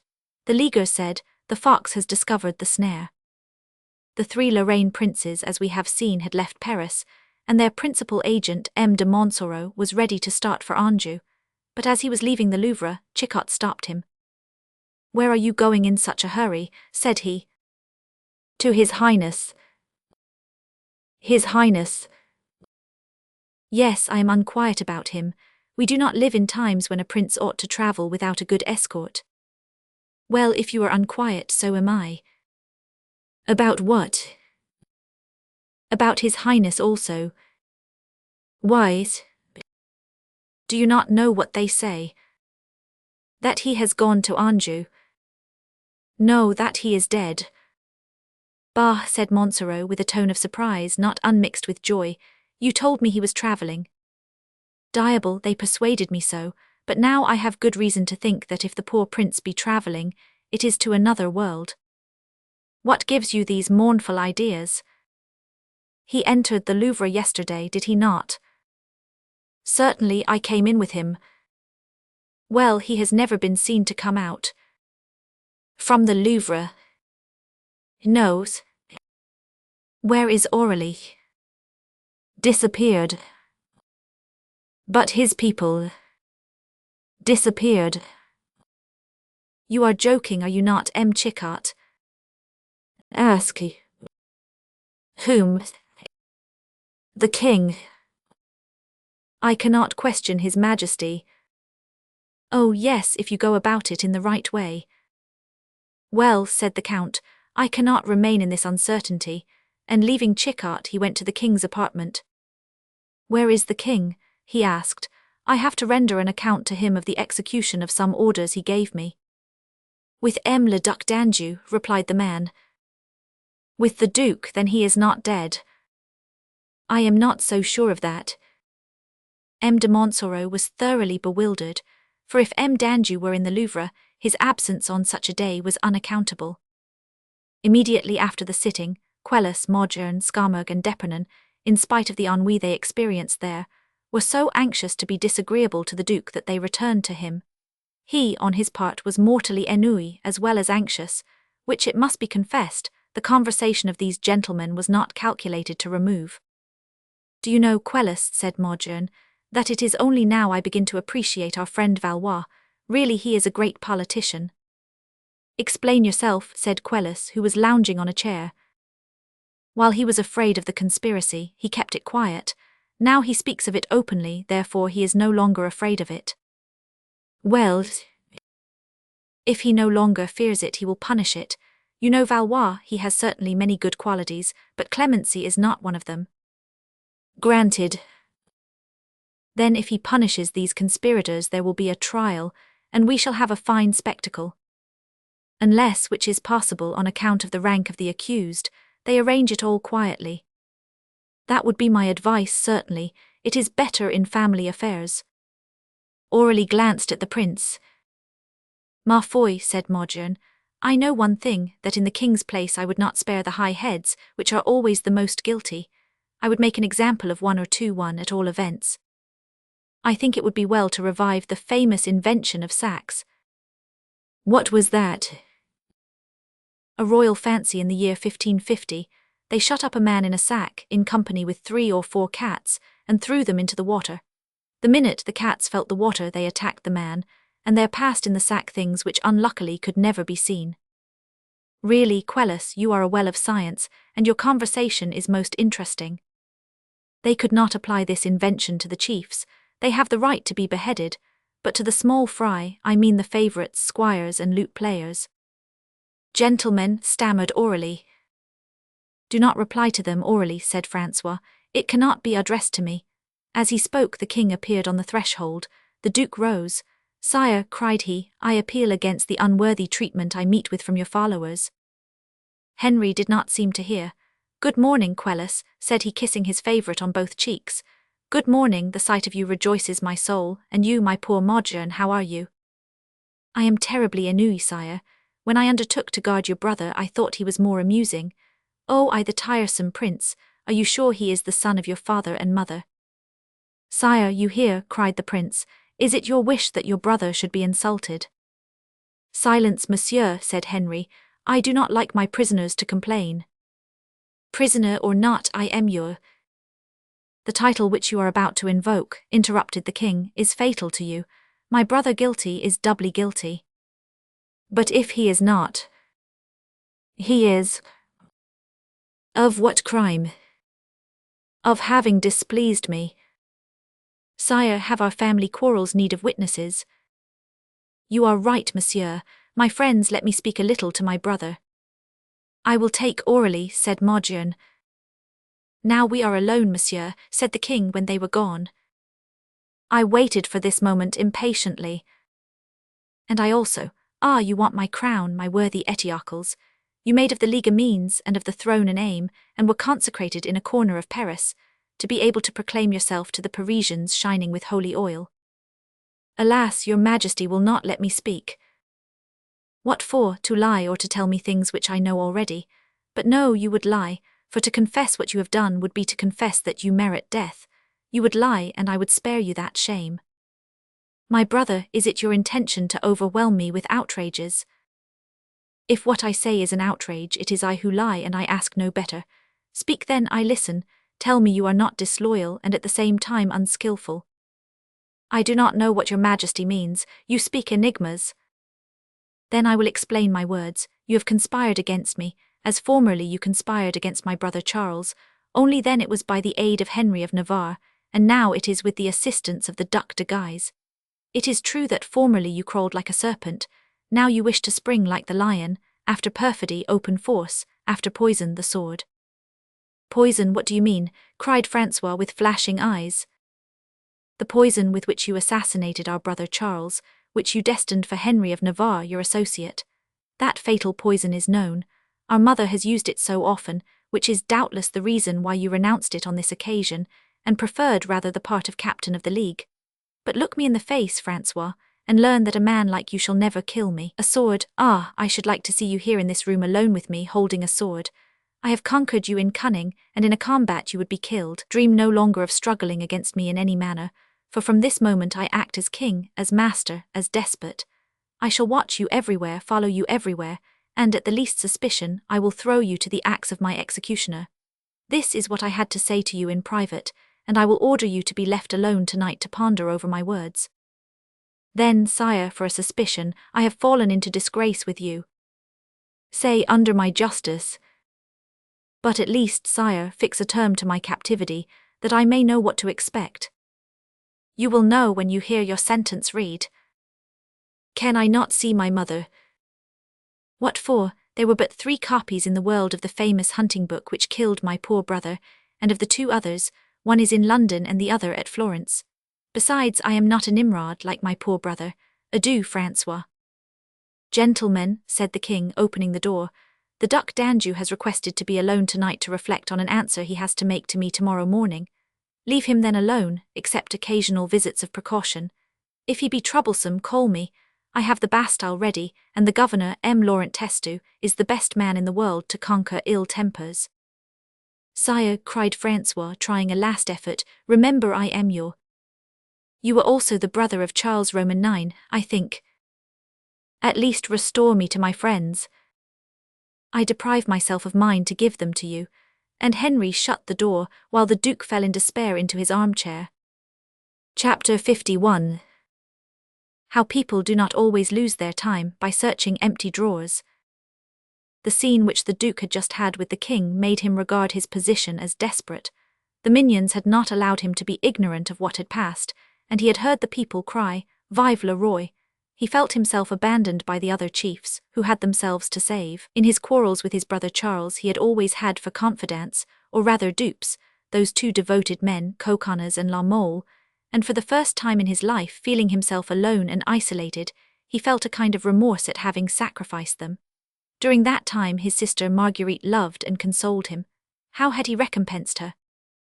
He had recently had near him a brave and valiant heart and sword, Bussy, the brave Bussy, and he had offended him to please Montsoreau, who had his secret, with which he always threatened him, and which was now known to the king. He had therefore quarrelled with Bussy gratuitously, and above all uselessly, which, as a great politician once said, was more than a crime, it was a mistake. How he would have rejoiced in his present situation, to know that Bussy was watching over him, Bussy the loyal, Bussy the universal favourite. It would have been probable liberty and certain vengeance. But as we have said, Bussy, wounded to the heart, kept away from the prince, so the prisoner remained 50 feet above the ground, with the 4 favourites in the corridor without counting the court full of Swiss. Besides this, one or other of the young men entered from time to time, and without seeming even to notice the prince went round the room, examined the doors and windows, looked under the beds and tables, and glanced at the curtains and sheets. "Ma foi," said Maugiron after one of these visits, "I have done. I am not going to look after him any more tonight. Yes, said d'Epernon, as long as we guard him there is no need of going to look at him. And he is not handsome to look at, said Quelus. Still, said Skarmag, I think we had better not relax our vigilance, for the devil is cunning. Yes, but not cunning enough to pass over the bodies of 4 men like us. That is true, said Quelus. Oh, said Skarmag, do you think if he wants to fly he will choose our corridor to come through? He would make a hole in the wall. With what? Then he has the windows. Ah, the windows, bravo Skarmag, would you jump 45 feet? I confess that 45 feet. Yes, and he who is lame and heavy and timid as you, said Skarmag. You know I fear nothing but phantoms, that is an affair of the nerves. The last phantom was, said Quelus, that all those whom he had killed in duels appeared to him one night. However, said Morgion, I have read of wonderful escapes with sheets, for instance. Ah, that is more sensible. I saw myself at Bordeaux, a prisoner who escaped by the aid of his sheets. You see, then. Yes, but he had his leg broken and his neck too. His sheets were 30 feet too short, and he had to jump, so that while his body escaped from prison, his soul escaped from his body. Besides, said Quelus, if he escapes we will follow him, and in catching him some mischief might happen to him. So they dismissed the subject. They were perfectly right that the Duke was not likely to attempt a perilous escape. From time to time his pale face was at the window which overlooked the fasces of the Louvre, beyond which was an open space about 15 feet broad, and then the Seine rolled calm as a mirror. On the other side rose, like a giant, the Tower of Nesle. He had watched the sunset and the gradual extinction of all the lights. He had contemplated the beautiful spectacle of old Paris, with its roofs gilded by the last rays of the sun, and silvered by the first beams of the moon. Then little by little he was seized with a great terror at seeing immense clouds roll over the sky and announce a storm. Among his other weaknesses, the Duc d'Anjou was afraid of thunder, and he would have given anything to have had his guardians with him again, even if they insulted him. He threw himself on his bed but found it impossible to sleep. Then he began to swear and break everything near him. It was a family failing, and they were accustomed to it at the Louvre. The young men had opened the door to see what the noise meant, and seeing that it was the Duke amusing himself, they had shut it again, which redoubled his anger. He had just broken a chair, when a crashing of glass was heard at the window, and he felt a sharp blow on his thigh. His first idea was that he was wounded by some emissary of the king. Ah, I am dead, he cried and fell on the carpet, but as he fell his hand came in contact with a larger and rougher substance than a ball. Oh, a stone, thought he, and feeling his leg he found it uninjured. He picked up the stone and looked at it and saw that it was wrapped in a piece of paper. Then the Duke's ideas began to change. Might not this stone come from a friend as well as an enemy? He approached the light, cut the silk which tied the paper round the stone and read. Are you tired of keeping your room? Do you love open air and liberty? Enter the little room where the Queen of Navarre hid your poor friend, M. de la Mole. Open the cupboard, and by displacing the lowest bracket you will find a double bottom. In this there is a silk ladder. Attach it yourself to the balcony, 2 vigorous arms will hold it at the bottom. A horse, swift as thought, will lead you to a safe place. A friend! A friend, cried the prince. Oh, I did not know I had a friend. Who is this friend who thinks of me? And the Duke ran to the window but could see no one. Can it be a snare? Thought he, but first let me see if there is a double bottom and a ladder. The Duke then, leaving the light where it was for precaution, groped his way to the cabinet which he knew so well. He opened it, felt for the bottom shelf, and, to his great joy, found what he looked for. As a thief escapes with his booty, the Duke rushed into the next room with his prey. 10 o'clock struck. The Duke thought of his hourly visitors and hid his ladder under a cushion on which he sat down. Indeed, 5 minutes had not passed before Morgion appeared in a dressing gown, with a sword in one hand and a light in the other.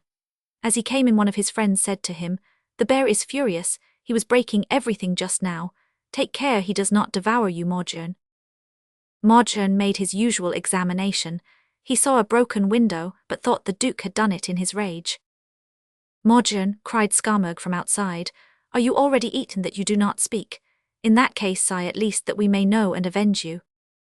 The Duke trembled with impatience. No, no, said Morgion, on the contrary my bear is quite conquered. And so saying, he went out and locked the door. When the key had ceased to turn in the lock, the Duke murmured, "Take care, gentlemen, or the Duke will be too much for you." Chapter 52. Ventre St. Gris. Left alone, the Duke, knowing he had at least an hour before him, drew out his ladder and carefully examined the fastenings. "The ladder is good," said he at length, "and will not break."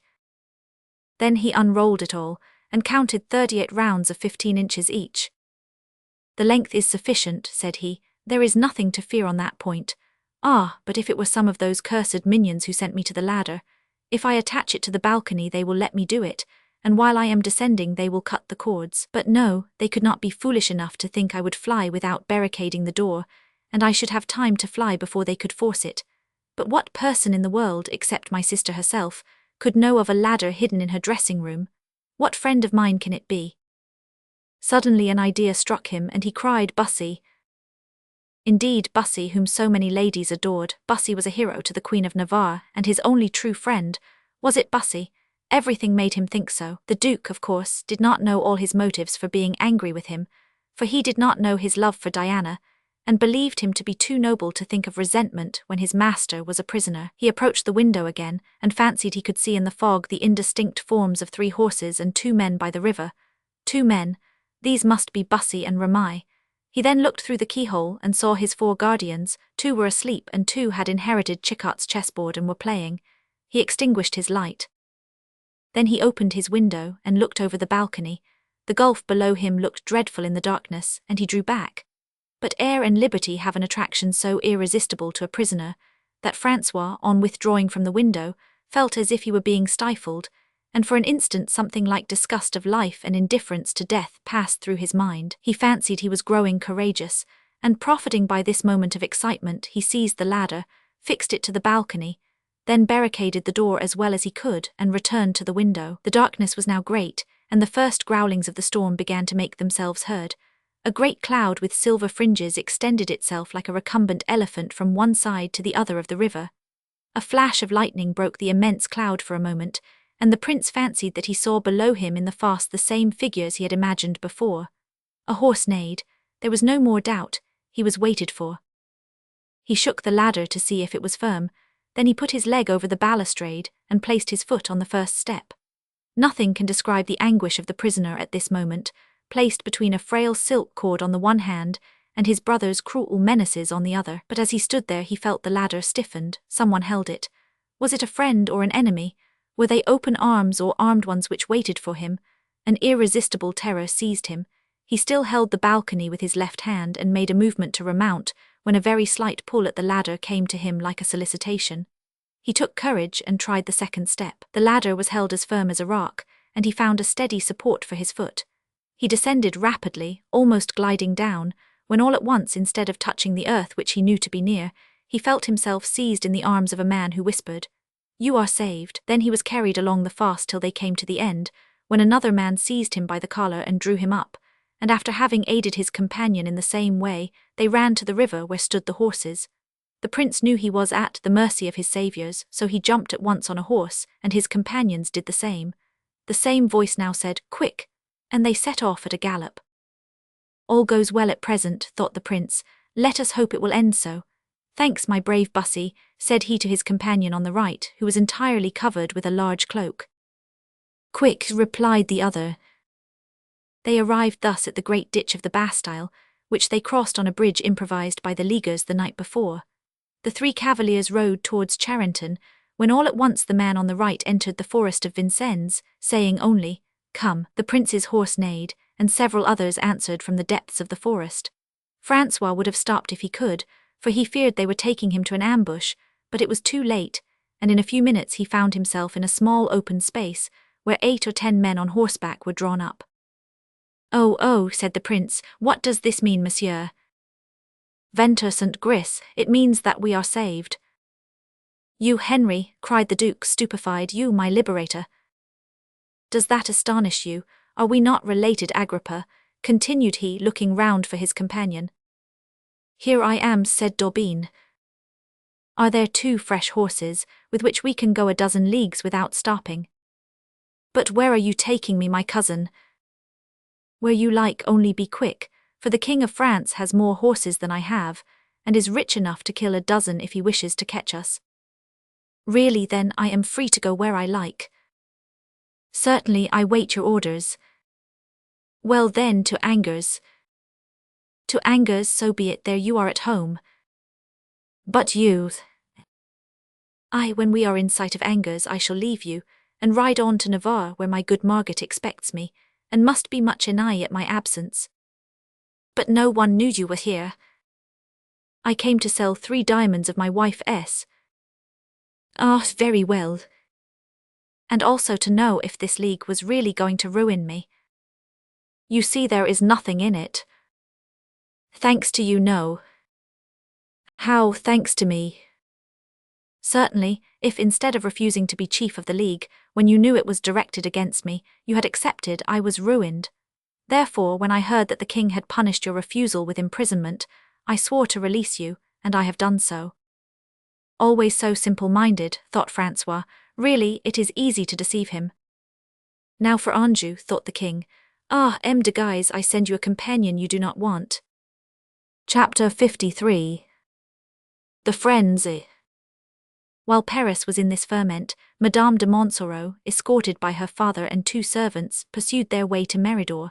She began to enjoy her liberty, precious to those who have suffered. The azure of the sky compared to that which hung always menacingly over the black towers of the Bastille, the trees already green, all appeared to her fresh and young, beautiful and new, as if she had really come out of the tomb where her father had believed her. He, the old baron, had grown young again. We will not attempt to describe their long journey, free from incidents. Several times the baron said to Diana, "Do not fear, my daughter." "Fear what?" "Were you not looking if M. de Montsoreau was following us?" "Yes, it was true, I did look," replied she with a sigh and another glance behind. At last, on the 8th day, they reached the chateau of Meridor, and were received by Madame de St. Luc and her husband. Then began for these 4 people one of those existences of which every man has dreamed in reading Virgil or Theocritus. The Baron and St. Luc hunted from morning till evening. You might have seen troops of dogs rushing from the hills in pursuit of some hare or fox, and startling Diana and Jean as they sat side by side on the moss under the shade of the trees. "Recount to me," said Jean, "all that happened to you in the tomb, for you were dead to us. See, the hawthorn is shedding on us its last flowers, and the elders send out their perfume. Not a breath in the air, not a human being near us. Recount, little sister." "What can I say?" "Tell me, are you happy? That beautiful eye often swimming in tears, the paleness of your cheeks, that mouth which tries a smile which it never finishes. Diana, you must have many things to tell me." "No, nothing." "You are then happy with M. de Montsoreau?" Diana shuddered. "You see," said Jean. "With M. de Montsoreau, why did you pronounce that name? Why do you evoke that phantom in the midst of our woods, our flowers, our happiness?" "You told me, I think," said Jean, "that M. de Bussy showed much interest in you." Diana reddened, even to her round, pretty ears. "He is a charming creature," continued Jean, kissing Diana. "It is folly," said Diana. "M. de Bussy thinks no more of Diana de Meridor." "That is possible, but I believe he pleases Diana de Montsoreau a little." "Do not say that." "Does it displease you?"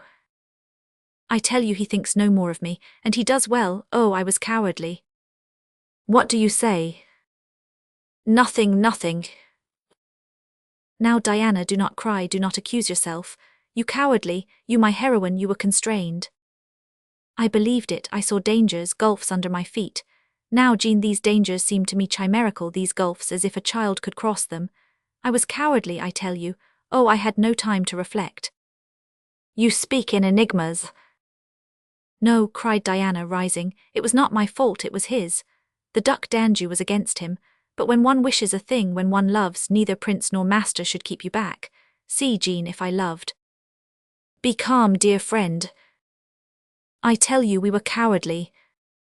"We, of whom do you speak? That we is eloquent, my dearest Diana." "I mean my father and I, you did not think anything else, did you? My father is a nobleman, he might have spoken to the king, I am proud and do not fear a man when I hate him, but he did not love me." You lie to yourself, you know the contrary, little hypocrite. You may believe in love, Jean, you, whom M. de St. Luc married in spite of the king, you whom he carried away from Paris, you who pay him by your caresses for proscription and exile. And he thinks himself richly repaid. But I reflect a little, do not be egotistical. I whom that fiery young man pretended to love, I who fixed the regards of that invincible Bussy, he who fears no one, I was alone with him in the cloister of El Egyptian, we were alone. But for Gertrude and Ramai, our accomplices he could have carried me off. At that moment I saw him suffering because of me. I saw his eyes languishing, his lips pale and parched with fever. If he had asked me to die to restore the brightness to his eyes and the freshness to his lips, I should have died. Well, I went away, and he never tried to detain me. Wait still. He knew that I was leaving Paris, that I was returning to Meridor. He knew that M. de Montsoreau, I blush as I tell it, was only my husband in name. He knew that I travelled alone, and along the road, dear Jean, I kept turning, thinking I heard the gallop of his horse behind us. But no, it was only the echo of my own. I tell you, he does not think of me. I am not worth a journey to Anjou while there are so many beautiful women at the court of France, whose smiles are worth 100 confessions from the provincial, buried at Meridor. Do you understand now? Am I forgotten, despised? She had not finished when the foliage of the oak rustled, a quantity of mortar and moss fell from the old wall, and a man threw himself at the feet of Diana, who uttered an affrighted cry. Jean ran away, she recognized him. Here I am, cried Bussy, kissing the dress of Diana. She too recognized him, and, overcome by this unexpected happiness, fell unconscious into the arms of him whom she had just accused of indifference. Chapter 54. Bussy and Diana. Faintings from love seldom last any length of time, nor are they very dangerous. Diana was not long in opening her eyes and finding herself supported by Bussy. Oh, murmured she, it was shocking, Count, to surprise us thus. Bussy expected other words, men are so exacting, but Diana said no more, and, disengaging herself gently from his arms, ran to her friend, who, seeing her faint, had returned softly and stood a little way off. Is it thus that you receive me, madame? No, M. de Bussy, but— Oh no, but madame, sighed Bussy, drawing near again. No, no, not on your knees. Oh, let me pray to you an instant thus, cried the Count. I have so longed for this place. Yes, but to come to it you jumped over the wall. Not only is it not suitable for a man of your rank, but it is very imprudent. How so? If you had been seen. Who could have seen me? Our hunters who, a quarter of an hour ago, passed by this wall. Do not be uneasy, madame, I hide myself too carefully to be seen. Hidden, really, said Jean, tell us how, M. de Bussy. Firstly, if I did not join you on the road, it was not my fault. I took one route and you another. You came by Rambouillet and I by Chartres. And then judge if your poor Bussy be not in love. I did not dare to join you. It was not in the presence of your father and your servants that I wished to meet you again, for I did not desire to compromise you, so I made the journey stage by stage, devoured by impatience. At last you arrived. I had taken a lodging in the village, and, concealed behind the window, I saw you pass. Oh, mon Dieu, are you then at Angers under your own name? For what do you take me? I am a travelling merchant. Look at my costume, it is of a colour much worn among drapers and goldsmiths. I have not been remarked. Bussy, the handsome Bussy, 2 days in a provincial town and not remarked, who would believe that at court? Said Jean. Continue, Count, said Diana, blushing. How do you come here from the town? I have 2 horses of a chosen race. I leave the village on one, stopping to look at all the signs and writings, but when out of sight my horse takes to a gallop, which brings him the 4 miles in half an hour. Once in the wood of Meridor I ride to the park wall, but it is very long, for the park is large. Yesterday I explored this wall for more than 4 hours, climbing up here and there, hoping to see you. At last, when I was almost in despair, I saw you in the evening returning to the house. The 2 great dogs of the Baron were jumping round you. When you had disappeared, I jumped over and saw the marks on the grass where you had been sitting. I fancied you might have adopted this place, which is charming during the heat of the sun, so I broke away some branches that I might know it again, and sighing, which hurts me dreadfully. From want of habit, said Jean. I do not say no, madame. Well then, sighing, I retook my way to the town. I was very tired, I had torn my dress in climbing trees, but I had seen you, and I was happy. It is an admirable recital, said Jean, and you have surmounted dreadful obstacles, it is quite heroic. But in your place I would have preserved my doublet, and above all have taken care of my white hands. Look at yours, how frightful they are with scratches. Yes, but then I should not have seen her whom I came to see. On the contrary, I should have seen her better than you did. What would you have done then? I would have gone straight to the Chateau de Meridor. M. le Baron would have pressed me in his arms, Madame de Montsoreau would have placed me by her at table, M. de St. Luc would have been delighted to see me, and his wife also. It was the simplest thing in the world, but lovers never think of what is straight before them. Bussy smiled at Diana. Oh no, he said, that would not have done for me. Then I no longer understand what good manners are. No, said Bussy, I could not go to the castle, M. le Baron would watch his daughter. Good, said Jean, here is a lesson for me, and kissing Diana on the forehead she ran away. Diana tried to stop her but Bussy seized her hands and she let her friend go. They remained alone. Have I not done well, madame, said Bussy, and do you not approve? I do not desire to feign, said Diana, besides it would be useless, you know I approve, but here must stop my indulgence. In calling for you as I did just now I was mad, I was guilty. Mon dear, what do you say? Alas, I count the truth.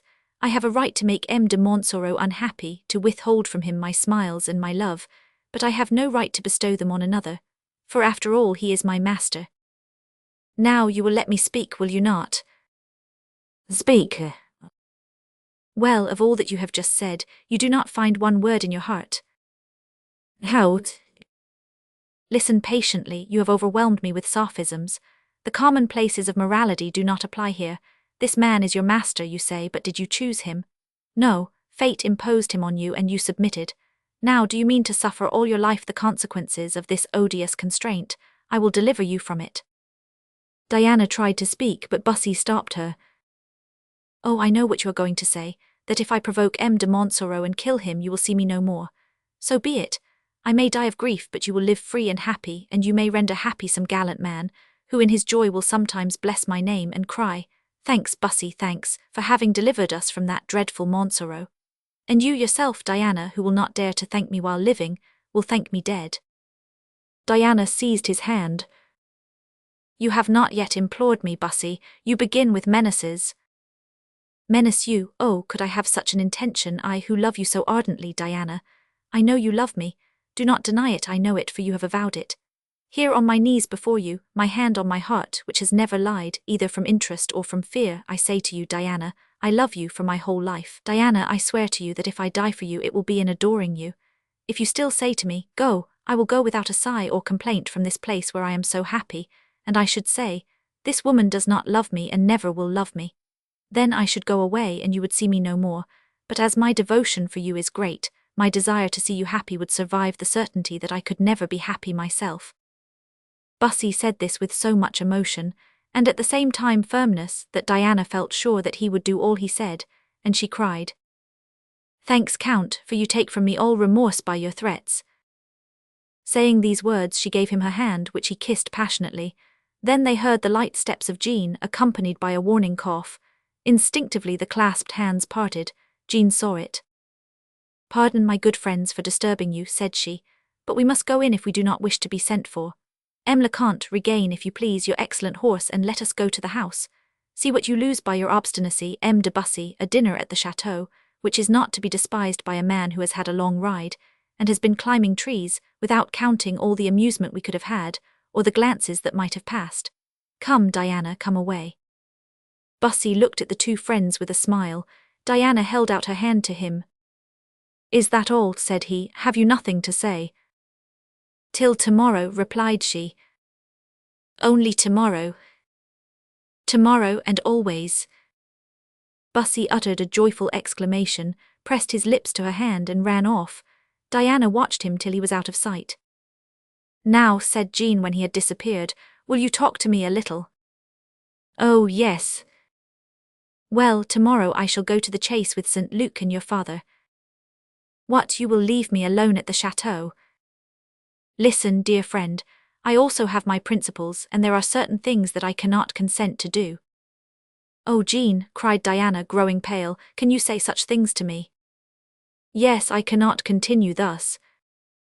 "I thought you loved me, Jean. What cannot you continue?" "Continue to prevent two poor lovers from talking to each other at their ease." Diana seized in her arms the laughing young woman. "Listen," said Jean, "there are the hunters calling us and poor St. Luc is impatient." Chapter 55. How Bussy was offered 300 pistoles for his horse, and parted with him for nothing. The next day Bussy left Angers before the most wakeful bourgeois had had their breakfast. He flew along the road, and Diana, mounted on a terrace in front of the castle, saw him coming and went to meet him. The sun had scarcely risen over the great oaks, and the grass was still wet with dew, when she heard from afar as she went along the horn of St. Luc, which Jean incited him to sound. She arrived at the meeting place just as Bussy appeared on the wall. The day passed like an hour.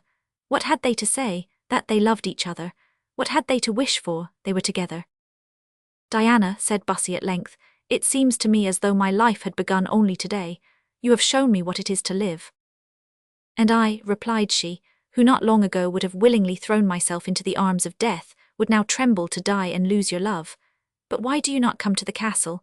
My father would be glad to see you, and M. de St. Luc is your friend."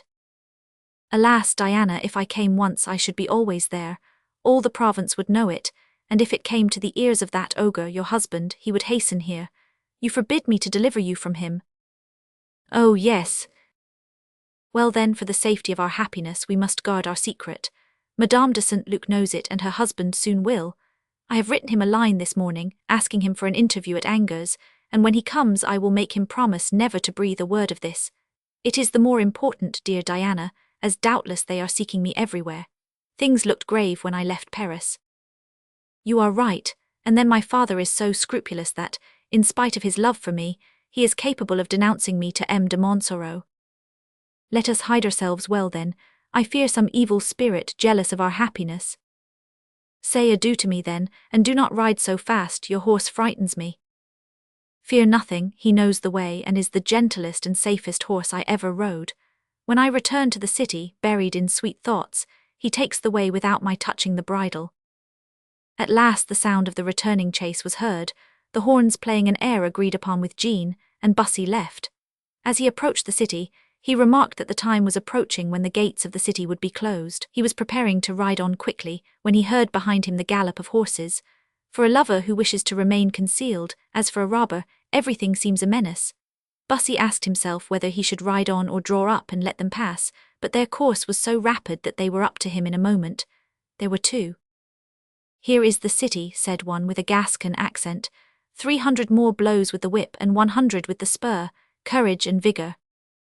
The beast has no more breath, he shivers and totters, he will not go on, and yet I would give 100 horses to be in my city before nightfall. "It is some Angers man out late," thought Bussy. "But look, the horse is falling, take care, monsieur," cried he, "quit your horse, he is about to fall."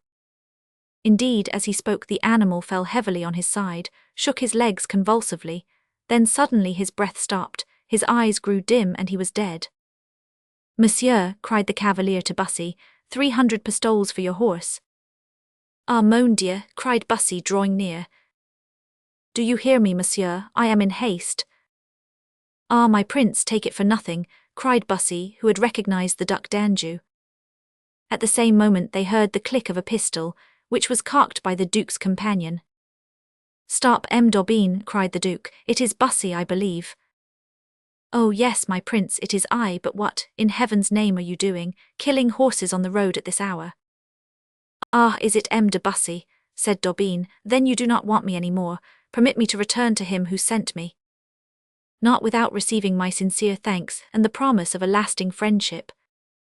"I accept it, monseigneur, and will recall your words to you some day." "M. d'Aubigne, I am in the clouds," murmured Bussy. "Did you not know? As you are here, did you not expect me?" said the prince with an air of suspicion which did not escape Bussy, who began to reflect that his secret residence in Anjou might seem very strange to the prince. "I did better than expect you," said Bussy, "and as you wish to enter the town before the gates are closed, jump into the saddle, monseigneur." The prince accepted, and Bussy mounted behind him, asking himself if this prince, dressed in black, were not the evil spirit sent already to disturb his happiness. "Where do we go now, Monseigneur?" said he as they entered the city. "To the castle. Let them hoist my banner and convoke the nobility of the district." "Nothing more easy," said Bussy, full of surprise but willing to be docile. The news was soon spread through the city that the Duke had arrived, and a crowd soon collected. "Gentlemen," cried the Duke, "I have come to throw myself into my good city of Angers. At Paris the most terrible dangers have menaced my life. I had lost even my liberty. I succeeded in escaping, thanks to some good friends, and now I am here I feel my tranquillity and my life assured." The people cried, "Long live our seigneur!" "Now let me sup," said the prince. "I have had nothing since the morning." The city was illuminated, guns were fired, the bells of the cathedral were rung, and the wind carried to Meridor the noisy joy of the good Angevins. Chapter 56. The diplomacy of the Duc d'Anjou. When the Duke and Bussy were left alone, the Duke said, "Let us talk." Francois, who was very quick, had perceived that Bussy had made more advances to him than usual, therefore he judged that he was in some embarrassing situation, and that he might, by a little address, get an advantage over him. But Bussy had had time to prepare himself, and he was quite ready. "Yes, let us talk, Monseigneur," replied he. "The last day I saw you, my poor Bussy, you were very ill." "It is true, Monseigneur, I was very ill, and it was almost a miracle that saved me. There was near you a doctor very devoted to you, for he growled at everyone who approached you. True, Prince Ramai loves me. He kept you rigorously to your bed, did he not? At which I was in a great rage, as your Highness might have seen. But if that were the case, why did you not send the doctor to the devil, and come out with me as I begged you to do? But as it was a grave affair, you were afraid to compromise yourself." "Did you say I was afraid?" "I did say so." "Well then, it was a lie," said Bussy, jumping up from his chair. "You lied to yourself, Monseigneur, for you do not believe a single word of what you say. There are 20 scars on my body which prove the contrary. I never knew fear, and ma foi, I know people who cannot say the same." "You have always unanswerable arguments, M. de Bussy," cried the Duke, turning very pale. "When you are accused, you cry louder than your accuser, and then you think you are right." "Oh, I am not always right, I know well, but I know on what occasions I am wrong." "And what are they?" "When I serve ungrateful people." "Really, monsieur, I think you forget yourself," said the Duke with some dignity. Bussy moved towards the door, but the prince stopped him. "Do you deny, monsieur," said he, "that after refusing to go out with me, you went out immediately after?" "I deny nothing, Monseigneur, but I will not be forced to confession." "Tell me why you would not go out with me." "I had business. At home. Or elsewhere. I thought that when a gentleman was in the service of a prince, his principal business was that of the prince." "And who does your business generally, Monseigneur, if not I?" "I do not say no. Generally I find you faithful and devoted, and I will say more, I excuse your bad humor." "You are very good."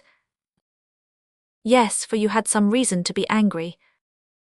"Ah, you confess it." "Yes, I promised you the disgrace of M. de Montsoreau. It seems you hate him very much." "I not at all.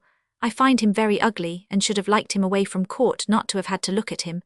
It seems, however, that you admire him, and there is no accounting for tastes." "Well then, as that was your sole excuse, you were doubly wrong to refuse to accompany me, and then to go out after and commit follies." "Follies, what did I do?" "Doubtless, you do not like Mdepernon and Skarmurg, neither do I, but one must have some prudence. Kill them, and I should be grateful to you, but do not exasperate them." "What did I do to them?"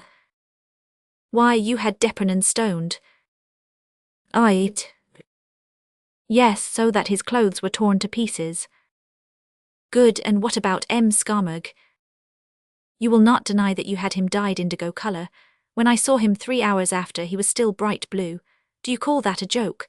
And the prince laughed in spite of himself, and Bussy joined him. "Then," said he, "they think it was I who played them these tricks." "Perhaps it was I." "And you have the conscience to reproach a man who had such fine ideas?" Well, I pardon you, but I have another complaint to make. What did you do to deliver me from my unlucky situation? You see, I came to Anjou. It seems to me that you would have been more useful nearer. Ah, there we differ. I preferred coming to Anjou. Your caprice is a bad reason. But if I came to gather your partisans... Ah, that is different. What have you done? I will explain that to you tomorrow. At present I must leave you. Why? I have to see an important person. Oh, very well, but be prudent. Prudent, are we not the strongest here? Never mind, risk nothing. Have you done much? I have only been here 2 days. But you keep yourself concealed, I hope. I should think so. Look at my dress. Am I in the habit of wearing cinnamon-colored clothes? And where are you lodging? Ah, I hope you will appreciate my devotion, in a tumble-down old house near the ramparts. But you, my prince, how did you get out of the Louvre? How was it that I found you on the road with M. d'Aubigne for a companion? Because I have friends. You friends? Yes, friends that you do not know. Well, and who are they? The King of Navarre and d'Aubigne whom you saw. The King of Navarre, ah, true, did you not conspire together? I never conspired, M. de Bussy. No, ask poor La Mole and Coconnas. La Mole, said the prince gloomily, died for another crime than the one alleged against him. Well, never mind him. How the devil did you get out of the Louvre? Through the window. Which window? That of my bedroom. Then you knew of the rope ladder. What rope ladder? In the cupboard. Ah, it seems you knew it, cried the prince, turning pale. Oh, your highness knows I have sometimes had the happiness of entering that room. In the time of my sister Margaret, then you came in by the window. As you came out, all that astonishes me is that you knew of the ladder. It was not I who found it. Who then? I was told of it. By whom? By the King of Navarre. Ah, the King of Navarre knew of it. I should not have thought so. However, now you are here safe and sound, we will put Anjou in flames, and Béarn and Angoumois will catch the light, so we shall have a fine blaze. But did you not speak of a rendezvous? It is true, the interest of the conversation was making me forget. Adieu, Monseigneur. Do you take your horse? If it will be useful to you, Monseigneur, you may keep it. I have another. Well, I accept. We will settle that later. The Duke gave Bussy his hand, and they separated. Chapter 57. The Ideas of the Duc d'Anjou. Bussy returned home, but instead of St. Luc whom he expected, he found only a letter fixing their meeting for the next day. About 6 in the morning St. Luc started, and rode straight to Bussy's house. Accept the hospitality of my poor hut, St. Luc, said Bussy. I am encamped here. Yes, like a conqueror on the field of battle. What do you mean? I mean, dear Bussy, that my wife has no secrets from me, and has told me all. Receive my compliments, but, since you have sent for me, permit me to give you a piece of advice. Well, get rid as soon as possible of that abominable Montsoreau. No one at the court knows of your love for his wife, so when you marry the widow, no one will say you killed him on purpose. There is but one obstacle to this project, which presented itself to my mind, as to yours. What is it? That I have sworn to Diana to respect the life of her husband, as long as he does not attack me. You were very wronged. Why so? Because if you do not take the initiative, he will discover you and will kill you. I cannot break my oath to Diana. Besides, he who is now a monster in all eyes would be thought an angel in his tomb. Therefore I do not advise you to kill him yourself. Oh, St. Luc, no assassins. Who spoke of assassins? Of what then? Nothing, an idea passed through my mind. I will tell you what it was at another time. I do not love this Montsoreau much more than you, although I have not the same reason to detest him, so let us speak of the wife instead of the husband. Bussy smiled. "You are a capital companion, St. Luke," said he, "and you may count on my friendship. Now my friendship consists of 3 things: my purse, my sword, and my life. Now what about Diana?" "I wish to ask if you were not coming to Meridor." "My dear friend, I thank you, but you know my scruples." "I know all. At Meridor you fear to meet Montsoreau, although he is 80 leagues off, fear to have to shake his hand, and it is hard to shake the hand of the man you wish to strangle. You fear to see him embrace Diana, and it is hard to see that of the woman you love." "Ah, how well you understand," cried Bussy with rage. "But my dear friend, did you not hear last night the noise of bells and guns?" "Yes, and we wondered what it meant." "It meant that the Duc d'Anjou arrived last night." St. Luc jumped up. "The Duke here, we heard he was imprisoned at the Louvre." "That is just why he is now at Angers. He managed to escape through a window and came here." Well, here is an excellent opportunity to revenge yourself for the king's persecutions. The prince has already a party, he will soon have troops, and we shall have something like a little civil war." Oh. "And I reckoned on you to help us." "Against the king," said St. Luc with sudden coldness. "Not precisely against the king, but against those who fight against us. My dear Bussy, I came here for country air, not to fight against His Majesty. But let me present you to Monseigneur." "Useless, my dear Bussy, I do not like Angers." "My dear St. Luc, you will do me a great service by consenting. The Duke asked me what I came here for, and not being able to tell because of his own passion for Diana, I said that I had come to draw to his cause all the gentlemen in the canton. I even told him I had a rendezvous with one this morning." "Well, tell him you have seen the gentleman, and that he asks 6 months to consider. Listen, I will always help you to defend Diana, you shall help me to defend my wife. We will make a treaty for love but not for politics." "I see I must yield to you, St. Luc, for you have the advantage over me. I want you and you do not want me." "On the contrary, it is I who claim your protection." "How so?" "Suppose the rebels besiege and sack Meridor." The 2 friends laughed. Then, as the Duke had sent to inquire for Bussy, they separated with renewed promises of friendship and charmed with each other. Bussy went to the ducal palace, where already all the nobility of the provinces were arriving. He hastened to arrange an official reception, a repast and speeches, and having thus cut out some hours' occupation for the prince, mounted his other horse and galloped to Meridor. The Duke made some good speeches and produced a great effect, giving himself out for a prince persecuted by the king on account of the love of the Parisians for him. When Bussy returned, it was 4 in the afternoon. He dismounted and presented himself to the Duke all covered with dust. "Ah, my brave Bussy, you have been at work. You see, Monseigneur. You are very hot. I have ridden fast. Take care not to get ill again. There is no danger. Whence do you come?" "From the environs. Is your Highness content? Have you had a numerous assemblage?" "Yes, I am pretty well satisfied, but I missed someone." "Who?" "Your protégé, the Baron de Meridor." Bussy changed colour. "And yet we must not neglect him," continued the Duke. "He is influential here." "You think so?" "I am sure of it.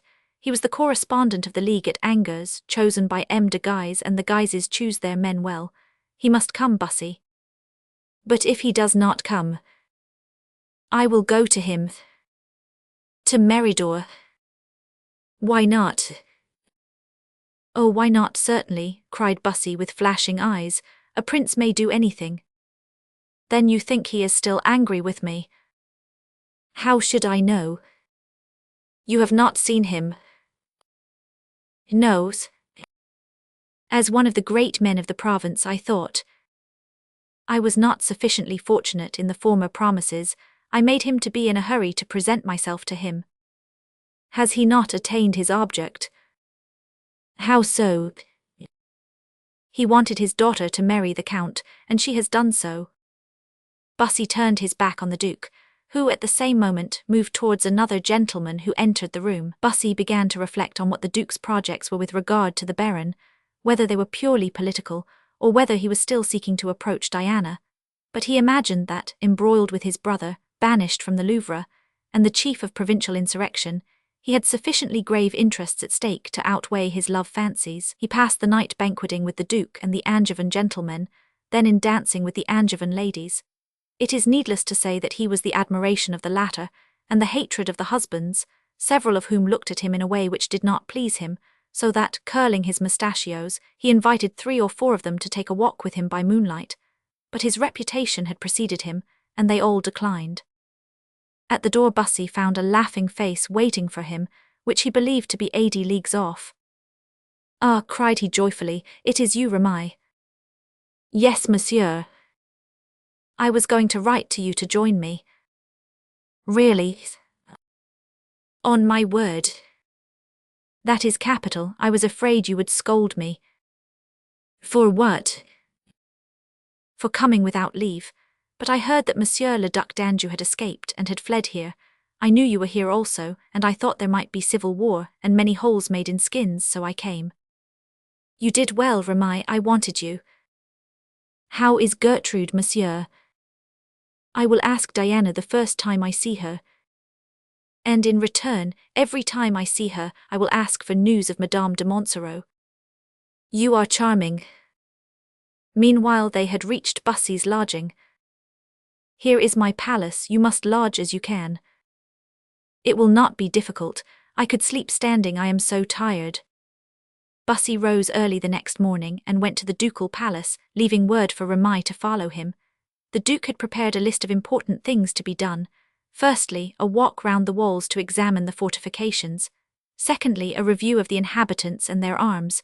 Thirdly, a visit to the arsenal. Fourthly, correspondence. "Ah," cried the Duke, "you already?" "Ma foi, yes, Monseigneur, I could not sleep, your Highness's interest was so much on my mind. What shall we do this morning? Shall we hunt?"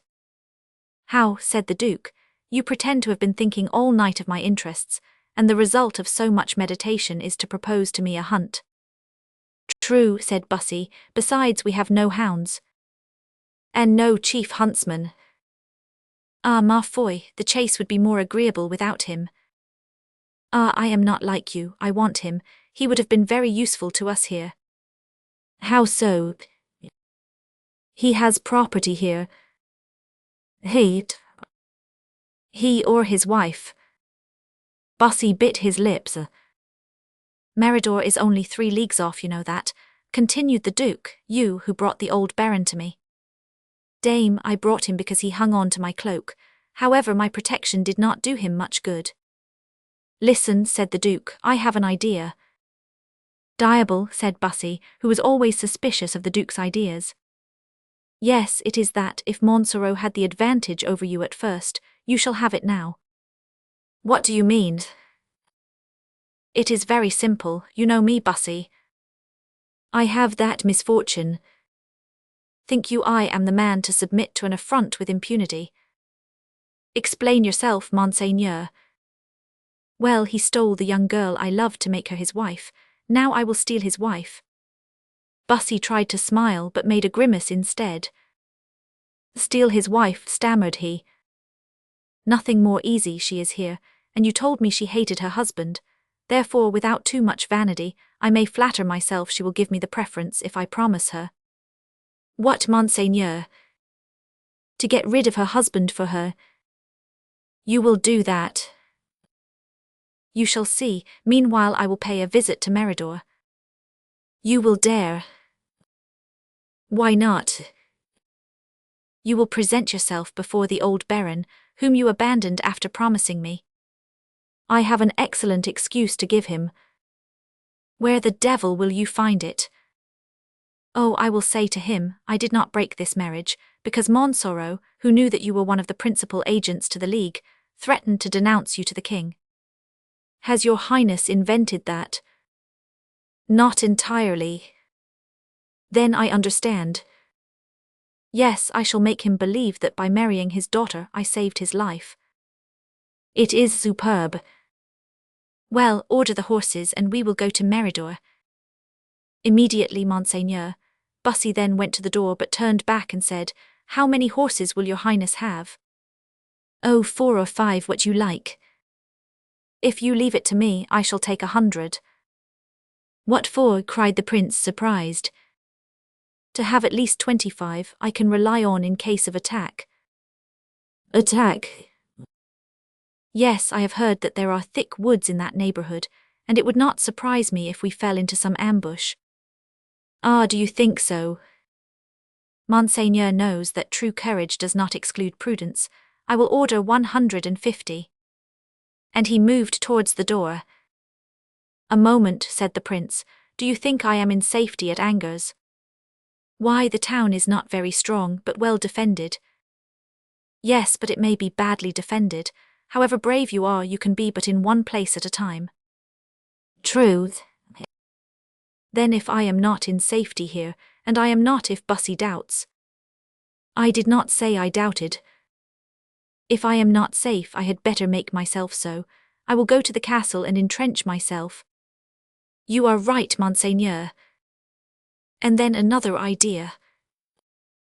The morning is fruitful. I will make the Meridors come here.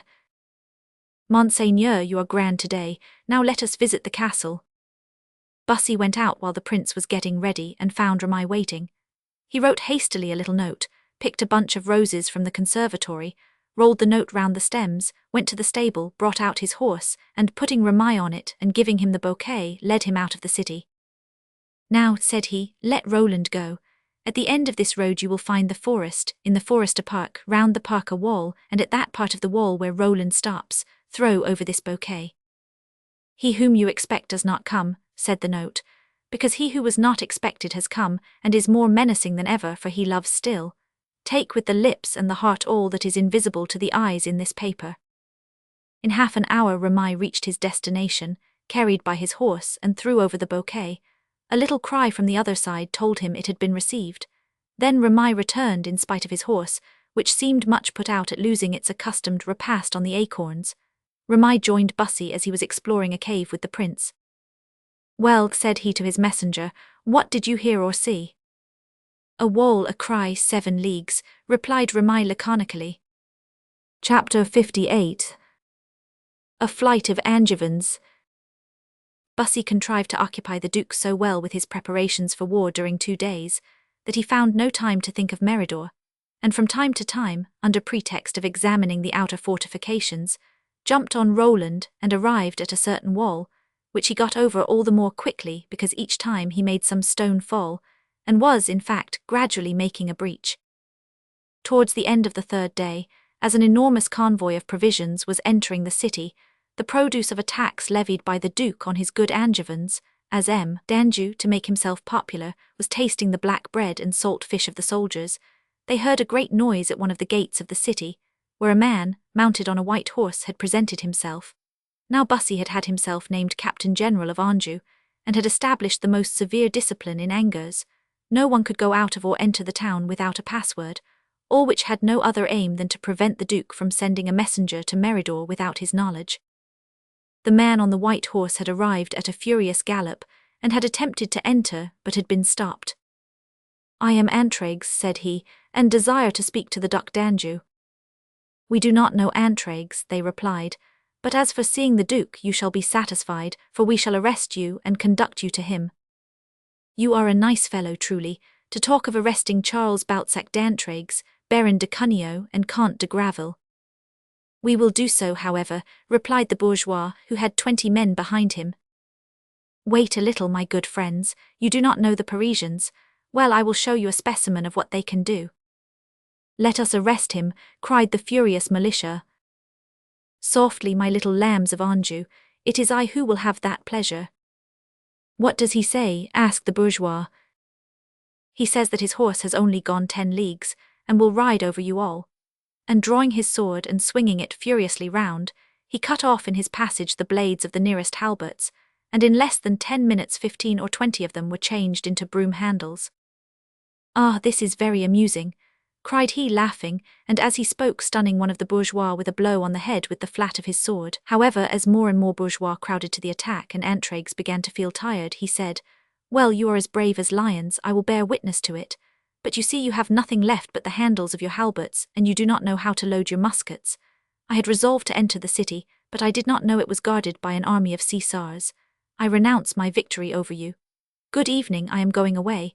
Only tell the prince that I came here expressly to see him." However, the captain had managed to communicate the fire to the match of his musket, but just as he was raising it to his shoulder, Antragues gave him such a furious blow upon the fingers that he dropped it. Kill him, cried several voices, "do not let him escape." "Ah," said Antragues, "just now you would not let me come in, now you will not let me go out. Take care, that will change my tactics, and instead of the flat of my sword I will use the point, instead of cutting the halberts I will cut the wrists.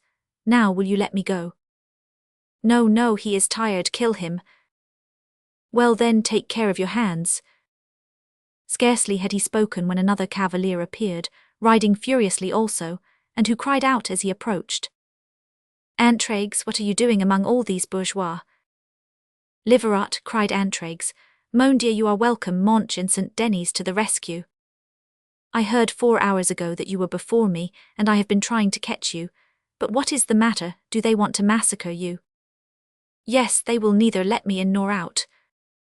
"Gentlemen," said Liverat, "will you please to step either to the right or left and let us pass?" "They insult us, kill them," cried the people.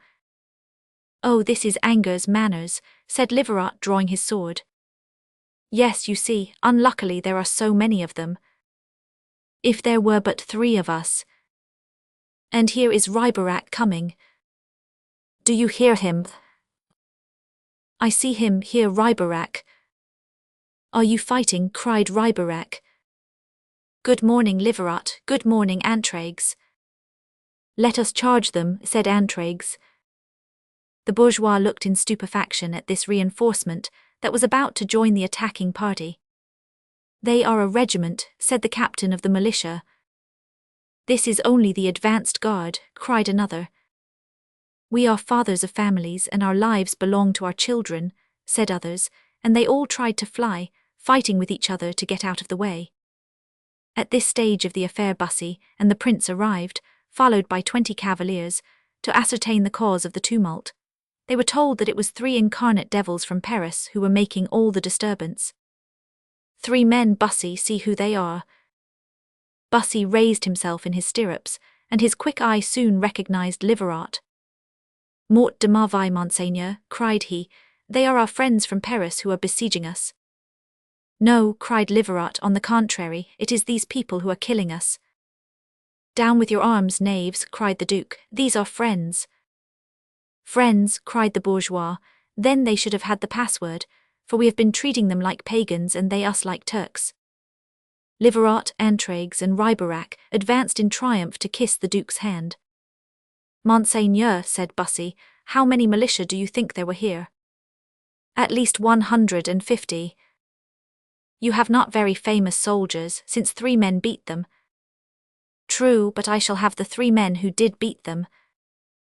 Chapter 59. Roland. Thanks to the reinforcement which had arrived, le Duc d'Anjou could go where he pleased. He explored the ramparts of the surrounding country and castles. The Angevin gentlemen found liberty and amusement at the court of the Duke, and the 3 friends were soon intimate with many of these nobles, especially those who had pretty wives. The general joy was at its height when 22 riding horses, 30 carriage horses, and 40 mules, together with litters, carriages, and wagons, arrived at Angers, all the property of the Duke.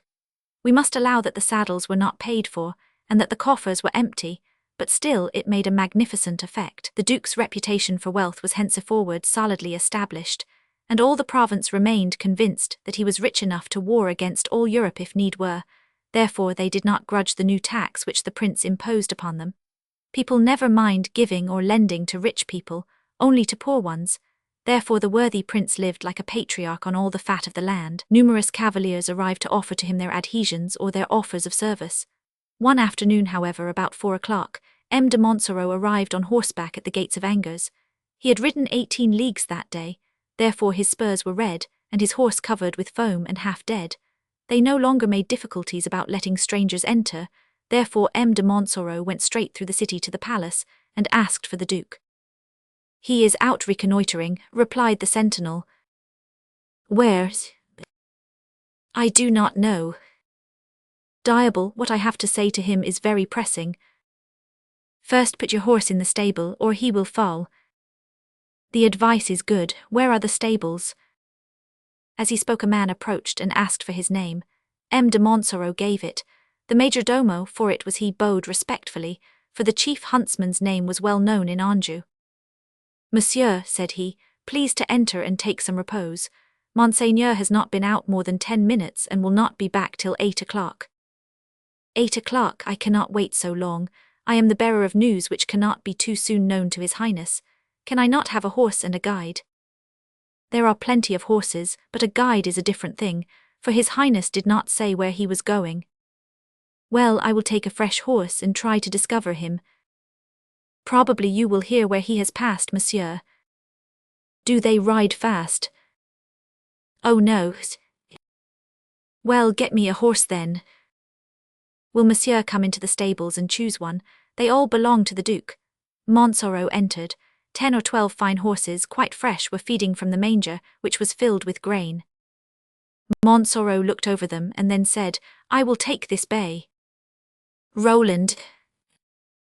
Is that his name?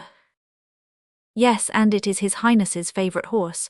M. de Bussy gave him to the Duke, and it is quite a chance that it is here today. Ranald was soon saddled, and Montsoreau rode out of the stable. In which direction did they start? Asked he. The man pointed it out. Ma foi, said Montsoreau, the horse seems to know the way. Indeed, the animal set off without being urged and went deliberately out of the city, took a short cut to the gate, and then began to accelerate his pace. Montsoreau let him go. He went along the boulevard, then turned into a shady lane which cut across the country, passing gradually from a trot to a gallop. Oh, thought Montsoreau as they entered the woods, one would say we were going to Meridor. Can His Highness be there?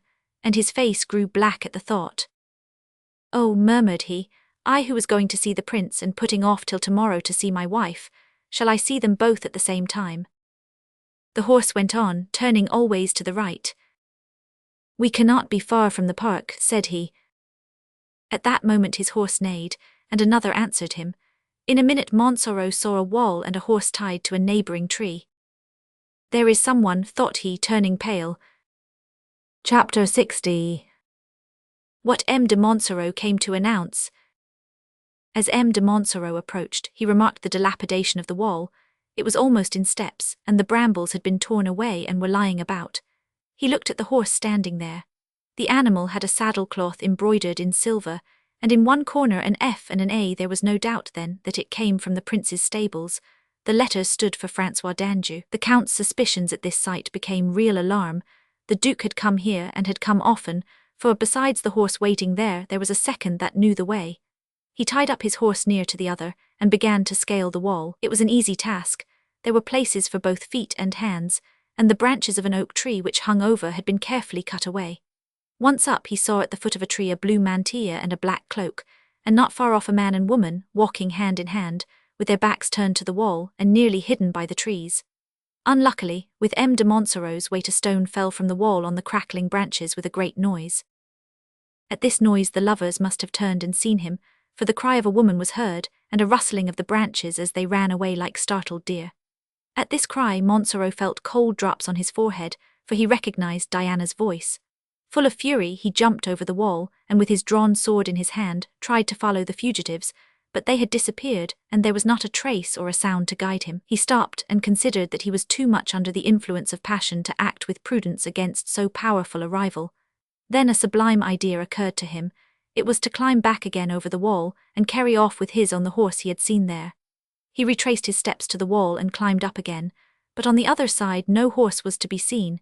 His idea was so good, that before it came to him it had come to his adversary. He uttered a howl of rage, clenching his fists, but started off at once on foot. In 2 hours and a half he arrived at the gates of the city, dying with hunger and fatigue, but determined to interrogate every sentinel, and find out by what gate a man had entered with 2 horses. The first sentinel he applied to said that about 2 hours before, a horse without a rider had passed through the gate, and had taken the road to the palace. He feared some accident must have happened to his rider. Montsoreau ground his teeth with passion and went on to the castle. There he found great life and gaiety, windows lighted up and animation everywhere. He went first to the stable and found his horse in the stall he had taken him from. Then, without changing his dress, he went to the dining room. The prince and all his gentlemen were sitting round a table magnificently served and lighted. The duke, who had been told of his arrival, received him without surprise, and told him to sit down and sup with him. "Monseigneur," replied he, "I am hungry, tired, and thirsty, but I will neither eat, drink, nor sit down till I have delivered my important message." "You come from Paris?" "Yes, in great haste." "Well, speak." Montsoreau advanced, with a smile on his lips and hatred in his heart, and said, "Monseigneur, your mother is advancing hastily to visit you." The duke looked delighted. "It is well," said he. "M. de Montsoreau, I find you today as ever a faithful servant.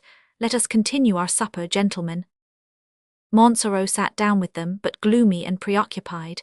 He still seemed to see the two figures among the trees, and to hear the cry of Diana. "You are overcome with weariness," said the prince to him. "Really, you had better go to bed." "Yes," said Liverat, "or he will go to sleep in his chair." "Pardon, Monseigneur, I am tired out." "Get tipsy," said Antragues. "There is nothing so good when you are tired. To your health, Count." "You must give us some good hunts," said Riberac. "You know the country." "You have horses and woods here," said Antragues. "And a wife," added Liverat. "We will hunt a boar, Count," said the prince. "Oh yes, tomorrow," cried the gentlemen. "What do you say, Montsoreau?"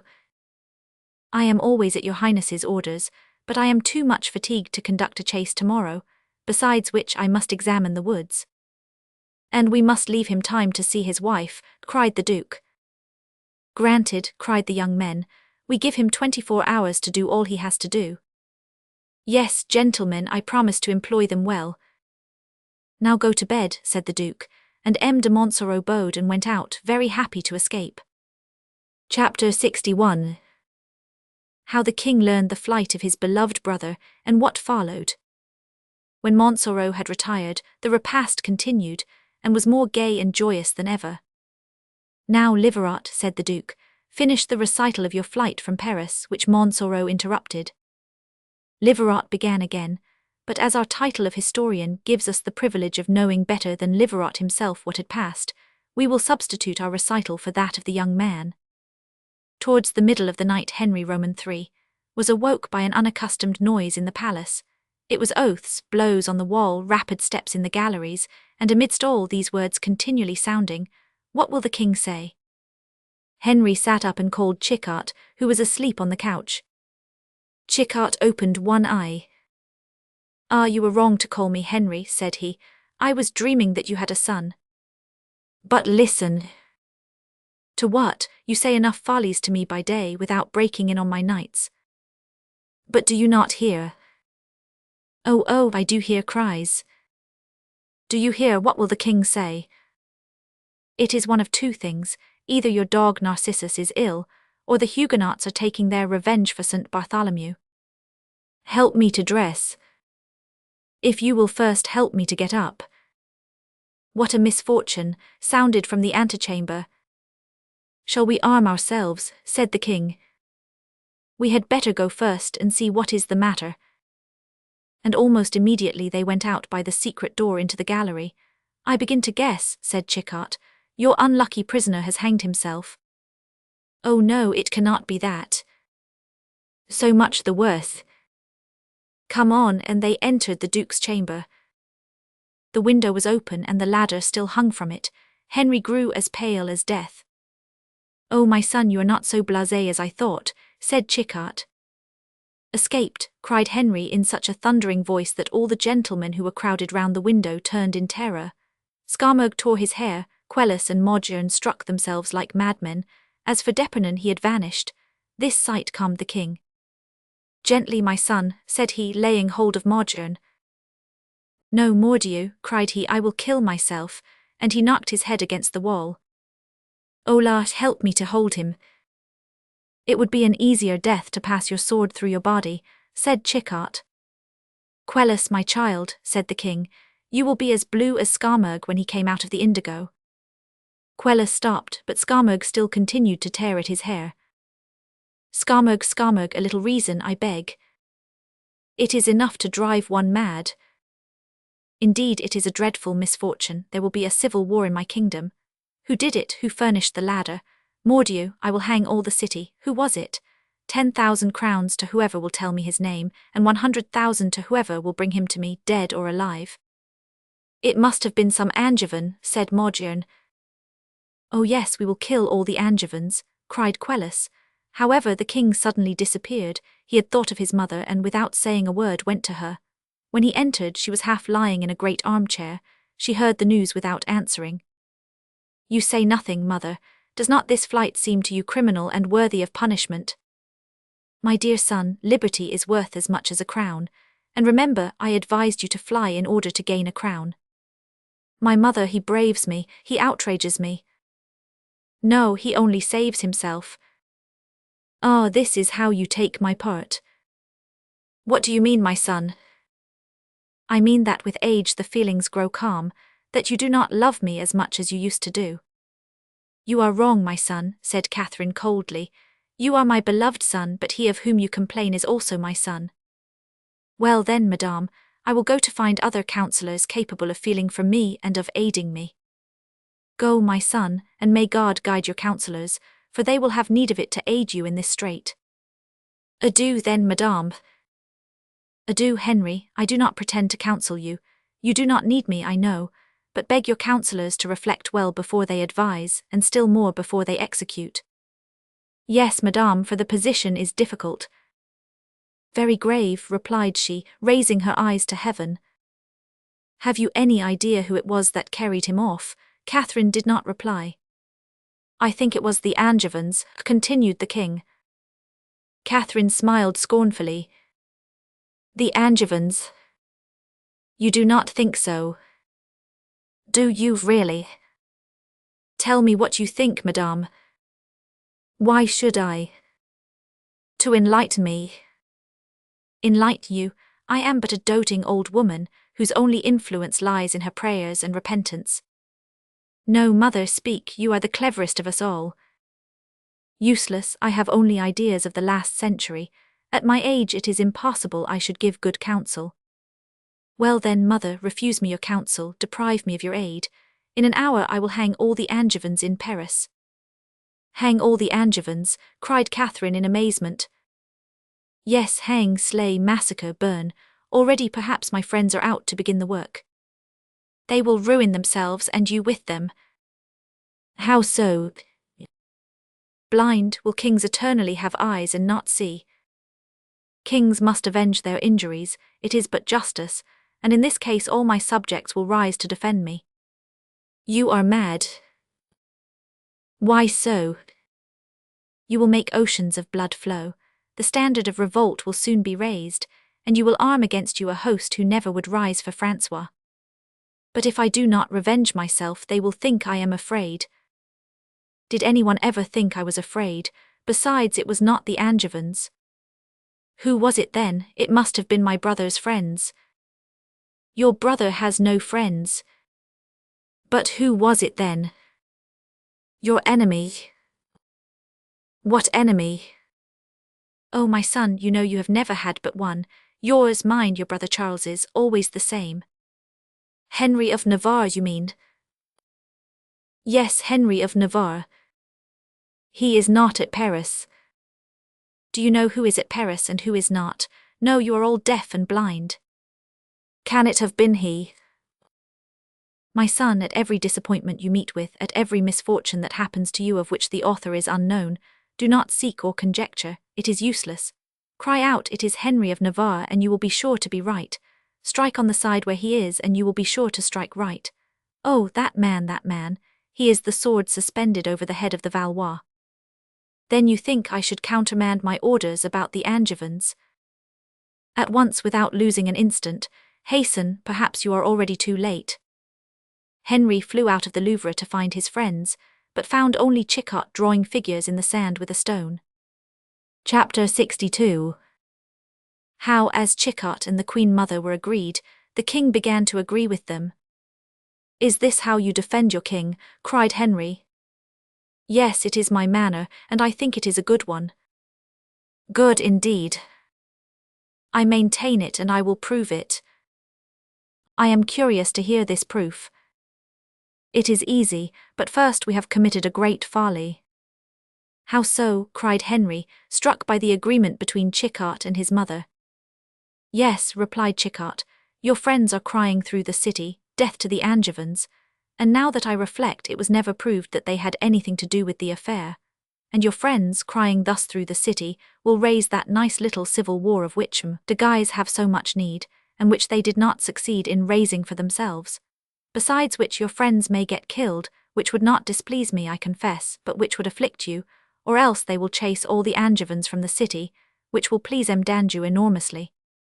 Do you think things are so bad? Yes, if not worse.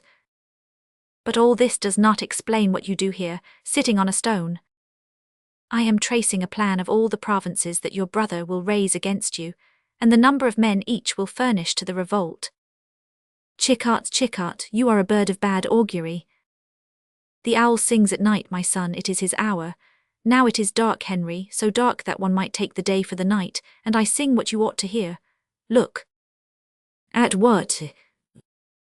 My geographical plan. Here is Anjou, something like a tartlet, you see. There your brother will take refuge. Anjou, well managed as Montsoreau and Bussy will manage it, will alone furnish to your brother 10,000 combatants. Do you think so? That is the minimum. Let us pass to Guyenne. Here it is, this figure like a calf walking on one leg. Of course you will not be astonished to find discontent in Guyenne. It is an old focus for revolt and will be enchanted to rise. They can furnish 8,000 soldiers. That is not much, but they are well trained. Then we have Béarn and Navarre. You see these two compartments which look like an ape on the back of an elephant. They may furnish about 16,000. Let us count now 10,000 for Anjou, 8,000 for Guyenne, 16,000 for Béarn and Navarre, making a total of 34,000. You think, then, that the King of Navarre will join my brother? I should think so. Do you believe that he had anything to do with my brother's escape? Chichart looked at him. That is not your own idea, Henry. Why not? It is too clever, my son. Never mind whose idea it was, answer my question. Well, I heard of Ventre St. Gris in the Rue de la Ferronnerie. You heard of Ventre St. Gris, but it might not have been he. I saw him. You saw Henry of Navarre in Paris? Yes. You saw my mortal enemy here and did not tell me. I am not a spy. Then there are the Guises. 20,000 or 25,000 men under the orders of the Duc de Guise will make up altogether a nice little army. But Henry of Navarre and the Duc de Guise are enemies, which will not prevent them from uniting against you. They will be free to fight with each other when they have conquered you. You are right, Chichart, and my mother is right. I will call the Swiss. Oh yes, Quelus has got them. My guards, then. Skarmurg has them. My household, at least. They have gone with Modjern. Without my orders.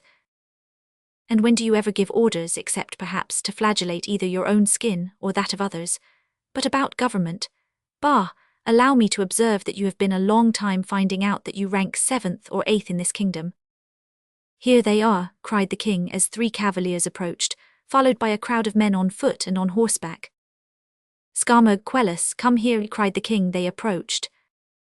I have been seeking you and waiting for you impatiently. What have you done? Do not go away again without my permission. There is no more need, said Modjern, who now approached, since all is finished. All is finished.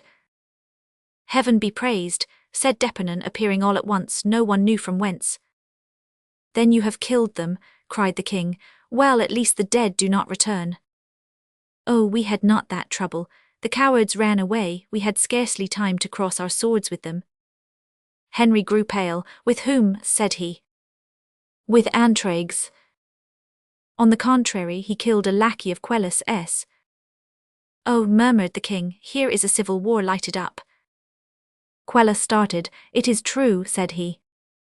Ah, said Chichart, you begin to perceive it, do you? But Chichart, you cried with us, death to the Angevins. Oh, that is a different thing. I am a fool and you are clever men. Come, peace, gentlemen, we shall have enough of war soon.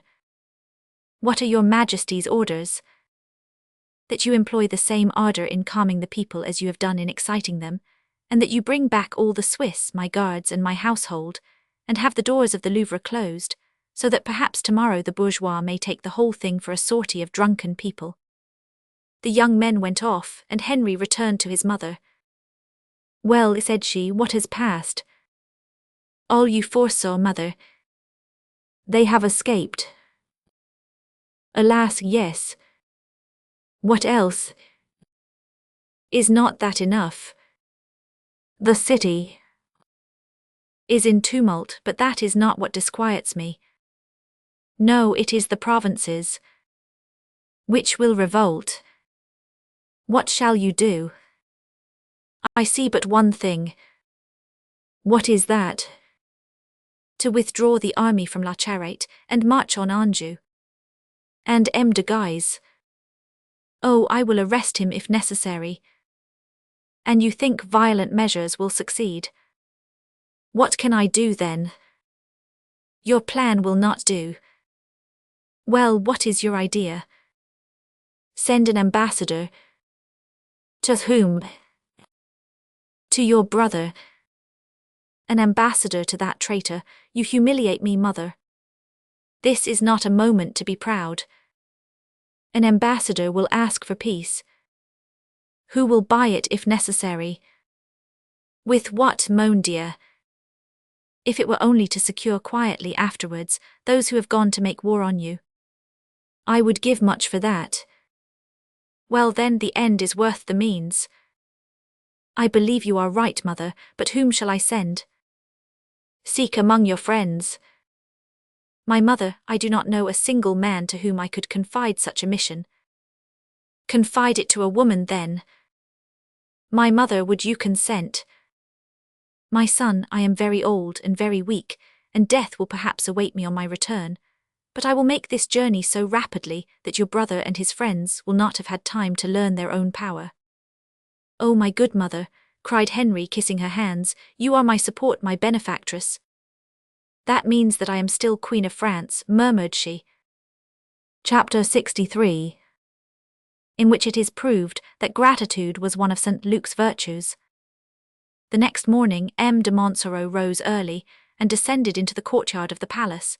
He entered the stable, where Roland was in his place. Are the horses of Monseigneur taught to return to their stable alone? Asked he of the man who stood there. No, M. le Comte. But Roland did so yesterday. Oh, he is remarkably intelligent. Has he ever done it before? No, monsieur. He is generally ridden by the Duc d'Anjou, who is a good rider and never gets thrown. I was not thrown, replied the Count, for I also am a good rider. No, I tied him to a tree while I entered a house, and at my return he had disappeared. I thought he had been stolen, or that some passerby had played a bad joke by carrying him away. That was why I asked how he returned to the stable. He returned alone, as monsieur said just now. It is strange, Monseigneur often rides this horse, you say? Nearly every day. His Highness returned late last night. About an hour before you. And what horse did he ride? Was it a bay with a white star on his forehead? No, monsieur, he rode Iselin, which you see here. And in the prince's escort, is there anyone who rides such a horse as I describe? I know of no one. Well, said Montsoreau impatiently, saddle me Roland. Roland? Yes, are there any orders against it? No, on the contrary, I was told to let you have any horse you pleased. When Roland was saddled, Montsoreau said to the man, What are your wages? 20 crowns, monsieur.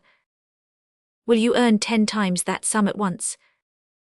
I ask no better, but how? Find out who rode yesterday the horse I described. Ah, monsieur, what you ask is very difficult. There are so many gentlemen come here. Yes, but 200 crowns are worth some trouble. Certainly, M. le Comte, and I will do my best to discover. That is right, and here are 10 crowns to encourage you. Thanks, M. le Comte. Well, tell the prince I have gone to reconnoitre the wood for the chase. As he spoke, he heard steps behind him and turned. Ah, M. de Bussy, he cried. Why, M. le Comte, who would have thought of seeing you here? And you, who they said was so ill. So I am, my doctor orders absolute rest, and for a week I have not left the city. Ah, you are going to ride Roland. I sold him to the Duke, who is very fond of him. Yes, he is an excellent animal. I rode him yesterday. Which makes you wish for him again today? Yes. You were speaking of a chase. Yes, the prince wishes for one. Whereabouts is it to be? Near Meridor. Will you come with me? No, thank you, I do not feel well. Oh, cried a voice from behind, there is M. de Bussy out without permission. Ah, there is my doctor scolding. Adieu, Comte. Bussy went away, and Montsoreau jumped into the saddle. What is the matter? Said Ramai. You look so pale, I believe you are really ill. Do you know where he is going? Knows. To Meridor. Well, did you hope he would not? Mon Dieu, what will happen after what he saw yesterday? Madame de Montsoreau will deny everything. But he saw her. She will say he did not. She will never have the courage.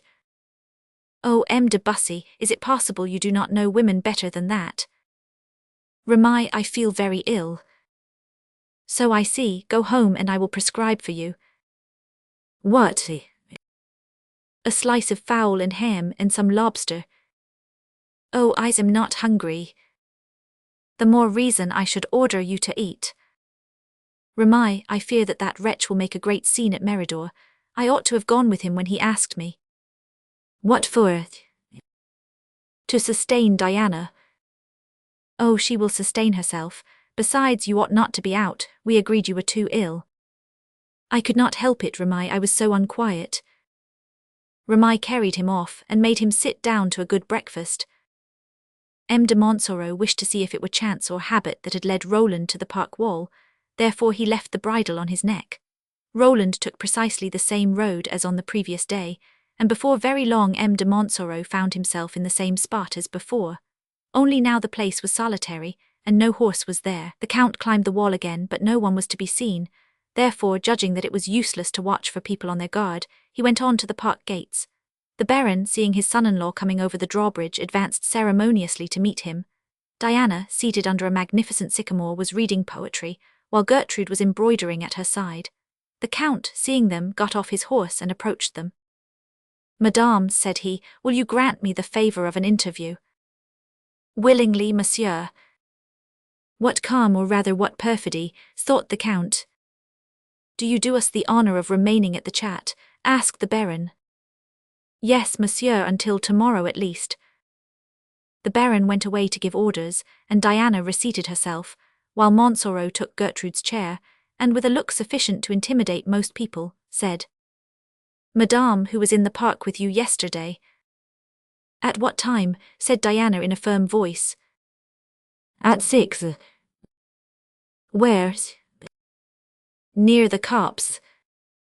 It must have been someone else, it was not I. It was you, Madame. What do you know about it? Tell me the man's name, cried Montsoreau furiously. What man? The man who was walking with you. I cannot tell if it was some other woman. It was you, I tell you. You are wrong, monsieur. How dare you deny it? I saw you. You, monsieur. Yes, Madame, myself, and there is no other lady here. You are wrong again, there is Jeanne de Brissac. Madame de Saint-Luc. Yes, my friend. And M. de Saint-Luc. Never leaves her, theirs was a love match, you must have seen them. It was not them, it was you with some man whom I do not know, but whom I will know, I swear. I heard your cry. When you are more reasonable, monsieur, I shall be ready to hear you. At present I will retire. No, Madame, you shall stay. Monsieur, here are M. and Madame de Saint-Luc. I trust you will contain yourself. Indeed, M and Madame de St-Luc approached. She bowed to Montsoreau, and St-Luc gave him his hand. Then, leaving his wife to Montsoreau, took Diana, and after a walk they returned, warned by the bell for dinner, which was early at Meridor as the Baron preserved the old customs. The conversation was general, and turned naturally on the Duc d'Anjou, and the movement his arrival had caused. Diana sat far from her husband between St-Luc and the Baron. Chapter 64. The project of M. de St-Luc. When the repast was over, Montsoreau took St-Luc's arm and went out. "Do you know," said he, "that I am very happy to have found you here, for the solitude of Meridor frightened me. What with your wife? As for me, with such a companion I should find a desert delightful." "I do not say no, but still—" "Still what?" "I am very glad to have met you here. Really, monsieur, you are very polite, for I cannot believe that you could possibly fear ennui with such a companion, and such a country. Bah, I pass half my life in the woods. The more reason for being fond of them, it seems to me. I know I shall be very sorry to leave them. Unluckily, I fear I shall be forced to do so before long." "Why so?" "Oh, monsieur, when is man the arbiter of his own destiny? He is like the leaf of the tree which the wind blows about. You are very fortunate." "Fortunate how?" "To live amongst these splendid trees." "Oh, I do not think I shall stay here long. I am not so fond of nature, and I fear these woods. I think they are not safe." "Why, on account of their loneliness, do you mean?" "No, not that, for I suppose you see friends here." "Not a soul." "Ah, really, how long is it since you had any visitor?" "Not since I have been here." "Not one gentleman from the court at Angers?" "Not one." "Impossible." "It is true." "Then I am wronged." "Perfectly, but why is not the park safe? Are there bears here?" "Oh, no." "Wolves?" "No." "Robbers?" "Perhaps. Tell me, monsieur, Madame de St-Luc seemed to me very pretty, is she not?" "Why, yes." "Does she often walk in the park?" "Often. She adores the woods like myself." "And do you accompany her?" "Always." "Nearly always." "What the devil are you driving at?" "Oh, mon Dieu, nothing, or at least a trifle." "I listened." "They told me." "Well?" "You will not be angry." "I never am so." "Besides, between husbands, these confidences are right. They told me a man had been seen wandering in the park." "A man?" "Yes." "Who came for my wife?" "Oh, I do not say that." "You would be wrong not to tell me, my dear Montsoreau. Who saw him, pray tell me." "Oh, to tell you the truth, I do not think it was for Madame de St-Luc that he came." "For whom then?" "Ah, I fear it is for Diana." "Oh, I should like that better." "What?"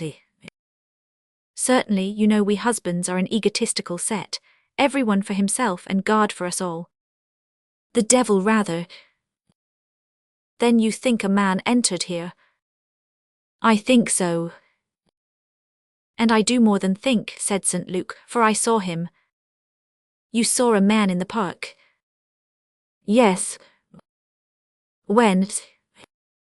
"Yesterday." "Alone?" "With Madame de Montsoreau." "Where?" "Just here to the left." And as they had walked down to the old copse, St-Luc pointed out the spot where Bussy always came over. "Ah," continued he, "here is a wall in a bad state. I must warn the Baron."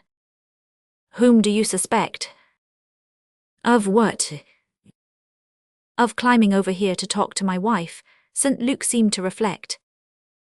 "Diable," said he, "it could only have been—" "Whom?"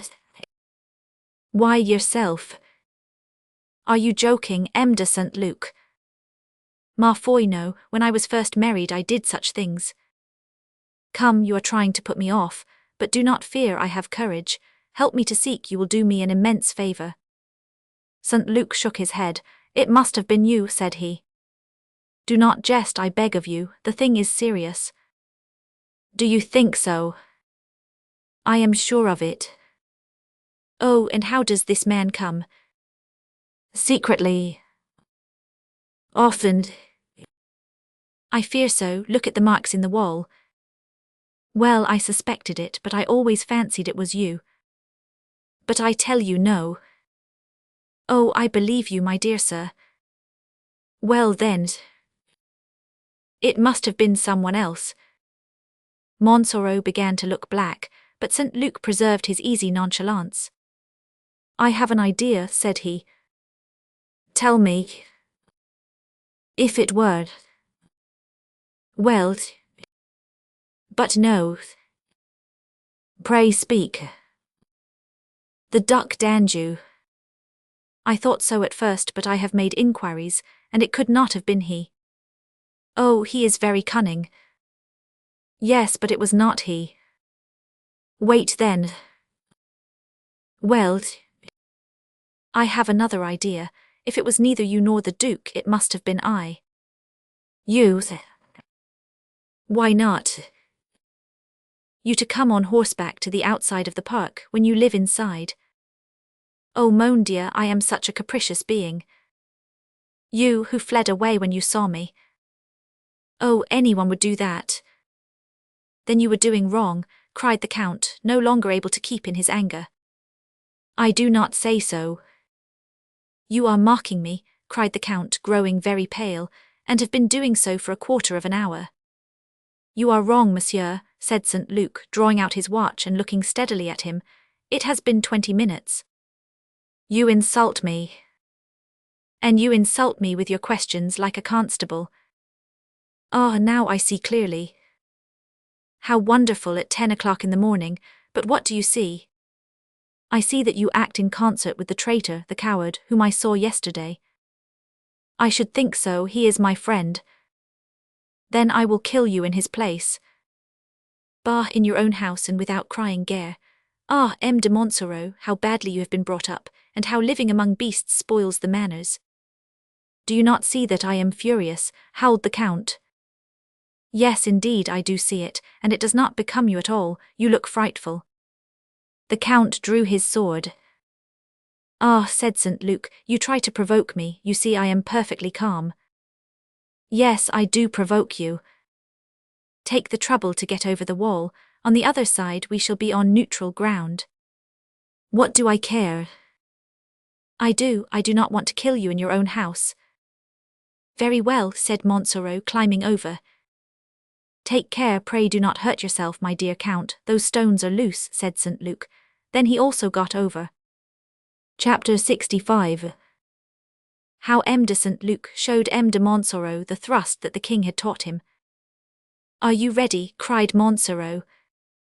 No, I have the sun in my eyes. Move then, I warn you I shall kill you. Shall you really? Well, man proposes and God disposes. Look at that bed of poppies and dandelions. Well, I mean to lay you there. And he laughed as he drew his sword. Montsoreau began the combat furiously, but St. Luc parried his thrusts skillfully. Pardieu, M. de Montsoreau, said he, you use your sword very well, you might kill anyone but Bussy or me. Montsoreau grew pale. As for me, continued St. Luc, the king who loves me took the trouble to give me a great many lessons, and showed me, among other things, a thrust which you shall see presently. I tell you that you may have the pleasure of knowing you are killed by the king's method. It is very flattering. And then suddenly he rushed furiously on Montsoreau, who, half wild with rage as he was, parried 5 thrusts, but received the 6th full in his chest. Ah, said St. Luc, you will fall just where I told you, as Montsoreau sank down on the poppies. Then, wiping his sword, he stood quietly by, watching the changes which came over the face of the dying man. Ah, you have killed me, cried Montsoreau. I intended to do so, but now I see you dying, devil take me if I am not sorry for what I have done. You are horribly jealous, it is true, but you were brave. Have you any last wish? If so, tell it to me, and on the faith of a gentleman it shall be executed. Are you thirsty? Shall I get you water? Montsoreau did not reply. He turned over with his face to the earth, biting the ground and struggling in his blood. Then he tried to raise his head but fell back with a groan. Come, he is dead, let me think no more about him. Ah, but that is not so easy when you have killed a man. And jumping back over the wall, he went to the chateau. The first person he saw was Diana talking to his wife. How well she will look in black, thought he. Then approaching them, pardon me, said he, but may I say a few words to Jean? Do so, I will go to my father. What is it, said Jean when Diana was gone, you look rather gloomy. Why, yes. What has happened? Oh, mon Dieu, an accident. To you. Not precisely to me, but to a person who was near me. Who was it? The person I was walking with. M. de Montsoreau. Alas, yes, poor dear man. What has happened to him? I believe he is dead. Dead, cried Jean, starting back in horror. Just so. He who was here just now talking. Yes, that is just the cause of his death, he talked too much. St. Luc, you are hiding something from me, cried Jean, seizing his hands. I, nothing, not even the place where he lies. Where is it? Down there behind the wall, just where Bussy used to tie his horse. It was you who killed him. Parbleu, that is not very difficult to discover. Unlucky that you are. Ah, dear friend, he provoked me, insulted me, drew the sword first. It is dreadful, the poor man. Good, I was sure of it. Before a week is over he will be called St. Montsoreau. But you cannot stay here in the house of the man you have killed. So I thought at once, and that is why I came to ask you to get ready. He has not wounded you. No, I am perfectly unhurt. Then we will go. As quickly as possible, for you know the accident may be discovered at any moment. Then Diana is a widow. That is just what I thought of. After you killed him. No, before. Well, I will go and tell her. Spare her feelings. Do not laugh, meanwhile you get the horses saddled, but where shall we go? To Paris. But the king. Oh, he will have forgotten everything by this time. Besides, if there is to be war, as seems probable, he will be glad of me. But I must have pen and ink. For what? To write to Bussy. I cannot leave Anjou without telling him why. No, of course not. You will find all that you require in my room. St. Luc went in and wrote. Dear friend, you will learn by report ere long the accident which has happened to M. de Montsoreau. We had together, by the old cups, a discussion on broken-down walls and horses that go home alone. In the heat of the argument, he fell on a bed of poppies and dandelions so hard that he died there. Your friend for life, St. Luc. P.S. As you may think this rather improbable, I must add that we had our swords in our hands. I set off at once for Paris to make peace with the king, Anjou not seeming to me very safe after what has occurred. 10 minutes after, a servant set off for Angers with this letter, while M. and Madame de St. Luc went out by another door, leaving Diana much grieved at their departure, and much embarrassed how to tell the Baron what had occurred. She had turned away her eyes from St. Luc as he passed. That is the reward for serving your friends, said he to his wife. Decidedly all people are ungrateful excepting me. Chapter 66, in which we see the Queen Mother enter the town of Angers, but not triumphantly. At the same time that M. de Montsoreau fell under the sword of St. Luc, a flourish of trumpets sounded at the closed gates of Angers. It was Catherine de Medicis, who arrived there with rather a large suite. They sent to tell Bussy, who rose from his bed and went to the prince, who immediately got into his. Certainly the airs played by the trumpets were fine, but they had not the virtue of those which made the walls of Jericho fall, for the gates did not open. Catherine leaned out of her litter to show herself to the guards, hoping the sight of her would do more than the sound of the trumpets. They saw her and saluted her courteously but did not open the gates. Then she sent a gentleman to demand admittance, but they replied that, Angers being in a state of war, the gates could not be opened without some necessary formalities. Catherine was furious. At last Bussy appeared with 5 other gentlemen. "Who is there?" cried he. "It is Her Majesty the Queen Mother, who has come to visit Angers." "Very well, go to the left, and about 80 steps off you will find the postern." "A postern for Her Majesty," cried the gentleman, but Bussy was no longer there to hear. He and his friends had ridden off towards the indicated spot. "Did your Majesty hear?" asked the gentleman. "Oh, yes, monsieur, I heard. Let us go there if that be the only way to get in." The cortege turned to the left and the postern opened. "Your Majesty is welcome to Angers," said Bussy. "Thank you, M. de Bussy," said the Queen, descending from her litter and advancing towards the little door. Bussy stopped her. "Take care, madame," said he, "the door is low and you will hurt yourself." "Must I then stoop?" replied she. "It is the first time I ever entered a city so." Once through the gate she re-entered her litter to go to the palace, Bussy and his friends escorting her. "Where is my son?" cried she. "Why do I not see M. d'Anjou?" "Monseigneur is ill, madame, or else your Majesty cannot doubt that he would have come himself to do the honours of his city." Catherine was sublime in hypocrisy. "Ill, my poor child, ill," cried she. "Ah, let us hasten to him. Is he well taken care of?" "Yes, madame, we do our best." "Does he suffer?" "Horribly, he is subject to these sudden indispositions." "It was sudden then." "Mon Dieu, yes, madame." When they arrived at the palace, Bussy ran up first to the Duke. "Here she is," cried he. "Is she furious?" "Exasperated." "Does she complain?" "No, she does worse, she smiles." "What do the people say?" They looked at her in mute terror. "Now, Monseigneur, be careful." "We stick to war." "Pardieu, ask 100 to get 10, and with her you will only get 5. "Bah, you think me very weak. Are you all here? Where is Montsoreau?" "I believe he is at Meridor." "Her Majesty the Queen Mother," cried the usher at the door. Catherine entered, looking pale.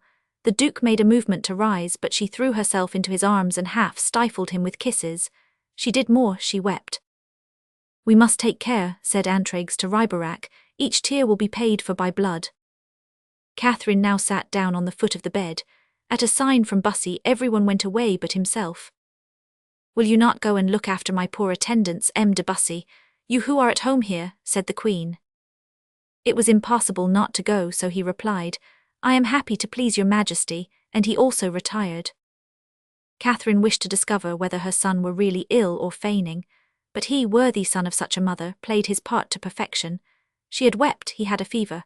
Catherine, deceived, thought him really ill, and hoped to have more influence over a mind weakened by suffering. She overwhelmed him with tenderness, embraced him, and wept so much that at last he asked her the reason. "You have run so great a risk," replied she. "In escaping from the Louvre, mother." "No, after." "How so?" "Those who aided you in this unlucky escape." "Well, were your most cruel enemies." "She wishes to find out who it was," thought he. "The King of Navarre," continued she, "the eternal scourge of our race." "Ah, she knows." "He boasts of having gained much by it." "That is impossible, for he had nothing to do with it, and if he had, I am quite safe, as you see. I have not seen the King of Navarre for 2 years." "It was not only of danger I spoke." "Of what then?" replied the Duke, smiling as he saw the tapestry shake behind the Queen. "The King's anger," said she in a solemn voice, "the furious anger which menaces you." "This danger is something like the other, madame. He may be furious, but I am safe here." "You believe so?" "I am sure of it. Your Majesty has announced it to me yourself." "How so?" "Because if you had been charged only with menaces, you would not have come, and the King in that case would have hesitated to place such a hostage in my hands." "A hostage, I," cried she, terrified. "A most sacred and venerable one," replied the Duke, with a triumphant glance at the wall. Catherine was baffled, but she did not know that Bussy was encouraging the Duke by signs. My son, said she at length, you are quite right, they are words of peace I bring to you. I listen, mother, and I think we shall now begin to understand each other. Chapter 67. Little Causes and Great Effects. Catherine had, as we have seen, had the worst of the argument. She was surprised, and began to wonder if her son were really as decided as he appeared to be, when a slight event changed the aspect of affairs. Bussy had been, as we said, encouraging the prince secretly at every word that he thought dangerous to his cause. Now his cause was war at any price, for he wished to stay in Anjou, watch M. de Montsoreau and visit his wife. The Duke feared Bussy and was guided by him. Suddenly, however, Bussy felt himself pulled by his cloak. He turned and saw Ramai, who drew him gently towards him. What is it, Ramai? Said he impatiently. Why disturb me at such a moment? A letter. And for a letter you take me from this important conversation. It is from Meridor. Oh, thank you, my good Ramai. Then I was not wrong. Oh no, where is it? That is what made me think it of importance. The messenger would only give it to you yourself. Is he here? Yes. Bring him in. Ramai opened the door and a servant entered. Here is M. de Bussy, said Ramai. Oh, I know him well, said the man, giving the letter. Did she give it to you? No, M. de St. Luc. As Bussy read, he grew first pale, then crimson. Ramai dismissed the servant, and Bussy, with a bewildered look, held out the letter to him. See, said he, what St. Luc has done for me. Well, said Ramai, this appears to me to be very good, and St. Luc is a gallant fellow. It is incredible, cried Bussy. Certainly, but that is nothing. Here is our position quite changed. I shall have a Comtesse de Bussy for a patient.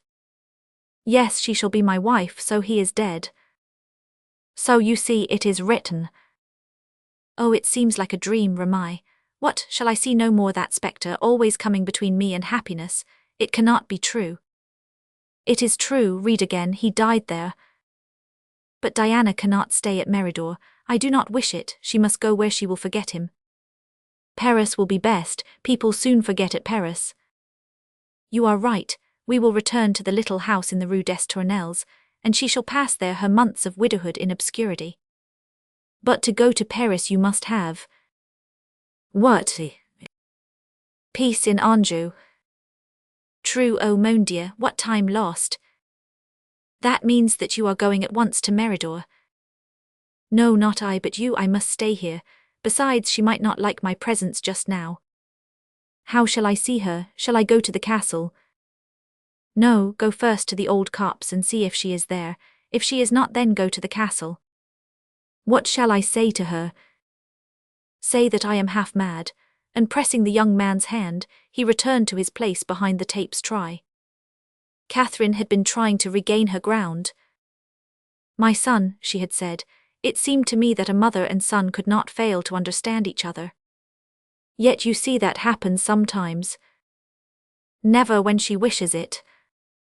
When they wish it, you mean, said the Duke, seeking a sign of approbation from Bussy for his boldness.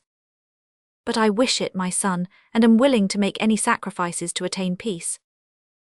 Oh, yes, my dear child, what do you ask? What do you demand? Speak.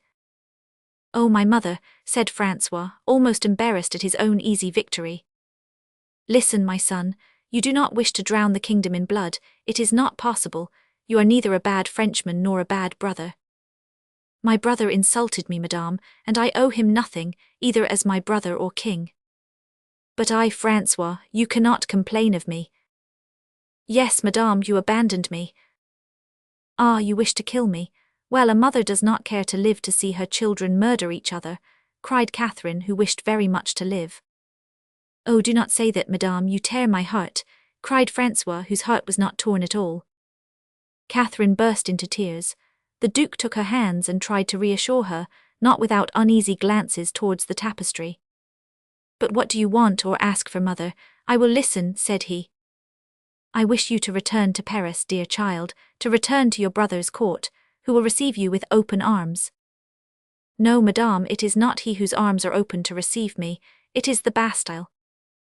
No, return, and on my honor, on my love as a mother, I solemnly swear that you shall be received by the king as though you were king, and he the Duc d'Anjou. The Duke looked to the tapestry. Except my son, you will have honors, guards. Oh, madame, your son gave me guards, his 4 minions. Do not reply so, you shall choose your own guards, and Emde, Bussy shall be their captain if you like. Again the Duke glanced to the wall, and to his surprise, saw Bussy smiling and applauding by every possible method. What is the meaning of this change, thought the Duke. Is it that he may be captain of my guards, then must I accept, said he aloud as though talking to himself. Yes, yes, signed Bussy with head and hands. Quit Anjou and return to Paris. Yes, signed Bussy more decidedly than ever. Doubtless, dear child, said Catherine, it is not disagreeable to return to Paris. Well, I will reflect, said the Duke, who wished to consult with Bussy. I have won, thought Catherine. They embraced once more and separated. Chapter 68. How M. de Montsoreau opened and shut his eyes, which proved that he was not dead. Remy rode along, wondering in what humour he should find Diana, and what he should say to her. He had just arrived at the park wall when his horse, which had been trotting, stopped so suddenly that, had he not been a good rider, he would have been thrown over his head. Remy, astonished, looked to see the cause, and saw before him a pool of blood, and a little further on a body lying against the wall. It is Montsoreau, cried he. How strange, he lies dead there and the blood is down here. Ah, there is the track, he must have crawled there, or rather that good M. de St. Luc leaned him up against the wall that the blood might not fly to his head. He died with his eyes open too. All at once Remy started back in horror. The 2 eyes that he had seen open, shut again, and a paleness more livid than ever spread itself over the face of the defunct. Remy became almost as pale as M. de Montsoreau, but as he was a doctor he quickly recovered his presence of mind, and said to himself that if Montsoreau moved his eyes, it showed he was not dead. And yet I have read, thought he, of strange movements after death. This devil of a fellow frightens one even after death. Yes, his eyes are quite closed. There is one method of ascertaining whether he is dead or not, and that is to shove my sword into him, and if he does not move he is certainly dead. And Remy was preparing for this charitable action when suddenly the eyes opened again. Remy started back and the perspiration rolled off his forehead as he murmured, "He is not dead, we are in a nice position. Yes, but if I kill him he will be dead." And he looked at Montsoreau, who seemed also to be looking at him earnestly.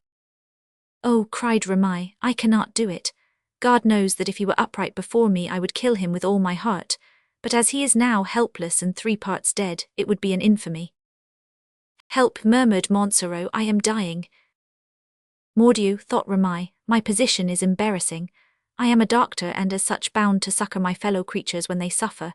It is true that Montsoreau is so ugly that he can scarcely be called a fellow creature, still he is a man. Come, I must forget that I am the friend of M. de Bussy, and do my duty as a doctor. "Help," repeated the wounded man. "Here I am," said Remy. "Fetch me a priest and a doctor." "The doctor is here, and perhaps he will dispense with the priest." "Remy," said Montsoreau, "by what chance?" Remy understood all the question might mean. This was no beaten road, and no one was likely to come without particular business. "Pardieu," he replied, "a mile or 2 off I met M. de St. Luc. Ah, my murderer."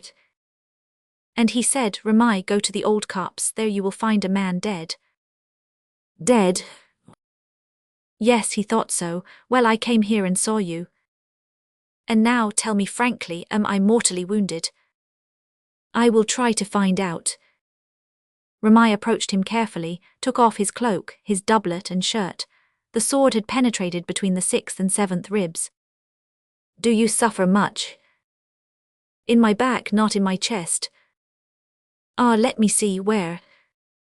"Below the shoulder bone." The steel must have come against a bone, and he began to examine. "No, I am wrong," said he, "the sword came against nothing but passed right through." Montsoreau fainted after this examination. "Ah, that is all right," said Remy, "syncope, low pulse, cold in the hands and legs. Diable, the widowhood of Madame de Montsoreau will not last long, I fear." At this moment, a slight bloody foam rose to the lips of the wounded man. Remy drew from his pocket his lancet case. then tearing off a strip from the patient's shirt, bound it round his arm. "We shall see," said he, "if the blood flows. Ah, it does, and I believe that Madame de Montsoreau will not be a widow. Pardon, my dear M. de Bussy, but I am a doctor." Presently the patient breathed and opened his eyes. "Oh," stammered he, "I thought all was over."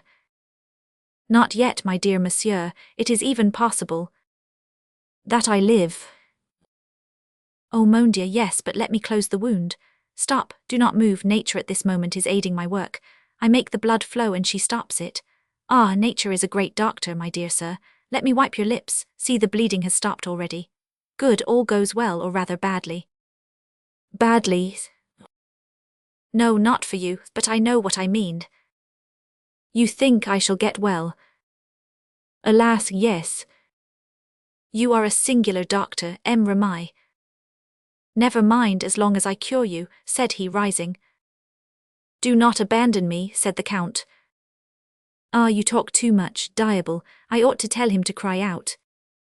"What do you mean?" "Never mind, your wound is dressed. Now I will go to the castle and fetch assistance." "And what must I do meanwhile?" "Keep quite still, do not stir, breathe lightly and try not to cough. Which is the nearest house?" "The Château de Méridor." "Which is the way to it?" said Ramay, affecting ignorance. "Get over the wall, and you will find yourself in the park." "Very well, I go." "Thanks, generous man." "Generous indeed, if you only knew all." He soon arrived at the chateau, where all the inhabitants were busy looking for the body of the Count, for St. Luc had given them a wrong direction. Ramay came among them like a thunderbolt, and was so eager to bring them to the rescue, that Diana looked at him with surprise. "I thought he was Bussy's friend," murmured she, as Ramay disappeared, carrying with him a wheelbarrow, lint and water. Chapter 69. How M. le Duc d'Anjou went to Méridor to congratulate Madame de Montsoreau on the death of her husband, and found him there before him. As soon as the Duke left his mother, he hastened to Bussy to know the meaning of all his signs. Bussy, who was reading St. Luc's letter for the 5th time, received the prince with a gracious smile.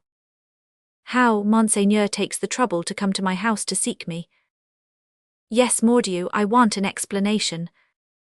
"From me?" "Yes, from you." "I listen, Monseigneur." "You tell me to steel myself against the suggestions of my mother, and to sustain the attack valiantly. I do so, and in the hottest of the fight you tell me to surrender." "I gave you all those charges, Monseigneur, because I was ignorant of the object for which your mother came, but now that I see that she has come to promote your Highness's honor and glory." "How, what do you mean?" "Doubtless, what does your Highness want? To triumph over your enemies, do you not? For I do not believe, as some people say, that you wish to become King of France." The Duke looked sullen. "Some might counsel you to it, but believe me, they are your most cruel enemies. Consider for yourself, Monseigneur. Have you 100,000 men, 10 millions of livres, alliance with foreigners, and above all would you turn against your king?" "My king did not hesitate to turn against me." "Ah, there you are right. Well, declare yourself, get crowned, take the title of King of France, and if you succeed I ask no better, I should grow great with you." "Who speaks of being king?" cried the Duke angrily. "You discuss a question which I have never proposed even to myself." "Well then, that is settled. Let them give you a guard and 500,000 livres. Obtain, before peace is signed, a subsidy from Anjou to carry on the war. Once you have it, you can keep it. So we should have arms and money, and we could do God knows what. But once they have me at Paris, they will laugh at me." "Oh, impossible, Monseigneur. Did you not hear what the Queen Mother offered you?" "She offered me many things." "That disquiets you?" "Yes." "But among other things, she offered you a company of guards, even if I commanded it." "Yes, she offered that." "Well, accept, I will be captain, Antraigues and Livarot lieutenants, and Riberac ensign. Let us get up your company for you, and see if they dare to laugh at you then." "Ma foi, I believe you are right, Bussy, I will think of it." "Do so, Monseigneur." "What were you reading so attentively when I came in?" "Oh, a letter which interests you still more than me. Where the devil were my brains that I did not show it to you?" "What is it?" Sad news, Monseigneur, Montsoreau is dead. What? Cried the Duke, with a surprise which Bussy thought was a joyful one. Dead, Monseigneur. M. de Montsoreau. Mon Dieu, yes, are we not all mortal? Yes, but so suddenly. Ah, but if you are killed. Then he was killed. So it seems, and by St. Luke with whom he quarrelled. Oh, that dear St. Luke. I did not think he was one of your Highness's friends. Oh, he is my brother S, and since we are to be reconciled, his friends are mine. But are you sure? As sure as I can be. Here is a letter from St. Luke announcing it, and I have sent Ramai, my doctor, to present my condolences to the old Baron. Oh, Montsoreau, cried the prince with his malignant smile. Why, Monseigneur, one would say you hated the poor count. No, it was you. Of course I did. Did he not humiliate me through you? You remember it still. But you, Monseigneur, whose friend and tool he was. Well, well, get my horse saddled, Bussy. What for? To go to Meridor. I wish to pay a visit to Madame Montsoreau. I have been projecting one for some time, and I do not know why it has not taken place sooner. Now Montsoreau is dead, thought Bussy. I do not care, I will protect Diana. I will go with him and see her. A quarter of an hour after, the prince, Bussy, and 10 gentlemen rode to Meridor, with that pleasure which fine weather, turf, and youth always inspire in men on horseback. The porter at the chateau came to ask the names of the visitors. The Duc d'Anjou, replied the prince. The porter blew his horn, and soon windows were opened, and they heard the noise of bolts and bars as the door was unfastened, and the old Baron appeared on the threshold, holding in his hand a bunch of keys. Immediately behind him stood a lady. Ah, there is the beautiful Diana, cried the Duke. Do you see her, Bussy? Diana indeed came out of the house, and behind her came a litter on which lay Montsoreau, his eyes shining with fever and jealousy as he was carried along. What does this mean? Cried the Duke to his companion, who had turned whiter than the handkerchief with which he was trying to hide his emotion. Long live the Duc d'Anjou, cried Montsoreau, raising his hand in the air by a violent effort.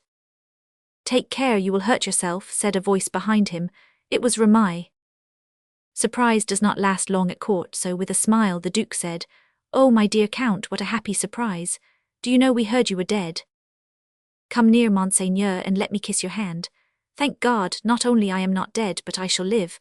I hope to serve you with more ardour than ever. As for Bussy, he felt stunned, and scarcely dared to look at Diana. This treasure, twice lost to him, belonged still to his rival. And you, M. de Bussy, said Montsoreau, receive my thanks, for it is almost to you that I owe my life. To me, stammered the young man who thought the Count was mocking him. Yes, indirectly it is true, for here is my saviour, said he, turning to Ramai, who would willingly have sunk into the earth. Then, in spite of his signs, which he took for precautions to himself, he recounted the care and skill which the young doctor had exhibited towards him. The Duke frowned, and Bussy looked thunders. The poor fellow raised his hands to heaven. I hear, continued the Count, that Ramai one day found you dying as he found me. It is a tie of friendship between us, M. de Bussy, and when Montsoreau loves, he loves well. It is true that when he hates, it is also with all his heart. Come then, said the Duke, getting off his horse, deign, beautiful Diana, to do us the honours of the house which we thought to find in grief, but which we find still the abode of joy. As for you, Montsoreau, rest, you require it. Monseigneur, said the Count, it shall never be said that Montsoreau, while he lived, allowed another to do the honours of his house to you. My servants will carry me, and wherever you go I shall follow. Bussy approached Diana, and Montsoreau smiled. He took her hand, and he smiled again. It was only the Duke he feared. Here is a great change, M. le Comte, said Diana. Alas, why is it not greater? Chapter 70. The inconvenience of large litters and narrow doors. Bussy did not quit Diana. The smiles of Montsoreau gave him a liberty which he was only too glad to make use of. Madame, said he to Diana, I am in truth the most miserable of men. On the news of his death I advised the prince to return to Paris, and to come to terms with his mother. He did so, and now you remain in Anjou. Oh, Louis, replied she, we dare not say that we are unhappy, So many happy days, so many joys, do you forget them all? I forget nothing, madame. On the contrary, I remember but too much, and that is why I suffer as I do at losing this happiness. What shall I do if I return to Paris, 100 leagues from you? My heart sinks at the thought, Diana. Diana looked at him and saw so much grief in his eyes that she said, Well, if you go to Paris, I will go also. How will you quit M. de Montsoreau? No, he would not allow me to do so. He must come with us. Wounded, ill as he is, impossible. He will come, I tell you. And leaving Bussy, she went to the prince. The count frowned dreadfully. Monseigneur, said she, they say your highness is fond of flowers. If you will come with me, I will show you the most beautiful in Anjou. The duke offered her his hand. Where are you about to take Monseigneur? Asked Montsoreau uneasily. Into the greenhouse. Ah, well, carry me there. Ma foi, thought Remy, I was right not to kill him, for he will soon kill himself.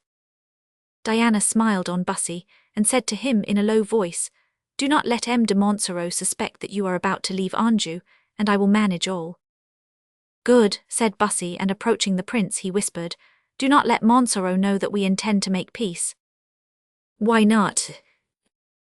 Because he might tell the Queen Mother to make a friend of her. You suspect him then? Yes, I do. Well, so do I. I believe he only counterfeited death to deceive us. No, he really received a sword thrust through his body, and but for that fool of a Remy he would have died. I believe his soul must be glued to his body. They arrived at the conservatory, and Diana continued to smile charmingly on the prince. He passed first, then Diana, and Montsoreau wished to follow, but it was impossible. His litter was too large to go through the door. At this sight he uttered a groan. Diana went on quietly without looking at him, but Bussy, who understood her, said to him, It is useless to try, M. le Comte, your litter will not pass. Monseigneur, cried Montsoreau, do not go into that conservatory, some of the flowers exhale dangerous perfumes. Then he fainted and was carried to his room. Bussy went to tell Diana what had happened, and she left the Duke to go to the castle. Have we succeeded? Said Bussy to her as she passed. I hope so, do not go away without having seen Gertrude. When Montsoreau opened his eyes again, he saw Diana standing at his bedside. Ah, it is you, madame, said he, tonight we leave for Paris. Remy cried out in horror, but Montsoreau paid no attention. Can you think of such a thing with your wound? Said Diana quietly. Madame, I would rather die than suffer, and were I to die on the road, we start tonight. As you please, monsieur. Then make your preparations. My preparations are soon made, but may I ask the reason of this sudden determination? I will tell you, madame, when you have no more flowers to show to the prince, and when my doors are large enough to admit litters. Diana bowed. But madame, said Remy. M. le Comte wishes it, replied she, and my duty is to obey, and she left the room. As the Duke was making his adieus to the Baron de Meridor, Gertrude appeared, and said aloud to the Duke that her mistress regretted that she could not have the honour of saying farewell to his highness, and softly to Bussy that Diana would set off for Paris that evening. As they went home again, the Duke felt unwilling to leave Anjou now that Diana smiled on him. Therefore he said, I have been reflecting, Bussy, said he. On what, monseigneur? That it is not wise to give in at once to my mother. You are right, she thinks herself clever enough without that. But by dragging it on for a week, and giving fêtes, and calling the liability around us, she will see how strong we are. Well reasoned, but still. I will stay here a week. Depend upon it, I shall draw new concessions from the Queen. Bussy appeared to reflect. Well, monseigneur, said he, perhaps you are right, but the king, not knowing your intentions, may become annoyed. He is very irascible. You are right, but I shall send someone to the king to announce my return in a week. Yes, but that someone will run great risks. If I change my mind, you mean? Yes, and in spite of your promise, you would do so if you thought it your interest. Perhaps. Then they will send your messenger to the Bastille. I will give him a letter, and not let him know what he is carrying. On the contrary, give him no letter and let him know. Then no one will go. Oh, I know someone. Who? I myself. You. Yes, I like difficult negotiations. Bussy, my dear Bussy, if you will do that, I shall be eternally grateful. Bussy smiled. The Duke thought he hesitated. And I will give you 10,000 crowns for your journey, added he. Thanks, Monseigneur, but these things cannot be paid for. Then you will go. Yes. When? Whenever you like. The sooner the better. This evening if you wish it. Dear Bussy. You know I would do anything for your Highness. I will go tonight. You stay here and enjoy yourself and get me something good from the Queen Mother. I will not forget. Bussy then prepared to depart as soon as the signal arrived from Meridor. It did not come till the next morning, for the Count had felt himself so feeble that he had been forced to take a night's rest. But early in the morning a messenger came to announce to Bussy that the Count had set off for Paris in a litter, followed on horseback by Ramai, Diana and Gertrude. Bussy jumped on his horse and took the same road. Chapter 71. What temper the king was in when St. Luc reappeared at the Louvre. Since the departure of Catherine, Henry, however, confident in his ambassador, had thought only of arming himself against the attacks of his brother. He amused, or rather annoyed, himself by drawing up long lists of proscriptions, in which were inscribed in alphabetical order all who had not shown themselves zealous for his cause. The lists became longer every day, and at the S and the L, that is to say twice over, was inscribed the name of M. de St. Luc. Chicot in the midst of all this was, little by little, and man by man, enrolling an army for his master. One evening Chicot entered the room where the king sat at supper. What is it? Asked the king. M. de St. Luc. M. de St. Luc. Yes. At Paris. Yes. At the Louvre. Yes. The king rose, red and agitated. What has he come for, the traitor? Who knows? He comes, I am sure, as deputy from the states of Anjou, as an envoy from my rebellious brother. He makes use of the rebellion as a safe conduct to come here and insult me. Who knows? Or perhaps he comes to ask me for his property, of which I have kept back the revenues, which may have been rather an abuse of power, as, after all, he has committed no crime. Who knows? Ah, you repeat eternally the same thing, Mort de Marvaille. You tire my patience out with your eternal who knows. Mordio, do you think you are very amusing with your eternal questions? At least you might reply something. And what should I reply? Do you take me for an ancient oracle? It is you who are tiresome with your foolish suppositions. M. Chicot. M. Henry. Chicot, my friend, you see my grief and you laugh at me. Do not have any grief. But everyone betrays me. Who knows, ventre de bitch, who knows? Henry went down to his cabinet, where at the news of his return a number of gentlemen had assembled, who were looking at St. Luc with evident distrust and animosity. He, however, seemed quite unmoved by this. He had brought his wife with him also, and she was seated, wrapped in her travelling cloak, when the king entered in an excited state. Ah, monsieur, you hear? He cried. Yes, sire, replied St. Luc. Really, your presence at the Louvre surprises me. Sire, I am only surprised that, under the circumstances, your Majesty did not expect me. What do you mean, monsieur? Sire, your Majesty is in danger. Danger, cried the courtiers. Yes, gentlemen, a real, serious danger, in which the king has need of the smallest as well as the greatest of those devoted to him. Therefore I come to lay at his feet my humble services. Ah, said Chicot, you see, my son, that I was right to say, who knows? Henry did not reply at once. He would not yield immediately. After a pause he said, Monsieur, you have only done your duty. Your services are due to us. The services of all the king's subjects are due to him, I know, sire. But in these times many people forget to pay their debts. I, sire, come to pay mine, happy that your Majesty will receive me among the number of your creditors. Then, said Henry in a softer tone, you return without any other motive than that which you state, without any mission or safe conduct. Sire, I return simply and purely for that reason. Now your majesty may throw me into the Bastille or have me shot, but I shall have done my duty. Sire, Anjou is on fire, Touraine is about to revolt, Guienne is rising, Le Duc d'Anjou is hard at work. He is well supported, is he not? Sire, de Bussy, firm as he is, cannot make your brother brave. Ah, he trembles then, the rebel. Let me go and shake St. Luc's hand, said Chichart, advancing. The king followed him, and going up to his old favourite, and laying his hand on his shoulder, said, You are welcome, St. Luc. Ah, sire, cried St. Luc, kissing the king's hand, I find again my beloved master. Yes, but you, my poor St. Luc, you have grown thin.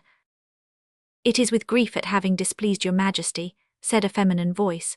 Now, although the voice was soft and respectful, Henry frowned, for it was as distasteful to him as the noise of thunder was to Augustus. Madame de St. Luc, said he, I forgot. Jean threw herself at his feet. Rise, madame, said he, I love all that bear the name of St. Luc.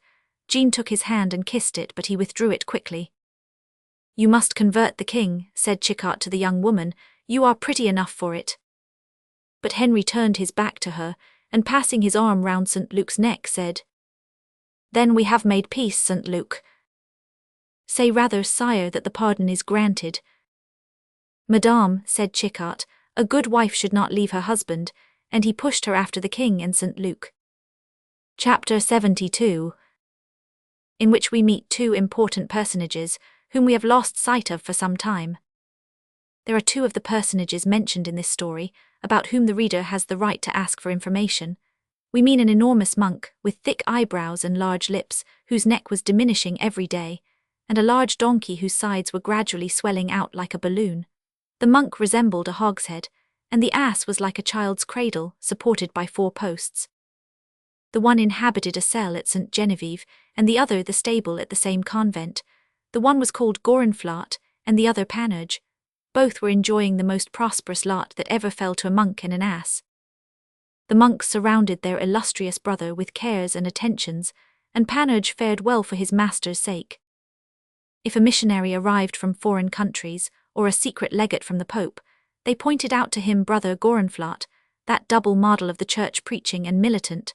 They showed Gorenflot in all his glory, that is to say, in the midst of a feast, seated at a table in which a hollow had been cut on purpose for his sacred stomach, and they related with a noble pride that Gorenflot consumed the rations of 8 ordinary monks, and when the newcomer had piously contemplated this spectacle, the prior would say, See how he eats, and if you had but heard his sermon one famous night, in which he offered to devote himself for the triumph of the faith.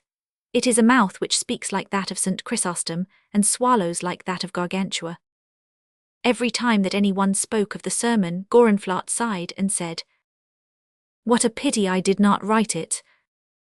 A man like you has no need to write, the prior would reply. No, you speak from inspiration, you open your mouth and the words of God flow from your lips. Do you think so? Sighed Gorenflot. However, Gorenflot was not perfectly happy. He who at first thought his banishment from the convent an immense misfortune, discovered in his exile infinite joys before unknown to him. He sighed for liberty, liberty with Chichart, the joyous companion, with Chichart, whom he loved without knowing why. Since his return to the convent he had never been allowed to go out. He never attempted to combat this decision, but he grew sadder from day to day. The prior saw this and at last said to him, My dear brother, no one can fight against his vocation. Yours is to fight for the faith. Go then, fulfill your mission, only watch well over your precious life, and return for the great day. What great day? That of the fête Dieu. Ita, replied Gorenflot. It was the only Latin word he knew, and used it on all occasions. But give me some money to bestow in alms in a Christian manner. You have your text, have you not, dear brother? Yes, certainly. Confide it to me. Willingly, but to you alone, it is this, the flail which threshes the corn. O magnificent, sublime, cried the prior. Now, my father, am I free? Yes, my son, go and walk in the way of the Lord. Gorenflot saddled Panurge, mounted him with the aid of 2 vigorous monks, and left the convent about 7 in the evening. It was the same day on which St. Luc arrived at Paris from Meridor. Gorenflot, having passed through the Rue St. Etienne, was going to have turned to the right when suddenly Panurge stopped. A strong hand was laid on his croup. "Who is there?" cried Gorenflot in terror. "A friend." Gorenflot tried to turn, but he could not. "What do you want?" said he. "Will my venerable brother show me the way to the Corne d'Abondance?" "Morbleu, it is M. Chiquart," cried Gorenflot joyfully. "Just so, I was going to seek you at the convent when I saw you come out and followed you until we were alone. Ventre de bitch, how thin you are." "But what are you carrying, M. Chiquart?" said the monk. "You appear laden." "It is some venison which I have stolen from the king." "Dear M. Chiquart, and under the other arm?" "A bottle of Cyprus wine sent by a king to my king." "Let me see." "It is my wine and I love it much, do not you, brother?" "Oh, oh," cried Gorenflot, raising his eyes and hands to heaven, and beginning to sing in a voice which shook the neighbouring windows. It was the first time he had sung for a month. Chapter 73. Diana's second journey to Paris. Let us leave the 2 friends entering the Corne d'Abondance, and return to the litter of M. Montsoreau and to Bussy, who set out with the intention of following them. Not only is it not difficult for a cavalier well mounted to overtake foot travellers, but it is difficult not to pass them. This happened to Bussy. It was the end of May, the heat was great, and about noon M. de Montsoreau wished to make a halt in a little wood, which was near the road, and as they had a horse laden with provisions, they remained there until the great heat of the day had gone by. During this time Bussy passed them, but he had not travelled, as we may imagine, without inquiring if a party on horseback, and a litter carried by peasants had been seen. Until he had passed the village of Durtal, he had obtained the most satisfactory information, and, convinced that they were before him, had ridden on quickly. But he could see nothing of them, and suddenly all traces of them vanished, and on arriving at La Flèche he felt certain he must have passed them on the road. Then he remembered the little wood, and doubted not that they had been resting there when he passed. He installed himself at a little inn, which had the advantage of being opposite the principal hotel, where he doubted not that Montsoreau would stop, and he remained at the window watching. About 4 o'clock he saw a courier arrive, and half an hour afterwards the whole party. He waited till 9 o'clock, and then he saw the courier set out again, and after him the litter, then Diana, Remaille, and Gertrude on horseback. He mounted his horse and followed them, keeping them in sight. Montsoreau scarcely allowed Diana to move from his side, but kept calling her every instant. After a little while Bussy gave a long, shrill whistle, with which he had been in the habit of calling his servants at his hotel. Remaille recognized it in a moment. Diana started and looked at the young man, who made an affirmative sign. Then he came up to her and whispered, "It is he." "Who is speaking to you, madame?" said Montsoreau. "To me, monsieur." "Yes, I saw a shadow pass close to you and heard a voice." "It is M. Remaille. Are you also jealous of him?" "No, but I like people to speak out, it amuses me." "There are some things which cannot be said aloud before M. le Comte, however," said Gertrude, coming to the rescue. "Why not?" "For 2 reasons. Firstly, because some would not interest you, and some would interest you too much." "And of which kind is what M. Remaille has just whispered?" "Of the latter." "What did Remaille say to you, madame?" "I said, M. le Comte, that if you excite yourself so much, you will be dead before we have gone 1/3 of the way." Montsoreau grew deadly pale. "He is expecting you behind," whispered Remaille again. "Ride slowly and he will overtake you." Montsoreau, who heard a murmur, tried to rise and look back after Diana. "Another movement like that, M. le Comte, and you will bring on the bleeding again," said Remaille. Diana turned and rode back a little way, while Remaille walked by the litter to occupy the Count. A few seconds after, Bussy was by her side. "You see I follow you," said he after their first embrace. "Oh, I shall be happy if I know you are always so near to me." "But by day he will see us." "No, by day you can ride afar off. It is only I who will see you, Louis. From the summit of some hill at the turn of some road, your plume waving, your handkerchief fluttering in the breeze would speak to me in your name, and tell me that you love me. Speak on, my beloved Diana, you do not know what music I find in your voice." And when we travel by night, which we shall often do, for Ramai has told him that the freshness of the evening is good for his wounds, then, as this evening from time to time I will stay behind, and we will tell each other, with a rapid pressure of the hands, all our thoughts of each other during the day.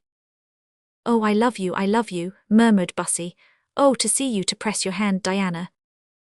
Suddenly they heard a voice which made them both tremble, Diana with fear, and Bussy with anger. Diana, it cried, where are you? Answer me. Oh, it is he, I had forgotten him, said Diana. Sweet dream, frightful awaking. Listen, Diana, we are together. Say one word and nothing can separate us more. Diana, let us fly. What prevents us? Before us is happiness and liberty. One word and we go, one word and lost to him, you belong to me forever. And my father, when he shall know how I love you. Oh, the father. I will do nothing by violence, dear Diana, order and I obey. It is our destiny, Bussy, but be strong, and you shall see if I know how to love. Must we then separate? Comtesse, cried the voice, reply, or, if I kill myself in doing it, I will jump from this infernal litter. Adieu, Bussy, he will do as he says. You pity him. Jealous, said Diana with an adorable smile. Bussy let her go. In a minute she was by the litter, and found the Count half fainting. Ah, cried he, where were you, madame? Where should I have been? Behind you. At my side, madame, do not leave me again. From time to time this scene was renewed. They all hoped he would die with rage, but he did not die. On the contrary, at the end of 10 days when they arrived at Paris, he was decidedly better. During these 10 days Diana had conquered all Bussy's pride, and had persuaded him to come and visit Montsoreau, who always showed him much friendship. Ramai watched the husband and gave notes to the wife. Aesculapius and Mercury, said he, my functions accumulate. Chapter 74. How the ambassador of the Duc d'Anjou arrived at the Louvre, and the reception he met with. As neither Catherine nor the Duc d'Anjou reappeared at the Louvre, the dissension between the brothers became apparently every day more and more certain. The king thought, no news, bad news. The minions added, Francois, badly counselled, has detained the Queen Mother. Badly counselled. In these words were comprised all the policy of this singular reign and the 3 preceding ones.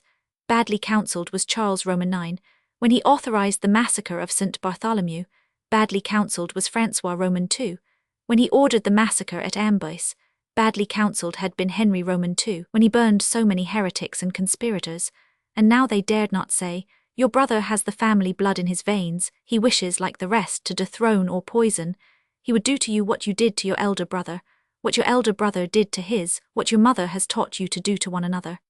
Therefore they said, your brother is badly counselled. Now, as only one person was able to counsel Francois, it was against Bussy that the cry was raised, which became every day more and more furious. At last the news was spread that the Duke had sent an ambassador. At this the king grew pale with anger, and the minions swore that he should be cut to pieces, and a piece sent to all the provinces of France as a specimen of the king's anger. Chicot said nothing, but he reflected. Now the king thought much of Chicot's reflections, and he questioned him about them. Sire, replied he, if your brother sends an ambassador, it is because he feels himself strong enough to do so. He who is prudence itself. Now if he is strong we must temporize with him. Let us respect his ambassador and receive him with civility. That engages you to nothing. Do you remember how your brother embraced Admiral Coligny, who came as ambassador from the Huguenots? Then you approve of the policy of my brother Charles. Not so, but I cite a fact, and I say to you, do not hurt a poor devil of a herald or ambassador. Perhaps we may find the way to seize the master, the mover, the chief, the great Duc d'Anjou with the 3 guises, and if you can shut them up in a place safer than the Louvre, do it. That is not so bad. Then why do you let all your friends bellow so? Bellow? Yes, I would say roar if they could be taken for lions, but they are more like bearded apes. Chicot, they are my friends. Friends, I would lay any bet to make them all turn against you before tomorrow. Well, what do you advise? To wait, my son. Half the wisdom of Solomon lies in that word. If an ambassador arrive, receive him courteously. And as to your brother, kill him if you can and like, but do not degrade him. He is a great knave, but he is a Valois. besides he can do that well enough for himself. It is true, Chickart. One more lesson that you owe me. Now let me sleep, Henry. For the last week I have been engaged in fuddling a monk. A monk, the one of whom you have already spoken to me. Just so, you promised him an abbey. I'd. Pardieu, it is the least you can do for him, after all he has done for you. He is then still devoted to me. He adores you, apropos, my son. What? In 3 weeks it will be the fete, dear. Well, are we to have some pretty little procession? I am the most Christian king, and it is my duty to set an example to my subjects. And you will, as usual, stop at the 4 great convents of Paris. Yes. At St. Genevieve. Yes, that is the second I stop at. Good. Why do you ask? Oh, nothing, I was curious. Now I know all I want, so good night, Henry. But just as Chickart prepared to leave, a great noise was heard. What is that noise? Said the king. It is ordained that I am not to sleep. Henry, you must get me a room in the town, or I must leave your service. The Louvre becomes insupportable. At this moment the captain of the guards entered, saying, Sire, it is an envoy from M. le Duc d'Anjou. With a suite? No, sire, alone. Then you must receive him doubly well, Henry, for he is a brave fellow. Well, said the king, very pale but trying to look calm, let all my court assemble in the great hall. Chapter 75. Which is only the end of the preceding one. Henry sat on his throne in the great hall, and around him was grouped an eager crowd. He looked pale and frowning. Sire, said Quelus to the king, do you know the name of the ambassador? No, but what does it matter? Sire, it is M. de Bussy, the insult is doubled. I see no insult, said the king with affected sang-froid. Let him enter, continued he. Bussy, with his hat in his hand and his head erect, advanced straight to the king, and waited with his usual look of pride to be interrogated. You hear, M. de Bussy, said the king, I thought you were in Anjou. Sire, I was, but you see I have quitted it. And what brings you here? The desire of presenting my humble respects to your majesty. The king and courtiers looked astonished. They expected a different answer. And nothing else, said the king. I will add, sire, the orders I received from the Duc d'Anjou to join his respects to mine. And the duke said nothing else. Only that he was on the point of returning with the Queen-Mother, and wished me to apprise your majesty of the return of one of your most faithful subjects. The king was choked with surprise. Good morning, M. de Bussy, said Chickart.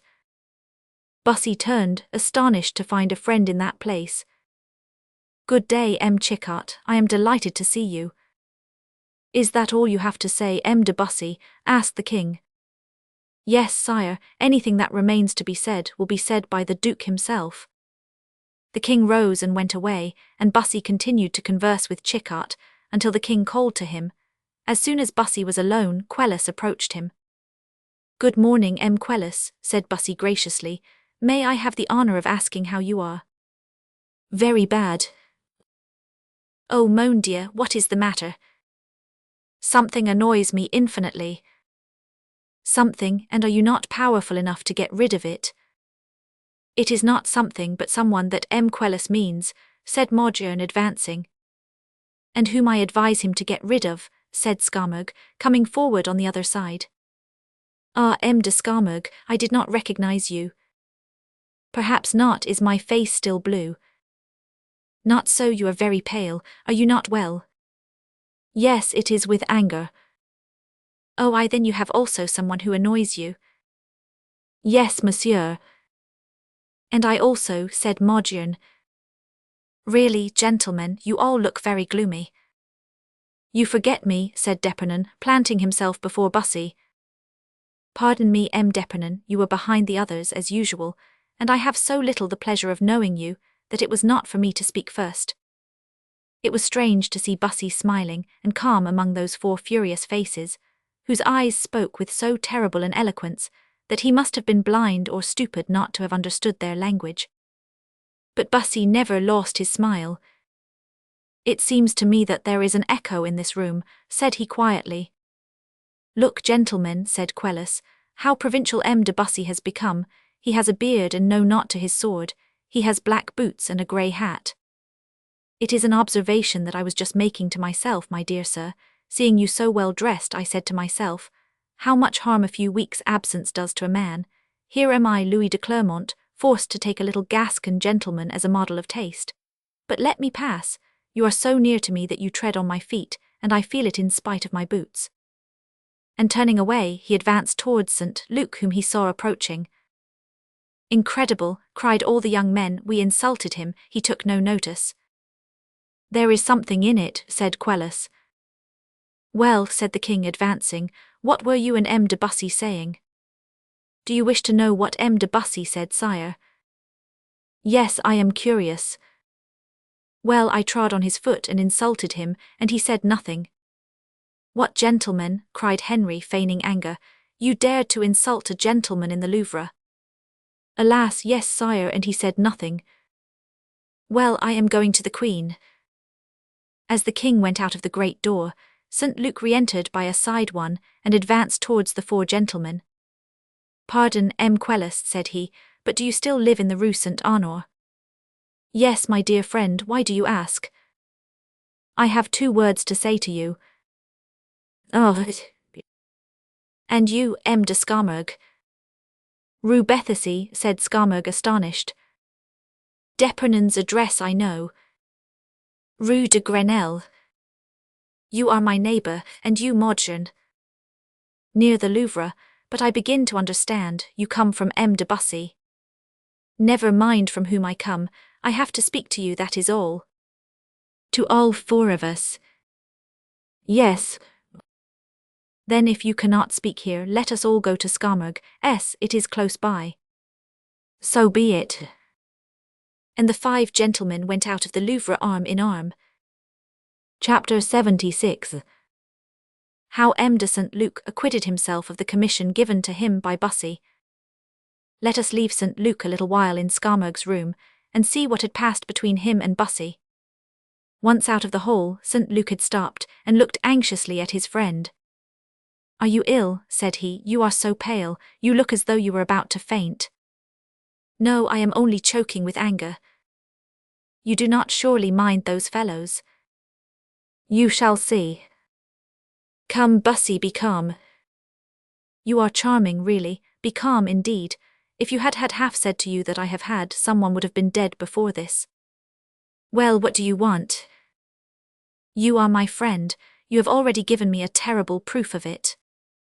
"Ah, my dear friend," said St. Luc, who believed Montsoreau dead and buried, "do not thank me, it is not worthwhile.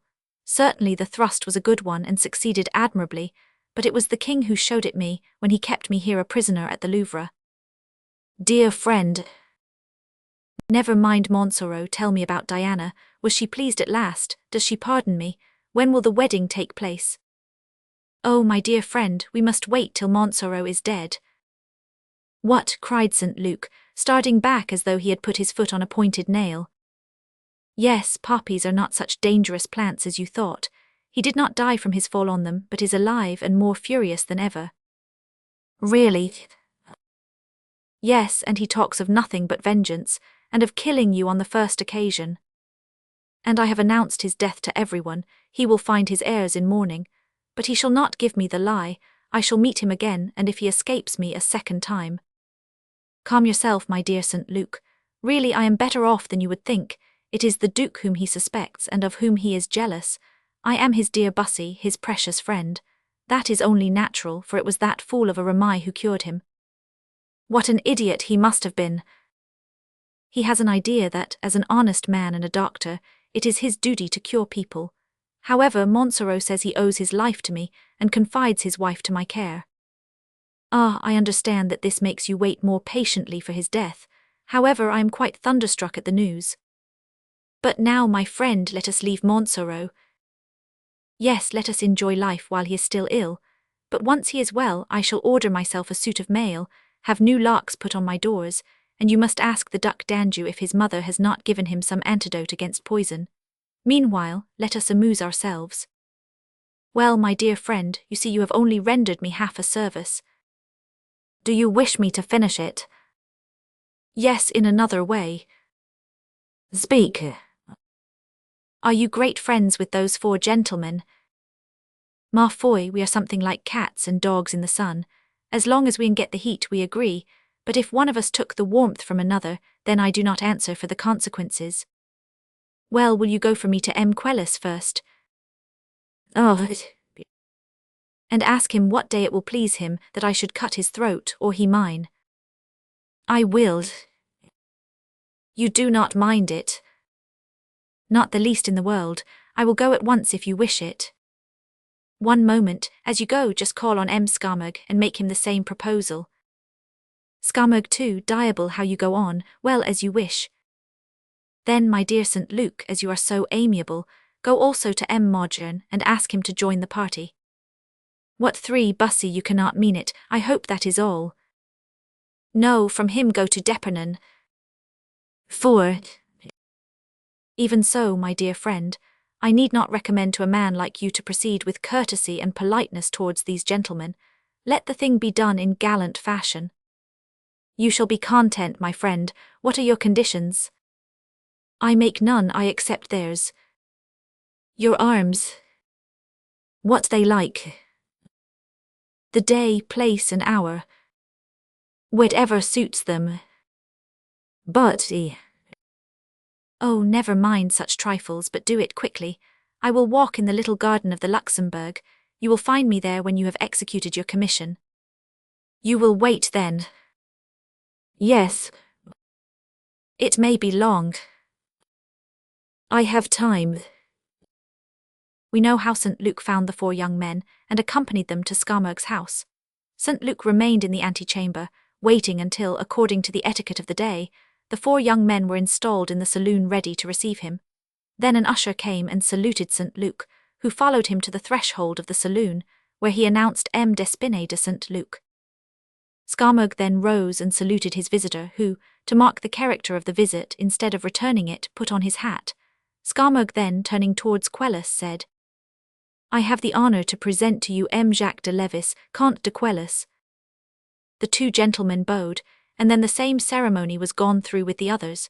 This done, the 4 friends sat down, but St. Luke remained standing and said to Quellis, M. le Comte, you have insulted M. le Comte Louis de Clermont d'Amboise, Seigneur de Bussy, who presents to you his compliments and calls you to single combat on any day and hour, and with such arms as may please you. Do you accept? Certainly, M. de Bussy does me much honour. Your day and hour, M. le Comte. Tomorrow morning at 7 o'clock. Your arms. Rapier and dagger, if that suits M. de Bussy. St. Luke bowed. Then he addressed the same questions to the others and received the same answers. If we all choose the same day and hour, M. de Bussy will be rather embarrassed, said Skarmug. Certainly, replied St. Luke, M. de Bussy may be embarrassed, but he says that the circumstance would not be new to him, as it has already happened at the Tournelles. And he would fight us all 4. All 4. Separately. Separately or at once. The 4 young men looked at each other, then Quellis, red with anger, said, It is very fine of M. de Bussy, but however little we may be worth, we can each do our own work. We will accept, therefore, the Count's proposal, fighting separately, or rather, which will be still better, as we do not seek to assassinate a gallant man. Chance shall decide which of us shall fight M. de Bussy. And the 3 others. Oh, M. de Bussy has too many friends, and we too many enemies, for them to remain with folded arms. Do you agree to this, gentlemen? Yes, cried all. If M. Riberac, Antragues, and Liverat would join the party, it would be complete. Gentlemen, said St. Luke, I will transmit your desires to M. de Bussy, and I believe I may promise that he is too courteous not to agree to your wishes. It therefore only remains for me to thank you in his name. Then he took his leave, after throwing his purse to the 4 lackeys, whom he found outside, to drink to their masters' healths. Chapter 77. In what respect M. de St. Luc was more civilized than M. de Bussy, the lessons which he gave him, and the use which M. de Bussy made of them. St. Luc returned, proud of having executed his commission so well. Bussy thanked him but looked sad, which was not natural to him.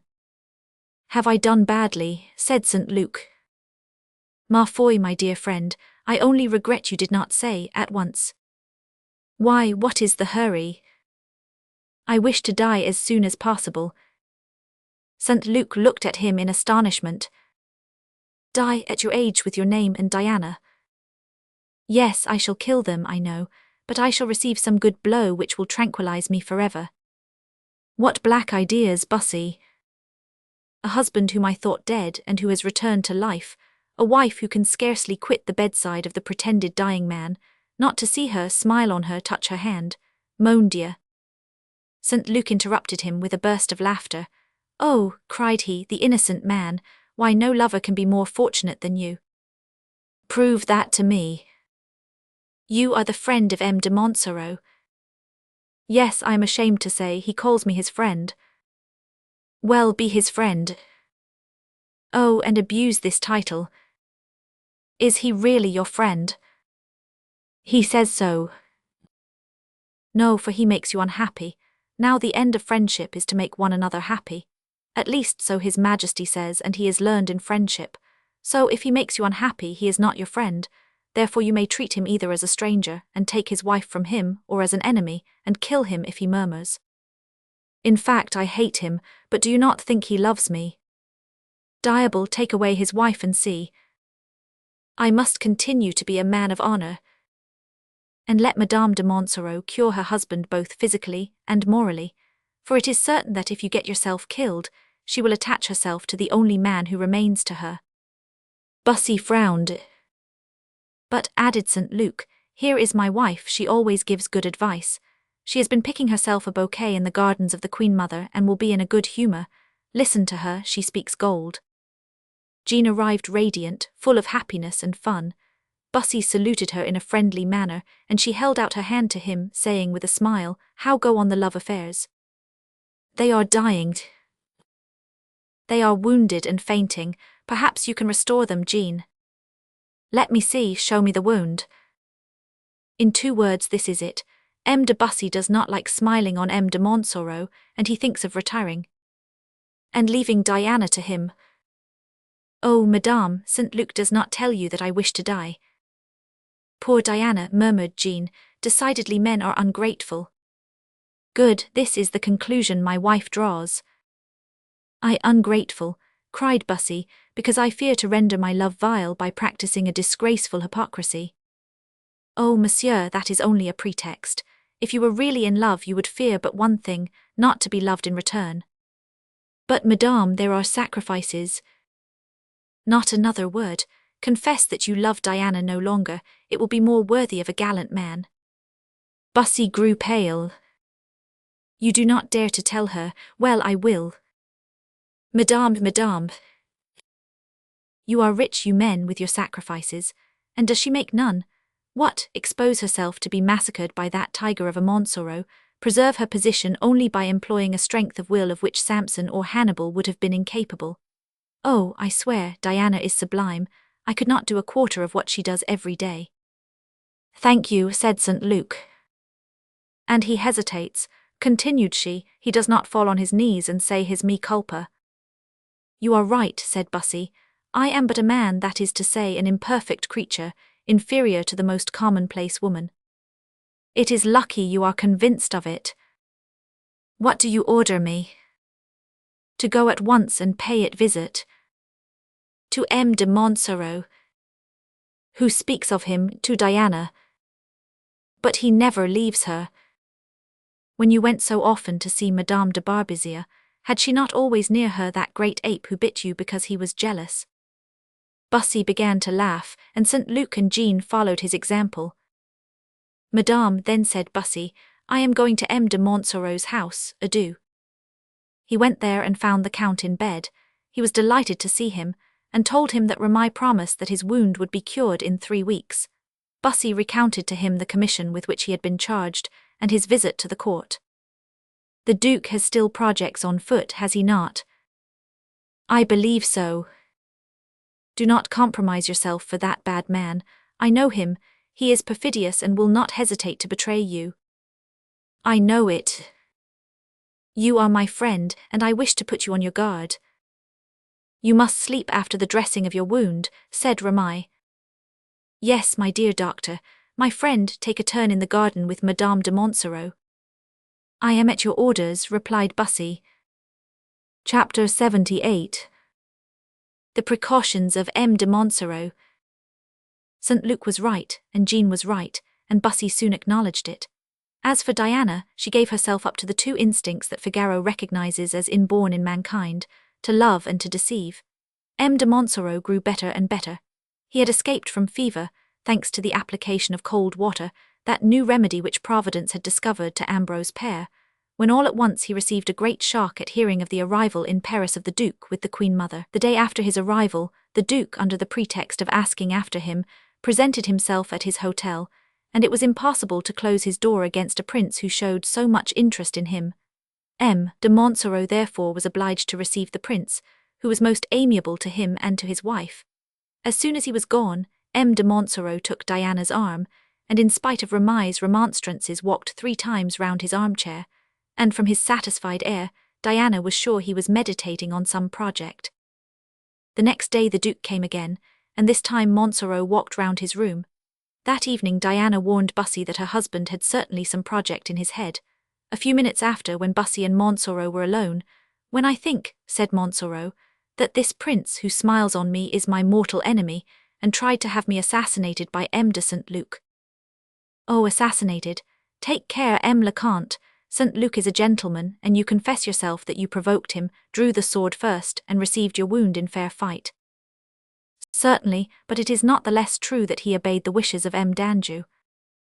"Listen, I know M. de St. Luc, and I can assure you he is devoted to the king and hates the Duke. If your wound had come from Antraigues, Liverat, or Riberac, it might be so, but not from St. Luc." "You do not know," replied Montsoreau, obstinate in his opinion. At last he was able to go down into the garden. "That will do," said he. "Now we will move." "Why move?" said Ramai. "The air is good here and there is plenty of amusement." "Too much. M. d'Anjou fatigues me with his visits, and he always brings with him a crowd of gentlemen, and the noise of their spurs destroys my nerves." "But where are you going?" "I have ordered them to get ready my little house at the Tournelles." Bussy and Diana exchanged a look of loving remembrance. "What, that little place?" cried Ramai imprudently. "What, do you know it? Who does not know the houses of the chief huntsman, particularly I who lived in the Rue Beautrelles?" Yes, yes, I will go there. It is a fortress, and one can see from the window, 300 yards off, who is coming to visit you, and avoid them if you like, particularly when you are well." Bussy bit his lips. He feared a time might come when Montsoreau might avoid him. Diana thought of the time when she had seen Bussy in that house, lying fainting on the bed. "You cannot do it," said Ramai. "Why not, if you please, monsieur?" "Because the chief huntsman of France must hold receptions, must keep valets and equipages. Let him have a palace for his dogs if he likes, but not a dog kennel for himself." "It is true, but I am the doctor of the mind as of the body. It is not your residence here that displeases you." "What then?" "That of Madame, therefore send her away." "Separate," cried Montsoreau, fixing on Diana a look, more of anger than love. "Then give up your place, send in your resignation. I believe it would be wise. If you do not do your duty you will displease the king, and if you do—" "I will do anything but quit the Countess," said Montsoreau with closely shut teeth. As he spoke, they heard in the courtyard a noise of voices and horses' feet. "The Duke again," cried he. "Yes," said Ramai. Immediately after the prince entered, and Montsoreau saw his first glance given to Diana. He brought to her, as a present, one of those masterpieces, of which the artists of that day were in the habit of producing 2 or 3 in the course of a lifetime. It was a poniard with a handle of chased gold. This handle was a smelling bottle, and on the blade a chase was carved with admirable skill. Horses, dogs, trees, game, and hunters mingled together in an harmonious pêle-mêle on this blade of azure and gold. Let me see, cried Montsoreau, who feared there was a note hidden in the handle. The prince separated the two parts. To you, who are a hunter, said he, I give the blade, to the countess the handle. Good morning, Bussy, you are then a friend of the Countess now. Diana reddened, but Bussy said, Your Highness forgets that you asked me to inquire after M. de Montsoreau. It is true. The prince sat down and began to talk to Diana. In a few minutes he said, Count, it is dreadfully warm in your rooms. I see the countess is stifling. I will give her my arm for a turn in the garden. The husband looked furious. Give me an arm, said he to Bussy, and he got up and followed his wife. Ah, said the Duke, it seems you are better. Yes, Monseigneur, and I hope soon to be able to accompany Madame de Montsoreau wherever she goes. Good, but meanwhile do not fatigue yourself. Montsoreau was obliged to sit down, but he kept them in view. Count, said he to Bussy, will you be amiable enough to escort Madame de Montsoreau this evening to my house at the Tournelles? You cannot do that, monsieur, said Remy. Why not? Because M. d'Anjou would never forgive you if you helped to play him such a trick. Bussy was about to cry, What do I care? But a glance from Remy stopped him. Remy is right, said Montsoreau, it would injure you. Tomorrow I will go myself. You will lose your place. It is possible, but I shall keep my wife. The next day they went to the old house. Diana took her old room with the bed of white and gold damask. A corridor only separated it from that of the Count. Bussy tore his hair with rage. Chapter 79. A visit to the house at Les Tournelles. The Duke became more and more in love with Diana, as she seemed always to escape him, and with his love for her, his hatred of Montsoreau increased. On the other side, he had not renounced his political hopes, but had recommenced his underhand machinations. The moment was favourable, for many wavering conspirators had been encouraged by the kind of triumph which the weakness of the king and the cunning of Catherine had given to the Duke. However, he no longer confided his projects to Bussy, and showed him only a hypocritical friendship. He was vaguely uneasy at seeing him at Montsoreau's house, and envious of the confidence that Montsoreau, so suspicious of himself, placed in him. He was frightened also at the joy and happiness which shone in Diana's face. He knew that flowers only bloom in the light of the sun, and women in that of love. She was visibly happy, and this annoyed him.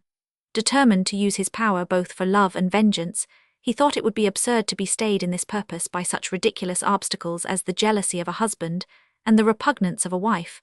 One day he ordered his equipages, intending to visit Montsoreau.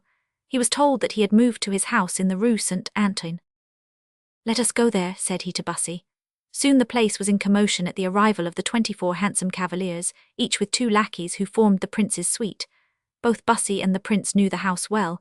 They both went in, but while the prince entered the room, Bussy remained on the staircase. It resulted from this arrangement that the Duke was received by Montsoreau alone, while Bussy was received by Diana, while Gertrude kept watch. Montsoreau, always pale, grew livid at sight of the prince. Monseigneur here, really it is too much honour for my poor house, cried he with a visible irony. The prince smiled. Wherever a suffering friend goes I follow him, replied he. How are you?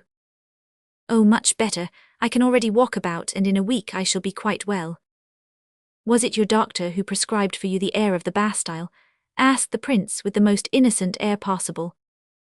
Yes, Monseigneur. Did you not like the Rue des Petits Purs? No, Monseigneur, I had too much company there, they made too much noise. But you have no garden here. I did not like the garden. The prince bit his lips. Do you know, Count, said he, that many people are asking the king for your place? On what pretext, Monseigneur? They say you are dead. Monseigneur, you can answer for it that I am not. I answer for nothing. You bury yourself as though you were dead.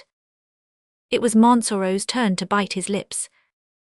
Well then I must lose my place, said he. Really? Yes, there are things I prefer to it. You are very disinterested. It is my character, Monseigneur. Then of course you will not mind the king's knowing your character. Who will tell him? Diable, if he asks me about you, I must repeat our conversation. Ma foi, monseigneur, if all they say in Paris were reported to the king, his 2 ears would not be enough to listen with. What do they say at Paris, monsieur? Asked the prince sharply. Montsoreau tried to calm himself. How should a poor invalid as I am know, said he. If the king is angry at seeing his work badly done, he is wrong. How so? Because doubtless my accident proceeds to some extent from him. Explain yourself. M. de St. Luc, who wounded me, is a dear friend of the king. It was the king who taught him the thrust by which he wounded me, and it might have been the king who prompted him. You are right, but still the king is the king. Until he is so no longer. The Duke trembled. Is not Madame de Montsoreau here? Said he. Monseigneur, she is ill, or she would have come to present her respects to you.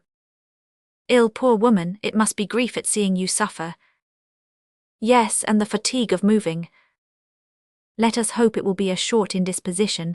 You have so skilful a doctor. Yes, that dear Ramay. Why, he is Bussy's doctor. He has lent him to me.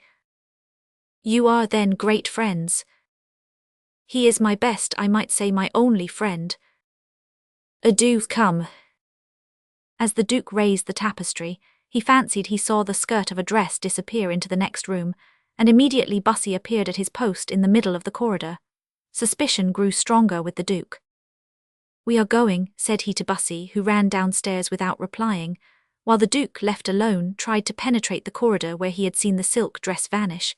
But turning, he saw that Montsoreau had followed, and was standing at the door. Your Highness mistakes your way, said he.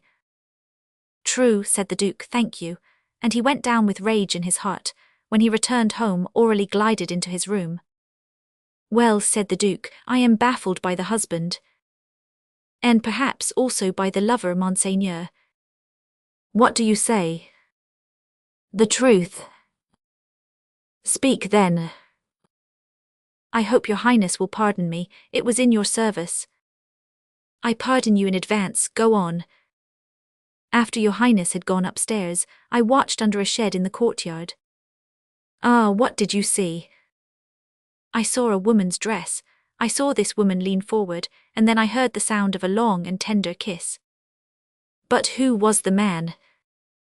I cannot recognize arms. No, but you might gloves. Indeed, it seemed to me that you recognized them. It was only a guess. Never mind. Well, Monseigneur, they looked like the gloves of M. de Bussy. Buff, embroidered with gold, were they not? Yes, Monseigneur. Ah, Bussy, yes, it was Bussy. Oh, I was blind and yet not blind, but I could not believe in so much audacity. But your Highness must not believe it too lightly. Might there not have been a man hidden in her room? Yes, doubtless, but Bussy, who was in the corridor, would have seen him. That is true. And then the gloves. Yes, and besides the kiss I heard. What? 3 words till tomorrow evening. Oh, mon Dieu. So that, if you like, we can make sure. Aurélie, we will go. Your Highness knows I am at your orders. Ah, Bussy, a traitor. Bussy, the honest man, Bussy, who does not wish me to be King of France. And the Duke, smiling with an infernal joy, dismissed Aurélie. Chapter 80. The Watchers. The Duke kept Bussy near him all day, so as not to lose sight of his movements. Bussy did not care, so that he had his evenings free. At 10 o'clock he wrapped himself in his cloak, and with a rope ladder under his arm went towards the Bastille. The Duke, who did not know that he had a ladder, and could not believe in anyone walking alone at night through the streets of Paris, thought Bussy would certainly call at his hotel for a horse and a servant, and lost 10 minutes in preparations. During those 10 minutes, Bussy, active and in love, had already gone 3/4 of the distance. He was lucky, as brave people generally are, and met with no accident by the way, and on arriving saw a light in the windows. It was the signal agreed on between him and Diana. He threw his ladder up to the balcony. It had 6 hooks to it and was sure to fasten itself somewhere. At the noise, Diana put out her light and opened the window to fasten the ladder. The thing was done in a moment. Diana looked all around. The street seemed deserted. Then she signed to Bussy to mount, and he was up in 5 seconds. The moment was happily chosen, for while he got in at the window, M. de Montsoreau, after having listened patiently for a quarter of an hour at his wife's door, descended the stairs painfully, leaning on the arm of a confidential valet, and it so happened that he opened the street door just as the ladder was drawn up and the window closed. He looked around, but the streets were deserted. "You have been badly informed," said he to the servant. "No, monsieur, I have just left the Hotel d'Anjou, and they told me that the Duke had ordered 2 horses for this evening, but perhaps it was not to come here." "Where else should he go?" said Montsoreau with a sombre air. He, like all jealous persons, thought the whole world had nothing to do but to torment him. "Perhaps I should have done better to stay in her room," murmured he, "but they probably have signals for corresponding. She would have warned him of my presence, and I should have learned nothing. It is better to watch outside. Come, conduct me to the hiding place whence you say one can see everything." "Come, monsieur." About 25 steps from the door was an enormous heap of stones belonging to demolished houses, and serving for fortifications to the children of the neighborhood when they played at battles. In the midst was a space which could contain 2 people. The valet spread a cloak, on which Montsoreau sat down, while his servant sat at his feet, with a loaded musket placed beside him. Diana had prudently drawn her thick curtains, so that scarcely a ray of light showed through, to betray that there was life in this gloomy house. They had been watching about 10 minutes when 2 horses appeared at the end of the street. The valet pointed to them. "I see," said Montsoreau. The 2 men got off their horses and tied them up at the corner of the Hotel des Tournelles. "Monseigneur," said Aurélie, "I believe we have arrived too late. He must have gone straight from your hotel and must have entered." "Perhaps so, but if we did not see him go in, we can see him come out." "Yes, but when?" "When we please." "Would it be too curious to ask how you mean to manage?" "Nothing is more easy. We have but to knock at the door and ask after M. de Montsoreau. Our lover will be frightened at the noise, and as you enter the house he will come out at the window, and I, who am hidden outside, shall see him." "And Montsoreau?" "What can he say? I am his friend and was uneasy about him, as he looked so ill yesterday. Nothing can be more simple."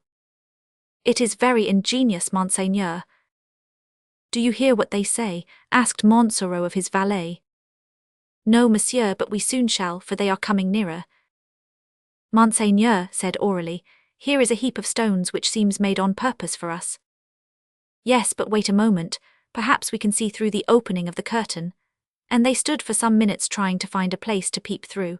Meanwhile Montsoreau was boiling with impatience, and his hand approached the musket. "Oh, shall I suffer this?" murmured he. "Shall I devour this affront also? No, my patience is worn out. Mordieu, that I can neither sleep nor wake nor even suffer quietly because a shameful caprice has lodged in the idle brain of this miserable prince. No, I am not a complacent valet. I am the Comte de Montsoreau, and if he comes near, on my word, I will blow his brains out. Light the match, René." At this moment, just as the prince was about to seek his hiding place, leaving his companion to knock at the door, Aurélie touched his arm. "Well, monsieur, what is it?" asked the prince. "Come away, Monseigneur, come." "Why so?" "Do you not see something shining there to the left?" "I see a spark among that heap of stones." "It is the match of a musket or arquebuse." "Ah, who the devil can be in ambush there?" "Some friend or servant of Bussy S. Let us go and make a detour and return another way. The servant will give the alarm and we shall see Bussy come out of the window." "You are right, come," and they went to their horses. "They are going," said the valet. "Yes, did you recognize them?" "They seem to me to be the prince and Aurélie." "Just so, but I shall soon be more sure still." "What will monsieur do?" "Come." Meanwhile the Duke and Aurélie turned into the Rue Sainte Catherine, intending to return by the boulevard of the Bastille. Montsoreau went in and ordered his litter. What the Duke had foreseen happened. At the noise that Montsoreau made, Bussy took the alarm, the light was extinguished, the ladder fixed, and Bussy, to his great regret, was obliged to fly like Romeo, but without having, like him, seen the sun rise and heard the lark sing. Just as he touched the ground, and Diana had thrown him the ladder, the Duke and Aurélie arrived at the corner of the Bastille. they saw a shadow suspended from Diana's window, but this shadow disappeared almost instantaneously at the corner of the Rue Saint-Paul. "Monsieur," said the valet to Montsoreau, "we shall wake up the household." "What do I care?" cried Montsoreau furiously. "I am master here, I believe, and I have at least the right to do what M. Danjou wished to do." The litter was got ready, and drawn by 2 stout horses, it was soon at the Hotel d'Anjou. The Duke and Aurélie had so recently come in that their horses were not unsaddled. Montsoreau, who had the entrée, appeared on the threshold just as the Duke, after having thrown his hat on a chair, was holding out his boots to a valet to pull off. A servant, preceding him by some steps, announced M. de Montsoreau. A thunderbolt breaking his windows could not have astonished the prince more. "M. de Montsoreau," cried he with an uneasiness he could not hide. "Myself, monseigneur," replied he, trying to repress his emotion, but the effort he made over himself was so violent that his legs failed him, and he fell onto a chair which stood near. "But you will kill yourself, my dear friend," said the Duke. "You are so pale you look as though you were going to faint." "Oh no, what I have to say to your highness is of too much importance. I may faint afterwards." "Speak then, my dear Comte." "Not before your people, I suppose." The Duke dismissed everyone. "Your Highness has just come in," said Montsoreau. "As you see, Comte. It is very imprudent of your Highness to go by night in the street." "Who told you I had been in the streets?" "The dust on your clothes." "M. de Montsoreau, have you another employment besides that of chief huntsman?" "Yes, that of spy, monseigneur. All the world follow that calling now more or less, and I like the rest." "And what does this profession bring you, monsieur?" "Knowledge." "It is curious." "Very curious." "Well, tell me what you have to say." "I came for that." "You permit me to sit down," said the Duke. "No irony, monseigneur, towards an old and faithful servant, who comes at this hour and in this state to do you a service. If I sat down, on my honor, it was because I could not stand." "A service to do me a service?" "Yes." "Speak then." "Monseigneur, I come on the part of a great prince." "From the king?" "No, M. le Duc de Guise." "Ah, that is quite a different thing. Approach and speak low." Chapter 81. How M. le Duc d'Anjou signed, and after having signed spoke. There was a moment's silence, then the Duke said, "Well, M. le Comte, what have you to say to me from the Duc de Guise?" "Much, monseigneur." "They have written to you?" "No, the Duke writes no more since that strange disappearance of Nicholas David. They have come to Paris." "Me de Guise are at Paris?" "Yes, monseigneur." "I have not seen them." "They are too prudent to expose themselves or your Highness to any risk." "And I was not told." "I tell you now." "What have they come for?" "They come, monseigneur, to the rendezvous you gave them." "That I gave them?"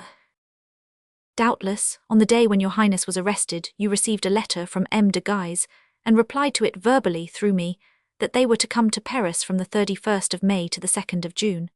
It is now the 31st of May, and if your Highness has forgotten them, they have not forgotten you." Francois grew pale. So many events had passed since that he had forgotten the rendezvous. "It is true," said he at length, "but the relations which then existed between us exist no longer." "If that be so, monseigneur, you would do well to tell them, for I believe they think differently." "How so?" "You, perhaps, think yourself free as regards them, but they feel bound to you." "A snare, my dear Comte, in which a man does not let himself be taken twice." "And where was monseigneur taken in a snare?" "Where, at the Louvre, mordieu." "Was it the fault of me, de Guise?" "I do not say so, but they never assisted me to escape." "It would have been difficult, they were flying themselves." "It is true." "But when you were in Anjou, did they not charge me to tell you that you could always count on them, as they on you, and that the day you marched on Paris, they would do the same?" "It is true, but I did not march on Paris." "You are here." Yes, but as my brother's ally. Monseigneur will permit me to observe that he is more than the ally of the Guises. What then? Their accomplice. The Duke bit his lips. And you say they charged you to announce their arrival to me? They did me that honor. But they did not tell you the motive of their return. They told me all, knowing me to be the confidant of your Highness. Then they have projects. What are they? The same always. And they think them practicable. They look upon them as certain. And these projects have for an aim. The Duke stopped, not daring to finish. To make you King of France, yes, Monseigneur. The Duke felt the flush of joy mount to his face. But, said he, is the moment favorable? Your wisdom must decide. My wisdom. Yes, the facts cannot be contradicted. The nomination of the king as head of the League was only a comedy, quickly seen through and appreciated. Now the reaction has commenced, and the entire state is rising against the tyranny of the king and his creatures. Sermons are a call to arms, and churches are places where they curse the king instead of praying to God. The army trembles with impatience, the bourgeois league together. Our emissaries bring in nothing but signatures and new adherents to the League. In a word, the king's reign touches on its close. Now do you renounce your former projects? The Duke did not reply. Monseigneur knows that he may speak frankly to me. I think, said the Duke, that considering my brother has no children, that his health is uncertain, and that after him the crown will come naturally to me, there is no reason why I should compromise my name and my dignity in a useless struggle, and try to take with danger what will come to me in due course. Your Highness is in error. Your brother's throne will only come to you if you take it. The Guises cannot be kings themselves, but they will only allow to reign a king of their own making, a king whom they substitute for the reigning one. They count on your Highness, but if you refuse they will seek another. And who will dare to seat himself on the throne of Charlemagne? A Bourbon instead of a Valois, Monseigneur, a son of St. Louis instead of a son of St. Louis. The King of Navarre. Why not? He is young and brave. He is a Huguenot. Was he not converted at the St. Bartholomew? Yes, and he abjured afterwards. Oh, Monseigneur, what he did for his wife, he will do again for the crown. They think then that I will yield my rights without a struggle. The case is provided for. I will fight. They are men of war. I will put myself at the head of the League. They are the soul of it. I will join my brother. Your brother will be dead. I will call the kings of Europe to my aid. They will think twice before making war on a people. My party will stand by me. Your party, I believe, consists of M. de Bussy and myself. Then I am tied. Nearly so. You can do nothing without the Guises, with them everything. Say the word and you are king. The Duke walked about for a few minutes in great agitation, then stopped and said, Go on, Count. This then is the plan. In 8 days the fête will take place, and the king meditates on that day a great procession to the convents of Paris. There the guards will remain at the door, the king will stop before each altar, kneel down, and say 5 Paters and 5 Aves. I know all that. He will go to St. Genevieve. Yes. He will enter with a suite of 5 or 6 persons, and behind them the doors will be closed. And then, Your Highness knows the monks who will do the honors of the abbey to His Majesty. They will be the same. Who were there when Your Highness was crowned. They will dare to lay hands on the Lord's anointed. Oh, to shave him only. They will never dare to do that to a king. He will not be a king then. How so? Have you never heard of a holy man who preaches sermons, and is going to perform miracles? Brother Gorenflot. Just so. The one who wished to preach the League with his arquebuse on his shoulder. The same. Well, they will conduct the king into his cell. Once there he will be asked to sign his abdication. Then when he has signed, Madame de Montpensier will enter, scissors in hand. She wears them now hanging to her side. They are charming scissors made of gold and admirably chased to do him honor. You understand the rest. We announce to the people that the king, experiencing a holy repentance for his sins, has announced his intention of never more leaving the convent. If there are any who doubt, M. de Guise holds the army, M. le Cardinal the church, and M. de Mayenne the bourgeois, and with these three powers you can make the people believe what you like. But they will accuse me of violence, said the Duke. You need not be there.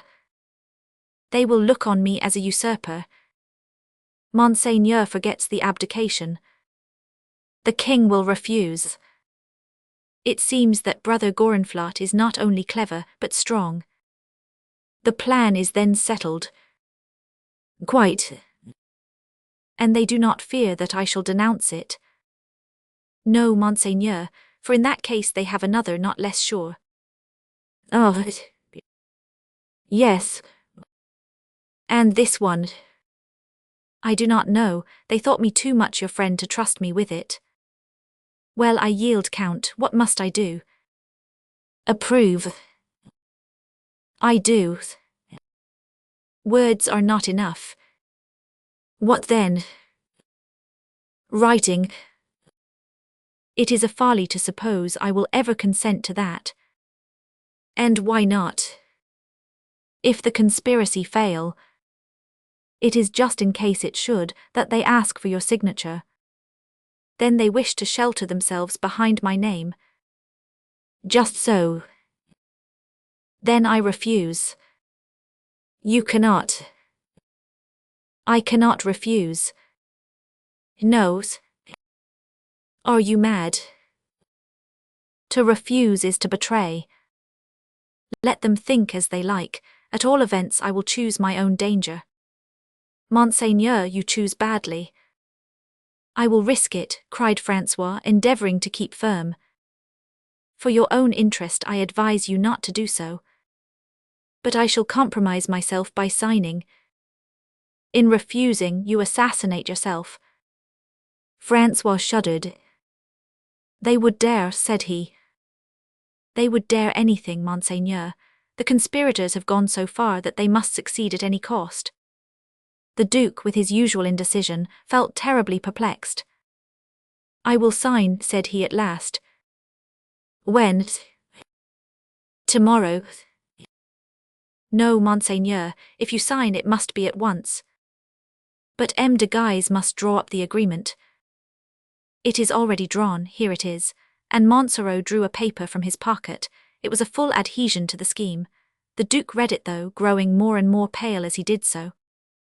Here is the pen, Monseigneur. Then I must sign. If you wish to do so, no one forces you. Yes, they do, since they menace me with assassination. I do not menace you, Monseigneur, I only warn you. Give me the pen. And snatching it eagerly, he signed the paper. Montsoreau watched him with an eye full of hatred and hope, and no sooner had the Duke finished than, exclaiming, "Ah!" he seized the paper, buttoned it into his doublet and wrapped his cloak over it. Francois looked at him with astonishment, for a flash of ferocious joy played over his face. And now, Monseigneur, be prudent, said he. How so? Do not run about the streets with Aurélie, as you did just now. What do you mean? I mean that, this evening, you pursued with your love a woman whom her husband adores, and whom he is jealous of, enough to kill anyone who approaches her without permission. Is it of you and your wife that you are speaking? Yes, Monseigneur, I have married Diana de Meridor. She is mine, and no one shall have her while I live, not even a prince. I swear it by my name and on this poniard. And he touched with his poniard the breast of the prince, who started back. Monsieur, you menace me, cried Francois, pale with rage. No, Monseigneur, once more I say I only warn you. Of what? That no one shall make love to my wife.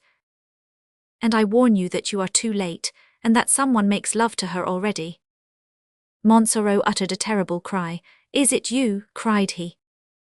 You are mad, Count. No, I am not, prove your words. Who was hidden this evening, 20 steps from your door with a musket?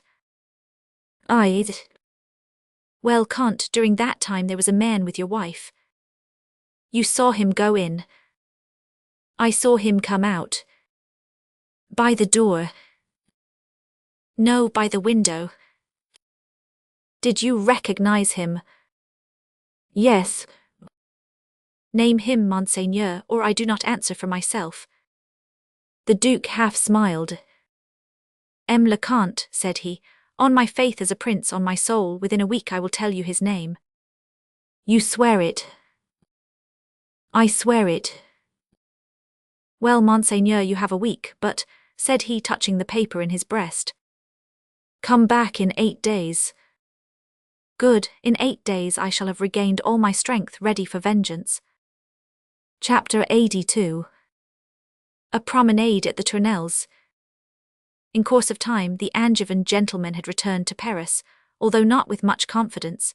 They knew too well the king, his brother and mother, to hope that all would terminate in a family embrace. They returned, therefore, timidly, and glided into the town armed to the teeth, ready to fire on the least suspicion, and drew their swords 50 times before the Hôtel d'Anjou on harmless bourgeois, who were guilty of no crime but of looking at them. They presented themselves at the Louvre, magnificently dressed in silk, velvet, and embroidery.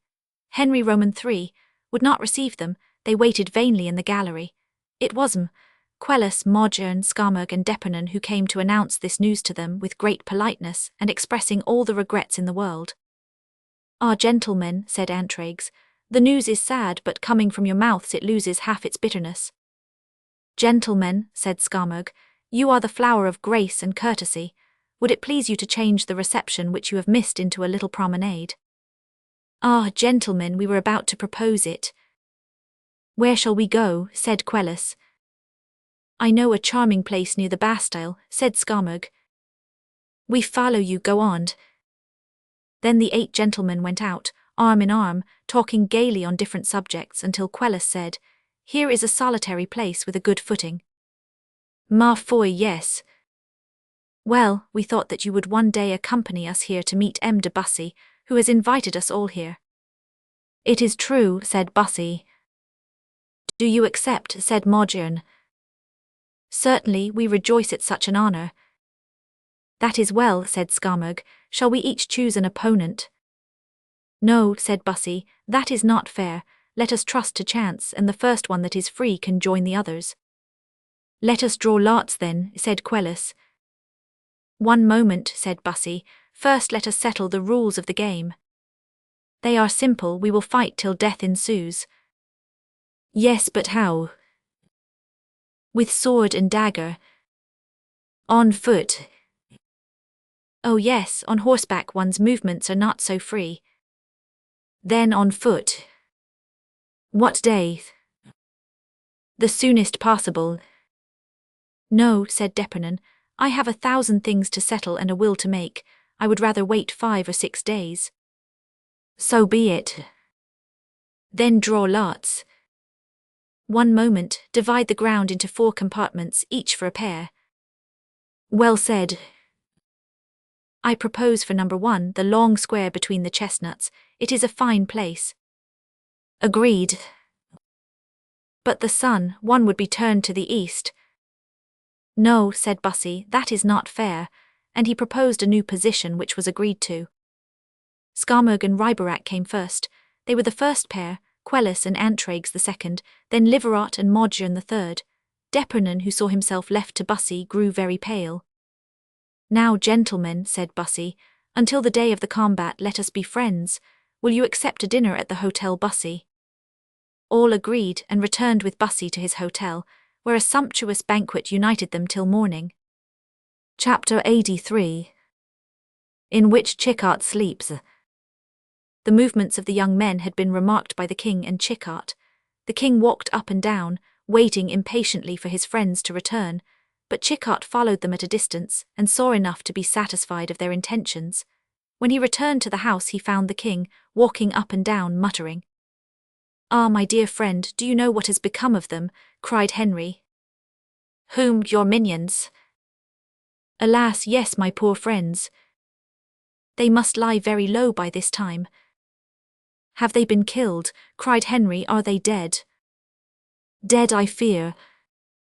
And you laugh, wretch. Oh, my son, dead drunk. Oh, Chickart, how you terrified me. But why do you calumniate these gentlemen? On the contrary, I praise them. Be serious, I beg. Do you know that they went out with the Angevins? Of course I know it. What was the result? What I tell you, that they are dead drunk. But Bussy. He is intoxicating them. He is a dangerous man. Chickart, for pity's sake. Yes, Bussy has given a dinner to your friends. How do you like that? Impossible, they are sworn enemies. Have you good legs?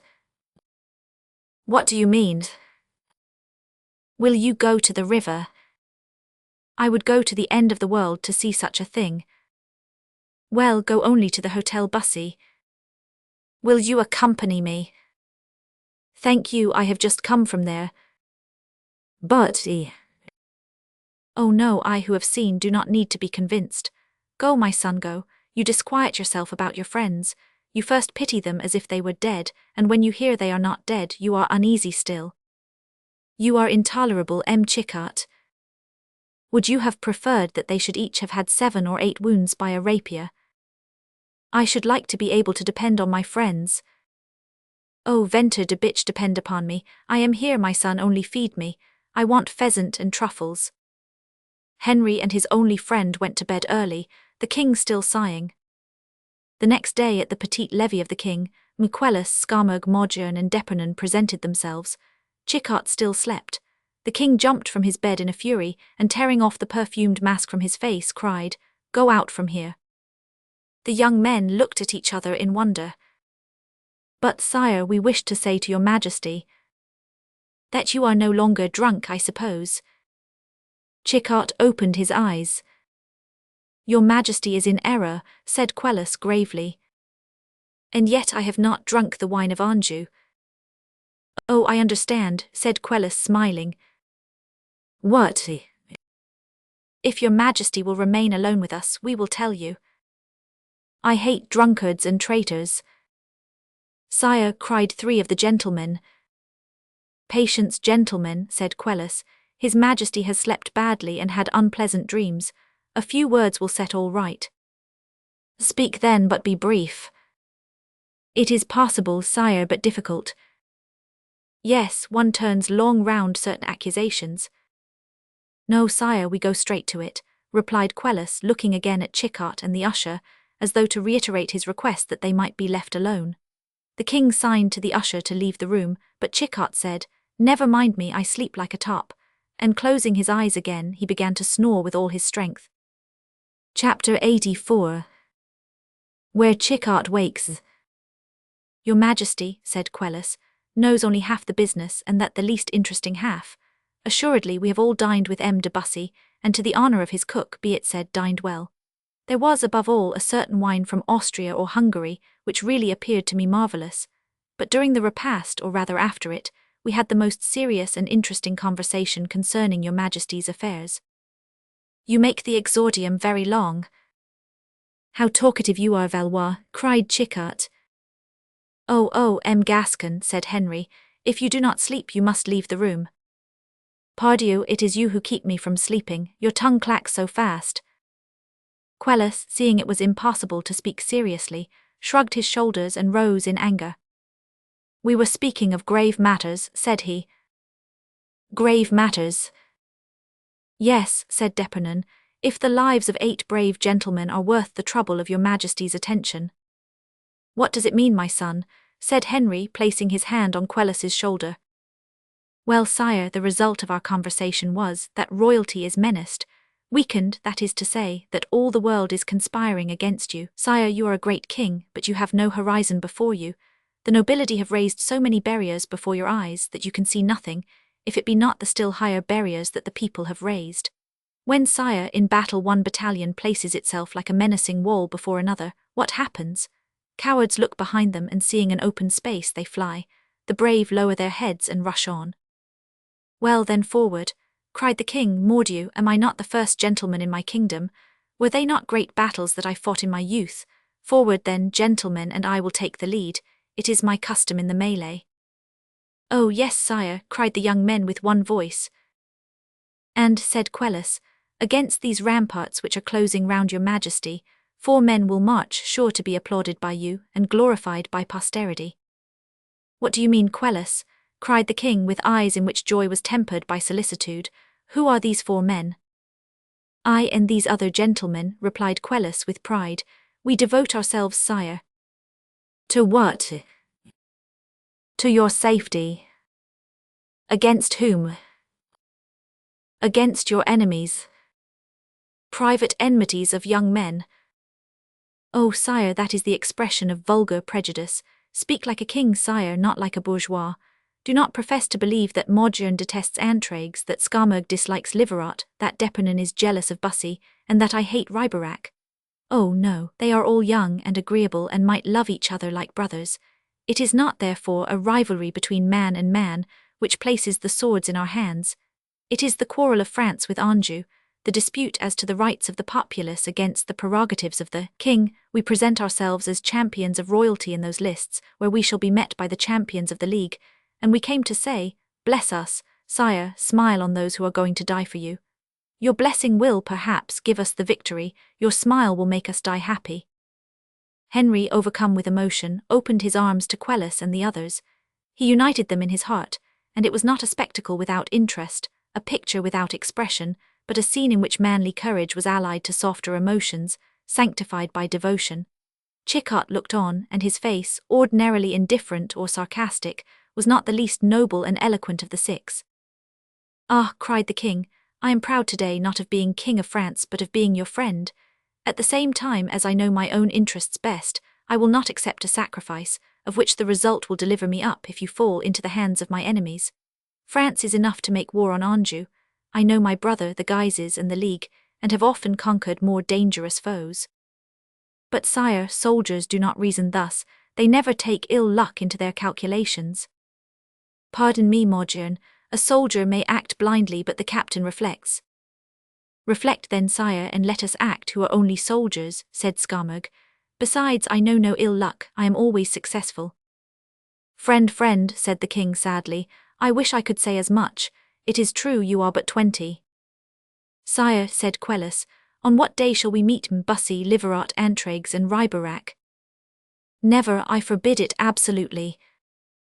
Sire, excuse us, the rendezvous was arranged before the dinner, words were said which cannot be retracted. Excuse me, monsieur, said Henry.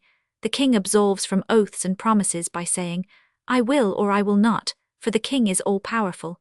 Tell these gentlemen, therefore, that I have menaced you with all my anger at you come to blows, and that you may not doubt it yourselves, I swear to exile you if— Stop, sire, do not swear, because if for such a cause we have merited your anger and this anger shows itself by exiling us, we will go into exile with joy, because, being no longer on your majesty's territories, we can then keep our promises and meet our adversaries.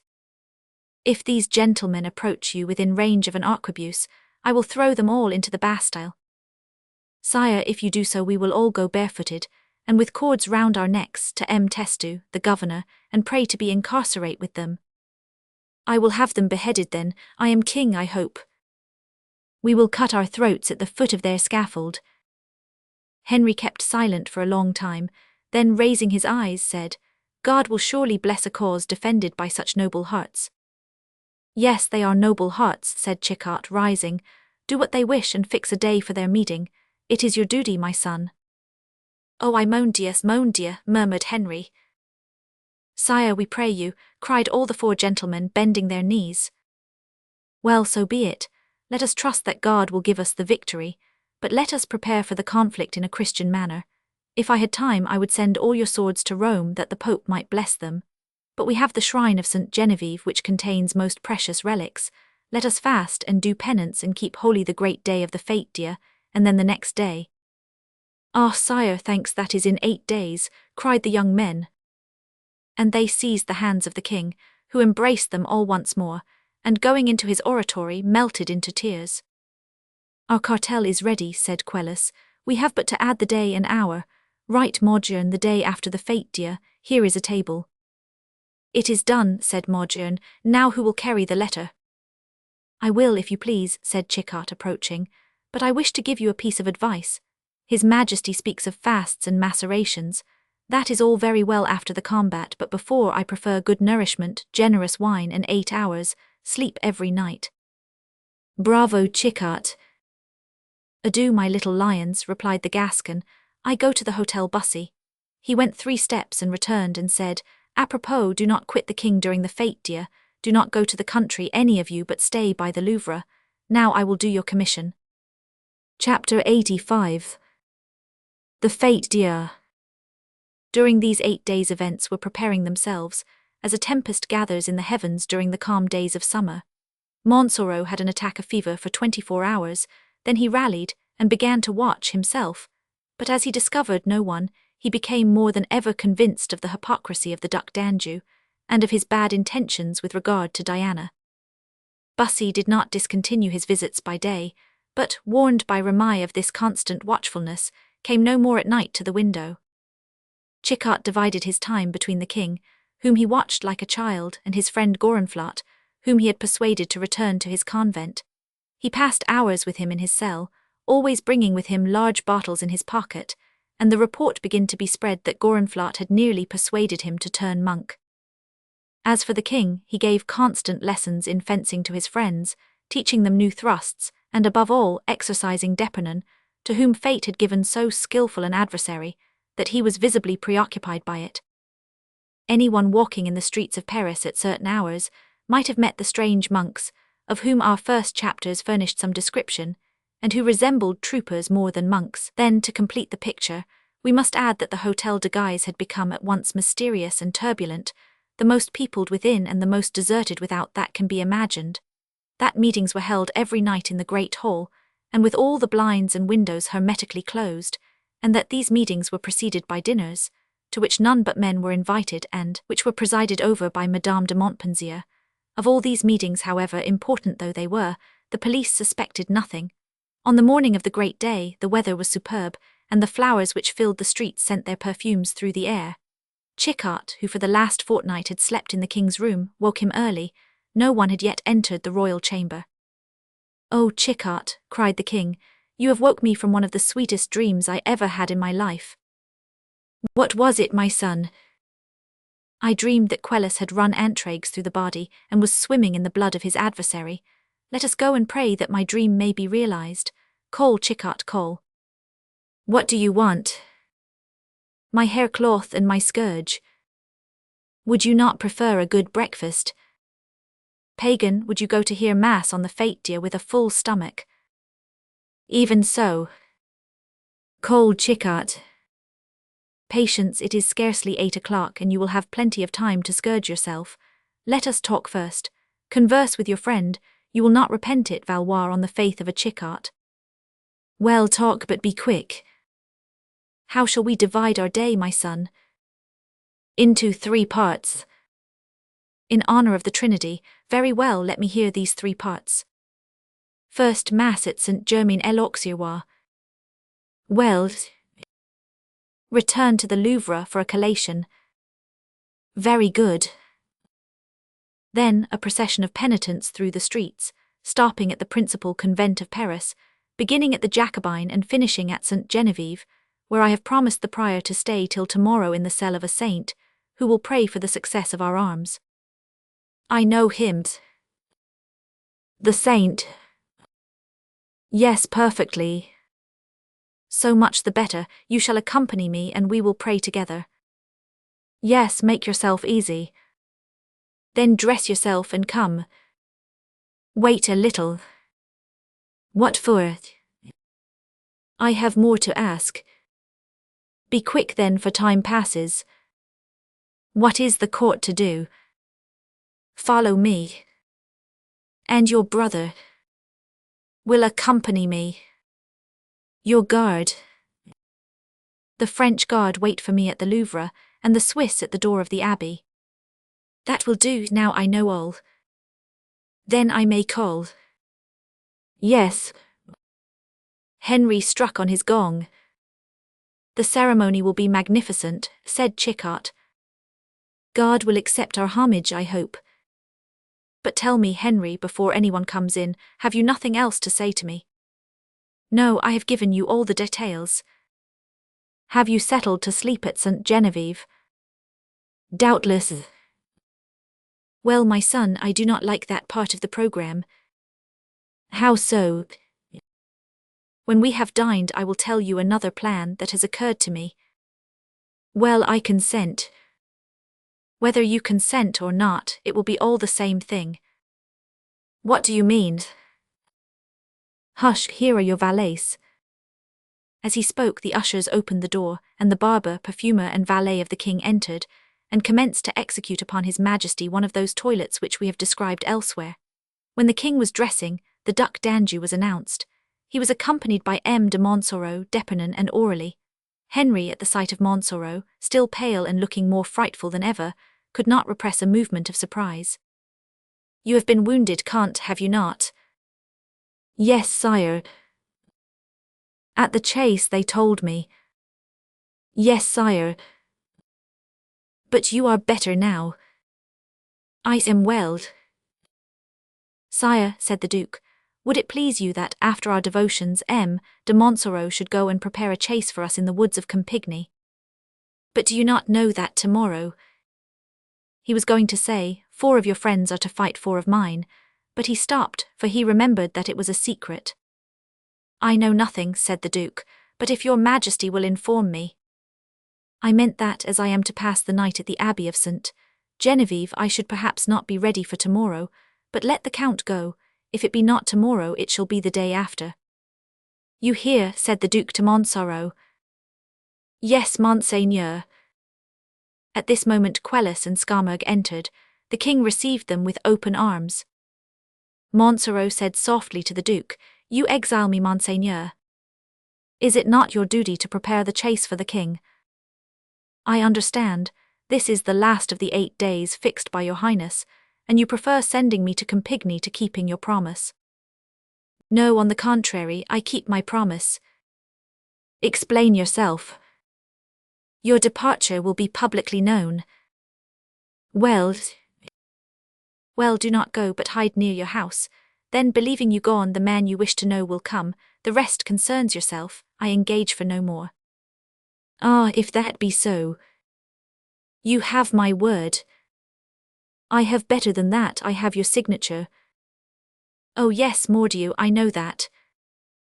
Aurélie touched d'Epernon's arm and said, It is done, Bussy will not fight tomorrow. Not fight? I answer for it.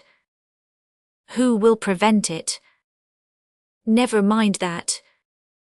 If it be so, my dear sorcerer, there are 1,000 crowns for you. Gentlemen, said the king, who had finished his toilet, to Saint-Germain-l'Auxerrois. And from there to St. Genevieve, asked the Duke. Certainly, replied Henry, passing into the gallery where all his court were waiting for him. Chapter 86, which will elucidate the previous chapter. The evening before, M. de Montsoreau had returned to his home from the Hotel Guise, and had found Bussy there. Then, in his friendship for this brave gentleman, he had taken him aside and said, Will you permit me to give you a piece of advice? Pray do. If I were you, I should leave Paris tomorrow. And why so? All that I can tell you is, that your absence may save you from great embarrassment. How so? Are you ignorant of what is to take place tomorrow? Completely. On your honor. On my word as a gentleman. M. d'Anjou has confided nothing to you. Nothing, M. d'Anjou confides nothing to me beyond what all the world knows. Well, I who am not the Duc d'Anjou, who love my friends for their own sakes, and not for mine, I will tell you, my dear Count, that he is preparing for grave events tomorrow, and that the parting of Guise and Anjou meditate a stroke which may end in the fall of the king. Bussy looked at M. de Montsoreau with suspicion, but his whole manner expressed so much sincerity that it was impossible to doubt him. Count, replied he, my sword belongs to the Duc d'Anjou.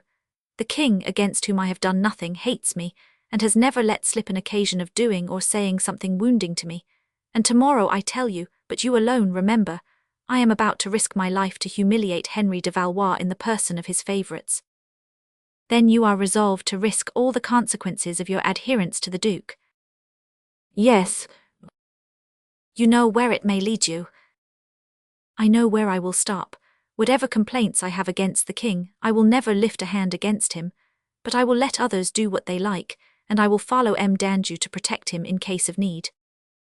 My dear Count, said Montsoreau, the Duc d'Anjou is perfidious and a traitor, a coward capable from jealous or fear of sacrificing his most faithful servant, his most devoted friend.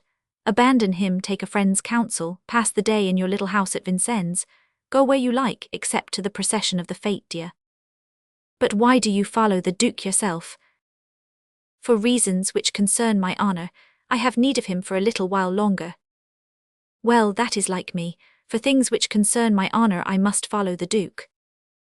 The Comte de Montsoreau pressed his hand, and they parted. The next morning Montsoreau announced to his wife his approaching departure for Campigny, and gave all the necessary orders. Diana heard the news with joy. She knew from her husband of the duel which was arranged between Bussy and d'Epernon, but had no fear for the result, and looked forward to it with pride. Bussy had presented himself in the morning to the Duc d'Anjou, who, seeing him so frank, loyal, and devoted, felt some remorse. But two things combated this return of good feeling. Firstly, the great empire Bussy had over him, as every powerful mind has over a weak one, and which annoyed him. And secondly, the love of Bussy for Diana, which awoke all the tortures of jealousy in his heart. Montsoreau, it was true, inspired him with equal dislike and fear, but he thought, either Bussy will accompany me and aid my triumph, and then if I triumph I do not care for Montsoreau, or Bussy will abandon me, and then I owe him nothing, and I will abandon him in return. When they were in the church, the Duke saw Ramay enter, and going up to his master, slide a note into his hand. It is from her, thought he, she sends him word that her husband is leaving Paris. Bussy put the note into his hat, opened and read it, and the prince saw his face radiant with joy and love. The Duke looked round. If Montsoreau had been there, perhaps he would not have had patience to wait till the evening to denounce Bussy. The mass over, they returned to the Louvre, where a collation waited for the king in his room, and for his gentlemen in the gallery. On entering the Louvre, Bussy approached the Duke. Pardon, Monseigneur, said he, but can I say 2 words to you? Are you in a hurry? Very much so. Will it not do during the procession? We shall walk side by side. Monseigneur must excuse me, but what I wish to ask is, that I need not accompany you. Why so? Monseigneur, tomorrow is a great day, and I would wish to retire today to my little house at Vincennes.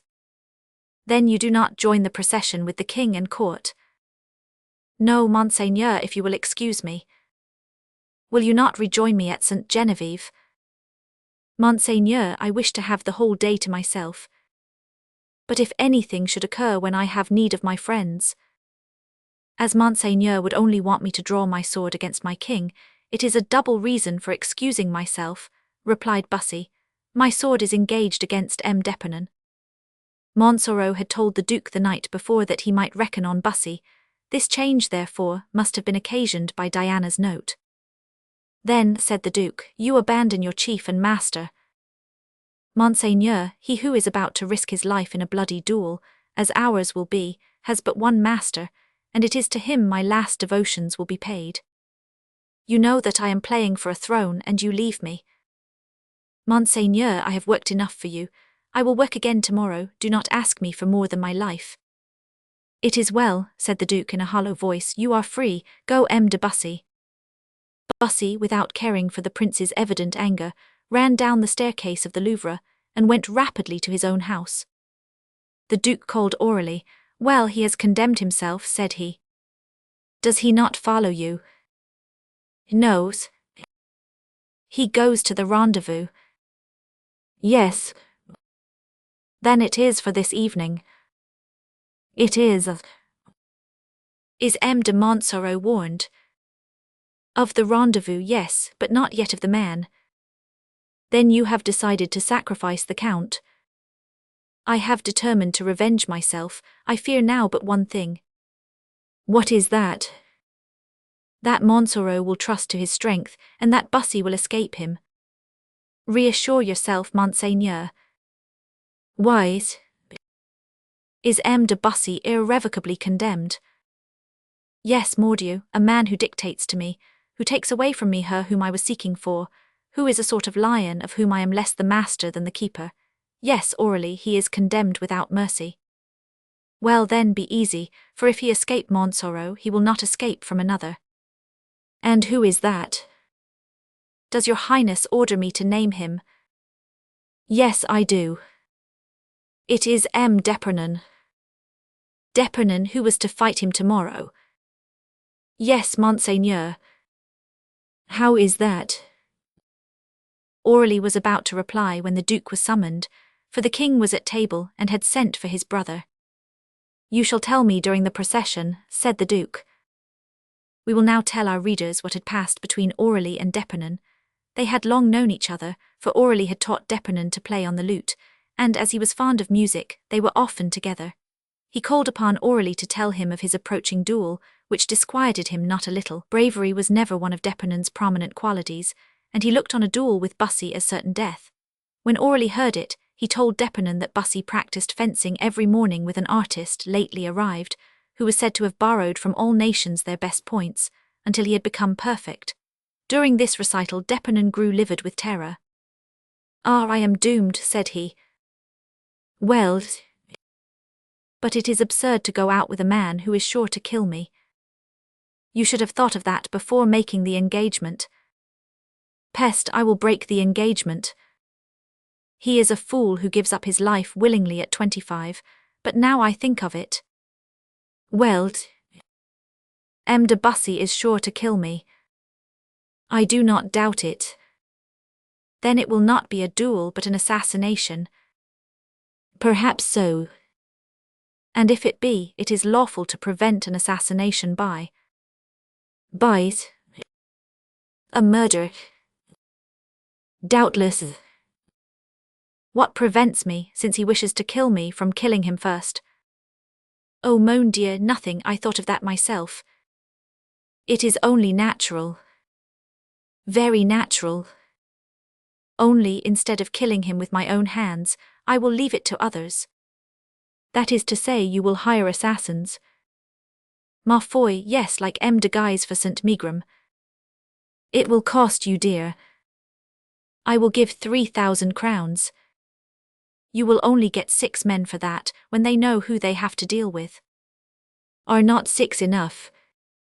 M. de Bussy would kill 4 before they touched him. Do you remember the fight in the Rue Saint-Antoine? I will give 6,000. If I do the thing, I will take care he does not escape. Have you your men? Oh, there are plenty of unoccupied men soldiers of fortune. Very well, but take care. Of what? If they fail, they will denounce you. I have the king to protect me. That will not hinder M. de Bussy from killing you. That is true. Should you like an auxiliary? I should like anything which would aid me to get rid of him. Well, a certain enemy of your enemy is jealous. And he is now laying a snare for him. Oh. Well. But he wants money.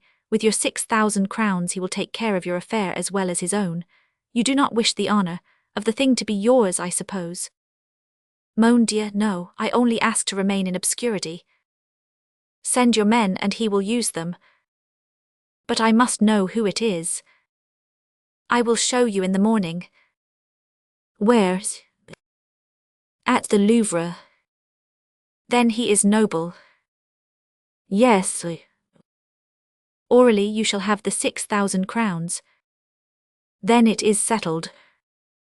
Irrevocably. At the Louvre, then? Yes, at the Louvre.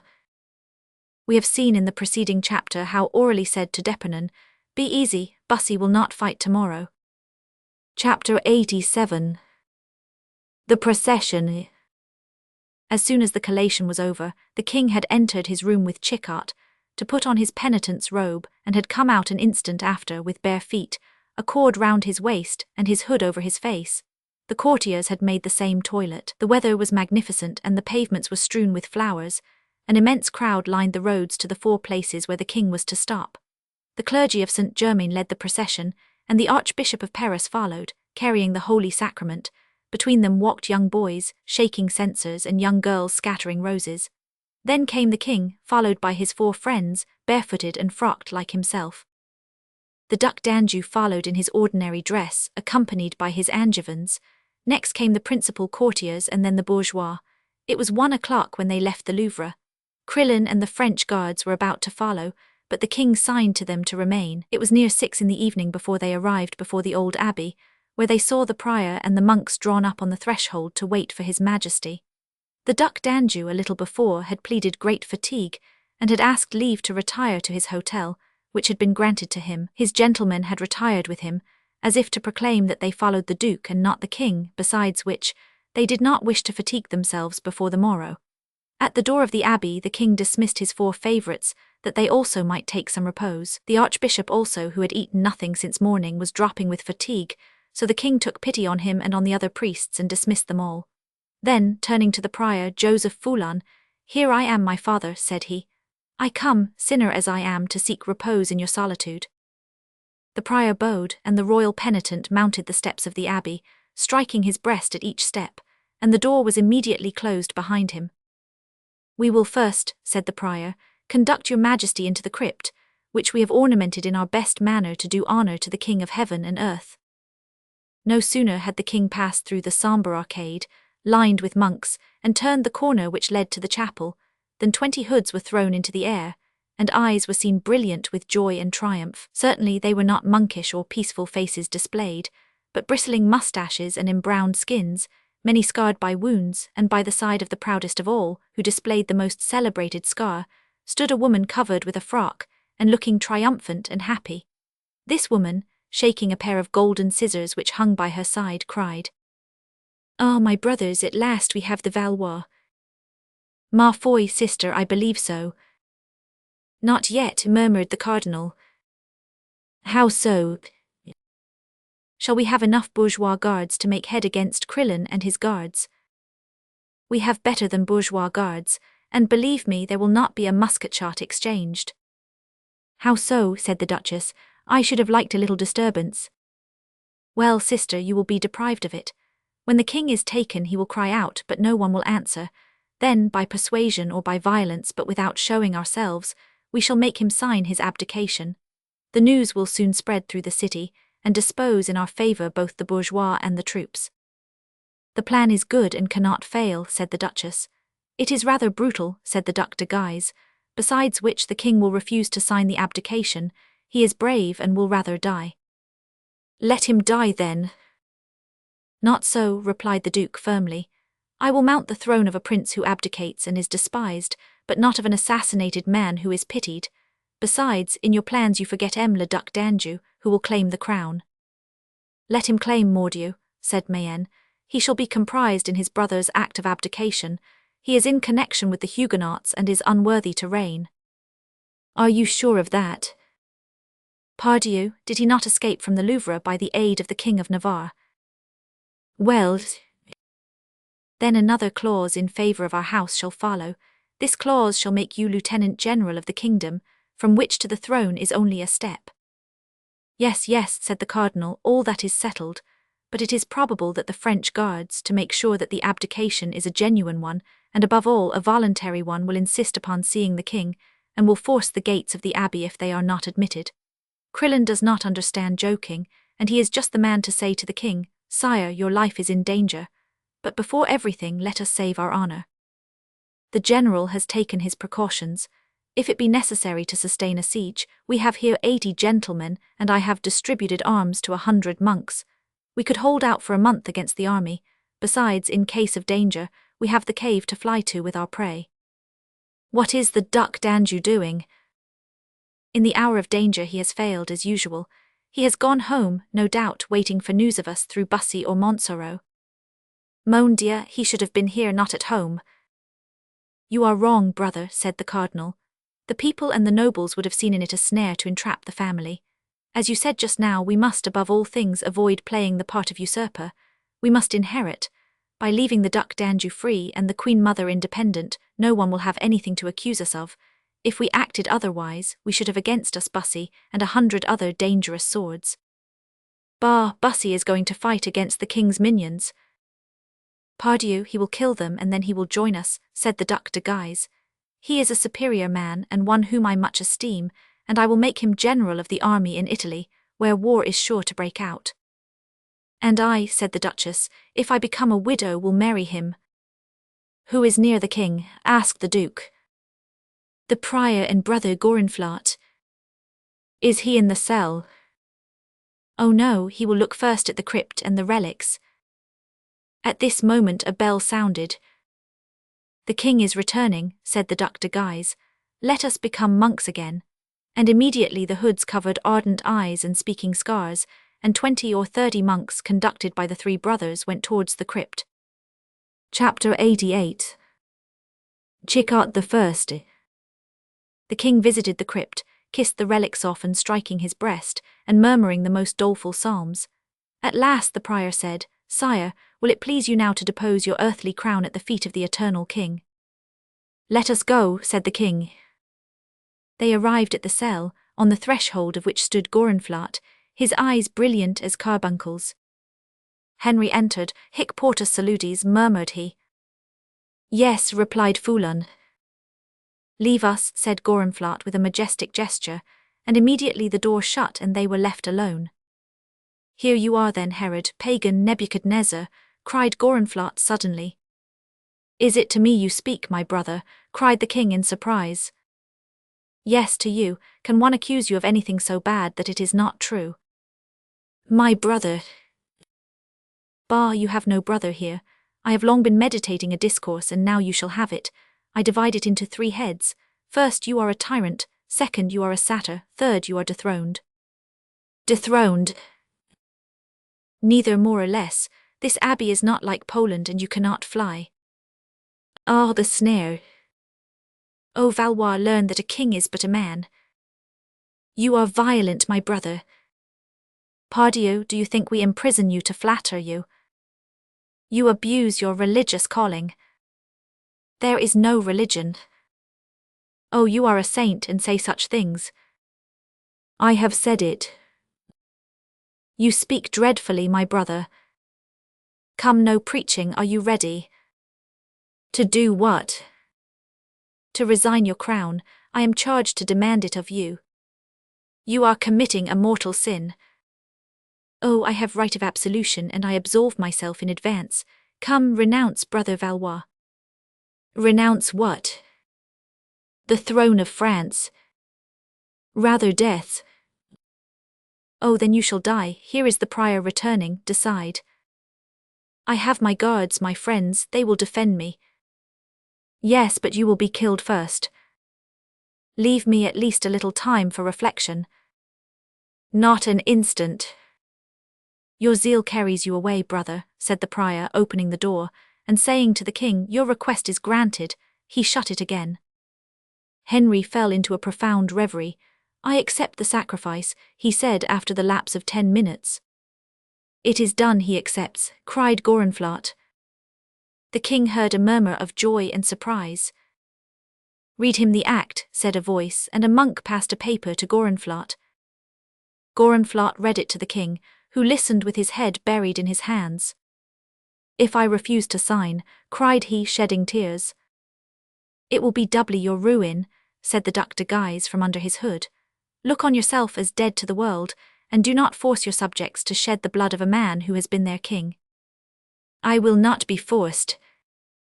I feared so, said the Duke to his sister. Then, turning to his brother, Let everyone arm and prepare, said he. For what? Cried the king in a miserable tone. For anything. The king's despair redoubled. Corbleu, cried Gorenflot, I hated you before, Valois, but now I despise you. Sign, or you shall perish by my hand. Have patience, said the king. Let me pray to my divine master for resignation. He wishes to reflect again, said Gorenflot. Give him till midnight, said the cardinal. Thanks, charitable Christian, cried the king. His brain is weak, said the duke. We serve France by dethroning him. I shall have great pleasure in clipping him, said the Duchess. Suddenly a noise was heard outside, and soon they distinguished blows struck on the door of the abbey, and Mayenne went to see what it was. My brothers, said he, there is a troop of armed men outside. They have come to seek him, said the Duchess.